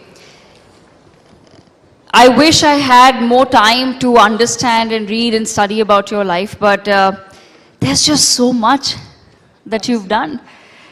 I don't think it's too much. No, it's amazing. I would really encourage everyone sitting here, when you get a moment, please do a Google search on Lieutenant General Sadhana Saxena. And if you're not left feeling wanting for more for yourself and feeling inspired, I mean, it's just incredible. So let's start at the beginning, ma'am. I want to understand from you, you come from a military family. How much of a role did that play in your decision as a young woman to enter the military? So that played a huge decision, because the person who inspired me was actually my father, who joined the Indian Air Force as a doctor in 1956. He actually was the rebel, because he came out from what is now known as Prayagraj, Allahabad in those days, where no one of his family had ever joined the armed forces.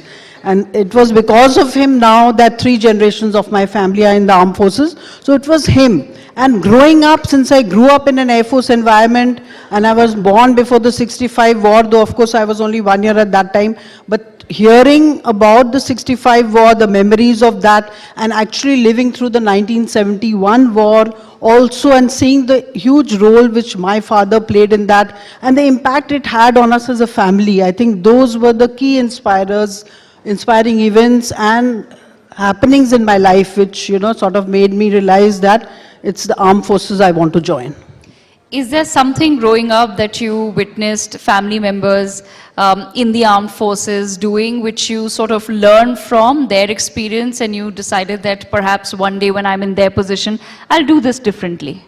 See, what I remember, what was very often talked about in my family, so many of them are memories through stories which have been told to us as we were growing up, and some of them are, like I said, real lived memories, was particularly when, when we were in conflict with our western neighbor, and there were air raids going on, there were air raid sirens sounding, and how my father always left us and went for his duty first. So it was always service before self, and how my mother, and we had 3 of us siblings, my elder brother and elder sister, and how we used to jump into the trenches, my mother covering me and my sister, who were the younger 2, with her body, my brother lying on the sides. And what really, sort of was ingrained in me, how my dad, without a backward glance, sort of just went for his work, because he also being a doctor was the medical advisor to the commander in those times.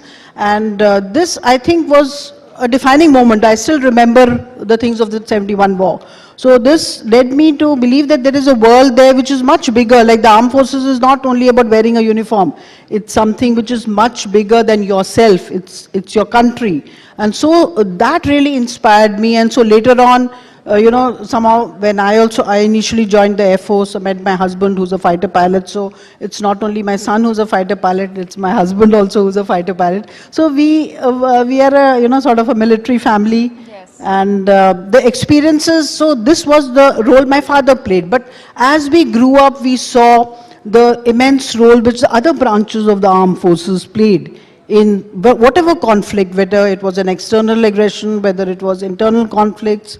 So the sort of putting of service before self, I think that was something which made me decide that this is something which I would really like to do in my own life, where, you look at something which, and you put that organization's interest, and in fact the organization is for the country. So to put the country before the self is something which was ingrained very early, and this is what I always wanted to do.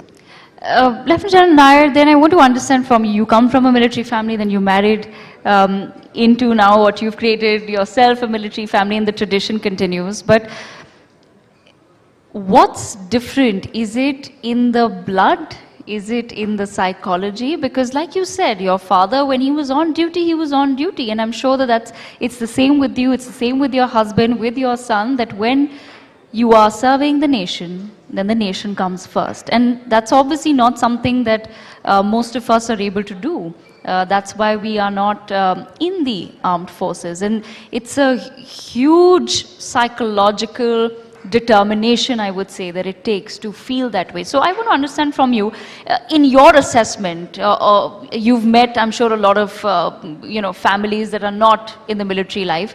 What's the biggest difference as far as mindset is concerned? So the military actually, like I would like to say, any person, whatever he or she develops into, is a combination of nature and nurture. So nature is your genes. You're born with something, and nurture is the environment you're exposed to. So I think the difference between military families is because, the military world is what I've mentioned earlier also in one of my talks. It's a VUCA world. It's volatile, it's uncertain, it's complex, and it's ambiguous, VUCA. Nowadays, the word Bani is used more, which is brittle, anxious, non-comprehensible. But that, I think, doesn't fit so well. That's more for the business world. So the armed forces world is a VUCA world. When you are in the armed forces world, you learn to be resilient. So it's very, very important that you are committed, first of all, to the idea of the nation, to the idea of the armed forces, and you're adaptable and resilient. So as children who grow up in the armed forces, I think this is one difference, because every 2 years you're moving to a different place. You are seeing different terrains. You are seeing different, different type of people coming from all over the country. You're seeing different sort of upbringings in different people, but they are all your own. So it is this, I think, actually it is this volatile and uncertain atmosphere, which is complex and ambiguous. So the tolerance to ambiguity, you learn all that. You learn to think on your feet. You learn to have situational awareness. So these are things which it just gets ingrained in you. So it's the nurturing in an environment. Not to say that people in the outside world, outside the armed forces are not like that, because I know there are a lot of challenges in the outside world too. But there are different challenges in the armed forces, and these challenges actually make you very, very adaptable and resilient. And that, I think, is one key difference. You don't expect, that you have to be, you have to go out, you have to do things. In fact, here I would like to mention something which is the motto in the Indian Military Academy. It is the Chetwood motto, which says that, and this is ingrained in all armed forces personnel, that it is the honor and the welfare and the safety of your country which comes first, foremost, and every time. Then that of the men you command, men or women you command, and last is your own safety and comfort, which will be last every time, all time. So this is something which is just ingrained in you, and this is how you evolve then. So you've seen it as a child, you don't feel anything different. You feel that's how it's supposed to be. You know, you've seen it in your uncles, you've seen it in your aunts. When the men go to war, earlier there were no women in the armed forces. When the men went to war, the women just went around stoically. They had to do, the work went on. The show goes on. I think this is another thing. The show always goes on. No matter if there's been a fatality in the cantonment, number of fatalities, you don't think about that. The mission has to be accomplished, the work has to go on. Ma'am, you are the first woman Director General of Hospital Services, the first woman Principal Medical Officer for 2 different commands, and now the first woman to hold the post of Director General Medical Services of the Army.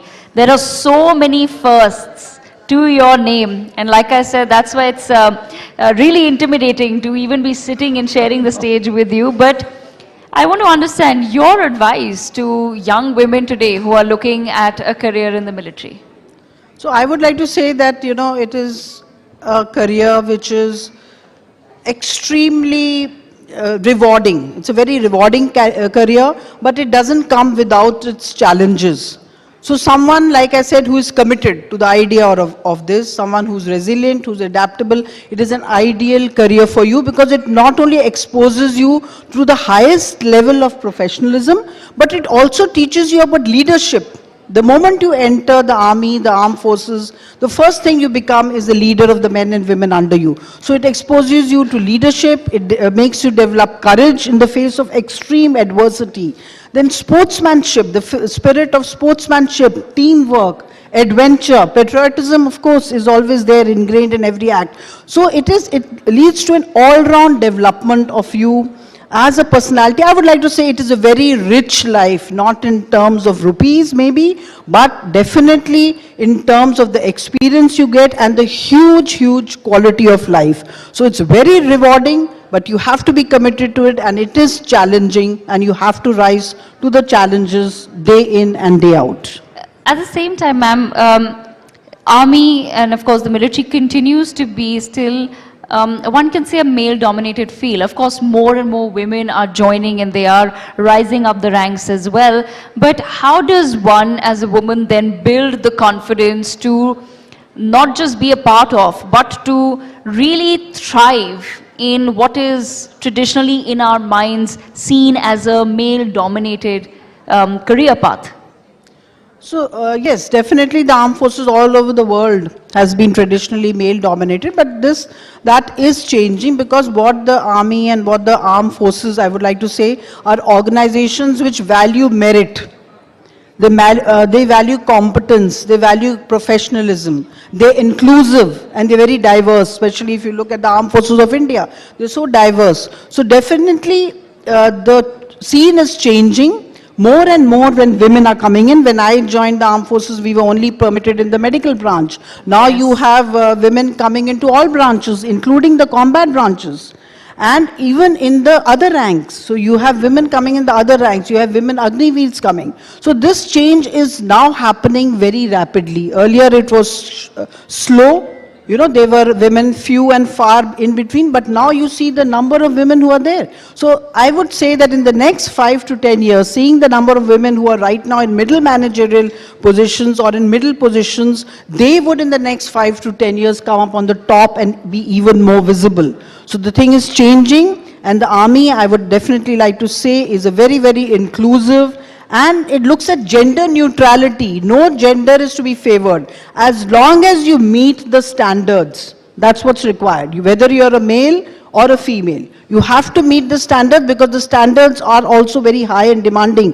When you're defending the nation, your standards, you have to be up there. So whether it's a man or a woman, if you meet the standards, you can join the armed forces. Ma'am, I have very little time with you. One last question quickly. Yeah. Who has been your most significant mentor and what's the most valuable lesson that they've taught you? Most significant mentor, I would definitely say, is my father. But I would like to also say that my husband has been a huge support. He and my children, both boys, again I would like to say, like when you're talking about gender, they never thought there was anything out of the way for their mother going for work.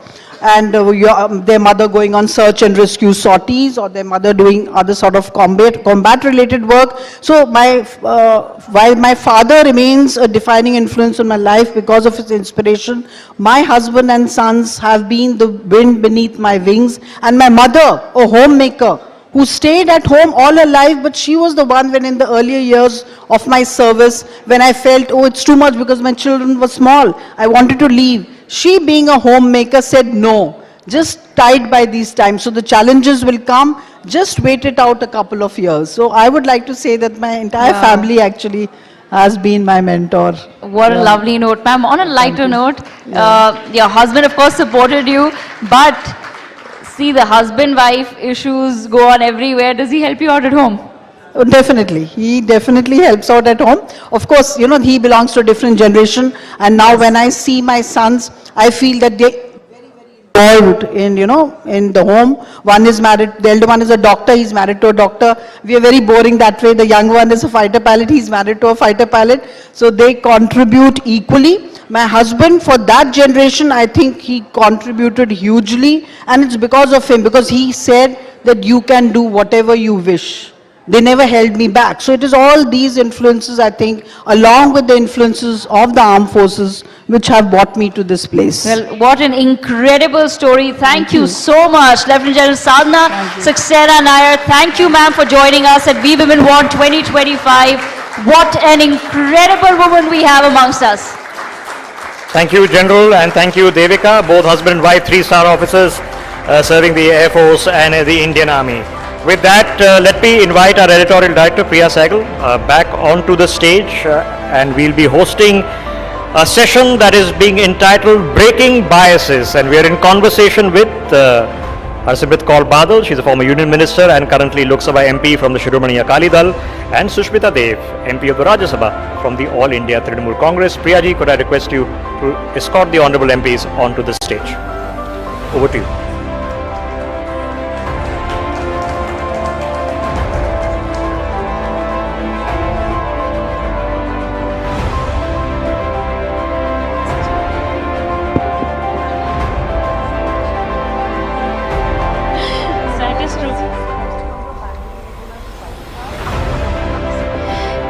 Thank you, Rishabh, and may I welcome two of our Lok Sabha and our parliamentarians, two very feisty MPs, and people whom I'm actually very fond of also, and not just because they're good friends, but because it's always a pleasure to have a conversation. They always have something different to say, and I hope you are going to do a little bit of shock and awe also, but definitely a very candid conversation. I have with me Sushmita Dev and Harsimrat Kaur Badal. Both of you, in terms of women MPs, or, even the image of women, as they say, there has been a slightly, have you been fighting biases? You, of course, have a woman chief minister. But Harsimrat, I'll begin with you. In terms of proving your mettle, that too in the land of Punjab, is being a woman, how has it been? How has the journey been? Thank you, Priya. I think like a journey for any woman in a man's world. And I would not really say that it's only in politics, but I think in every sphere of life, right from taking birth, where it's a battle for the girl child to take birth and then to fight the biases at home. There's so many biases that I think it's become a part of life where we don't even notice half of them. So yes, when you come into a man's world, which is politics, where leadership seems to have the form of a man, so accepting a woman in leadership roles is difficult, that too in a state like Punjab, which is extremely patriarchal and at one time had the worst girl-child ratio. So for them to accept a woman as a leader has been tough, but I would be happy to say that winning my 4th election in a row, when I started off in my first election, I would have just a room full of all men, and there would hardly be 1 or 2 ladies who were also the wives of the leaders of that village. Now in my 4th election, it's a room full of women and a handful of men, and I think that's the real power, that the women have started coming out and they've started making decisions. And as we've seen in the voting as well in these last elections, women voted in higher number than men, and I think they make better decisions than most men. Fair enough. In fact, the women voter has really also come of age. आज अब देखा जाए, and I think the government is also realizing, all political parties are now realizing the value of the women voter, and all this before women reservations. तो अभी और भी खेल ये चलेगा. And Sushmita, you have a woman leader also. So for you, how has the question of does the gender card come into your politics? क्योंकि आप कांग्रेस में भी थी, तो थोड़ा सा from on ground you've also been the leader of in the Congress, you were the leader of the women's cell. Can we have silence, please? Because this is a women's event. If you're not supporting women, then why are we all here? Thanks, Priya. It's always a pleasure to share the stage with you. And I'm deeply honored to have Harsimrat ji. We were in the 16th Lok Sabha together. Well, yes, I am positioned a little uniquely because I served the Congress party for almost 30 years. And we were led by the longest serving Congress president, who was a woman, Sonia Gandhi ji. And now I have joined the All India Trinamool Congress. And I think it's fair to say that one of the most feisty women leaders that India today has is the three-time Chief Minister, Mamata Banerjee. And I think her strength lies in the fact that she's not just empowered herself through her struggle, but I don't think I've ever seen so many women in the assembly, so many feisty women in the parliament, Rajya Sabha, Lok Sabha. And I was just telling Harsimrat ji that even when I go to the grassroots for campaign, right from the booth committees to the block committees, they're just women everywhere. And it's been a novel experience for me. And it's very, very different. Like, just to give one simple example, we're talking about breaking the glass ceiling and biases. When you go to a huge public rally and you're walking in that rally and there are like 30,000-40,000 people, it's very, very difficult for women workers and leaders to negotiate their physical space. Right. Because it's dominated by men and you're scared of getting pushed around. But the first thing I noticed in Trinamool Congress is that before our leader Mamata Banerjee arrives, we all fall in line, and the first, I think, 15 feet of the crowd is just women, and then it's the men.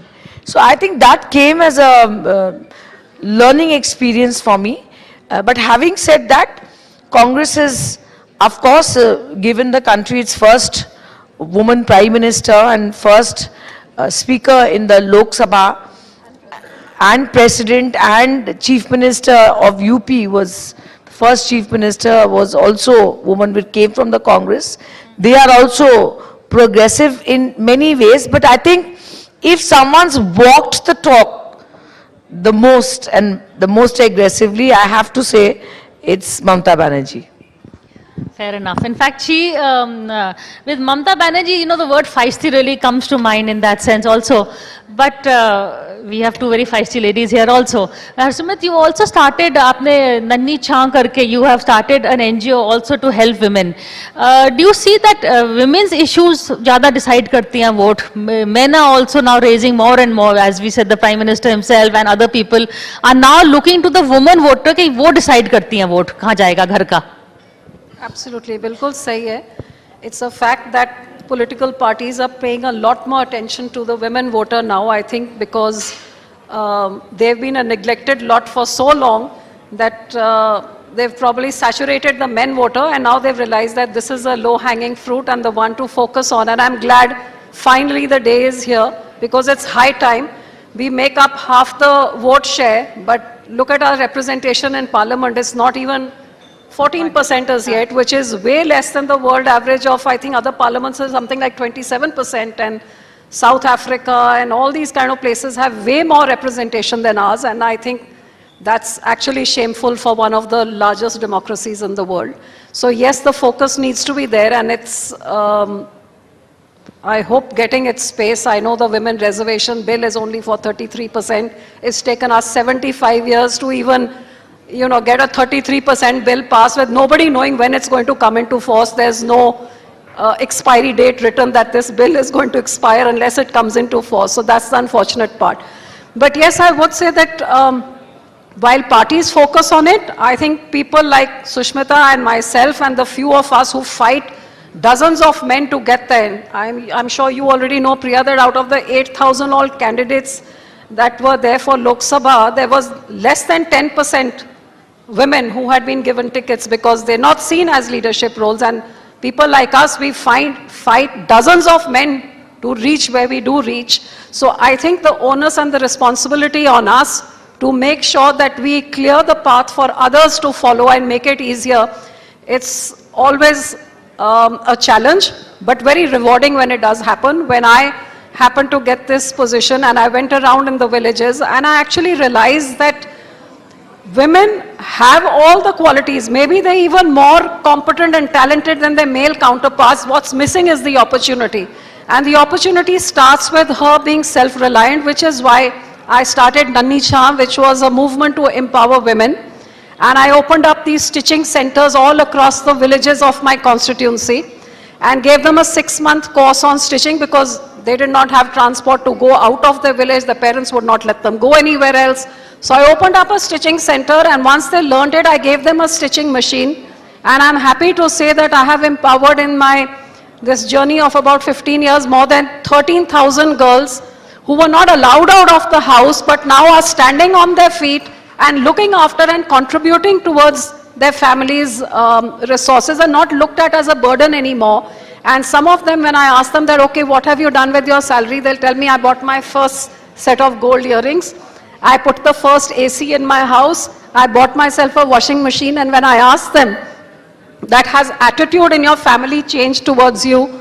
They always say, yes, people look at me in a different way and I get a different respect. And I think for me, that is the real win-win of having the platform that I have, which was always to further the women empowerment thought process in society. In fact, I think women empowerment begins when you make them self-reliant first, and then they will, feel that they have a voice which they can throw and make the rest of the house heard. Having a woman leader, Sushmita, do you feel that Mamta Banerjee is doing things, the woman's touch is coming into her politics also, because she's also very much into the rough and tough. I think she's, as you say, now man's world, she has gone into it, or has she taken the woman's world to the man's world? See, any politician who's in electoral politics doesn't have the privilege of treating a man's world differently than a woman's world. And any intelligent politician will know that where the population of India up to 48% is women, that they are a unique vote bank with very unique needs. So when you talk about the man's world and the woman's world, so although you give a lot of projects and a lot of schemes, which helps farmers or which helps MSMEs or helps, tribal people or scheduled caste people, what leaders realize, and I think Mamata Di has managed to do, is she's given very women-centric schemes. Like, if you are 18 and you decide to go on to higher education, if you decide to go on to do your undergrad, a bachelor's degree, then you get a stipend. So it's to incentivize. So when you think of the political world, you have to think of policies and incentives which propel women or facilitate the progress of women in the right direction. And since the last, I think 3 Lok Sabha elections, it has been proved beyond doubt that the women voters think differently, they vote differently, they make their own choices differently. And I think the faster that all political parties realize that, the better it is. And in fact, they have actually started voting in higher percentage. So if in a state you have 50 women and 50 men, there are 45 women voting, and out of the 50 men, there are 35 men voting. So their turnout on the voting day is also very high. So Another thing is, I have seen in Trinamool Congress that there are a lot of prominent male leaders who work with her hand in hand, whether it's in a ministry or MLAs or MPs, and they are all very conditioned. They're all very conditioned to what the vision of their leader is. So I think it's an excellent merger of men and women working together towards gender justice or towards equality, and social justice also equally important. So it's a very nice blend, and it's a learning experience for me. But do you feel, the topic is breaking biases. There's some that are said in the open and some that are unsaid, but the look or the gesture, or some people on social media, they say more than, being a woman makes you more vulnerable, do you think? I think when you talk about breaking bias, all these things about being vulnerable and being at the receiving end, social media, of course, has made it crazy. I mean, if I speak personally, I think it doesn't bother me as much as it bothers my kids when they see stuff made up and with artificial intelligence, all kinds of things they put up, and it's the kids who feel bad when they see that. But I think let's look at the positive side of it.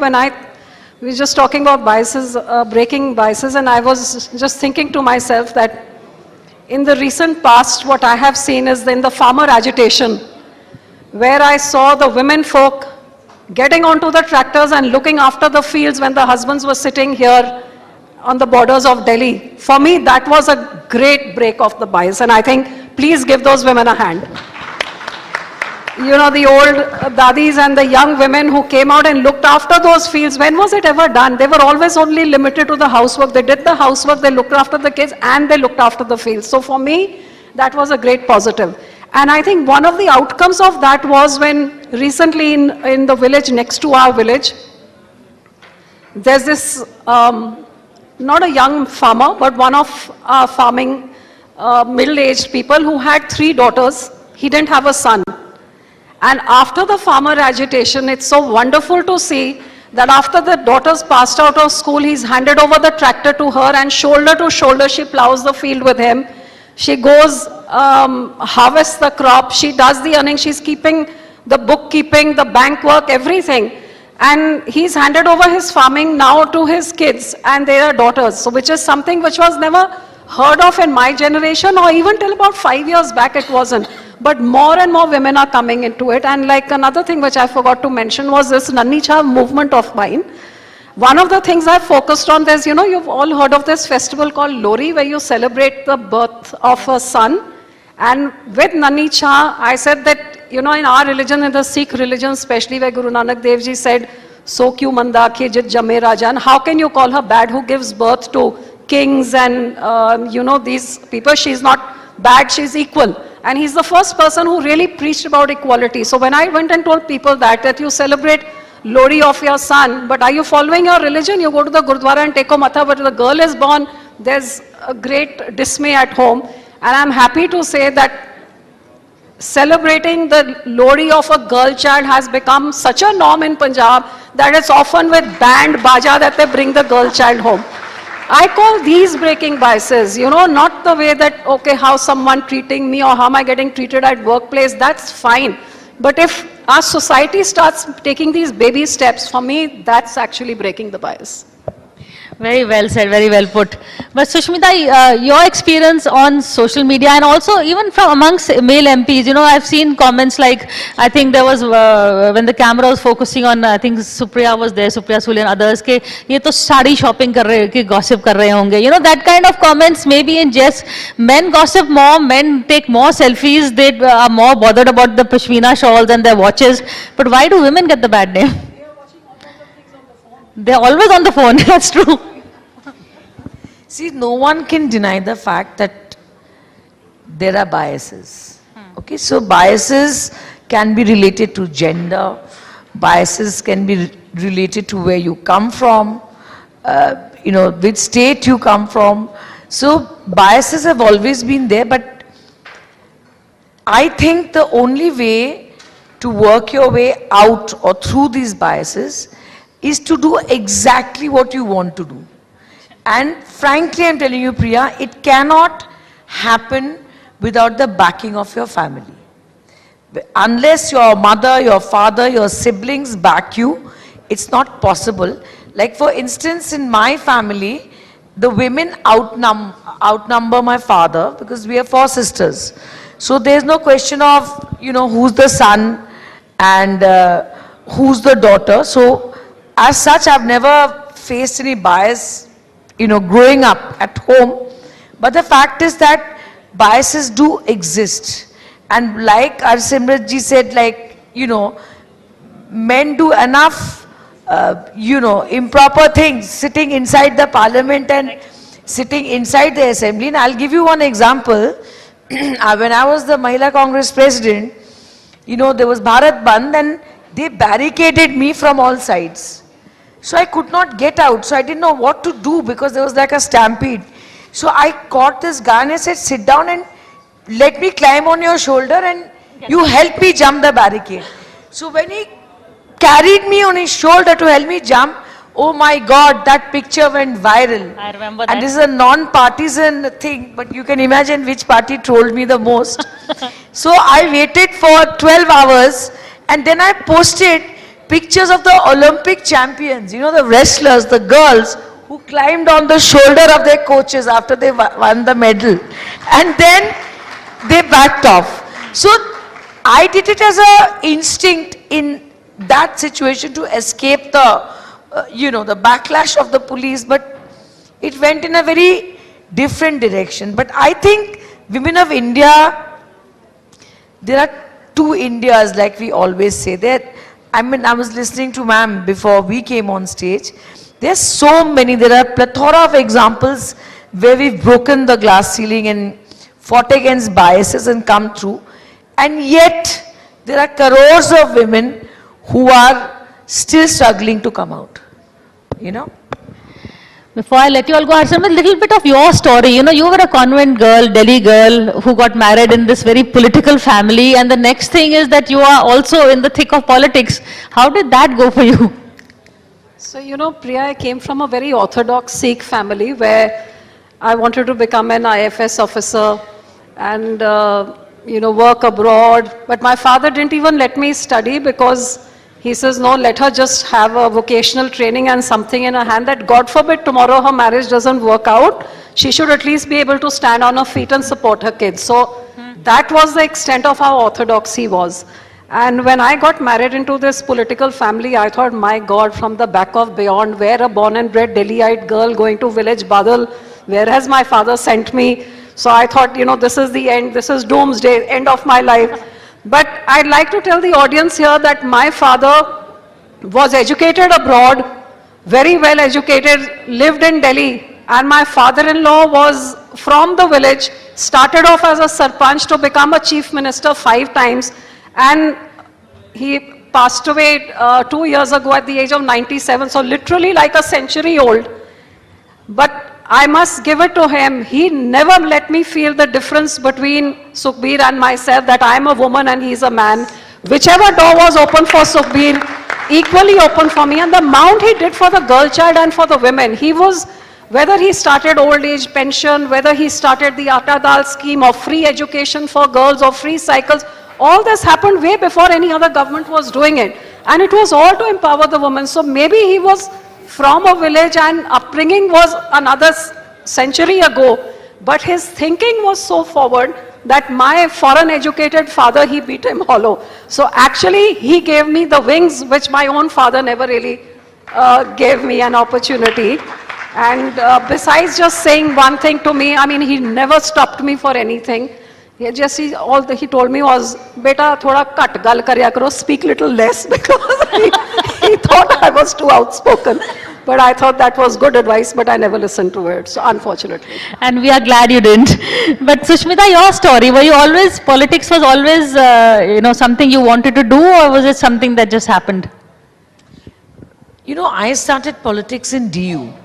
I was a president of Miranda House. And, there's the whole thing about family politics and dynasts and all of that. But it is but natural for a child to look up to their father or mother and aspire to do the same. Right. You know, there's that other side which a lot of people don't say, saying parivarvad hai, dynasty hai and all of that. I mean, which child doesn't look at their father or mother to say, I would like to grow up and do what they are doing. So there's a very non-controversial side to that. So I used to, my mother was also in the Legislative Assembly, and I used to look at my father and say, hey, I want to do what he's doing. Because what is the most attractive part when you are younger is the mass appeal that a leader has. That you see your father going somewhere publicly and people coming up to him, touching his feet, you know, asking him for help. So that's what attracted me to politics.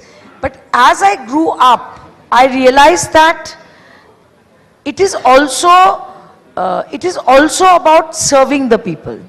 See, you may be in power, you may not be in power. As you know, my father was a central minister with the Congress party for the longest time.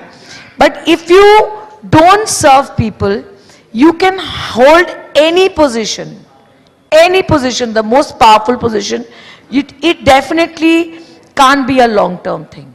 So these are the things I learned from him. And when you know, Miranda House election happened, and you know, my Miranda House election happened just after Mandal Commission. So I am that batch where we didn't, I'm sure many people here are from that same batch. I am. Where we didn't go to college for almost a year, you remember? And then came the election. So it was a very tumultuous time.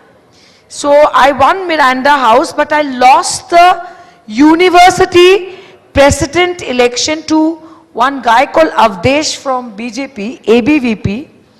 And my luck, 3 months after he won, I remember he was put into jail for some case. I don't know which case. So that decision also I could only take, and it came naturally to me because I came from a political family. And I'll tell you one thing, all the women and the men who have taken a conscious decision to come into public life and politics, where their fathers and mothers or uncles or father-in-laws are not in politics, I salute them. It's a very big decision, and it's not easy for a non-dynast to come into politics.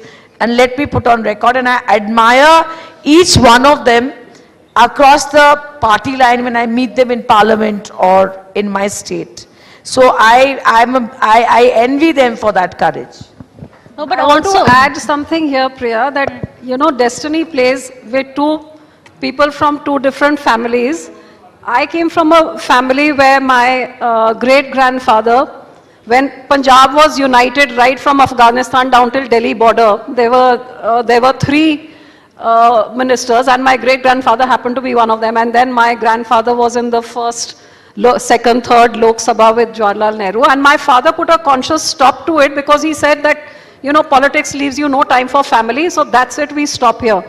And my husband and my one criteria was, when we got married, was my father said that the boy should never enter politics, and my father said, no, even I don't want him to enter politics. No one knew I would enter. So I call myself, you know, by default or by destiny, and I was pushed into politics because then the sitting CM said that I'm going to drive this ex-CM out of his, let's see, I'll put my son here. Next thing I knew, they wanted our family to have, I was the only one left, so I was pushed into it. So here was someone who grew up in a political house wanting to be part of it, and here is someone who didn't know ABC of politics and didn't want to do it, but we both landed up exactly where God Almighty wanted us to, and it's all about serving the people at the end of the day. You know, Harsimrat ji, I've always wanted to ask you a question. I took Priya's permission. It's just that I've never had the opportunity. I remember when we were together in 16th Lok Sabha. It's very interesting, all of you must listen. You remember the time that you were speaking in Parliament, and Harsimrat ji is an excellent orator, very feisty in Parliament. No, she's very good. She's a very good orator. And you remember the time when Rahul Gandhi ji walked across the well and went and hugged Narendra Modi ji, and at that point, Harsimrat ji was talking. She was on her feet talking, and I was sitting on the Congress's side, and I saw your face, and you had totally frozen because I got the impression you thought he was walking towards you. Is it true? Please tell us. I would like to know this. Never, I couldn't have even thought that. I don't think he'd have the guts to do it after what I do to him. Who was just telling me yesterday. I must have been too shocked why he's coming this side. Just yesterday, Priyanka was telling me that we were at Mawa's reception together, and she's telling someone else, she says, you know, this Harsimrat is too much. She once told Rahul Gandhi to one of the media guys, pata nahi kaun sa sasta nasha karke aata aur aise bolta hai. So I doubt if he'll come anywhere near me, because after what they did in Punjab, and you know, I was one of those who survived the 84 genocide which took place in Delhi. And so I come with a great bias against the Congress and the Gandhi family. So I don't think Rahul Gandhi will attempt to come anywhere close to me, because I have too many access to grind. I happen to work in those camps. I was an 18-year-old college student when the 84 genocide took place, and not only did I know how we saved ourselves, but after it got over in those 3 days, I went and worked in the camps at Trilokpuri. So I saw firsthand, up close, how and what other women like me went through of my community. So he comes near me, he's in trouble. Now you know why I like these two so much. So a big round of applause to, I think, one of our most fascinating panels today. Thank you so much, and wish you all the best. Thank you. And keep talking, don't keep quiet. I think Sushmita ji was right. That was an interesting story. Little did we know. I think now we'll have to go back and look at the video from Parliament and see what actually happened over there. But Harsimrat ji saying you didn't defend him. I said, never believe a politician's like and dislike. It changes every day. You know, one day is an alliance with this one, and the next is an alliance with that one. Badal will ever alliance with Congress.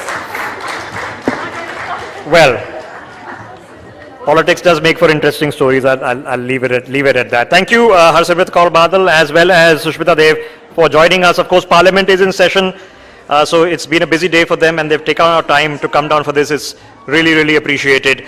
All right, let's move forward, and very happy that we have one of the most brilliant actors of our time, Malvika Mohan, joining us on the We Women Want Munch. She will be felicitated with the Shakti Award very shortly. Uday Pratap Singh, my colleague, will be in conversation with her. Uday, if I could request you to escort Malvika onto the stage, please.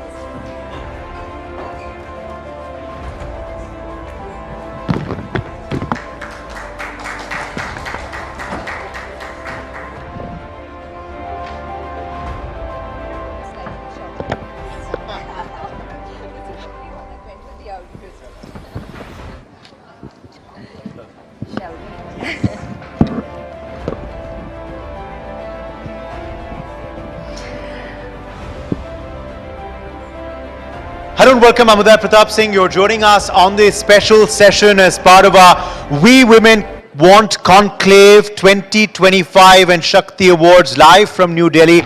We are now in the north of India, but being joined by someone who is being called a southern phenomena these days. Yes, we're talking about Malvika Mohan, who is live on our stage. And thank you so much for being with us today. Welcome. Thank you, and a very good evening to everyone present here. I was just thinking that what a sudden jump it's going to be, my God, from listening to two amazing, formidable women talk politics and affairs of the country to talking about films. But that is a change we want, and that's why we've scheduled this session for right after. So no political questions to you, just entertainment ones. But I want to start out by asking you, before we get to films, on style, because you are being honored today very, very shortly, for those of our viewers who don't know, with the NewsX Shakti Award for Excellence in Style. So congratulations on that. What does that make you feel? Thank you. It makes me feel lovely. I have grown up in a household around two parents who have always held a very high regard for our Indian arts and crafts and textiles and handlooms, and that's had a very instrumental role to play in how I view something like style, our indigenous forms of art, the plethora of aesthetics and designs we have in our own country. So it's an amalgamation of all of these things that's sort of designed my taste in things, and so being awarded something for style feels amazing. Okay. What is your style statement, if I were to ask you? Oh, it really depends, yeah. I think it's so hard to pick. Like on a day, it's something as simple as a lovely cotton sari with like my mother's, tiny jhumkas. And on some days, it's a cool suit, power suit. So it really depends on the mood. Also, these days, celebrities have to look fashionable all the time. Even at the airport, you have cameras there. Yes, I won't deny that. Does that put a bit of pressure on you? There are days it does, but a different way of, a different perspective that I've developed of late is I just have fun with it, I kind of pre-decide my outfits, and I've gone into this habit of keeping my wardrobe for the entire week set in advance, and you'll be surprised by the amount of time, effort and anxiety that saves you when you're rushing. These days, I think everyone's social media are full of people's style statements, airport looks and all of that. But talking about social media, Malvika, and I have to ask you this, how do you approach your social media game? Do you believe that it's a good way to engage with fans, or do you believe you're a bit private with your social media? What is your social media game, if I can ask you? Absolutely. There is no denying the fact that social media in today's day and age has become an extremely important and relevant tool. Now it's up to you how you choose to use that tool. In the more formative years of my career, social media had a very, very important part to play in actually most of the films that I've signed. Because I remember this, I recollect this one very well-regarded Tamil director telling me once that, he was casting for a really, really interesting character in a lovely film, and he couldn't imagine me as the character. And then he stumbled upon this one like photo shoot that I'd done, which sort of, made him think of me as the character, and I got cast as a result of that. So something that seems as menial as a photo shoot, or, like seemingly menial but not actually menial, can have very lasting impacts on your career if used in the right way. So it's become like a modern day portfolio, yeah?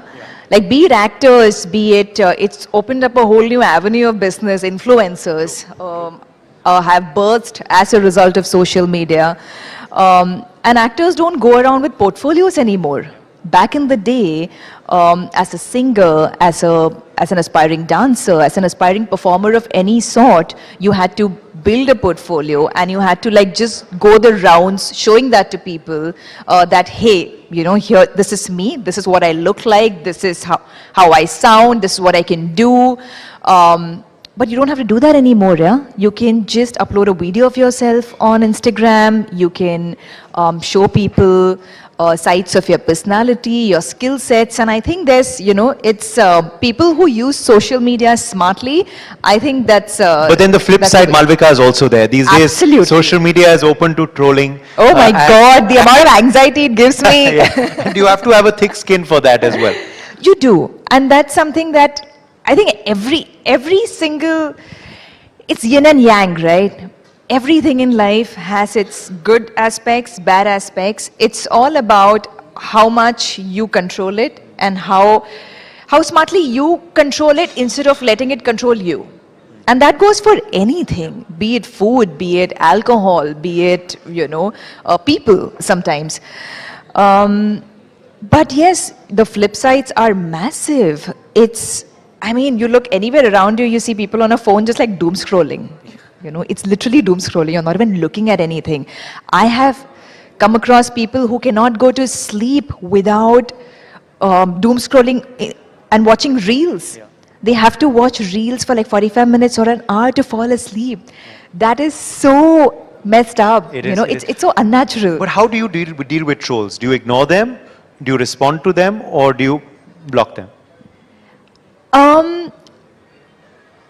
I had gotten trolled quite a bit for the first film I'd ever done in my career. It was a Malayalam film, and I was very young. I was still in college actually. So before Beyond the Clouds. Before Beyond the Clouds. This film I'd done with this actor called Dulquer Salman, and I was maybe, I think, 19, 20, and I was really skinny at the time. And Malayalam industry is an industry which, at least at that point, really liked, you know, like more curvy women. Like that was the idea of beauty, the standard of beauty in that specific region. And I remember the film coming out, and people had trolled me left, right, and center, and called me like, "Oh, she's like skin on bones, and you know, there's no flesh," and you know. And as a young adult in your formative years, when you hear things like that, it stings, and it was very, very hard to deal with, cope with, stomach. But then what happens is through the years, like all of these incidents just make you so thick-skinned that now I think somebody could be standing here and just telling me nasty things, and I'll just be like, whatever, and just like walk away, you know. Good. That's fantastic. There's good advice for some youth as well, you know, who face this also on social media. But now coming to, of course, your films, and you know, the journey has been amazing from that film to, of course, after that, Beyond the Clouds, and even now. Now, if I were to ask you, and you know, these days, after cricket matches, you know, there's an award called Game Changer of the Match given. The player that changed the course of, you know, the match for his or her team. For you, which project so far has been a game changer, or two roles, one or two? I would say it would be this film I did with Majid Majidi. For those who don't know, he's a renowned Oscar-nominated director from Iran.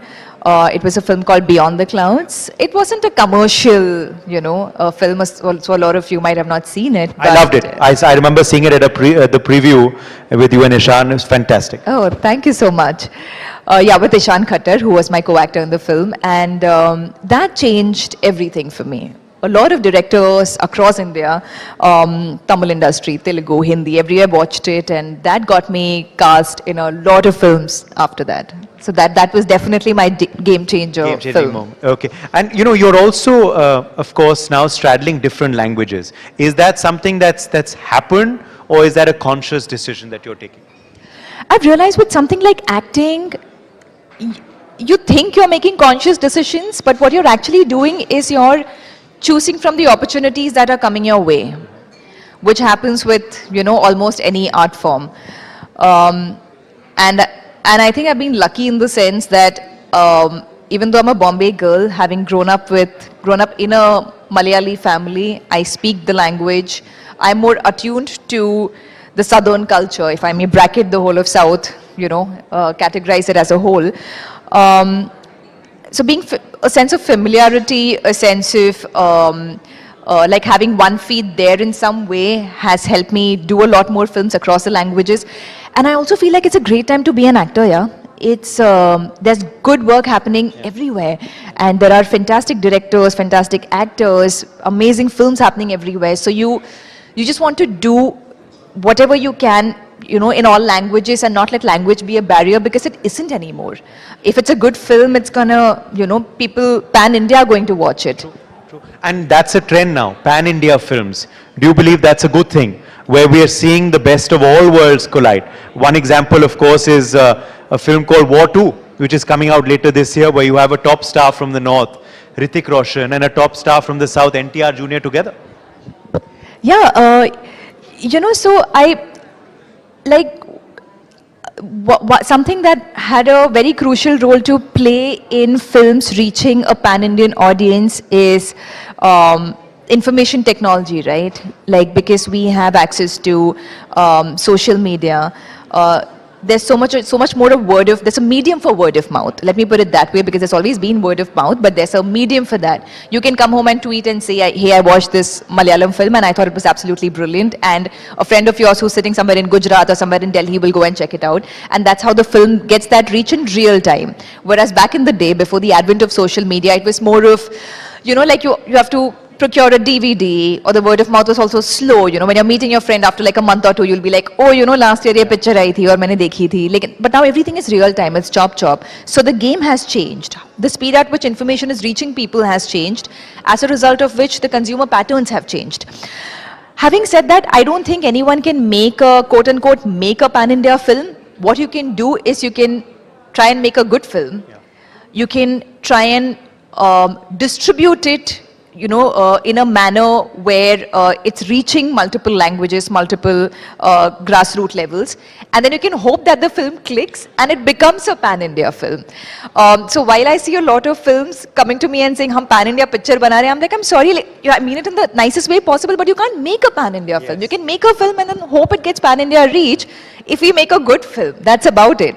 So that nazariya changing has like pros and cons, because a lot of people think if you just package a film right, you can achieve that, but no, you just got to make a good film. You know, but you've also been working in the South for a while now, and we've seen the South make such good films for so long. But how come now suddenly the trend has come? Everyone is focusing on the South. Is it because of OTT platforms, you think the reach has increased, or what is it? Awareness, social media, what do you feel? I believe the Hindi film industry does not give writers its due importance, at least of late, because obviously I've grown up on Hindi films, I've grown up on Bollywood films, and we've grown up on such fabulous cinema in the 70s, 80s, 90s, 2000s. But of late, since the last 5, 6, 7 years, we haven't had a lot of good scripts at all, because people are not nurturing good writers, people are not paying writers what they deserve to be paid. If you're willing to pay your male actor, and I won't say female actor because the pay disparity between male actors and female actors is humongous. But if you're willing to pay your male actor like crores and crores of rupees, you can't be paying your writer peanuts and then expect that to turn into a good film. That's not how it works. So Hindi film industry needs good writers, you know, but having said that, the South, I'll just finish off answering the question you asked me. I believe that the entire South trend that's happening right now is a wave, because a lot of South films have commercially worked since the last couple of years. So. And we're sure your next film is going to really work because you're with Prabhas. How is the Raja Saab shoot going, and how is it working with Prabhas? Well, Prabhas is quite a phenomenon. He is, he's larger than life. Even in a quite literal, like when you see him, you can feel his presence, his aura, and he's very sweet and lovely to work with. We are actually done with the film. We have a couple of songs to shoot, and the film is releasing soon by end of the year. Mohan Lalji also you're working with for this new film of yours. How has that experience been, and excited for that release as well? Absolutely. Mohan Lal is one of the finest actors in the world, I would say, on the global stage, and I mean he's achieved everything there is to achieve, and it's been an absolute honor to share the screen with him. It's a very sweet, exciting film that we've done together. It's a slice of life, feel good, humorous film. It's coming out now. It's coming out like end August 28th. So please watch it. Yes, absolutely. Okay, let's end now with a rapid fire. As I told you earlier, we'll do. So let's. Are you ready? I'll never be ready for a rapid fire, but let's go. Okay. Audience, are you ready? Okay. So, beaches or mountains? Mountains. What's a superpower you wish you had? Being invisible on some days when people annoy me. Okay. What was your favorite subject? I hear a lot of women laughing. A lot of people have wished that. They're resonating, I think. What was your favorite subject in school? English, literature. What did young Malvika Mohanan want to become? I actually wanted to become a documentary filmmaker. What's the last show that you binge watched? I rewatched Friends because it's my go-to show when I'm feeling, heavy. Yes. What's the last holiday you took? Mexico, and I loved it. Okay. Telugu versus Malayalam versus Hindi. film industry? Can you You choose want me to be jobless or what? I'm not picking. No. They're all amazing. all nice. Okay. And final question then for you. Your definition of fashion.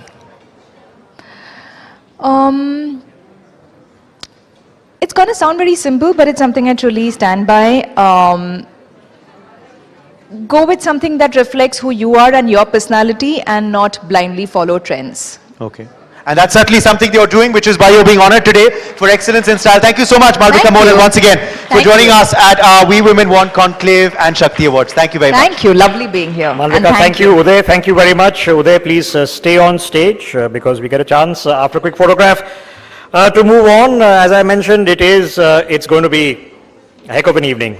Now joining us on the We Women Want 2025 Conclave on the platform to further this conversation, and one of our Shakti awardees will be receiving her award in just a few minutes from now. She requires no introduction, but it is going to be a very, very interesting conversation. Could I request Diya Mirza to come and join us on stage, and Uday Pratap Singh will carry on with the conversation. Uday, back to you.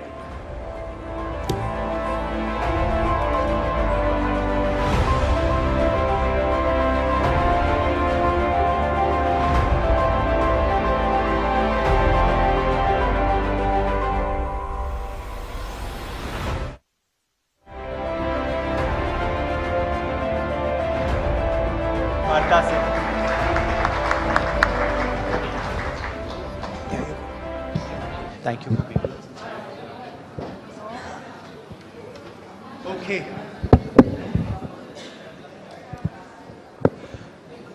Hello and welcome. I'm Uday Pratap Singh. You're joining us on our special Conclave NewsX We Women Want and Shakti Awards 2025. And we have with us now a person who, of course, needs no introduction. She's been an actor.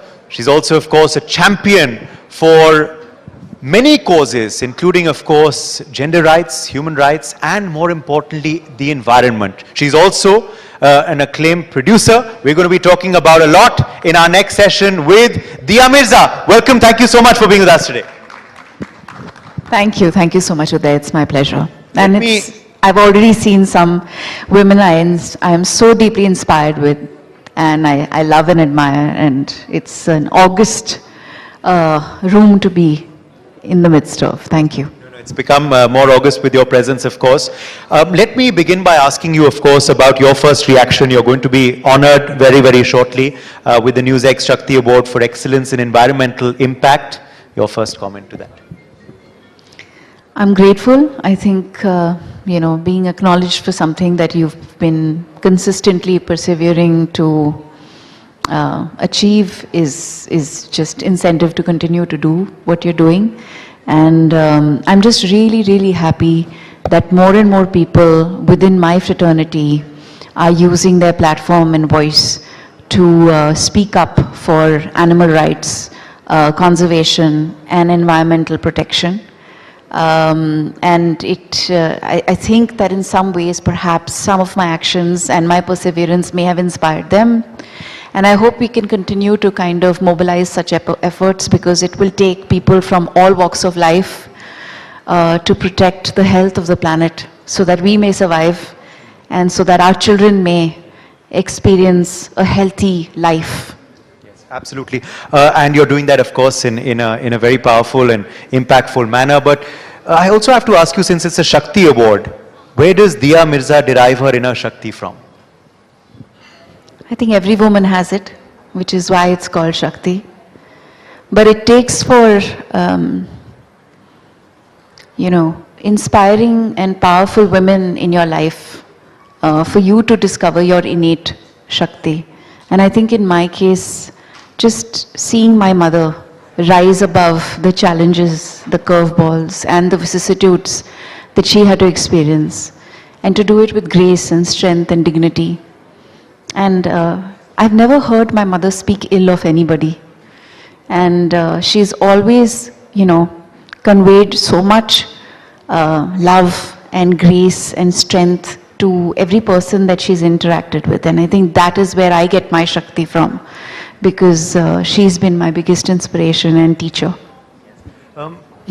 when was it, Diya, that you realized this passion for the environment?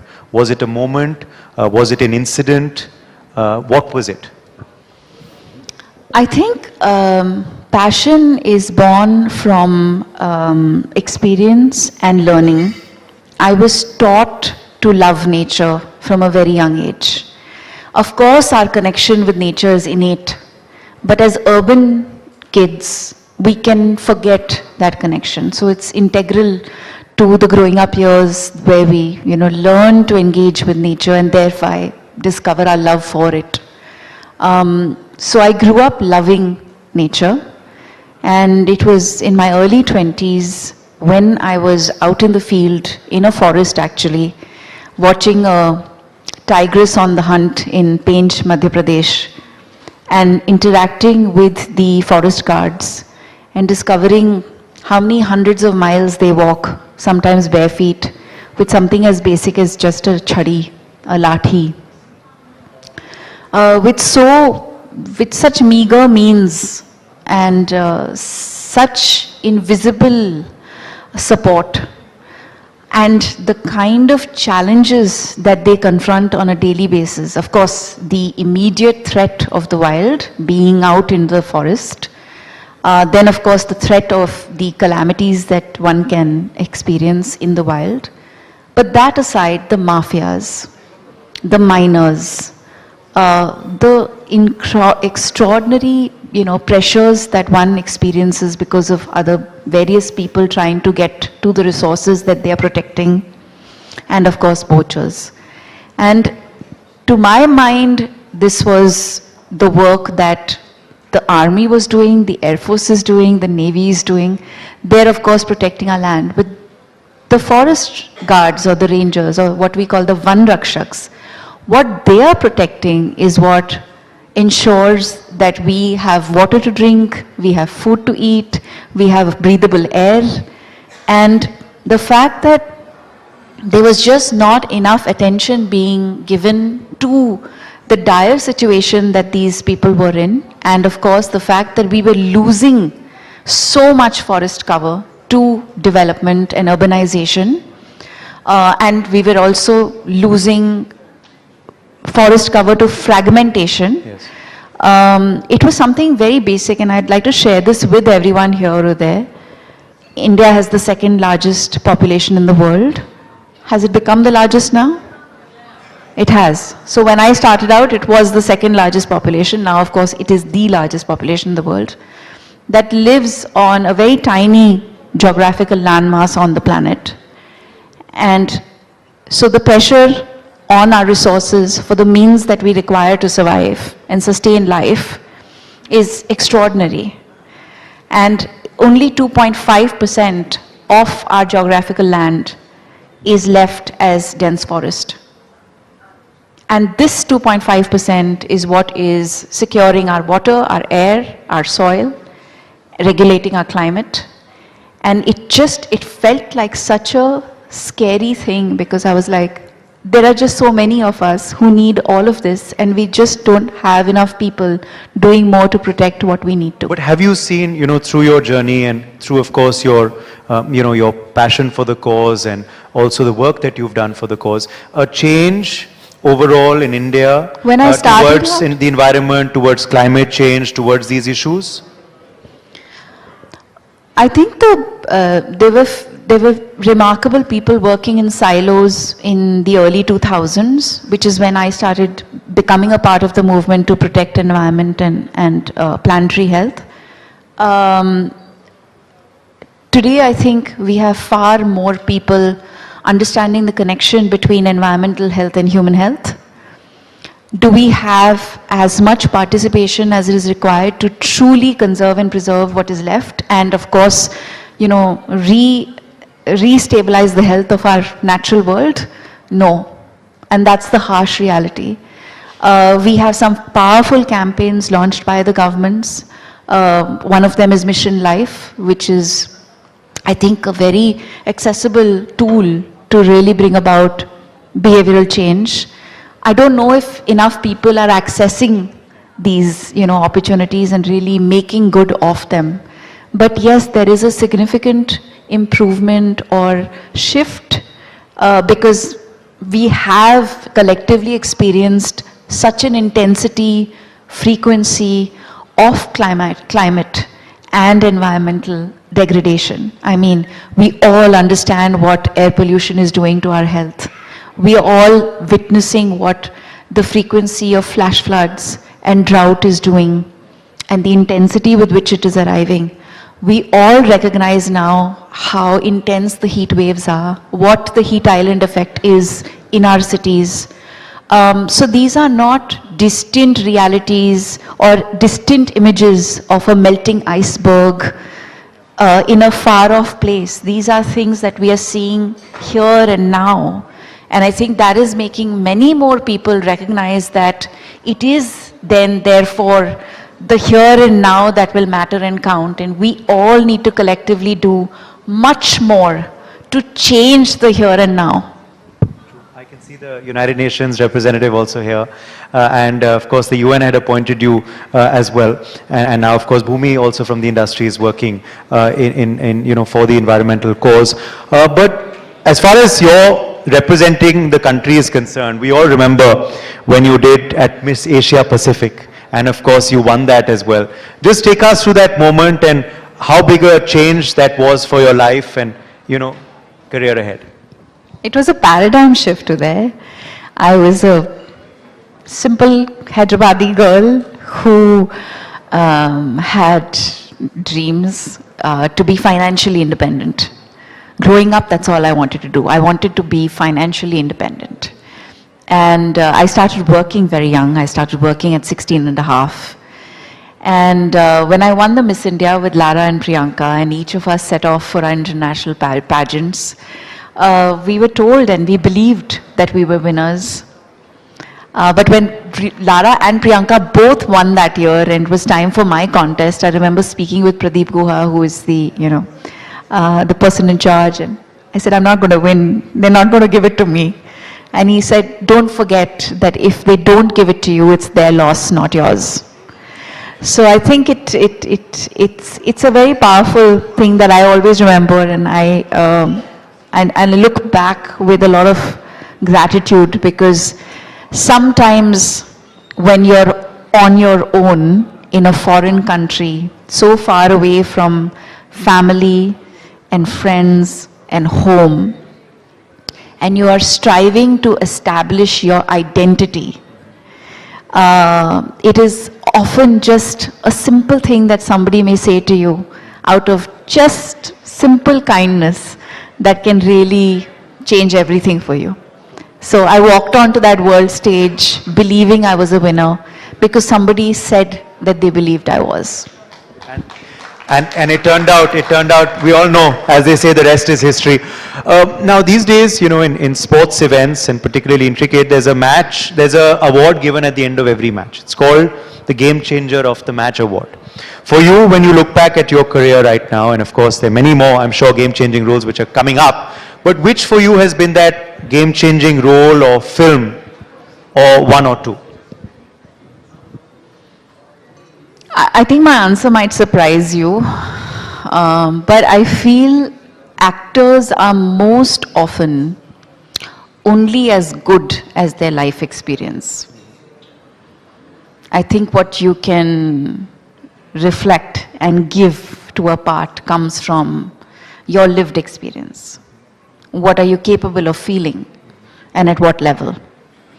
And I think the game-changing moment in my life was the day I became a mother. It changed everything for me. I think I had a cellular shift. I'm able to empathize more deeply and care much more and value what I have so much more than I perhaps ever did. That's changed your approach, you believe, towards everything. Life, projects? Everything. So no film role, but becoming a mother has been your game changer. Absolutely. Okay. Absolutely. But I'm also very grateful, because I think if I look back at the last 8 stories that I've been a part of, I've been able to represent some really extraordinary women. And that has been something that is hard earned. It didn't just come. you know. So I'm very grateful for that. Well, I have to also ask you about RHTDM, Rehna Hai Tere Dil Mein, which re-released as well. Aajkal trend hai re-release ka, and I think this has been trending for a while on social media. How was that for you, the re-release of that project and the kind of love you got so many years after again? It was extraordinary because a lot of people went to theatres to watch the film. My husband and my daughter watched it for the first time in theatre with me. And it was remarkable to see the audience singing with the songs. That feeling of, you know, like we've done this when we watched Dilwale Dulhaniya Le Jayenge in the theatres, and you connect so deeply with the picture, and you fall in love with the actors in the movie, and you carry that love through life. And when I meet people across all age groups actually who walk up to me and they have this incredible warmth in the way they approach you, and you say, oh, I know that, I recognize that feeling. And it's the best gift any artist can ever receive, that kind of love. It's been special over the last 25 years, the re-release kind of and it was very interesting because a lot of people who were fans of the film and who had watched it at home over the years several times took their children to watch the film. So Maddie and I have now a whole new generation of love, which is great. So does that mean a sequel could happen? I don't know if a sequel would happen, but Maddie and I are now going to fervently ensure that we work together in a mature love story. So let's manifest that. Yes, let's manifest that. Okay. If there were another project of yours that you'd like to re-release, what would that be? अगर आपके हाथ में था. I would like to re-release Love Breakup Zindagi, which is the first film I produced. Which incidentally you can, because you're also the Yeah, producer. I could actually. I'm also the producer of that film. I'm saying this specifically because I meet a lot of young people who walk up to me and say, it's my go-to feel-good film. So whenever I'm feeling like dreary and down and out in life, I watch that film and it makes me happy. And I would love for a new generation of people to be, exposed to that joy. Yes, I introduced you also as not just an actor, but of course many other things apart from producer as well. We have one of the most successful producers also with us now in the house. But in your producing, of course, is there a vision that you're looking at? Are you looking at more content for OTT or films, or does the medium not really matter? I think we're medium agnostic. We want to be able to just tell stories that we care deeply about.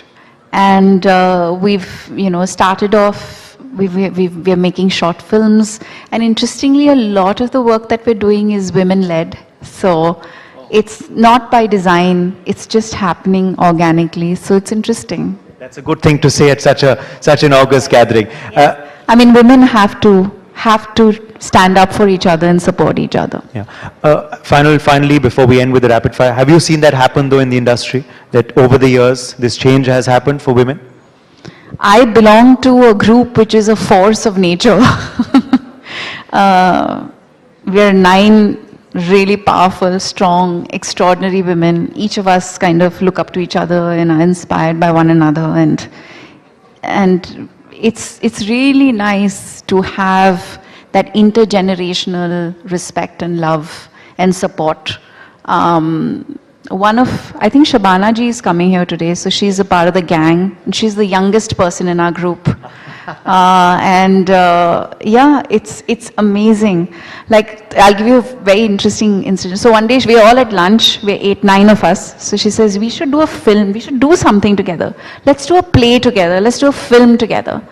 So Richa Chadda, who's a part of the gang, says, I have just the right idea. She looks at it and she says, nothing serious, nothing intense. I just want to have fun. So she is the youngest amongst us.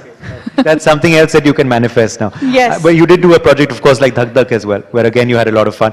Okay, let's end with a rapid fire now. जैसे आप सुन सकते हैं कि हमारे सवाल तो चले ही जा सकते हैं, because Dia is of course answering it with such a land. But ready for rapid fire? जी बिल्कुल. Okay. What is the last holiday you took? I was in Himachal with my children and my family. Then that's probably the answer to my next question. Are you a mountains person or a beaches person? I love both equally. As long as it's a natural environment, I'm happy. Yes. With clean air. Yes. Take me to clean air, take me to a forest, take me to a wild space, and I'm happiest. Okay. What's your favorite cuisine? Ghar ka khana. Anything cooked at home. Okay. इतने सारे actors के संग आपने काम किया है. Who's your favorite co-star? एक छोटी सी बच्ची है जिसका नाम दिशिता है. वो अभी उतनी छोटी नहीं है, लेकिन जब मैंने उसके साथ काम किया था एक शो में जिसका नाम काफिर है, वो सिर्फ 6 साल की थी. दुनिया की सबसे बेहतरीन आर्टिस्ट. इतना अच्छा लगा उसके साथ काम करके. मैं हमेशा ये कहती हूँ कि माँ बनने से पहले उस बच्ची ने मुझे माँ बनाया. Amazing. Favorite cuisine? बोल दिया मैंने घर का खाना. घर का खाना. कुछ भी. As long as it's cooked at home, it's good. Okay. And finally then, a superpower that you wish you had. I'd like to clean up all the plastic in our world. Just make it all disappear and make sure that none of it enters our lives or our homes or our natural environments anymore. Because I have to use this platform to share with everyone. और मैं बिल्कुल नहीं हिचकिचाती सबको ये याद दिलाने के लिए कि as per the recent scientific data, 1 teaspoon of plastic is being found in the human brain. Plastic particles have reached the bloodstream of babies. It's found in placenta. It's something that we can so easily avoid when avoidable. So I hope many more of us can avoid single-use plastics. Absolutely, and that's why we are honoring you with the Excellence Award for Environmental Impact today. I think your last answer just summed up exactly why. Thank you so much, Diya Mirza, for joining us today. Let's hear it for her. Loud round of applause for Diya Mirza, who of course will be honored today, but was our special guest for this session. Absolutely, Uday. Thank you so much for leading that conversation, and thank you, Diya, for being a part of We Women Want Conclave 2025 and the Shakti Awards as well. Ladies and gentlemen, the night is only beginning because we have amongst us another wonderful, extremely powerful guest. Joining me on the stage is Miss Ekta Kapoor. Let's give a huge round of applause to Miss Ekta Kapoor, founder and joint managing director of Balaji Telefilms Limited. And she will be taking us through what women want. This is of course a woman who's made so many iconic television shows, and of course she's adapted herself to the online medium. So clearly Ekta does have an insight into what women want. Leading this conversation will be my colleague Uday Pratap Singh. Uday, over to you.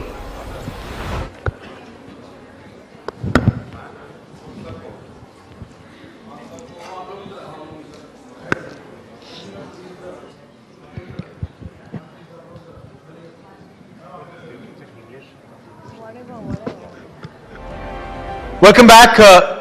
I'm Uday Pratap Singh. Thank you so much for being with us, to our viewers who have stayed with us, and welcome to those of you joining us now for our next special session at the NewsX We Women Want 2025 Conclave and Shakti Awards. We are now with, of course, an achiever who needs no introduction, the founder and JMD of Balaji Telefilms Limited, and also Padma Shri awardee Ekta Kapoor is with us. Welcome. Thank you so much for being with us. My pleasure. You're of course being honored very, very shortly with the Excellence Award for in Entertainment. What is your first reaction firstly, Ekta ji? I think there's no other award I think I deserve or I usually get is for entertainment. I definitely cannot get an award for fashion, so let's keep it to entertainment. But you're looking very fashionable today, might I add as well. I'll have to tell the one stylist who agrees to work with me, you said that. Okay. What does style mean to you though? Since you've said that now and you're looking fashionable, what does style mean for Ekta Kapoor? See, style, I don't know. Style means, see, I work with brand. I think brand means having your own style and being what you believe. And it goes from what you make to what you wear to how you live. So fashion is not my brand. Badass is. True, true that. And you are doing that every day. Let's now ask you, of course, about entertainment, as you said. That's what you're winning for all the time these days. Is that the mantra, you believe, of Balaji Telefilms Limited? So Balaji is a public limited company, and I think we work with a very simple formula that we want to be more felt and less understood. So we're known for either extremely niche content like Lutera, Urta Punjab, Laila Majnu, or extremely mass content. So we don't like to be in a box, and yes, in any spectrum of content, we want to be entertaining. Yeah. I have to start out by asking you about then the content that's currently trending all over the country, the return of Kyunki Saas Bhi Kabhi Bahu Thi, Kyunki 2.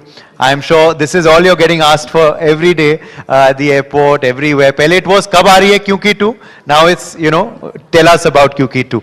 So why now, Ekta ji? 2025, why now? You answered this, of course, a bit in that post that you put up. So I think it's time. See, we had a few episodes left to complete 2000. And if you asked me what I feel so sad about was that a show that made all of us was pulled off air because of our war with Star. Now we're all friends, everything is fine. The 25th year, Smriti and I said, let's complete those 2000 episodes. But let's not do it for nostalgia, let's do it for impact. And she's like, I want to know you now as a content provider, like a creator who was at 25 making shows for families, and abnormally of sorts, you know, you don't expect a 25-year-old girl, not married, making a show about a joint family system and living in a nuclear house unmarried. It was the most like shocking thing of sorts. When I decided to do Kyunki, it was like I wanted to see what else I could bring in into this character, and I'm hoping like the very first episode we made Tulsi stand on a weighing scale. And for me that was the ultimate moment that, you know, we're now close to 50. True.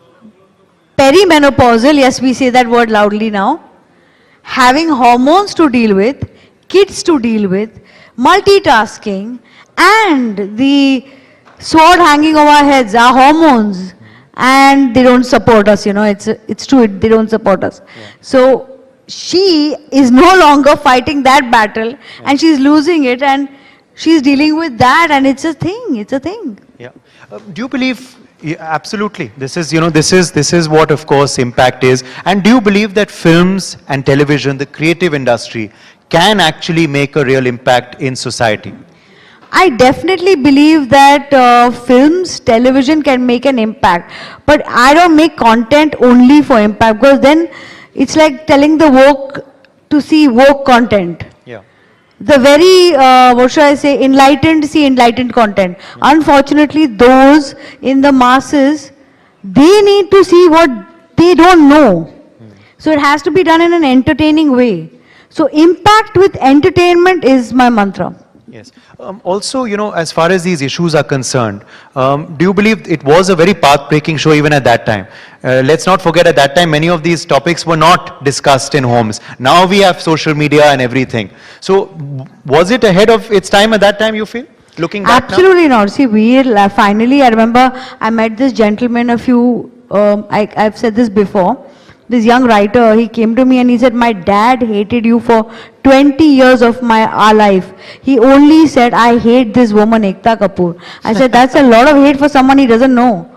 And then the reason he hated me was, and I asked him, I said, why does your dad hate me so much? Is it because your mom took away the remote or something like that? You know, you hear these conversations, oh, the wives had the remotes. And he said, no, it's because for the first time, she said, if Tulsi can make decisions in the house, so will I. And she actually, what he called answering back, she actually had a point of view. Yeah. Now this, threatening this huge patriarchal world, even in one home, for me was like, okay, we need to do this a little more. Let's finish the 2000 episodes, bang in with some nostalgia and hit it with some impact, and then close the show with limited series, like a limited episode format. I was listening to one of your sound bites recently and talking about when you first saw her and when your mother discovered actually Smriti Irani, the lead star. Now when you look back at that Smriti Irani and the one today, kya badlav hua hai, and does it literally feel like a different person? That was, I agree with Shabana ji. So, actually, Smriti is somebody who is very, पहले तो बहुत ही soft, shy, scared थी. आज she's the woman she wanted to be and she's become that. She's far more confident. You said that, and I was quite surprised when you said that it was a timid, shy girl who came for that first audition. Yeah. And now you actually see her, and we've seen her in Parliament in Delhi and at other places, and you say, was it the same person or not? But coming now to this success with K, ये कब आपको पता चला कि ये K जो है ये lucky है आपके लिए? मतलब कि, just think of someone who's 25, from 18, I know nothing else but making television. At 25, one show of mine works with K. Suddenly 4-5 people say that, when we see K, we know it's your show. Marketing, branding is at its nascent stages in India. So I said, ठीक है, सब कुछ K में डाल दो. It's working for me. Of course, a lot of people thought it was a superstition. I won't deny it. A lot of it was that. And a lot of it was that it was identification. A lot of people knew, okay, if it's from K, it is from Balaji, and it's a Balaji show. Yeah, true. So it worked for me in many other ways. Exactly. Today, of course, you're being honored with this Shakti Award. Where does Ekta Kapoor derive her inner Shakti from? So inner Shakti, I won't say, but I was always wanting to be on a stage where I have either Shabana ji or Javed sir in front of me. And today I've got this moment, so I would like to say this. Shakti, lessons I have learned from everywhere around me. And one big lesson I learned from Sir, it's a golden rule I have applied in my life. Golden rule. I saw an interview of Javed Saab and what he said there made so much sense. I now only take on wars with people in a war where I know I will lose or it will hurt me if I take on that battle. Never with someone I know will hurt them. Because that is the difference between ego and self-respect. So that is the strength or the lesson I've learned in life. I thought I'll always say to you because that's now become my simple mantra. That's good advice. That is, I saw an interview of his and I was like, oh my God, my eureka moment has just happened through a television set. Yeah. As you were saying, of course, you were talking about what someone said to your father. Was there ever a time when you were young that you wanted to be in front of the camera? Or did that You see, I have a little bit of, I'm self-aware. So I was one thing sure that if I ever decide to become an actress, my father would probably be the only person going to the theatre to watch the film. My full family would also not go. My mom and my brother would not. So I never wanted to be an actress because I knew that that's definitely not a talent I've got. Yes. We've seen, of course, your shows and your content at Balaji working over the years. Now, with the advent of OTT, Ekta ji, how do you see, the entertainment medium, of course, going forward? Do you believe all of these are going to coexist together, or is there a war? Because especially in media, how the debate is OTT harming theatres? Is that actually harming the TV medium, or do you believe everyone will coexist as long as it's good content? Just imagine if you had only 2 weeks of a window to see a film, or then one more appointment viewing on a television channel. Or what would be better for a film or a piece of content? Having such a long shelf life on an OTT platform, wherein it can get discovered, watched, and then sometimes re-released also. Like we just released a film of ours called Laila Majnu that did far better in its re-release than its first version. So, I think the OTT is a blessing for any form of content. Let me say that again, any form of content. As far as TV though is concerned, do you believe TV is not going anywhere. Appointment viewing anyways was going to break down because it's the medium of television still pulls in the maximum viewers even today. Let me say that again. Yeah. Maximum viewers even today. Not a patch is any OTT show to television. Not a patch. Yeah. So television only now is consumed on various platforms. On linear TV, on connected TV, and on the OTT platforms. Yeah. We saw how, the first day, that Tuesday episode of QK2 did on the TRP chart, so I absolutely believe what you're saying. Now, you were awarded, of course, the Padma Shri as well by the Government of India. Padma Shri, and we have another Padma Shri in the house as well, Shabana ji. Padma Shri award मिलने के बाद क्या responsibility बढ़ जाता है आपके कंधों पे, or not really? See, I always lived on the edge. As a person, I never wanted to fit in. For me, it was a big problem that my mom used to have a huge problem with me. She said, either you're making highly conservative shows or really not so conservative content. You have to control yourself a little bit. So I was like, Mom, good girls go to heaven, bad girls make history. She says, please, please don't be so bad. Now I got the Padma Shri and I was like, just imagine, Mom, your bad girl got the Padma Shri. So now, so after that, no, the responsibility I have only is in my life is to do things that I believe in. After that, respect is somebody else's, and awards are what somebody else feels for you. That can change any day. Today they may respect me, tomorrow they may hate me. Today I get an award, tomorrow I might get a slap. As long as I am happy with myself, I am good. Absolutely. Now, as far as, of course, television is concerned, another criticism that sometimes comes in is that TV shows are regressive. You've answered those critics many, many times. What is your counter to them? Even today, who may say that? Have you watched a show? Has anyone watched any television show? In the world we talk about TV being regressive, have they watched television? True. Or is it a comment that comes out of a clipping you've seen on the internet? You haven't seen the full show, or something you heard from a friend. True. Unfortunately, the people who say that TV is regressive have never sat a day with a little bit of empathy and seen lives beyond their own homes. There are wars that were won that you are now enjoying, and there are wars that women are still fighting. Sometimes what is fiction for you is reality for someone else. Also now, we've seen how recently Amir Khan decided to not release his film Sitare Zameen Par on OTT. And he's actually created a YouTube channel where he'll have people, watch the film there for a pay-per-view. There'll be a charge for that. Do you believe this is an interesting new model? Are models constantly changing of content release? Amir Khan is a national treasure. God bless Amir Khan, because the only person who can give up money for disruption is that man. And he succeeds or not, let's have the heart to accept that man did what none of us could. Like I always say, it's easy to fit in. It takes a lot to stand out and say, I'm going to do it my way. True. You're a woman who's truly broken all the glass ceilings, of course, in the industry, cutting across these different mediums that you've been speaking about. And you've cast women in lead roles when they were not being cast in a lot of lead roles in your content, in your productions. Have you seen, the outlook towards women change in the entertainment industry over the decades that you've been? I don't see the cast as women or men. These are great actors, or they are big stars. They just happen to be women. Yeah. I'm gender agnostic with my content.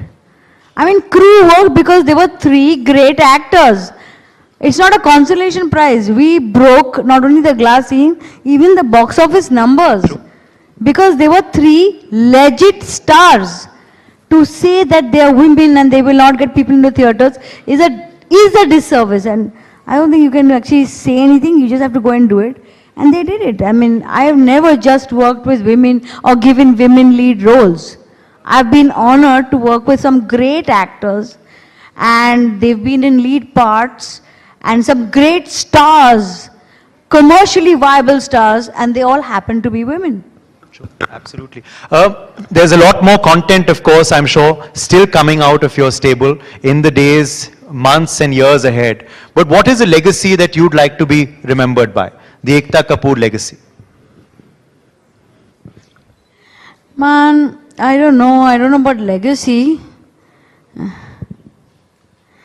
I would like to say I would like to be remembered for, we hated her for all the things we love her now for. That's a good one. If there were a name then for your autobiography, what would that be, title? I think I would just say, well. Okay. Or entertainment, you said at the start. No, I'll say that the next episode, God knows when it'll come. Still coming. Okay. Still coming would be, I don't know. I'd be blamed for that also. Finally then, let's end with a rapid fire. Are you ready? Absolutely. Okay. Beaches or mountains? Mountains. I have a winter body. Social media for you is? Waste of time. How do you deal with trolls? I mean, I've been being told from the time there was no social media. So, I mean, now I feel like it's like my alter ego. So, I'm fine with it. Yeah. Favorite cuisine? I love food. Any cuisine.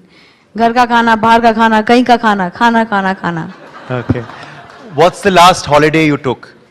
I recently went with my son to New York. Okay. And you know, me as a parent, I mean, I'm not a naturally easy mother. I and my son keep looking at each other. I'm like, we both are learning at the job. I swear we both are learning at the job. You being a son, me being a mother. So, it was great. Great fun. Okay. What's a superpower you wish you had? I wish I could eat anything and never put on weight, to be honest. Nothing else I would want as a superpower.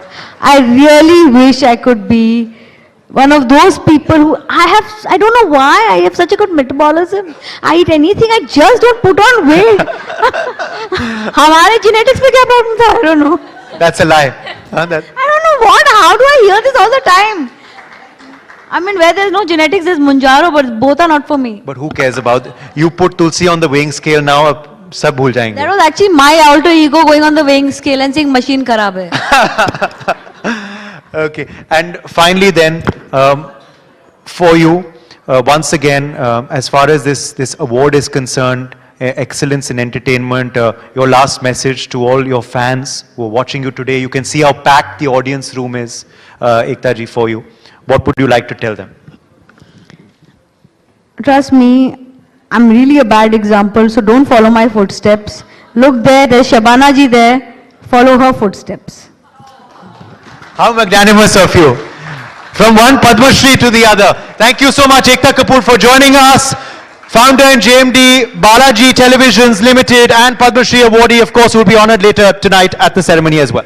Thank you so much for that conversation. Ekta Kapoor really knows how to light up a room. Of course, she's one of the leading pioneers of television with us today. But, ladies and gentlemen, it is now my immense pleasure to welcome on the stage Shri Gajendra Shekhawat, Union Minister for Culture and Tourism, our chief guest for the We Women Want Conclave 2025 and Shakti Awards 2025. Let's have a huge round of applause for Shri Gajendra Shekhawat. We are immensely grateful, sir, for your presence here today. Leading the conversation with Shri Gajendra Shekhawat will be Mr. Rakesh Singh, Managing Editor of ITV, and Mr. Rishabh Gulati, Editor-in-Chief of NewsX. Thank you Devika Shekhawat ji, हमारे साथ इस हम महिला मंच पे जुड़ने के लिए बहुत बहुत धन्यवाद। क्योंकि ये महिलाओं का मंच है, सबसे पहला सवाल मैं आपसे करना चाहता हूं कि आपकी, शायद दर्शक जानते ना हो, आपकी बेटी हैं सुहासिनी, ऑक्सफोर्ड से पढ़ी हुई हैं। वो स्काई डाइविंग भी करती हैं, वाटर राफ्टिंग भी करती हैं, हिमालय में भी घूमती हैं ना। साधारण लोग सोचते हैं कि देखिए पॉलिटिशियन लोग बड़े ट्रेडिशनल होते हैं, ठीक है, तो आपकी बेटी से आपको उनको आप एडवाइस क्या देते हो कि जब वो बोलती हैं कि पापा मैं अब लिटरली प्लेन से कूदने वाली हूँ? प्लेन की तो मैं और वो दोनों साथ ही कूदे थे, इसलिए कोई एडवाइस की जरूरत नहीं थी। बस फर्क इतना ही था, मैं 57 साल की उम्र में कूदा और वो 27 साल की उम्र में। आपने शुरू किया कि ये महिलाओं का मंच है, मुझे लगता है कि थोड़ा गड़बड़ हो गया है। मंच पे तो मुझे महिला नहीं दिख रही है, लेकिन महिलाओं का कार्यक्रम है जिसमें मंच पे हम लोगों ने अतिक्रमण किया।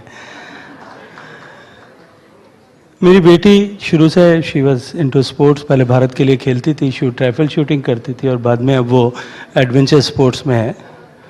हिंदुस्तान की सारी खतरनाक नदियों को उसने कयाक किया है, पूरा ब्रह्मपुत्र किया है, पूरा गंगा किया है, पूरा इंडस किया है, पूरा अभी रिसेंटली 7 दिन पहले संस्कार करके आई। She is a sky diver, she is a deep sea diver, वो she is a mountaineer, she is everything. मुझे एक दिन किसी, नाम नहीं लेना चाहिए, बहुत सीनियर पॉलिटिशियन है, वो उसके कार्यक्रम में साथ में थे और शायद वो पहला अवसर था जिस दिन दुनिया को पता चला कि वो मेरी बेटी है और वो अपना काम करे, क्योंकि इससे पहले कभी उसने ऐसे अपनी किसी भी एक्सपीडिशन में अपने आप को आइडेंटिफाई नहीं किया था, डिस्क्लोज नहीं किया था कि वो कौन है। तो जब उसके एक्सपीडिशन के बारे में कुछ अनुभव कुछ लोग शायद साझा कर रहे थे, वो ब्रह्मपुत्र का एक्सपीडिशन करके आई थी, तो जो सीनियर सज्जन बैठे थे उन्होंने मुझे कहा, गजेंद्र मुझे समझ में नहीं आता कि तुम ज़्यादा पागल हो या तुम्हारी बेटी ज़्यादा पागल है। तो मैंने कहा ऐसा क्यों है? तो उन्होंने कहा कि कोई आदमी अपनी बेटी को ऐसे खतरों में जाने की इजाज़त कैसे दे सकता है, इसलिए पूछ रहा हूँ। मुश्किल है, बहुत बड़ी चुनौती है, क्योंकि अब तो थोड़ा आदत हो गई है। नहीं, शुरुआत के दौर में जब वो ऐसा एक्सपीडिशन प्लान करती थी,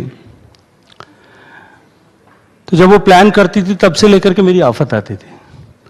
उसकी माँ को, उसकी दादी को, उसके दादाजी को, उसके नाना नानी, सबकी जो है वो क्रुद्ध निगाहें मेरे ऊपर होती थी।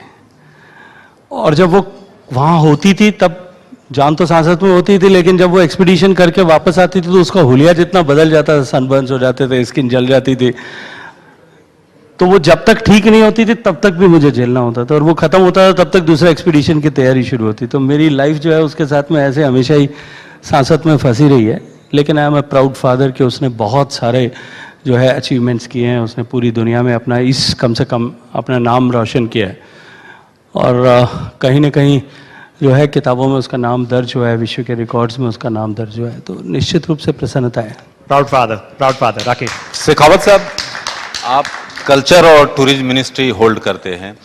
कल्चर और टूरिज्म मिनिस्ट्री को लेकर प्रधानमंत्री ने भी जोर दिया था लगातार उसको लेकर कि टूरिस्ट की संख्या बढ़ाई जाए। क्या आपने प्री कोविड जो टूरिस्ट की संख्या थी उसको क्या अचीव कर लिया? क्योंकि मैं थोड़ा क्वेश्चन पूछूंगा, क्योंकि सोशल मीडिया पर लगातार आपके बारे में मैंने किया था, उस पर लगातार क्वेश्चन आ रहे हैं कि आप मंत्री जी से सवाल पूछें। तो क्या प्री कोविड जो टूरिज्म है हमारा, क्या हम अचीव कर पाए हैं, और अचीव कर पाए हैं तो कितना बढ़ा है, और उसको लेकर क्या क्या आपने कदम उठाया? देखिए, मैं पूरी जिम्मेदारी के साथ में कहूंगा कि भारत सांस्कृतिक पुनर्जागरण के दौर से गुजर रहा है। India is undergoing era of cultural renaissance, और निश्चित रूप से जिस तरह से भारत ने आर्थिक समृद्धि हासिल की है, पिछले 11 वर्षों में प्रधानमंत्री नरेंद्र मोदी जी के नेतृत्व में जिस गति के साथ में देश ने प्रगति की है, जिस गति के साथ में देश का इंफ्रास्ट्रक्चर डेवलप हुआ है, उसने देश के टूरिज्म को बहुत बड़ी उछाल दी है। अगर मैं डोमेस्टिक टूरिज्म के दृष्टिकोण से देखूं, डोमेस्टिक टूरिस्ट के दृष्टिकोण से देखूं,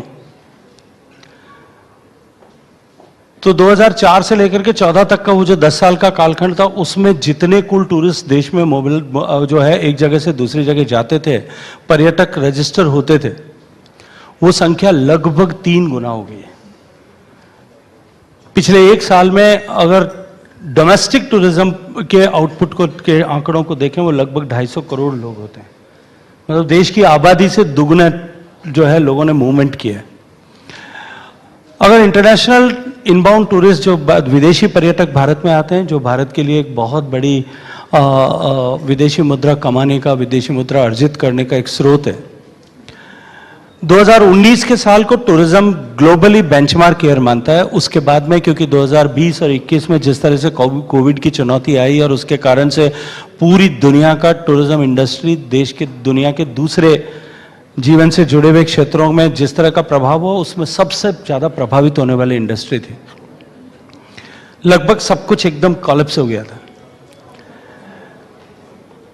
लेकिन भारत ने जिस तरह से माननीय मोदी जी के नेतृत्व में कोविड का प्रबंधन किया, कोविड के बाद में जिस तरह से इंडस्ट्री को हैंडहोल्ड किया गया और एक कॉन्फिडेंस जिस तरह से बिल्डअप देश में हुआ, उसके चलते हुए भारत ने ओवरऑल टूरिज्म की दृष्टिकोण से देखूं तो हम उससे बहुत कहीं आगे निकल गए।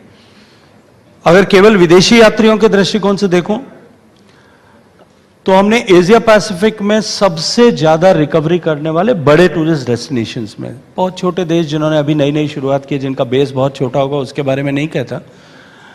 अगर ग्लोबल दृष्टिकोण से देखूं तो भी हम रिकवरी करने वाले, फास्ट रिकवरी करने वाले पहले 3 देशों में हैं। और मुझे पूरा भरोसा है कि आने वाले इस 1 साल में हम सारे बेंचमार्क तोड़ करके एक नया बेंचमार्क क्रिएट करने में जो है सफल हो जाएंगे। शेखावत साहब, आप कल्चर मिनिस्ट्री भी होल्ड करते हैं।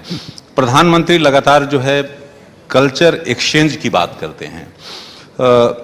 डोमेस्टिक कल्चर एक्सचेंज को लेकर कितना हम आगे बढ़े हैं और उसको लेकर क्या क्या कर रहे हैं? डोमेस्टिक कल्चर एक्सचेंज का पर्याय आपका विभिन्न राज्यों के बीच में कल्चरल एक्सचेंज को लेकर के।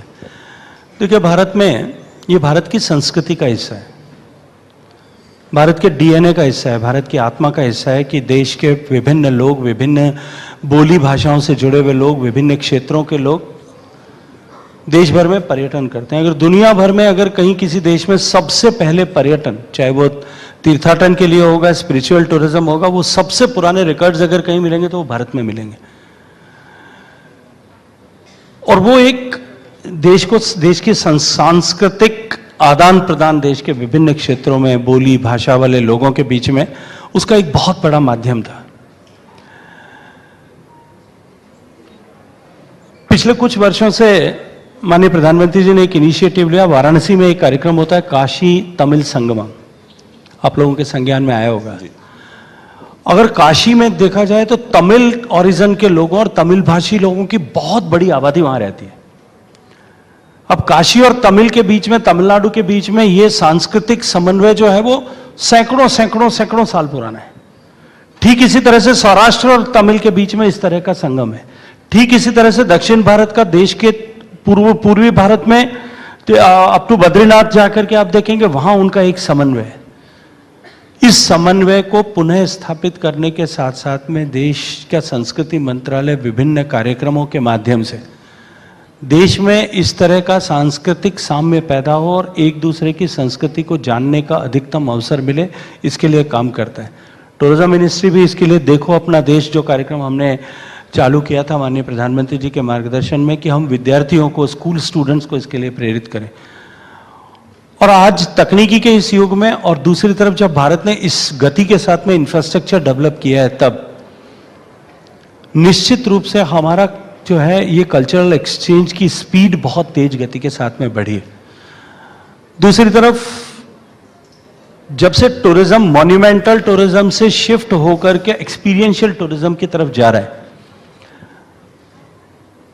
तब नया अनुभव करने के दृष्टिकोण से भी बहुत सारे लोगों ने देश में एक हिस्से से दूसरे हिस्से की तरफ ट्रैवल करना शुरू किया। मुझे लगता है इन सब का प्रभाव अब जो है हम सबको दिखाई देता है। लेकिन जब इसको आप देखते हैं तो तमाम विविधताओं से भरा हुआ होने के बावजूद भी बोली की, भाषा की, ज्योग्राफी की, खान पान की, पहनावे की, गीत संगीत की, अलग अलग तरह की परंपराएं होने के, अलग अलग तरह की विशिष्टताएं होने के बावजूद भी भारत में एक सांस्कृतिक आत्मा जो है वो सबको एक सूत्र में बांध करके रखती है।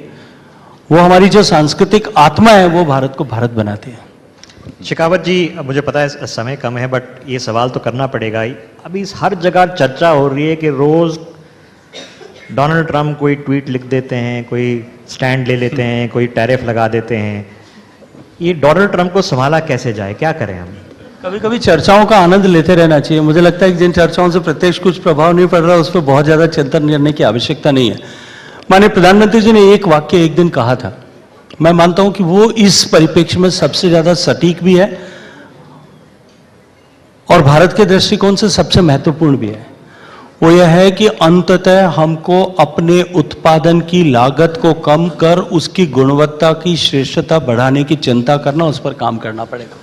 और यदि हम इस दृष्टिकोण से काम करेंगे, इस विचार के साथ में काम करेंगे, तो मुझे लगता है कि ये टैरिफ का जो जिस तरह की स्थिति परिस्थिति अभी चल रही है पूरे देश में, जिस तरह से टर्बुलेंस है, पूरी दुनिया में जिस तरह का टर्बुलेंस है, उसको हम निष्प्रभावी कर पाएंगे। मुझे लगता है इतना इस दृष्टिकोण से पर्याप्त है। शेखावत जी, पॉलिसी बैटर पे क्या जो पुरुष नेता हैं, क्या वो 33% रिजर्वेशन के लिए तैयार हैं, खुश हैं या डर में हैं? देखिए, पार्लियामेंट में जब ये पास हुआ था तो पुरुषों का परसेंटेज पार्लियामेंट के दोनों हाउसेज में बहुत ज़्यादा था, लेकिन फिर भी पास हुआ था। यदि सब लोग सहमत नहीं होते तो नहीं होता। इसलिए नेताओं के दृष्टिकोण से नहीं, आज समाज में माननीय प्रधानमंत्री जी जो कहते हैं कि now India is heading towards, और G20 में जो हमने बात की कि हम वीमेन डेवलपमेंट से आगे बढ़ करके हम वीमेन लेड डेवलपमेंट की तरफ जा रहे हैं। अब देश के हर क्षेत्र में, समाज के जीवन के हर क्षेत्र में जिस तरह से हमारी मातृशक्ति, हमारी बहनों ने जिस ताकत के साथ में अपनी उपस्थिति को दर्ज कराया, अभी थोड़े से दिन पहले जब ऑप सिंदूर के समय में, उसके बाद में जिस तरह से सीमा पर तनाव पैदा हुआ था, और क्योंकि मुझे 20-22 साल तक सीमा पर रहने का, काम करने का सौभाग्य मिला है,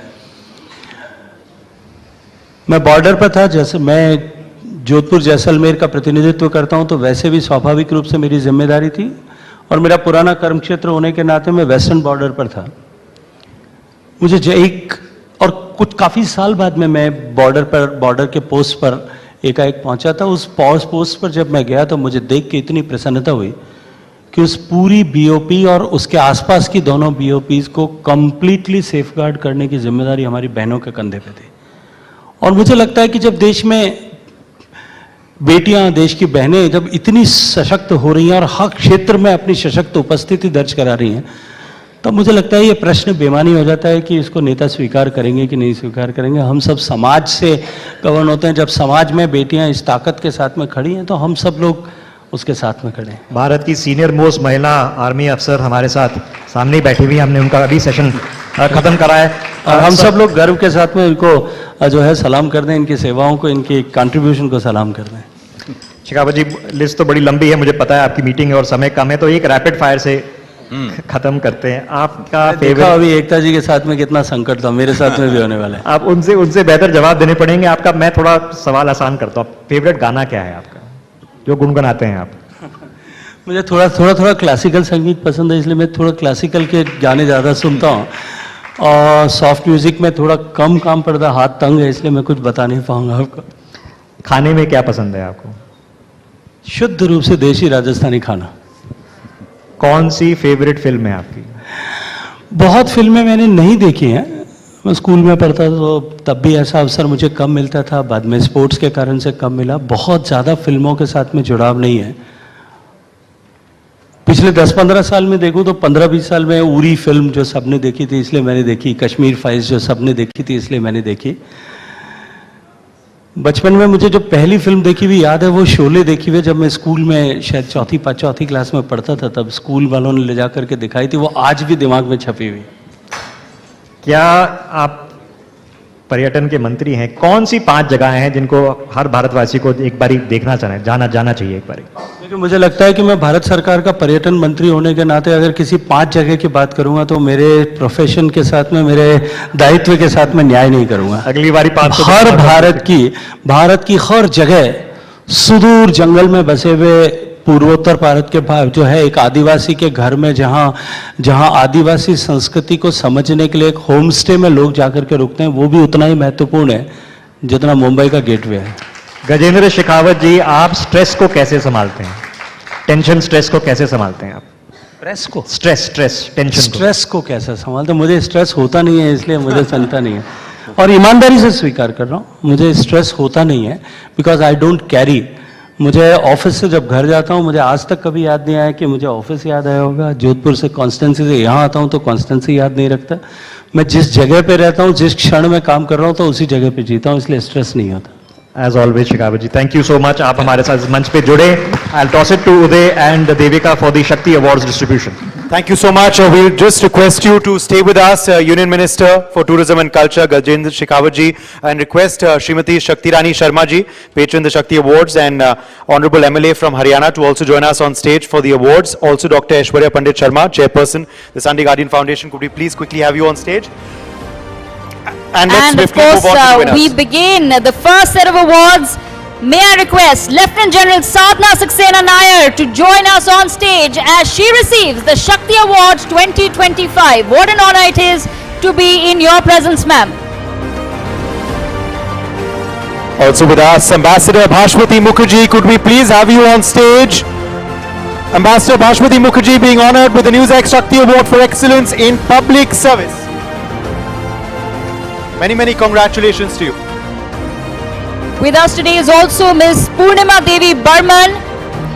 She's a wildlife conservationist. She receives the Shakti Award for Excellence in Wildlife Conservation. Purnima Devi Burman joins us at the We Women Want Conclave and receives the Shakti Award. We also have with us Ms. Pooja Ellingbam. She's DC Bishnupur district of Manipur. She receives the Shakti Award 2025 for cultural promotion. Let's have a huge round of applause for our women achievers who join us tonight. And we Pooja also Ellingbam. have Reema Das. Okay, Pooja of course is, yes, Pooja, could we please have you on stage? Many, many congratulations to you.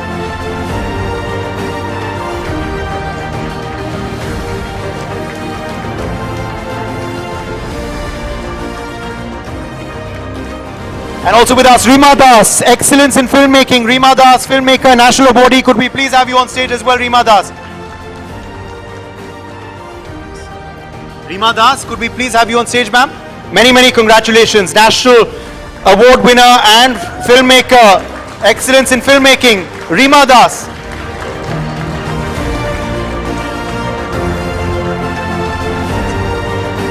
We also have with us Anupama Rag. She receives the Shakti Award for Excellence in Leadership. Anupama Rag, please join us on stage. May I also request Ms. Neeti Batra, Director of Joy Travels, to receive the Shakti Award 2025 for Excellence in Women's Leadership. Ms. Neeti Batra. Many, many congratulations to you, Neeti Batra. And finally, Prikanksha Luthra, winning for excellence in business leadership today. Prikanksha Luthra, could we also have you on stage? Okay, thank you so much, Honorable Minister, for doing the honors. We'll collect the award on our behalf. Thank you so much. Thank you so much, Union Minister Gajendra Shekhawat for doing the honors. And of course, we're now going to be joined very, very shortly by our next special guest, who will be presenting our next set of special awards. We will be joined very, very shortly by former Union Minister and Member of Parliament of the Congress Party, Shashi Tharoor. Dr. Shashi Tharoor will be with us very, very shortly to do the honors.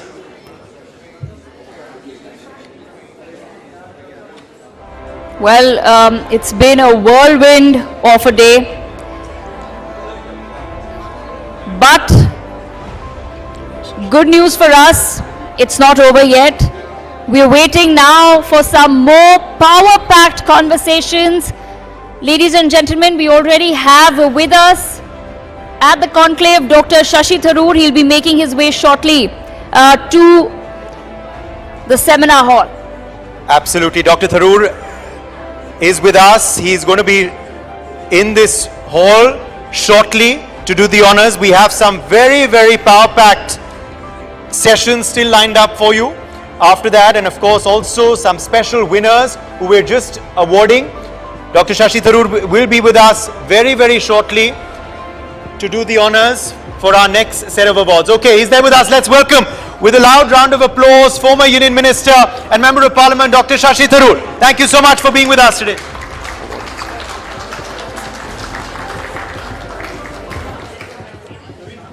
And of course, before we get to your session, Dr. Tharoor, we request you to just give away the NewsX Shakti Awards for 2025. And the first recipient is for excellence in entertainment, Shabana Azmi. Shabana Azmi ji, NewsX Shakti Award for excellence in entertainment. Let's welcome her with a loud round of applause. Truly honored to have her in our midst. Thank you so much for being with us. Congratulations to you.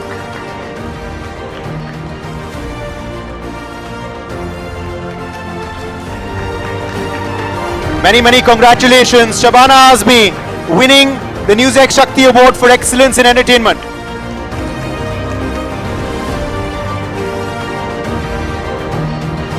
And now we're moving forward swiftly to our next eminent awardee for Excellence in Entertainment. The NewsX Shakti Award for Excellence goes to Ekta Kapoor.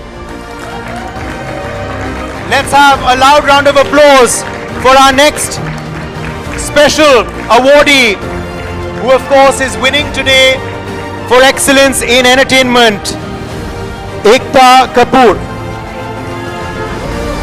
Let's keep the applause going. These women have made our country proud.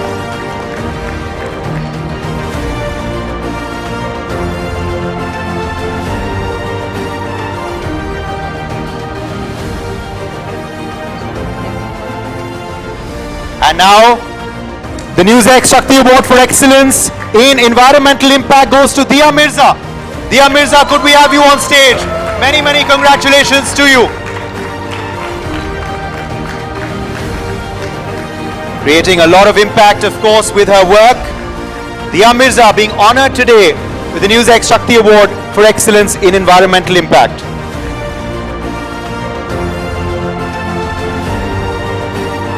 And now our next awardee is winning today the NewsX Shakti Award for Excellence in Empowering Women, Neha Dhupia. Could we please have on stage Neha Dhupia? Many, many congratulations to you. Let's keep the applause going. Ladies and gentlemen, as we continue to honor these trailblazing women. Congratulations, Neha Dhupia, winning today for Excellence in Empowering Women. And now the next award for NewsX Shakti Award for Excellence in Gaming, Nikita Luthar. Could we please have you on stage, Nikita Luthar? Many, many congratulations to you.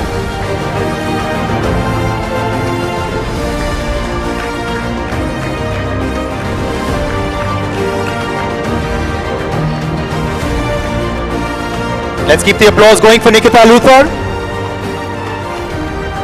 And now the next award for Excellence in Interior Design goes to Namita Kohli. Could we please have you on stage, Namita Kohli? NewsX Shakti Award winner for Excellence in Interior Design. Let's keep the applause going. Let's keep the energy in the room alive. Ladies and gentlemen, these women achievers have of course made our country proud. And also now winning the NewsX Shakti Award for Excellence in Applied Art is Chanda Narang. Chanda Narang, could we please have you on stage? Many, many congratulations to you. Let's keep that applause going. We're all here to support women, so let's do that. Let's do our bit.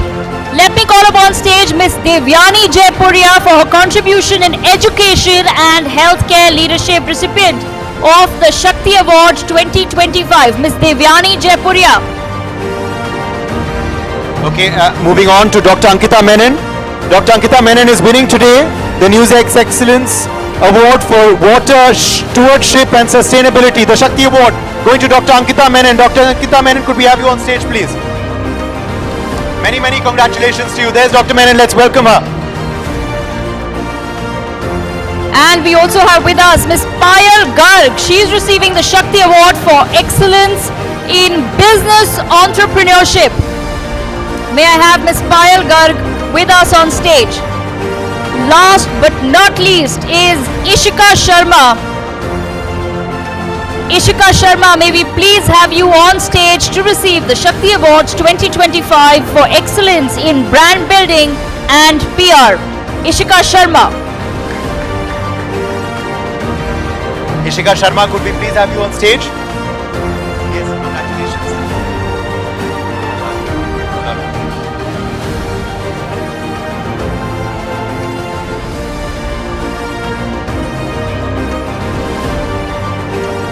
Miss Devyani Jaipuria. Devyani Jaipuria ji, could we please have you now on stage? Winning the NewsX Shakti Award for Excellence in Education and Healthcare Leadership.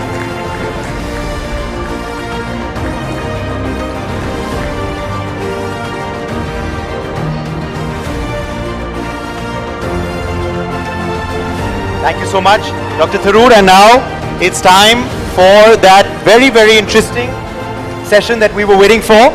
So for that, we of course hand the floor over to Editorial Director of NewsX, Priya Sehgal. Thank you so much, Uday, for this. And I would request all of you to sit down, for this is actually one of the highlights of the day, the session that we've been waiting for. We have Dr. Shashi Tharoor with us. Could I request you all to sit down, please? Dr. Tharoor, before you go, there's the Lieutenant General Sadhana Nair. I would like you to meet her. Yes.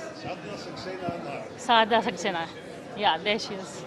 She's... Can we all be seated, please?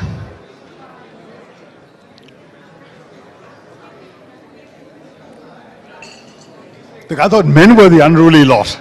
Come on, ladies.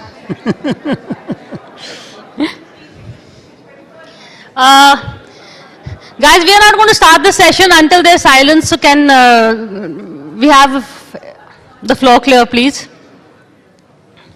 In fact, I really want to tell you, Dr. Tharoor, we had a poster for the event out, and little mischievous of us, we had all the women and we had one Shashi Tharoor there. So someone said, well, that is the answer, what women want, and the answer is right there. So here is the answer, guys. Let's have a good session with Dr. Shashi Tharoor. I was looking like that in the afternoon. My male assistant told me, women don't want that. You better change into something respectable. So here I am. You see? I think let's give him a round of applause for the change. Thank you so much. Thank you. And before we, today's session is being Shashi Tharoor. There is a lot that I want to ask you about you. But first I want to really, the dirty business of politics. You've been talking a lot. We are in this era of Trump tariffs, and also I want to congratulate you for your role in Operation Sindoor. What you did, you became a literally an ambassador for India. We would like to thank you, in fact, for what you did, because the role you played is, there is, no words can thank you. But now where are we in this vis-a-vis Trump? Where is India, and how do we go forward? Well, look, I mean, I think that the tariffs are unacceptable, unjust and unfair, and very difficult to figure out the motivations beyond a certain point. He has an unusual negotiating style. I mean, there's a famous anecdote of when he was being interviewed by Larry King on CNN, and Larry King said, so what's your negotiating style? You're the master of the deal. How do you do it? And he looked at Larry King and said, do you mind if I move my chair away from you? You have terrible breath, do you know? Have people told you that? It's very difficult to sit next to you. And Larry King's face fell. Trump moved his chair. He dominated the rest of the interview. And then later he said, you want to know my negotiating style? That's my negotiating style. So there is something to be said about the schoolyard bully school of negotiation.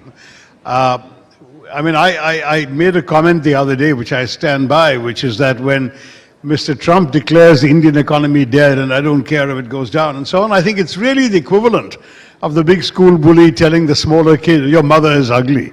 He may never even have seen his mother, but it's just the idea is to demean the other guy, put him down, make him feel small. So I didn't take the words literally, but I said to people, you've got to take him seriously. He's the president of a major power, which is a very significant trading partner for us. $90 billion of our exports are riding on this. And very clearly, if we do have 50% tariffs at the end of 3 weeks, then no one in America is going to want most of our goods, because there are competitors out there who also manufacture and sell goods. Vietnam, Indonesia, even Pakistan and Bangladesh have lower tariffs than we do, and shockingly so does China. So if China has 30% tariffs and we have 50, I think we can say goodbye to a very large portion of the American market. What should we do? Well, first of all, we need to diversify. We need to find other markets very quickly that don't have these extortionate tariffs. And Britain is an obvious example, which is we have a free trade agreement where 99% of India's exports to Britain will be duty-free. So we can do well in that market. We can also persuade some companies in Britain to import from India, free of duty, repackage it and ship it to America as British goods and re-export. And that might be one way of keeping hold of some of our market in America without it attracting the Indian 50% tariffs. So diversification is the first part of the answer. A second part of the answer definitely is opening up to completely new markets. There's no question, for example, that there's much more we could be doing in Africa, much more we could be doing in parts of Asia. And the third thing that we can talk about very bluntly, if in the next 3 weeks Mr. Trump does not climb down as a result of a negotiation, and the negotiation is going on, our government people are talking to their government people, and perhaps a modus vivendi can still be found. But if he does not climb down, then I think in all fairness, since he's the one who's introduced the word reciprocal into the business, we should reciprocate. And if there are 50% on Indian exports to America, there should be 50% tariffs in India on American exports to India. Currently, the average Indian tariff on American goods is only 17%. So if our people are going to be hurt, I'm afraid, we will have to give some of our own back. That's very bluntly my view on these three aspects. So look the bully in the eye, basically. That is what you're saying. Absolutely. Yeah, I've never believed, even in school, that one should give in to bullies. And I don't think we should give in to anyone's bullying, whether it's on the world stage or whether it's in private life. It is something that you stand by, as all of us who've been following your career also have seen that, so I will grant you that. In fact, this session should be called What Tharoor Did Not Tell the Indian Parliament, because we missed your speech on Operation Sindoor, since you were one of the guys who had the toughest task in terms of the multi-party delegations. You were sent to the United States. In fielding India's cause, what was the response? What did you tell them? You know, if you can just tell us a bit in brief on that. Well, a number of things. I mean, I won't waste your entire time talking in great detail about it, because much of this is already on YouTube and many of you have heard it in real time. But the core messaging was, number one, that we were victims of terrorism and that we were exercising our right of self-defense, which every country concedes. America did so when they were attacked in 9/11. Why should we not do so? Secondly, that we had actually exhausted every other available option. You remember in 2008, when the horrible 26/11 attack happened in Mumbai, killing 170 of our people, that even then we did not retaliate militarily. We tried the route of amassing evidence, capturing one of the terrorists alive, and prosecution is what we hoped for, as well as international shaming. With that same evidence, the Americans convicted 2 conspirators. The Pakistanis, 17 years later, have still not prosecuted, let alone convicted anybody. So that didn't sound like a path we could try again. We've also tried the joint investigation route after Pathankot in 2015. Our Prime Minister invited the Pakistanis to come and participate in the investigation. They sent their intelligence agents to an Indian airbase, which horrified our own intelligence side. But then they went back and said that, oh, the Indians did it to themselves, which is not exactly calculated to earn our trust or our faith ever again. So given that, I think I don't blame the government, that we feel we don't have any options but that of retaliating to violence with some exemplary violence of our own, and that's why it was necessary to do the attacks on terror bases. Equally, and I advocated this course in an op-ed in the Indian Express a few days after Pahalgam, which they very cleverly headlined, Hit Hard, Hit Smart. I said we do have to hit them hard, because we can't show that terrorists can walk across the border with impunity, do this and go back to Pakistan without punishment. We have to act, so we have to hit. But secondly, I said hit smart. And why is that? Because we, number one, don't want war. We are focused on our development, on our growth. Investors don't like war zones. You want to attract foreign investment? You don't get known as a country that's perpetually facing war and terror. So what you do is something that will hopefully stop terrorism for a while, discourage it in the future, and teach the sponsors a lesson. What you don't want is for your attack to come across as the opening salvo in a potentially protracted war, because war is not in our interest. That message, I think, is very much the message the government took, and I was able very proudly to echo that message. That had been my own conviction from before Sindoor happened. Finally, I made the point very clearly that it was extremely important for us that it be understood that we were not acting without just cause. We had the evidence, we had the information. The so-called resistance front had actually claimed credit for the killings in Pahalgam within 45 minutes of the incident, before it had been reported anywhere. No journalists were present. Before the news reached, the resistance front had claimed credit. So we had no doubt where the responsibility lay, because the only people who could have known it was happening were the ones who had ordered it. So we knew what we were doing, number one, and so the claim that Pakistan was making, that, oh, we didn't do it, the Indians are just unfairly attacking us, was blown sky high by their own proxies. But the second thing also that I pointed out was that from our point of view, this business of protracted war, we left it up to the Pakistanis from the very, very first moment of Operation Sindoor. What did our briefers say? They said, we have hit terror sites. We have not even hit Pakistani military sites, let alone governmental sites or civilian sites. If the Pakistanis choose to hit, then we will have to hit back. The moment they stop, we will stop because we are done. That message was conveyed systematically throughout. And this is why I was able to also morally argue that please don't talk of things like mediation or bringing about peace between us and so on. We are already on the side of peace. No one needs to persuade us in favor of peace.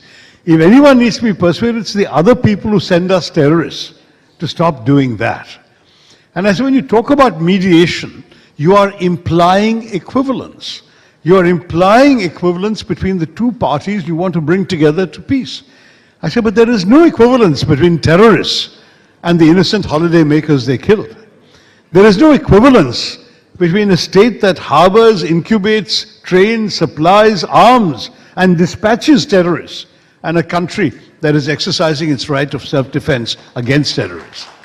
And because there is no equivalence, don't talk to us of mediation, because you'll understand why we can't accept this. And believe me, in every country I went to at every level, this was understood and accepted. And one small sort of little diplomatic victory was in Colombia, where partially because they're so far away and they perhaps hadn't fully understood, they had, when Sindoor began, issued a statement of heartfelt condolences to the Pakistani victims, quote unquote. And we did point out to them this was slightly misplaced and why, and how in fact our strikes had very carefully only hit terror sites. And indeed, even the names that have emerged of those who were killed are all of terrorists on various wanted lists. So as far as we were concerned, we were not harming any ordinary people. We even did the attacks after 1 o'clock at night, when it was unlikely that regular civilians would be hanging around the compound. So the Colombians withdrew their statement and then issued a new one expressing sympathy and understanding for what India had done. So in all these ways, I think our messaging was the right message. It was well received, and it came across very positively for India. I don't think there's a problem there. I think clearly Mr. Trump as an individual has taken a particular tack, but I had no reason to believe that there was widespread support in his government or his administration for turning hostile towards India, which is the net effect of what he has done. In fact, Shashi Tharoor or Operation Sindoor, I think that's a poem waiting to be happen. Shabana ji is here. Maybe you can darkhast kar sakte hain to Javed Saab to write that. But Shashi, a bit about you. What where are you headed now? Everybody is asking. You are the man of the moment. In fact, this Parliament session began with all eyes on Shashi Tharoor. I'm headed home to pick my sister up and take her to a dinner. Look, I grew up in a household of strong women, so I just do what they tell me. It's very simple. Well, that's good news for all of us here. But a bit about your, you've been a diplomat, you're also an author and a politician. Do you regret any of the choices? Look, I mean, I think I've always believed that anyone who claims they've never had any regrets in life is either incredibly lucky or more likely is lying. Because all of us have made mistakes, have had setbacks, have had bad luck, have had misfortunes, have had tragedies too. So there are always in all our lives things we look back upon and wish either that they hadn't happened or we could have reacted differently or behaved differently. That's normal life, and I don't think I'm different from anybody else there. But broadly speaking, you know, I've had enough faith in myself, and fortunately I've had a clear conscience, so I've not been guilty of any of the very many nameless sins of which I've been accused in the media and so on. And so one weathers these things and goes on, Priya. Ultimately, you know, if you believe that you're here on the planet for a purpose, and that purpose is to make a difference in a constructive way, which is certainly my belief since my childhood, I've always tried in everything I've done, whether at school, at college, at graduate school in America, then in the UN service, I've always tried to be a force for good, a force for change, somebody who could make a difference and make a difference in the lives of people around me. Sometimes it was just literally, you know, a college classroom full of friends. Sometimes it was an entire constituency, or at the UN, sometimes an entire country, an entire world. But all of these things, at the end of the day, were about doing the best you can, as sincerely as you can, and as effectively as you can. That's what I've done. So as long as you can do that, why regret? You know, life was, if you had ups and downs, and there were a lot of downs at one time, that's how it was meant to be. The great thing about the Gita is it keeps teaching you, do the right thing and don't worry too much about what comes out of it. If the wrong things come out of it, that was perhaps what it was meant to be. And Hindu philosophy has often taught us, you set out on a journey, there is an accident on the way, but perhaps the site of the accident was the destined destination. So, I mean, I'm not being a fatalist, as you know. I've always believed that whatever fate holds, you also have a tremendous responsibility in your own hands. You may have the best astrological chart, but you walk in front of a speeding truck, you're gone, right? So take some responsibility for your choices, your actions. Life does involve your own will and your own commitments. I'm not at all, but I'm just saying at bottom, there's some things you can't help. And why is it that some very good people encounter awful luck and some very bad people seem to thrive sometimes in the world? We've seen all of this in our lives around us, haven't we? So we just accept that that's sometimes the way the world is. And perhaps sometimes it was meant to be. In fact, meant to be. You know, when you joined politics, you were given a choice. You were being offered by the Congress, by the left, and the BJP. Are you at the same crossroads again? Look, I mean, the fact that I was approached by all of them is true at that time. And the fact that they have all approached me again is also true, but it's not as recent as you seem to be implying. And the fact that I've stayed a loyal member of my party without necessarily being 100% in sync with everything, that's not entirely surprising. I suspect that's true of many people in all parties, that there will be some issues on which perhaps your emphasis is a bit different. Certainly, as I said, in Operation Sindoor, I found myself advocating as a private individual or as an MP or as somebody writing an article in a newspaper, the very course of action that it so happened the government adopted. I'm not thinking the government adopted that course of action because they read my article, but they did what I thought was the right thing to do. So why would I not support them? So Jai Shankar should not worry. Anyway, that's the answer. I'm not going to go beyond that right now, Pia.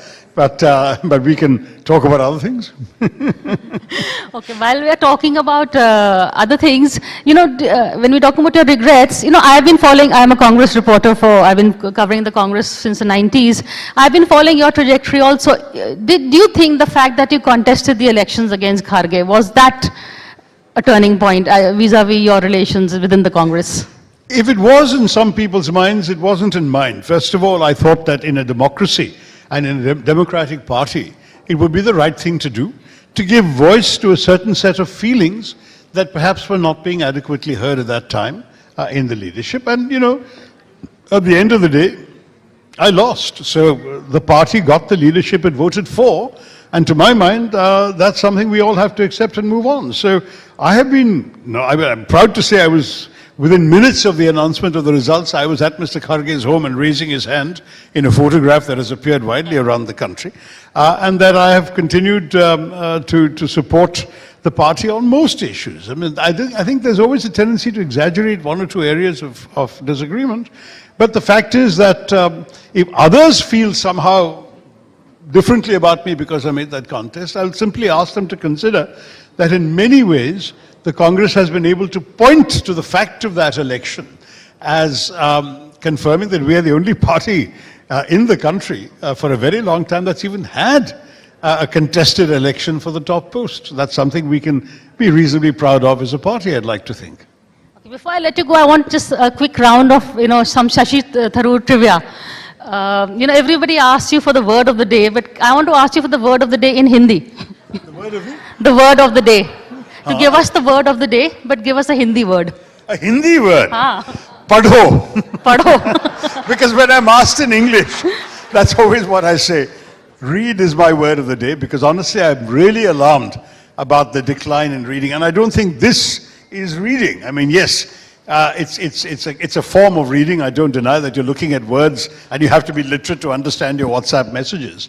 But the kind of reading I'm talking about requires not just literacy, it requires your mind to engage. And that engagement is something we can't afford to lose. I say that to the adults in the room, and I also say it to the parents of kids.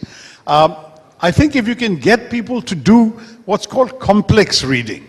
Reading a WhatsApp message is not complex reading, even if things in it are full of complexes, if you get my meaning.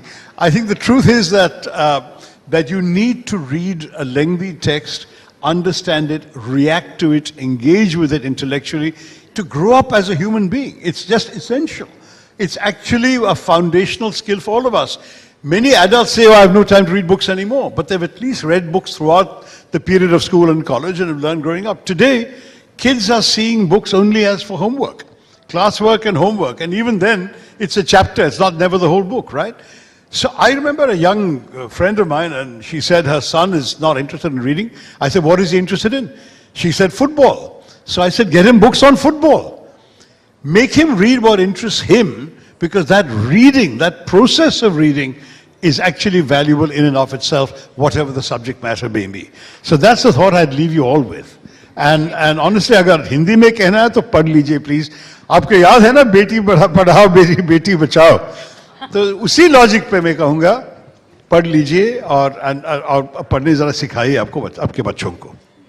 Or agar, if you were to write your autobiography, what would you call it? And are you writing it? I don't know.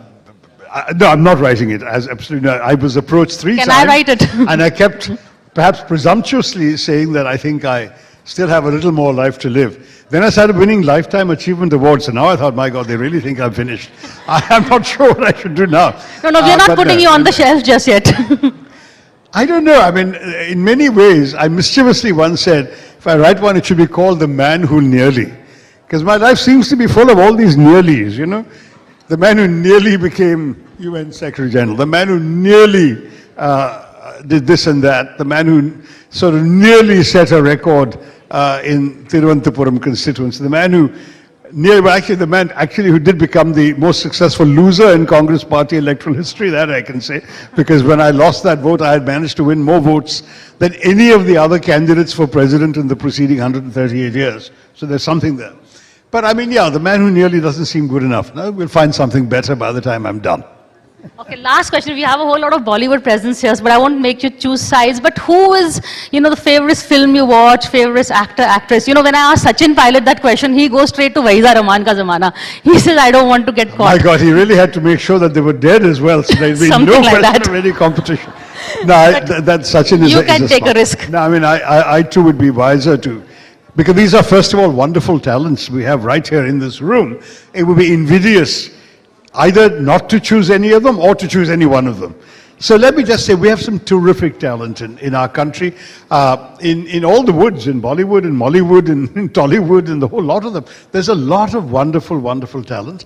I think what they need is the opportunity to be showcased and often to do work that's worthy of their talents.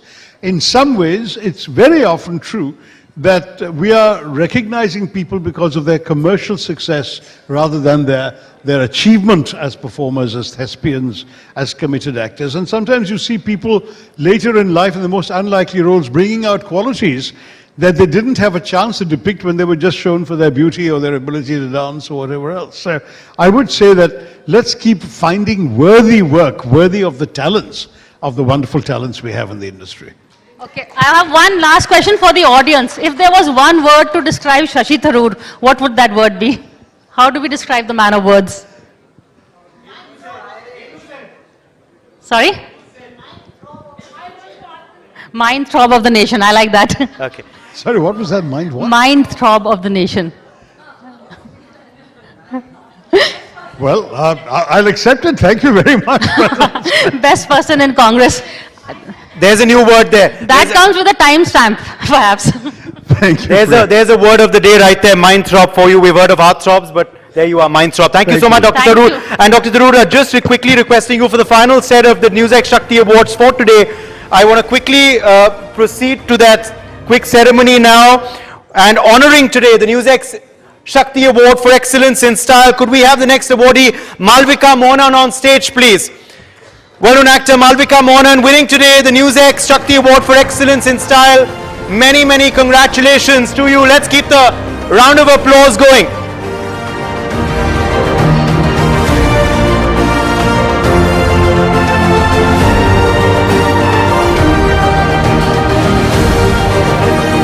Many, many congratulations to you, Malvika. And now, quickly moving forward, I want to call on stage Surveen Chavla, who we are honoring today with the NewsX Shakti Award for Excellence in Powerhouse Performances. Surveen Chavla, many, many congratulations to you.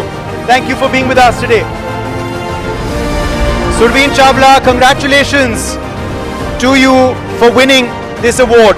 And the final award, let's keep the applause going, please. These are all successful women achievers. And the final award today goes to Prikanksha Luthra for excellence in business leadership.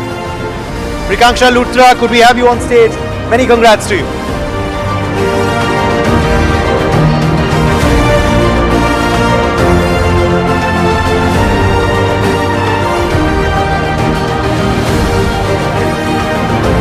Dr. Thakur, a heartfelt thanks from the podium of We Women Want in its annual conclave for joining us and taking out your time for the conversation.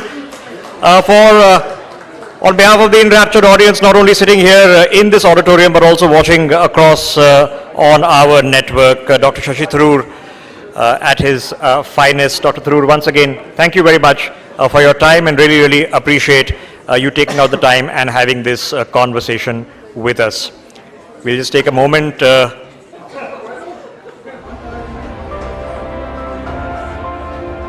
Take a moment for the photographs. And of course, our sessions for the evening are not yet over. We've saved, of course, most of the best for the last. In television, it's prime time. And for us here, it is the culmination of what has been an amazing day of power-packed sessions right across the board. As we wait for Dr. Tharoor to exit and of course our stage to settle down, I'll request Priya Sehgal to stay on with us. Okay, we'll let her exit and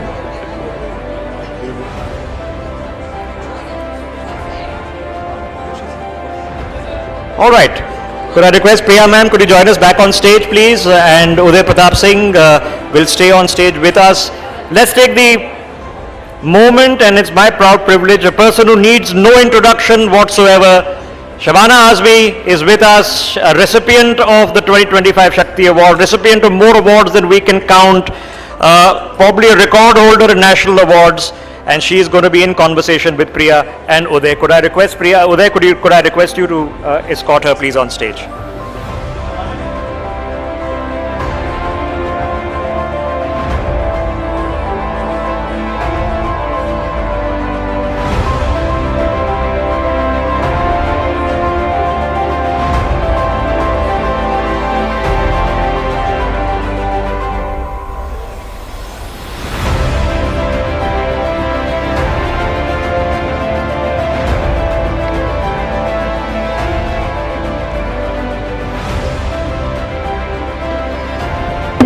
Welcome back to those of you still with us, and hello and welcome to those of you joining us now as we of course move into prime time today at the We Women Want 2025 Conclave and Shakti Awards. I'm Uday Pratap Singh, with me Priya Sehgal, and we have with us on stage of course a legend. Yes, a Padma Shri awardee, of course someone who's won today for excellence in entertainment on our stage also as well. Padma Bhushan, don't forget. Shaban, yes, absolutely. Padma Shri, Padma Bhushan and Shakti Award winner for excellence in entertainment today. Many, many thanks to you, Shabana Azmi ji, for being with us. Welcome. Thank you for joining us today. Pleasure. Thank you so much. Let me begin by congratulating you once again and take your first reaction to the NewsX Shakti Award for Excellence in Entertainment today. What would you like to say? You know, it's a tall thing to say excellence in entertainment, because if it means over a long career, which is 50 years in my case, obviously it's not only for a particular performance, for a body of work, and I value it very much. Thank you so much. Where do you derive your inner Shakti from? It's the Shakti Award, Shabana ji. Where do you derive your inner Shakti from in real life? The values that were imbued in me by my parents, who believed art should be used as an instrument for social change. Those are the values that always hold me in stead when I'm feeling weak or I'm feeling, things. I have let go of control. I think it is impossible for any human being to be constantly in control. And I think the letting go of control and the actual experience of uncertainty also, in a sense, helps the creative process, because you're no longer so sure about the answers. But in terms of the roles, in terms of, because you are a very strong, feisty lady, even in terms of your beliefs, in terms of your work outside the films also, does that also, do you say that I will not play a certain kind of role? Is there a decision, that you make? Because people often identify, or there's just some actions, some dialogue, some things that you will not want to do. Yes, of course. There's so many films, particularly in the past, and if I feel that the film in any way is suggesting that a woman has a secondary role and she should accept the stereotypes that have been given for a long time, they're changing mercifully now, then yes, very clearly that's something that would not attract me, and I have made choices because it's just something that's so against my very being. I'm the daughter of a poet who more than 75 years ago wrote a nazm called Aurat.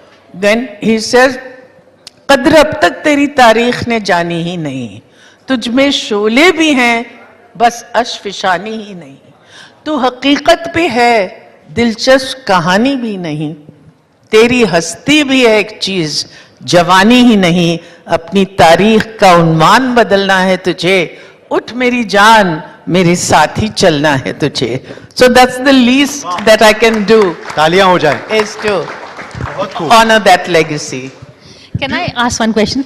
Both you and your mother, in terms, your father was a poet, your husband the poet. Did your mother give you any advice on, living with the poet? Don't marry a poet. And of course I didn't listen.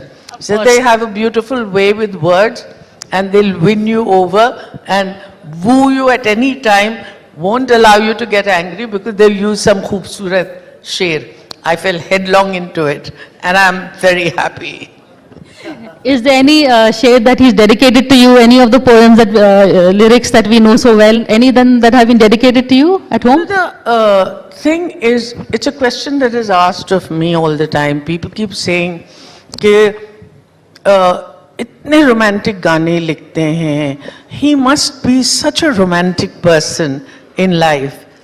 And I say, he does not have a single romantic bone in his body. No way. बिल्कुल भी नहीं. तो फिर I promise you, but then when somebody accuses him and they say that your wife says that there's no romantic bone in your body, तो वो कहते हैं, भाई आप अगर सर्कस में काम करते हैं तो आप अपने घर में उल्टे थोड़ी लटकते रहते हैं ट्रेपेज आर्टिस्ट की तरह. So he gets away with that. The shairi is for the films and on stage, exactly. Not at all. I was just going to ask you that, who's the bigger romantic at home, but you've given away the answer. I have to ask you though also, do you believe that cinema entertainment has been and continues to be a way of making impact as well. You were just talking about your choices, what you said yes to, what you said no to. Do you believe that this is a medium that can make impact and does make impact? You know, I think all art has the ability to create a climate of sensitivity in which it is possible for change to occur.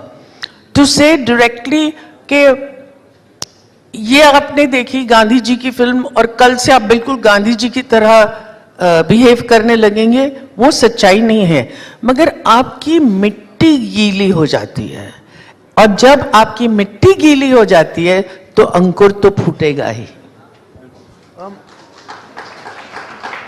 वो जो दौर था और आज जो दौर है heroines के लिए, have you seen the kind of roles change, the approach of filmmakers as well change towards their leading ladies as opposed to just their leading men? We've come a very long way. I mean, we came from a time when "main chup rahungi" was considered a virtue for a woman.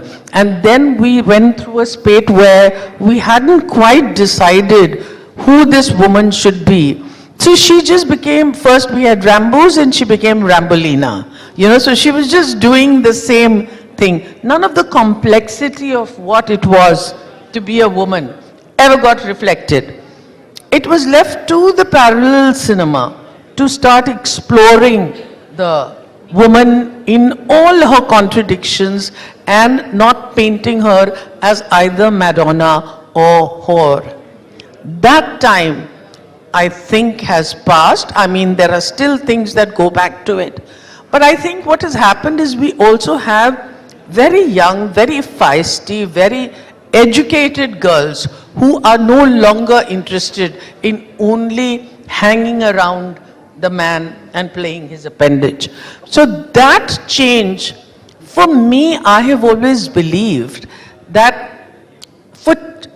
for something to change dramatically in the consciousness of an audience, it has to be within the mainstream. क्योंकि आप parallel cinema में तो करते रहोगे, तो you're preaching to the already converted.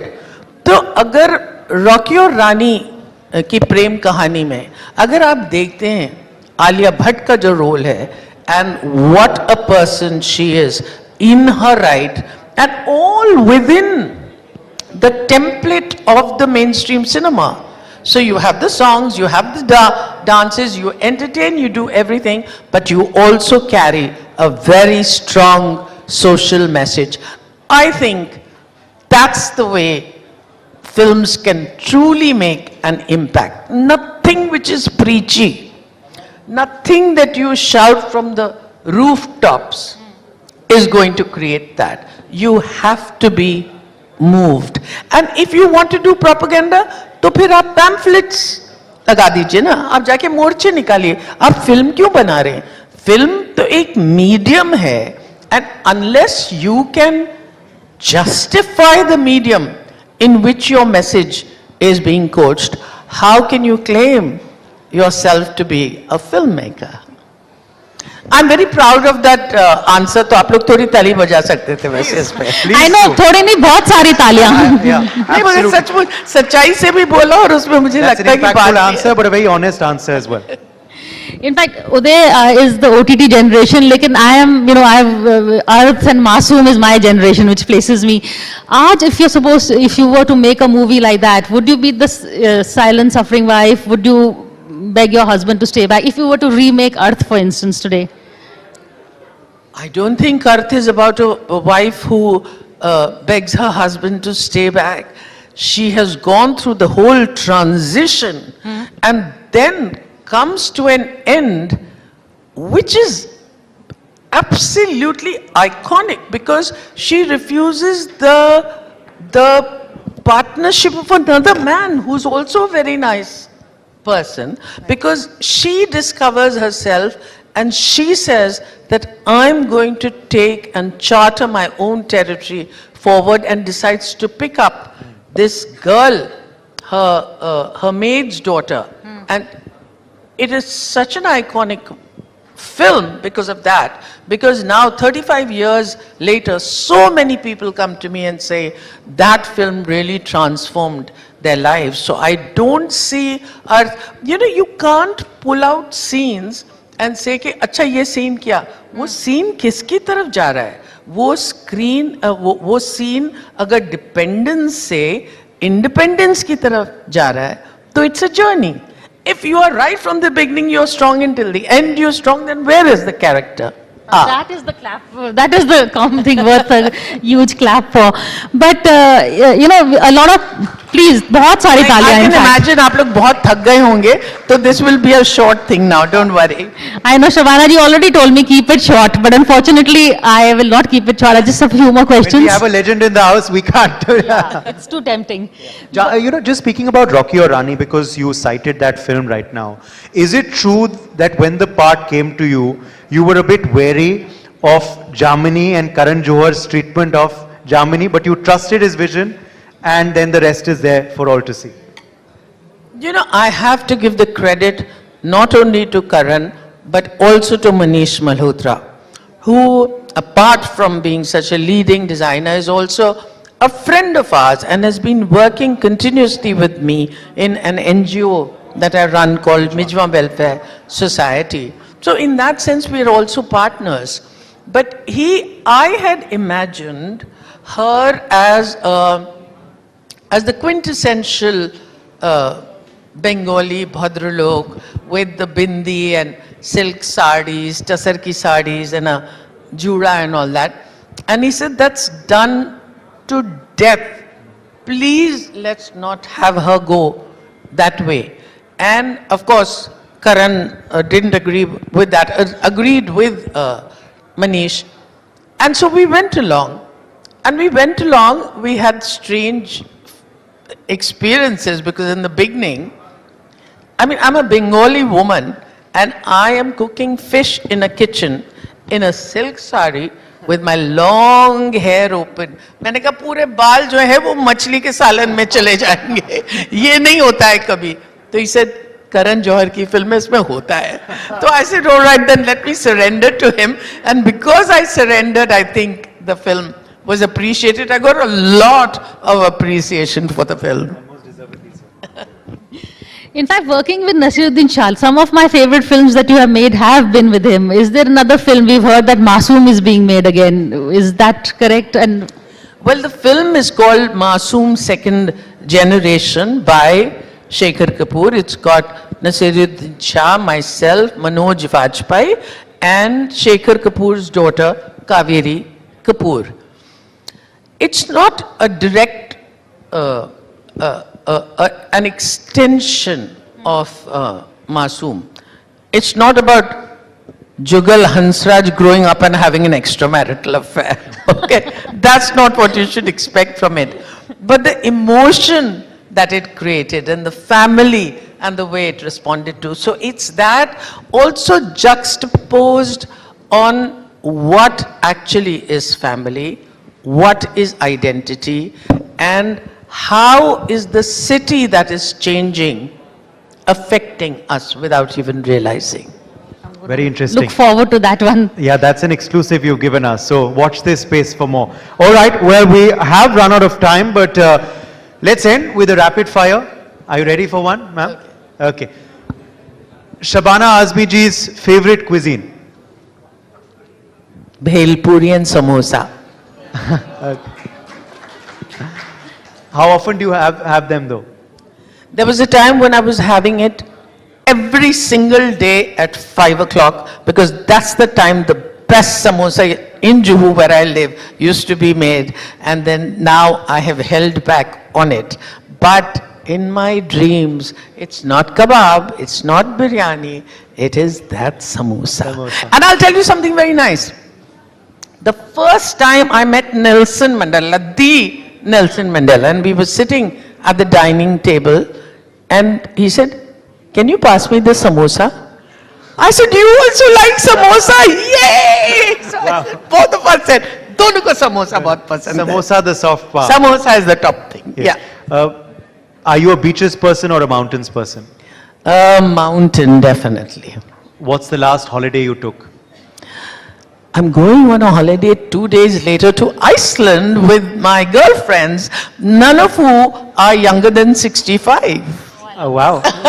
Love it, love it. So when our travel agent got to know that ये इनकी उम्र है और ये जा रहे हैं आइसलैंड, उसने कहा बाप रे बाप, तो हमारे ग्रुप का नाम ही हमने रख दिया बाप रे बाप. Which has been your favorite film? My favorite film, really, and I hope you're not talking about my own film, any favorite. Any favorite. Well, I would have preferred your own, but you can endorse the other. Favorite is a difficult term for it, but one of the films that has continued to move me ever since it was first made is MS Satyu's Garm Hava, and I think it is the best film on partition that has ever been made. Favorite co-star? Nasiruddin Shah. Okay, you had to say that. What's the superpower you wish you had? That I could be invisible. Why? You're the second person who said that. Really? From the Bollywood, from... Can you imagine if I was invisible, I would be able to hear everything that is going on, and how much more knowledgeable I would be than I am at present. Okay. Maybe I love that twinkle in your eye. Maybe the filmmakers now can think of a film in which Shabana ji does that. Not a Mr. India again. नहीं सिर्फ invisible नहीं, कभी नजर भी आना चाहिए visible. कर रीमा दास सुन रही होंगी तो वो मेरे को invisible बना देंगी. नहीं, I must also become visible. Visible, invisible and visible. All right. Thank you so much, Shabana Azmi ji, once again for joining us today, and many, many congratulations to you for this honor that you've got, and we want to see much more of you in the years Very ahead. visible, Shabana Azmi. Absolutely. Thank you so much, Shabana ji. Thank you so much, Priya ji, for joining us at the We Women Want Conclave. On that note, let me bring our next guest, who will talk about work and motherhood. We are in conversation with Neha Dhupia, actor, and the conversation will be led by my colleague Uday Pratap Singh and Megha Sharma. Uday, request you to stay on stage. Megha, please join us. Neha, request you to please make your way to the stage.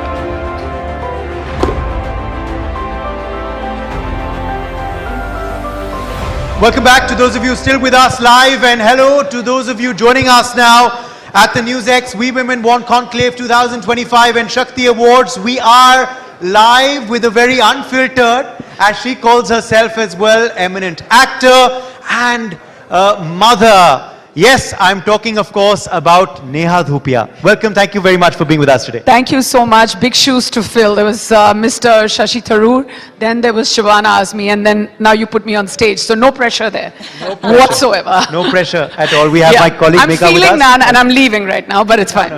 No, we have my colleague Megha as well with us. But you know, why I introduce you to as actor and mother is because this week there's been a lot of motherhood on your social media, hasn't there? Yes, I have this beautiful community, which is of course, you know, it was started by me as an initiative to normalize breastfeeding and maternal health and postpartum.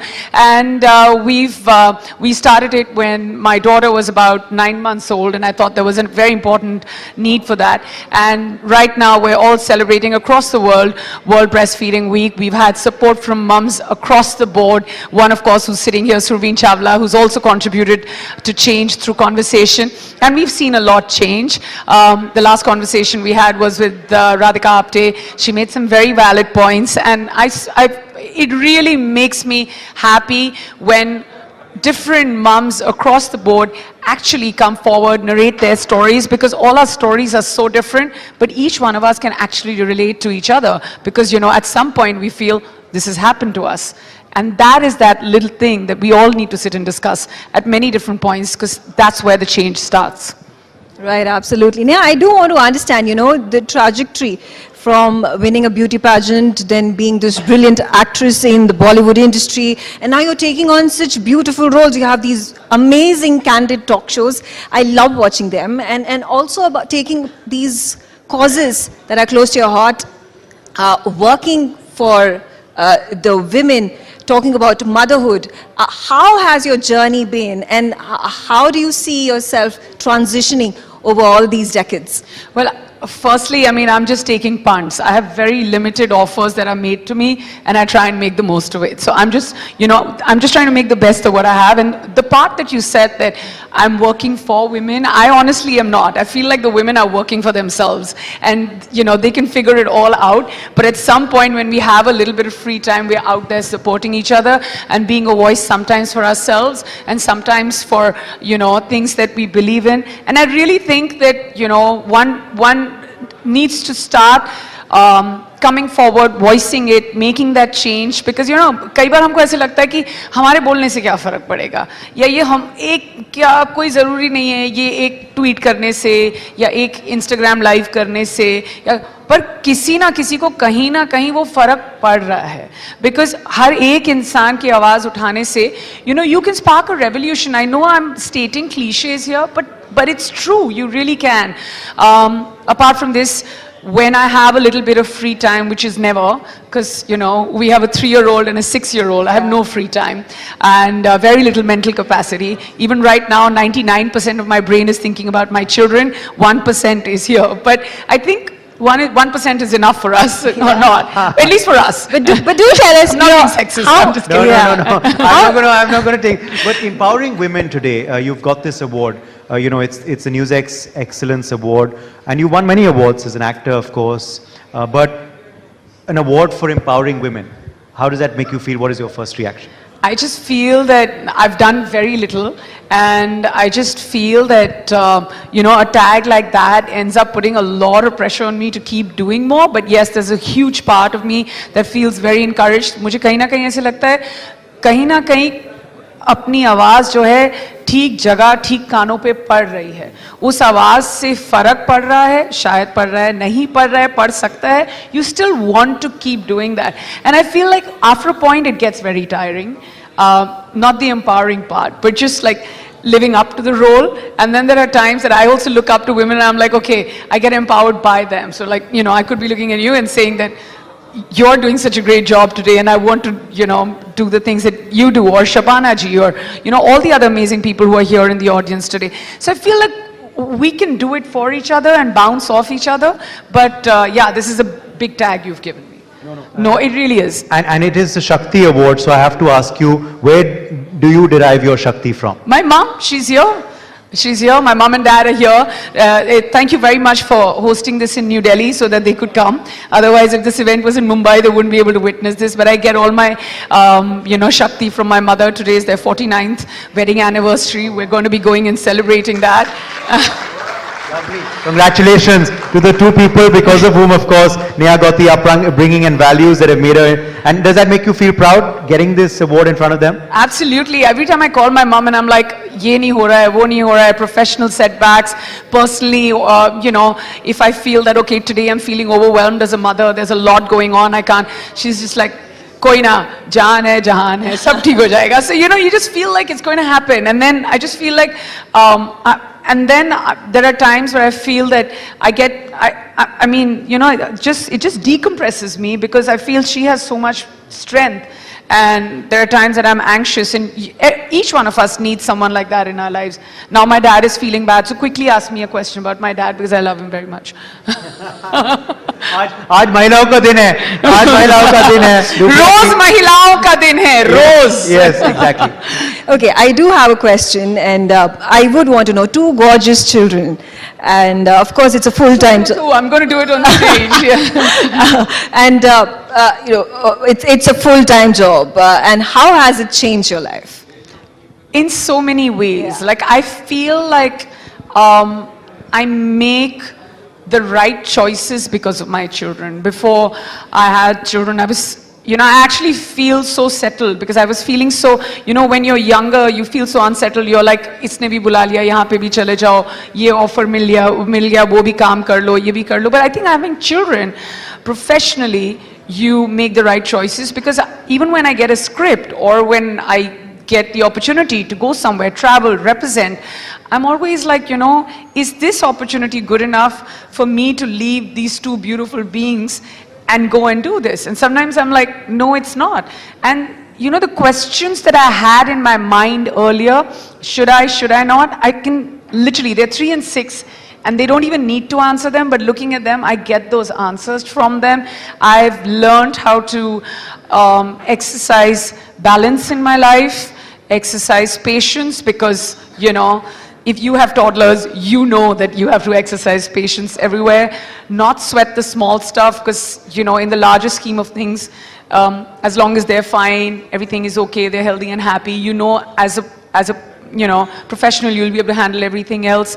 So I see a lot, like I see a lot of stability in me as a human being, and I also feel I'm responsible because they're looking up to me at all times. So my reactions to different things, I mean, just huge confession, there could be a chance when I was younger I would fly off the handle for a small little thing, but I know now they're watching. So I have to lead by example, or the ability to, you know, small little thing, like I harp on things like consent with my 6-year-old daughter, even when she's just 6 years old, and I know how important it is. So I just feel like as much as they learn from me, I learn from them, and just being free.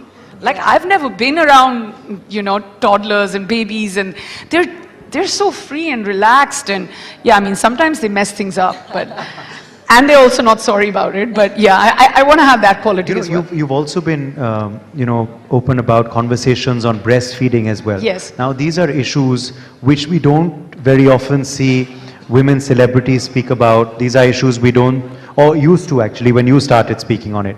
We don't see women actually speak about so much. So was it an attempt by you as well to mainstream certain things to ensure that these, you know, these conversations should happen, because this does happen? Well, let me tell you that it's not, so when I started Freedom to Feed, it was not just about normalizing breastfeeding. It was not just about not sexualizing breastfeeding. It was also about the fact that, and across the board, like we've had support from women, you know, from new moms to moms who have much more amplified voices in the real world, or whatever, like we'd like to call them, celebrity moms whose voices reach far and wide.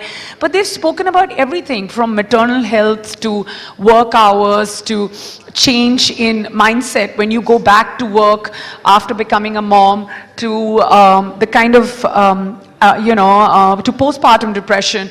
It's very important, because the minute you hear it from a mom or a woman that you look up to, you feel that you can also come out and share your story.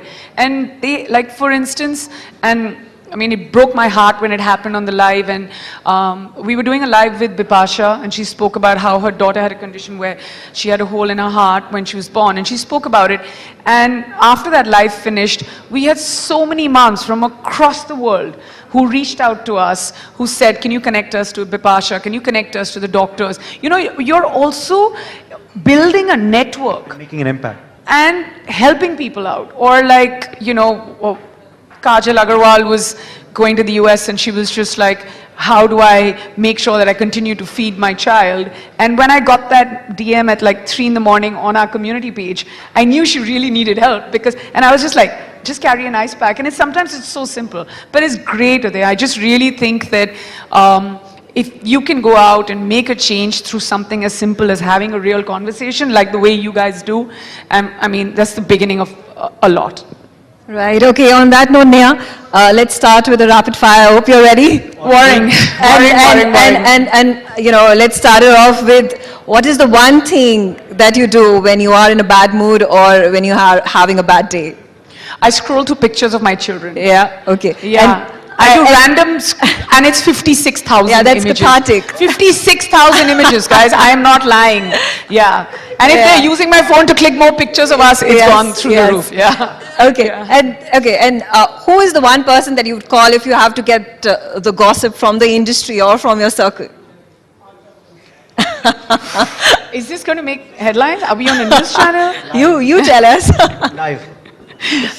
Should I take the right name or the wrong one? The right name. No. I can't take his name. No.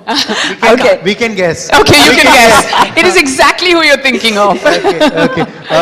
I also have to ask you very quickly about, okay, this is a rapid fire, so we'll quickly still continue the rapid. Beaches or mountains? Mountains, but I never get a chance because my husband always wants to go to the beach, and I'm a good wife. Who's a stricter parent, you or Angad? Me. For sure. Okay. And your mantra in life as a woman, as Did you say mantra? Mantra in life? Oh my life. God, I heard monthly finance. And I was like, why is she asking me that? Your mantra in life as an entrepreneur, as this empowered woman. As an empowered woman, I mean, like, my mom says, "Jaan hai, jahan hai, sab theek ho jayega, sab ho jayega." That's the most important Fantastic. thing. And what is that one misconception about Neha Dhupia that you would like to clear once and for all? That I'm no boss lady, I promise you. I am not. I'm always taking orders, I'm always multitasking, I'm always doing all the dirty work, and I'm not sitting around. A lot of people think, oh, I wear a blazer, go out and I boss around. It's not true. Yeah. When's the last time you took a holiday? 4 days ago. We went Sri Lanka for 9 days. Lovely. With the family. When is the next time I'm taking a holiday? 4 days from now. Yeah. Not Sri Lanka? Life's new mantra, holiday as much as you want. Take holidays. And family time. Family, just spend all your time with your family. You know, you're many people's style icon and you're looking very stylish today as well. Who is your style icon? My style icon, who I love? Okay, I mean, I think Sonam Kapoor is really well turned out at all times. I think Kate Blanchett is really well turned out. I think Rekha ji is very well turned out and all. Actually, everyone. Shabana ji was here. Shashi Tharoor, of course, style icon, yeah, for sure. But absolutely. On that note, thank you so much. Thank you. Neha. Before it we has end, been before we end, fantastic. before we end, I have another quick question for Neha on the latest season, for which we spoke before the season, if you remember. Yes. Okay. In our studio. What a great chat it was. Yes, it was a great chat and शुभारंभ था वो season का auditions सब चल रहे थे. अब season खत्म हो गया, बहुत अच्छा response मिला. How was the experience on roadies? Oh, on roadies, yeah, I know. Somebody walked in and said, roadies. I was like, wo kya hai? But no, not true. I love the show. I love being on the show. I got fired once before. I hope I don't get fired again. I'm just kidding. But the experience is great. To be able to have this sense of adventure, this sense of competition, the ability to speak your mind, to make a difference, and also to have the youth look up to you, it's just a great place to be. And who's your favorite gang leader apart from yourself? Ooh, tough one. I'd have to say it's a close call between Prince and Elvish, but after this year, Elvish Yadav. Oh, okay. Elvish Yadav is your favorite gang leader on roadie. I think you said Prince when we said earlier, but yeah, I move on very quickly there. Yes. I mean, it's a known kind of. That's a headline right there that you've given us. Thank you so much for joining us, Neha Dhupia. Let's put our hands together for Neha Dhupia. Thank you so much, Neha, for joining us. And of course, my biggest takeaway from that is take more holidays. I hope my boss is listening. And with that, ladies and gentlemen, we come to almost the end of what has been an eventful, jam-packed day.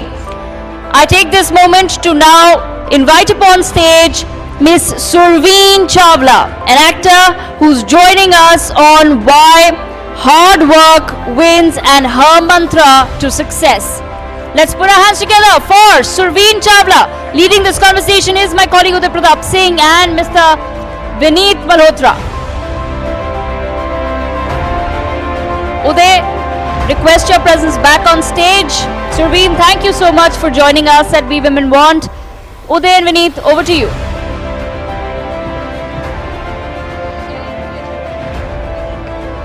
Good evening, everyone, and thank you, Surveen. Great to have you here. I hope you've enjoyed this evening. Number of wonderful people. I got in a bit late, but I think it was wonderful. It was a packed house. There were the who's and who, and I think it's always great to be a part of a room like that, filled with so much talent. Uday is the entertainment expert, but I'm going to take this opportunity to break the ice. First of all, congratulations on a stellar career that you've been able to craft for yourself. I've seen some of your work. I've seen Mandala, And the intensity that you bring to your roles and to your characters is absolutely infinitely impressive, you know. And I just wanted to understand from you, in fact, offline we were also discussing that you're one of those very few actors who have graduated from the small screen to the big screen. Successfully. Successfully. Many have, but let me add successfully. And the only other person who comes to my mind when I think of something like that is you know, the Badshah, Mr. SRK. Sure. Do you really think that something like this is possible in today's day and age? Of course, let's leave OTT out of that. But graduating from the small screen to the big screen and making it this far is really commendable. What's the secret? So, what's the secret sauce? So there is no secret sauce. I'd like to quote something that I have been, this is a quote that's been playing in my mind for a few years now. And that quote is by Ray Kroc, who's the founder of McDonald's. And he says... the movie, the founder is based on him, I believe. Yeah. It's a great, Michael Keaton, great movie. Yeah. So he says, yeah, all right, I was an overnight success. 30 years, though, was a long, long night, you know, and I've been living by that for a few years now. My mentor, who actually gave me the first opportunity when I landed my foot in Mumbai, was here this evening with us. Ektaji, yes, Ekta was here. And I was hoping to bump into her, but I didn't because, you know, what a day. I'm here now 20 years in the industry. I came in 2005 when I was a teenager. And it's taken me 20 years. So this night has been 20 years long for me. And of late, I don't know, I might answer another question of yours in this answer that I'm just going to present myself with. There is no secret sauce, and I've realized that over the course of the last 3-4 years. And why I say that is because, you know, you can plan for as long as you want, and I've been planning myself, you know, this is the kind of project I must do, and that is the kind of project I must do, or these are the do's and these are the don'ts, and all this while you're continuously planning and planning and planning. It might just sound a bit philosophical or spiritual, if I may say so, but you can't fathom the plan that the divine powers somewhere have for you, because that's beyond the comprehension of your own mind. So if I have to put it in perspective, then to have a year like this where I have 4 projects in 3 months is something I could not have planned for. It's beyond human comprehension or imagination to plan a career move like that. You can't do that. It needs to happen to you. And while it happens to you, which is a form of, a part of destiny, is also the coexistence of karma, which is to take your action and say the yeses and say the nos. And somebody said that the talent lies in your choices. Sorry? Somebody once said, when it comes to acting and picking up projects, they said the talent actually lies in your choices. Do you believe in that? I feel the talent lies in you saying no. That's where I got it from. Yeah. It's taken me a while. It took me a very, very, very long time to understand and not try to please a director or a producer just because, you know, in the lure of, oh, you know what, if I do this particular part with them at this point in time in my career, then, you know, probability of me getting a bigger part or, you know, them casting me in XYZ project would be far more, you know. So it's also coming from a place where I'm thinking of pleasing somebody, right? Through taking up whatever they have to offer to me. But I think the gumption comes with life experiences. I mean, I've personally seen my journey, which is really reflective of my personal life, my growth as me, Surveen, my growth as an individual, my growth as a woman, my growth as a mother, my growth as a wife, my growth as a child, and it's reflective in my work and vice versa. So it's a very,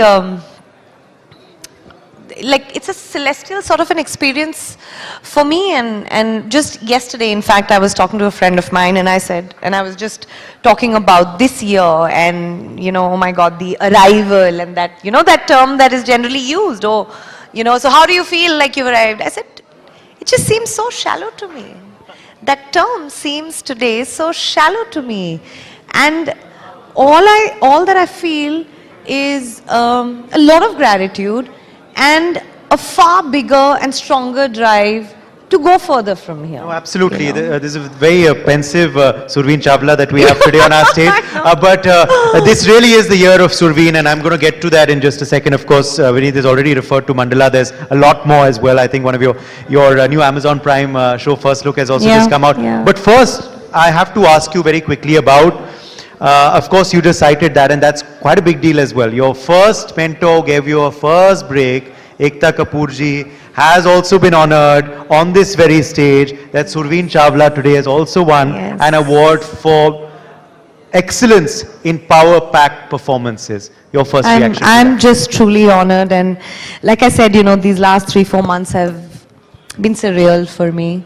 And you know, another friend of mine in another conversation asked me a few days back, so you know, how does it feel? Do you feel like it took a little longer? And I said, you know what? While I'm here in this, I just feel everything that happened, how it happened, when it happened, just feels so right. I have no complaints. I mean, shame on me if I have any complaints, because I would have still gone on like a war horse this year and the very next year. But there's only one difference. There was a time there when some shift happened, and that shift was about not chasing, doing my work without an agenda of reaching a goal, reaching a target. I see myself here 5 years down the line, and I think some part of me sort of detached with that. Some part of me disconnected with that thought. And there was a sort of a sense of surrender where I said, you know what, I've got this moment right here in front of me right now, and let me just be present here. Let me just have a lot of fun here. And I would not think, you know, karam kar, phal ki chinta mat kar, right? I don't know when that shift happened, but when I look back now, I know that shift happened, and I stopped chasing, and I stopped telling myself, oh, ye mujhe dekh nahi rahe, oh, ye mujhe autograph lene nahi aa rahe, oh, that I'm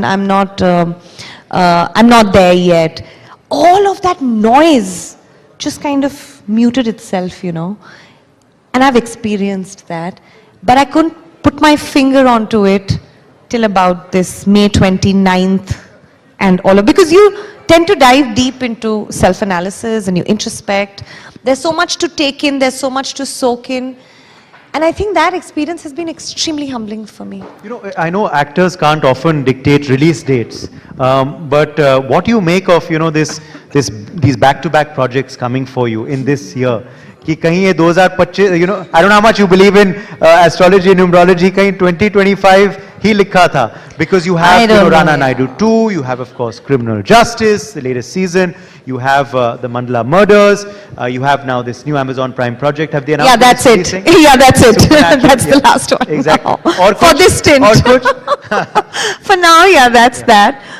But like I said, you know what? I could not have imagined, planned anything like this as a career move. Right? And they're all different genres. And they're all different genres. I mean, I cannot begin to tell you. You might say I'm just sounding extremely modest. Isn't that great? Because, you know, the one fear that I feel that actors have is getting stereotyped, right? I had that fear, and I was stereotyped for the longest time in my life, in my career, and that how led did you me. beat that? Perhaps that's the case study for a number of I actors. couldn't beat it. I was beaten by depression for a couple of years because of that. So this happened to me after my film Hate Story 2, where people boxed me, makers boxed me, and thought this is all the capability that lies within me, and I thought I had far more. But it had to take many, many years for people to be able to identify that, for makers to be able to identify that.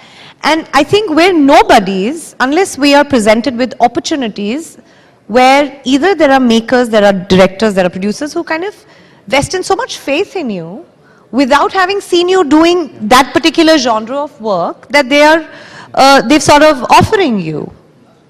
So that began to happen, and this is all the last 3-4 years, last 2-3 years of work that is now suddenly, and you know, I'm again and again saying it almost feels beyond miraculous for someone to have like 4 releases in 3 months. It's unthinkable, you know, and it's something you can't plan. But I would say that we're as big or small as actors as the parts that are given to us, the parts that are written to us, the opportunities that are presented to us, and my heart just feels really, really, really full. And I feel no pressure, but I definitely feel a sense of responsibility now going forward, because I am a little bit of an OCD. I'm a sort of a perfectionist, like loony maybe, I don't know. So for me to not have a benchmark set for myself is very unlike me. You know, quoting Shah Rukh Khan once again, he said that opportunity and talent are 2 different things. But if you don't have luck, he credits himself as being one of the luckiest people to come here. Do you think, how important is luck for an actor? Well, today where we sit and stand is, I think, proof of how luck plays an important part. You know, you could be working doubly hard for, or if I may say so about myself, for the last 10 years, but well, it had to happen this way, and it's only surrender, right? I mean, what else do you do at a point like this? There was a little bit of frustration coming in the last 2-3 years, you know, where I knew there were projects ready or on the brink of releases, but it never saw the light of day, not because it was not going to, but because of some or the other delay. But that also means that your work is going to take a little more while to come out in the open, and then, you know, projects are going to come to you only once that comes out. You know how it is, right? You out of sight is out of mind, and what shows is what sells. So it's literally that. And yeah, so coming back to luck, this is luck. Luck has played its part. Luck has played its part, because I can say that surely for myself, there is never an iota of like hard work is always, from my end, has always been 100. My commitment has always been 100. Maybe what I was looking for was luck. And you know, it's the NewsX Shakti Award. Absolutely. So I have to ask you, where do you derive your Shakti from? Obviously, you've had to have a lot of Shakti, Surveen, to take these decisions that you just told us about, to combat depression, to also speak out against the dark side, like casting couch, etc. What you have. Yes. So Shakti कहाँ से मिली ये सब के लिए? शक्ति मेरे ecosystem से मिलती है मुझे, मेरी फैमिली से मिलती है मुझे बहुत शक्ति, बिकॉज उन्होंने मेरे हर स्टेप को, मेरे हर कदम को, मेरे हर डिसीजन को, मेरे हर चॉइस को, अच्छी बुरी, we've got your back. My husband, my family, my parents, they've given me so much freedom to make choices, to make mistakes, you know. For me, as a mother also, I think that for me is the highlight of my growing up years, and that's what I want to teach my daughter, who's 6 now. And you know, she goes to school and she comes back, and I say, I don't say what you did well at school today or how was your day. Did you make any mistakes today? And now she's also understanding. And if she says, yes, I made a mistake today, I was like, way to go, high five, you know, because you made a mistake and here is your leap. You're going to grow only and only if you make mistakes, and there is no way to that, no other way to that. What is your biggest mistake and what did you learn from it? I wouldn't call it a mistake. I think I own all my choices. I have no regrets for any of my choices made. They're all mine. I own them. But I wish, it's not a mistake, I wish I had more perspective for those 2 years that kind of went by when I was undergoing medication and therapy and I was depressed, because nothing is worth that. Absolutely nothing is worth that. Nothing in the world is worth that. You've got your family, you've got your health and everything else. And I think that is the phase of my life that taught me detachment. I was obsessed with my work before that. I was a workaholic and I couldn't think, and I would identify myself with the kind of work that I did, or how much work am I doing or not doing. And that was my identity, and I had to kind of take that away from work. I am enough, and that's my identity. So they of course mentioned the word Shakti. You know, a lot of young girls who perhaps want to emulate, you know, the success that you're enjoying today, and also perhaps, you know, would want to expect problems en route to that, the kind of problems you also have had. What kind of a message would you want to deliver to them? What should that one focal point be? For you, it's the ecosystem you just mentioned, which is your family, you know, which is your health. A lot of people don't realize that good things in life are free. Oh, totally. So well said. I think it would be very, since I'm now on this side of the line, and while I'm not in there, I think would be the right time for me to answer this. Because I feel like sitting here right now, it might sound a bit too preachy, or arey isko kya pata, you know, but I can't take them through every day of my life or my struggle or my hard work. And I don't want to make a very big deal about hard work and struggle, because I think everybody's got to do that in life. It's not just for us actors, but I think every field, every area, every individual has their own struggles and their own benchmarks and their own comparable parameters for where they kind of put their own struggles. So for me, I honestly cannot think of anything else but family, to be able to be that source, to be able to be that origin that grounds you, that holds you when you fall, that allows you to be, that allows you to make that mistakes. I don't have a fancy answer for this other than what I've already said. And I think it's best to kind of rely on that backbone, that the one that is chosen by choice at that juncture, if you know what I mean. You know, for the young growing up generation, it's so easy to sort of, you know, sway and try to take that support from the chosen family.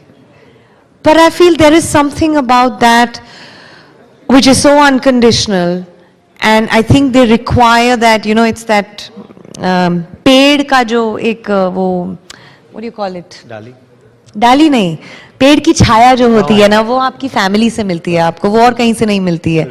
So I feel, yeah, just communicate, know that no matter what, they'll be there. They are family, and yeah, I think you want to fall, you fall back on them. You know, to be honest, Surveen, we've had a lot of conversations through the day today with a number of achievers, but I think this has been the most refreshingly honest. And the most and profound. Stimulating. The most profound is. I hope I didn't put you guys to sleep. No. You woke us up. Okay. You woke us up. You woke us up. Exactly. Chaliye, now it's time then for some fun. Yeah, sure. With a rapid fire. Sure. Ready? Very bad at rapid fire. Okay. Tell me. Let's go. Go for it. Okay. What's the last holiday you took? Maldives. Kab?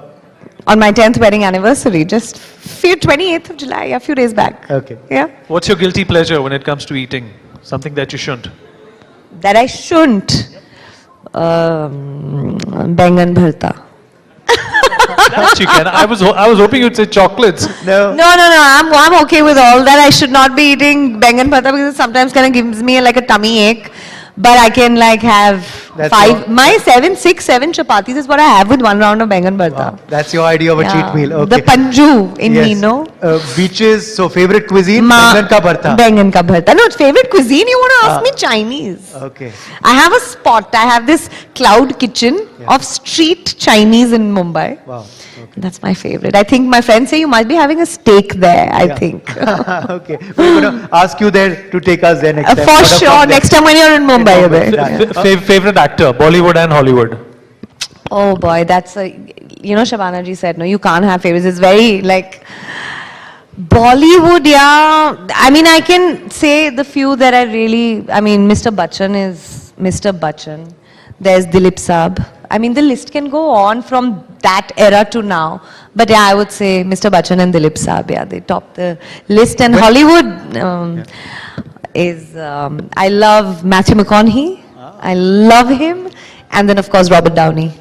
Yeah. When I say the word mentor, whose name comes to your mind?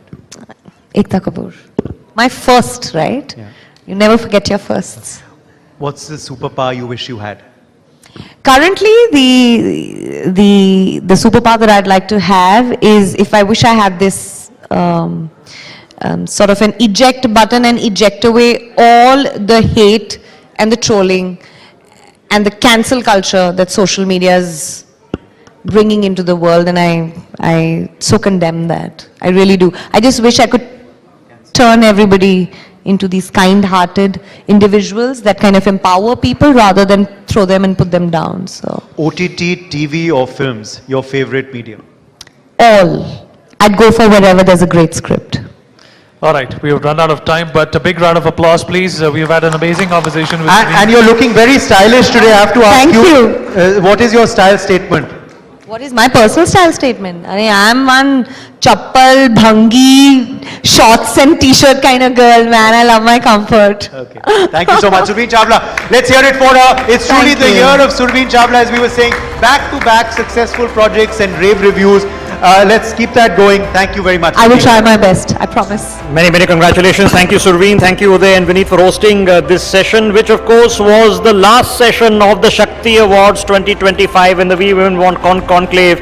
Let me take the opportunity, ladies and gentlemen, first of all, to thank the 60 speakers who have been with us since 8 in the morning, the 77 Shakti awardees, from drone didis to Lakpati didis to those who have campaigned against sexual violence, all the way to entrepreneurs, members of parliament, and of course actors and celebrities, all achievers in their own right. So a big thank you and a big round of applause to all the women, and not only the women who have we hosted, but the women who have organized this entire episode, especially to our team who has been working very hard on this for a long period of time. Ladies and gentlemen, NewsX, 70% of our staff is women, most of our leadership is women, save me. And it's been a privilege working with a fine group of young individuals who have made a fine team. We'd also like to thank our inaugural session chief guest, Srimati Rekha Gupta, the Chief Minister of Delhi, the Honorable Union Minister Gajendra Singh Shekhawat, Dr. Tharoor, the other members of Parliament who came and joined us. We'd also like to thank our state partners, including the Uttar Pradesh Sarkar, Uttarakhand Sarkar, Haryana Sarkar, Chhattisgarh Sarkar and Madhya Pradesh Sarkar. Our hospitality partner, Hyatt Regency Gurugram, our knowledge partner, the Sunday Guardian, the presenting sponsor, EOD Box, associate sponsor, Glory Webs, and digital partner, Foodie. Many thanks also to Srimati Shakti Irani Sharma, who is the patron of the Shakti Awards. Of course, to the person who is the founder of the ITV network, Mr. Karthikeya Sharma, Member of Parliament, the Rajya Sabha, and of course to the chairperson of the Sunday Guardian Foundation, which has hosted this not-for-profit event, Dr. Aishwarya Pandit Sharma, a woman leader in her own right. Thank you very much, and it's a good night from this podium of the conclave. We are going to do a team photo, but I'm sure the TV audience doesn't need to know that. So it's good night from here, us on NewsX. News and updates continue on the other side. Thank you very much. For the audience, ladies and gentlemen, dinner is served in the front balcony. So if you are hungry, that's the right place to go. Have a good night.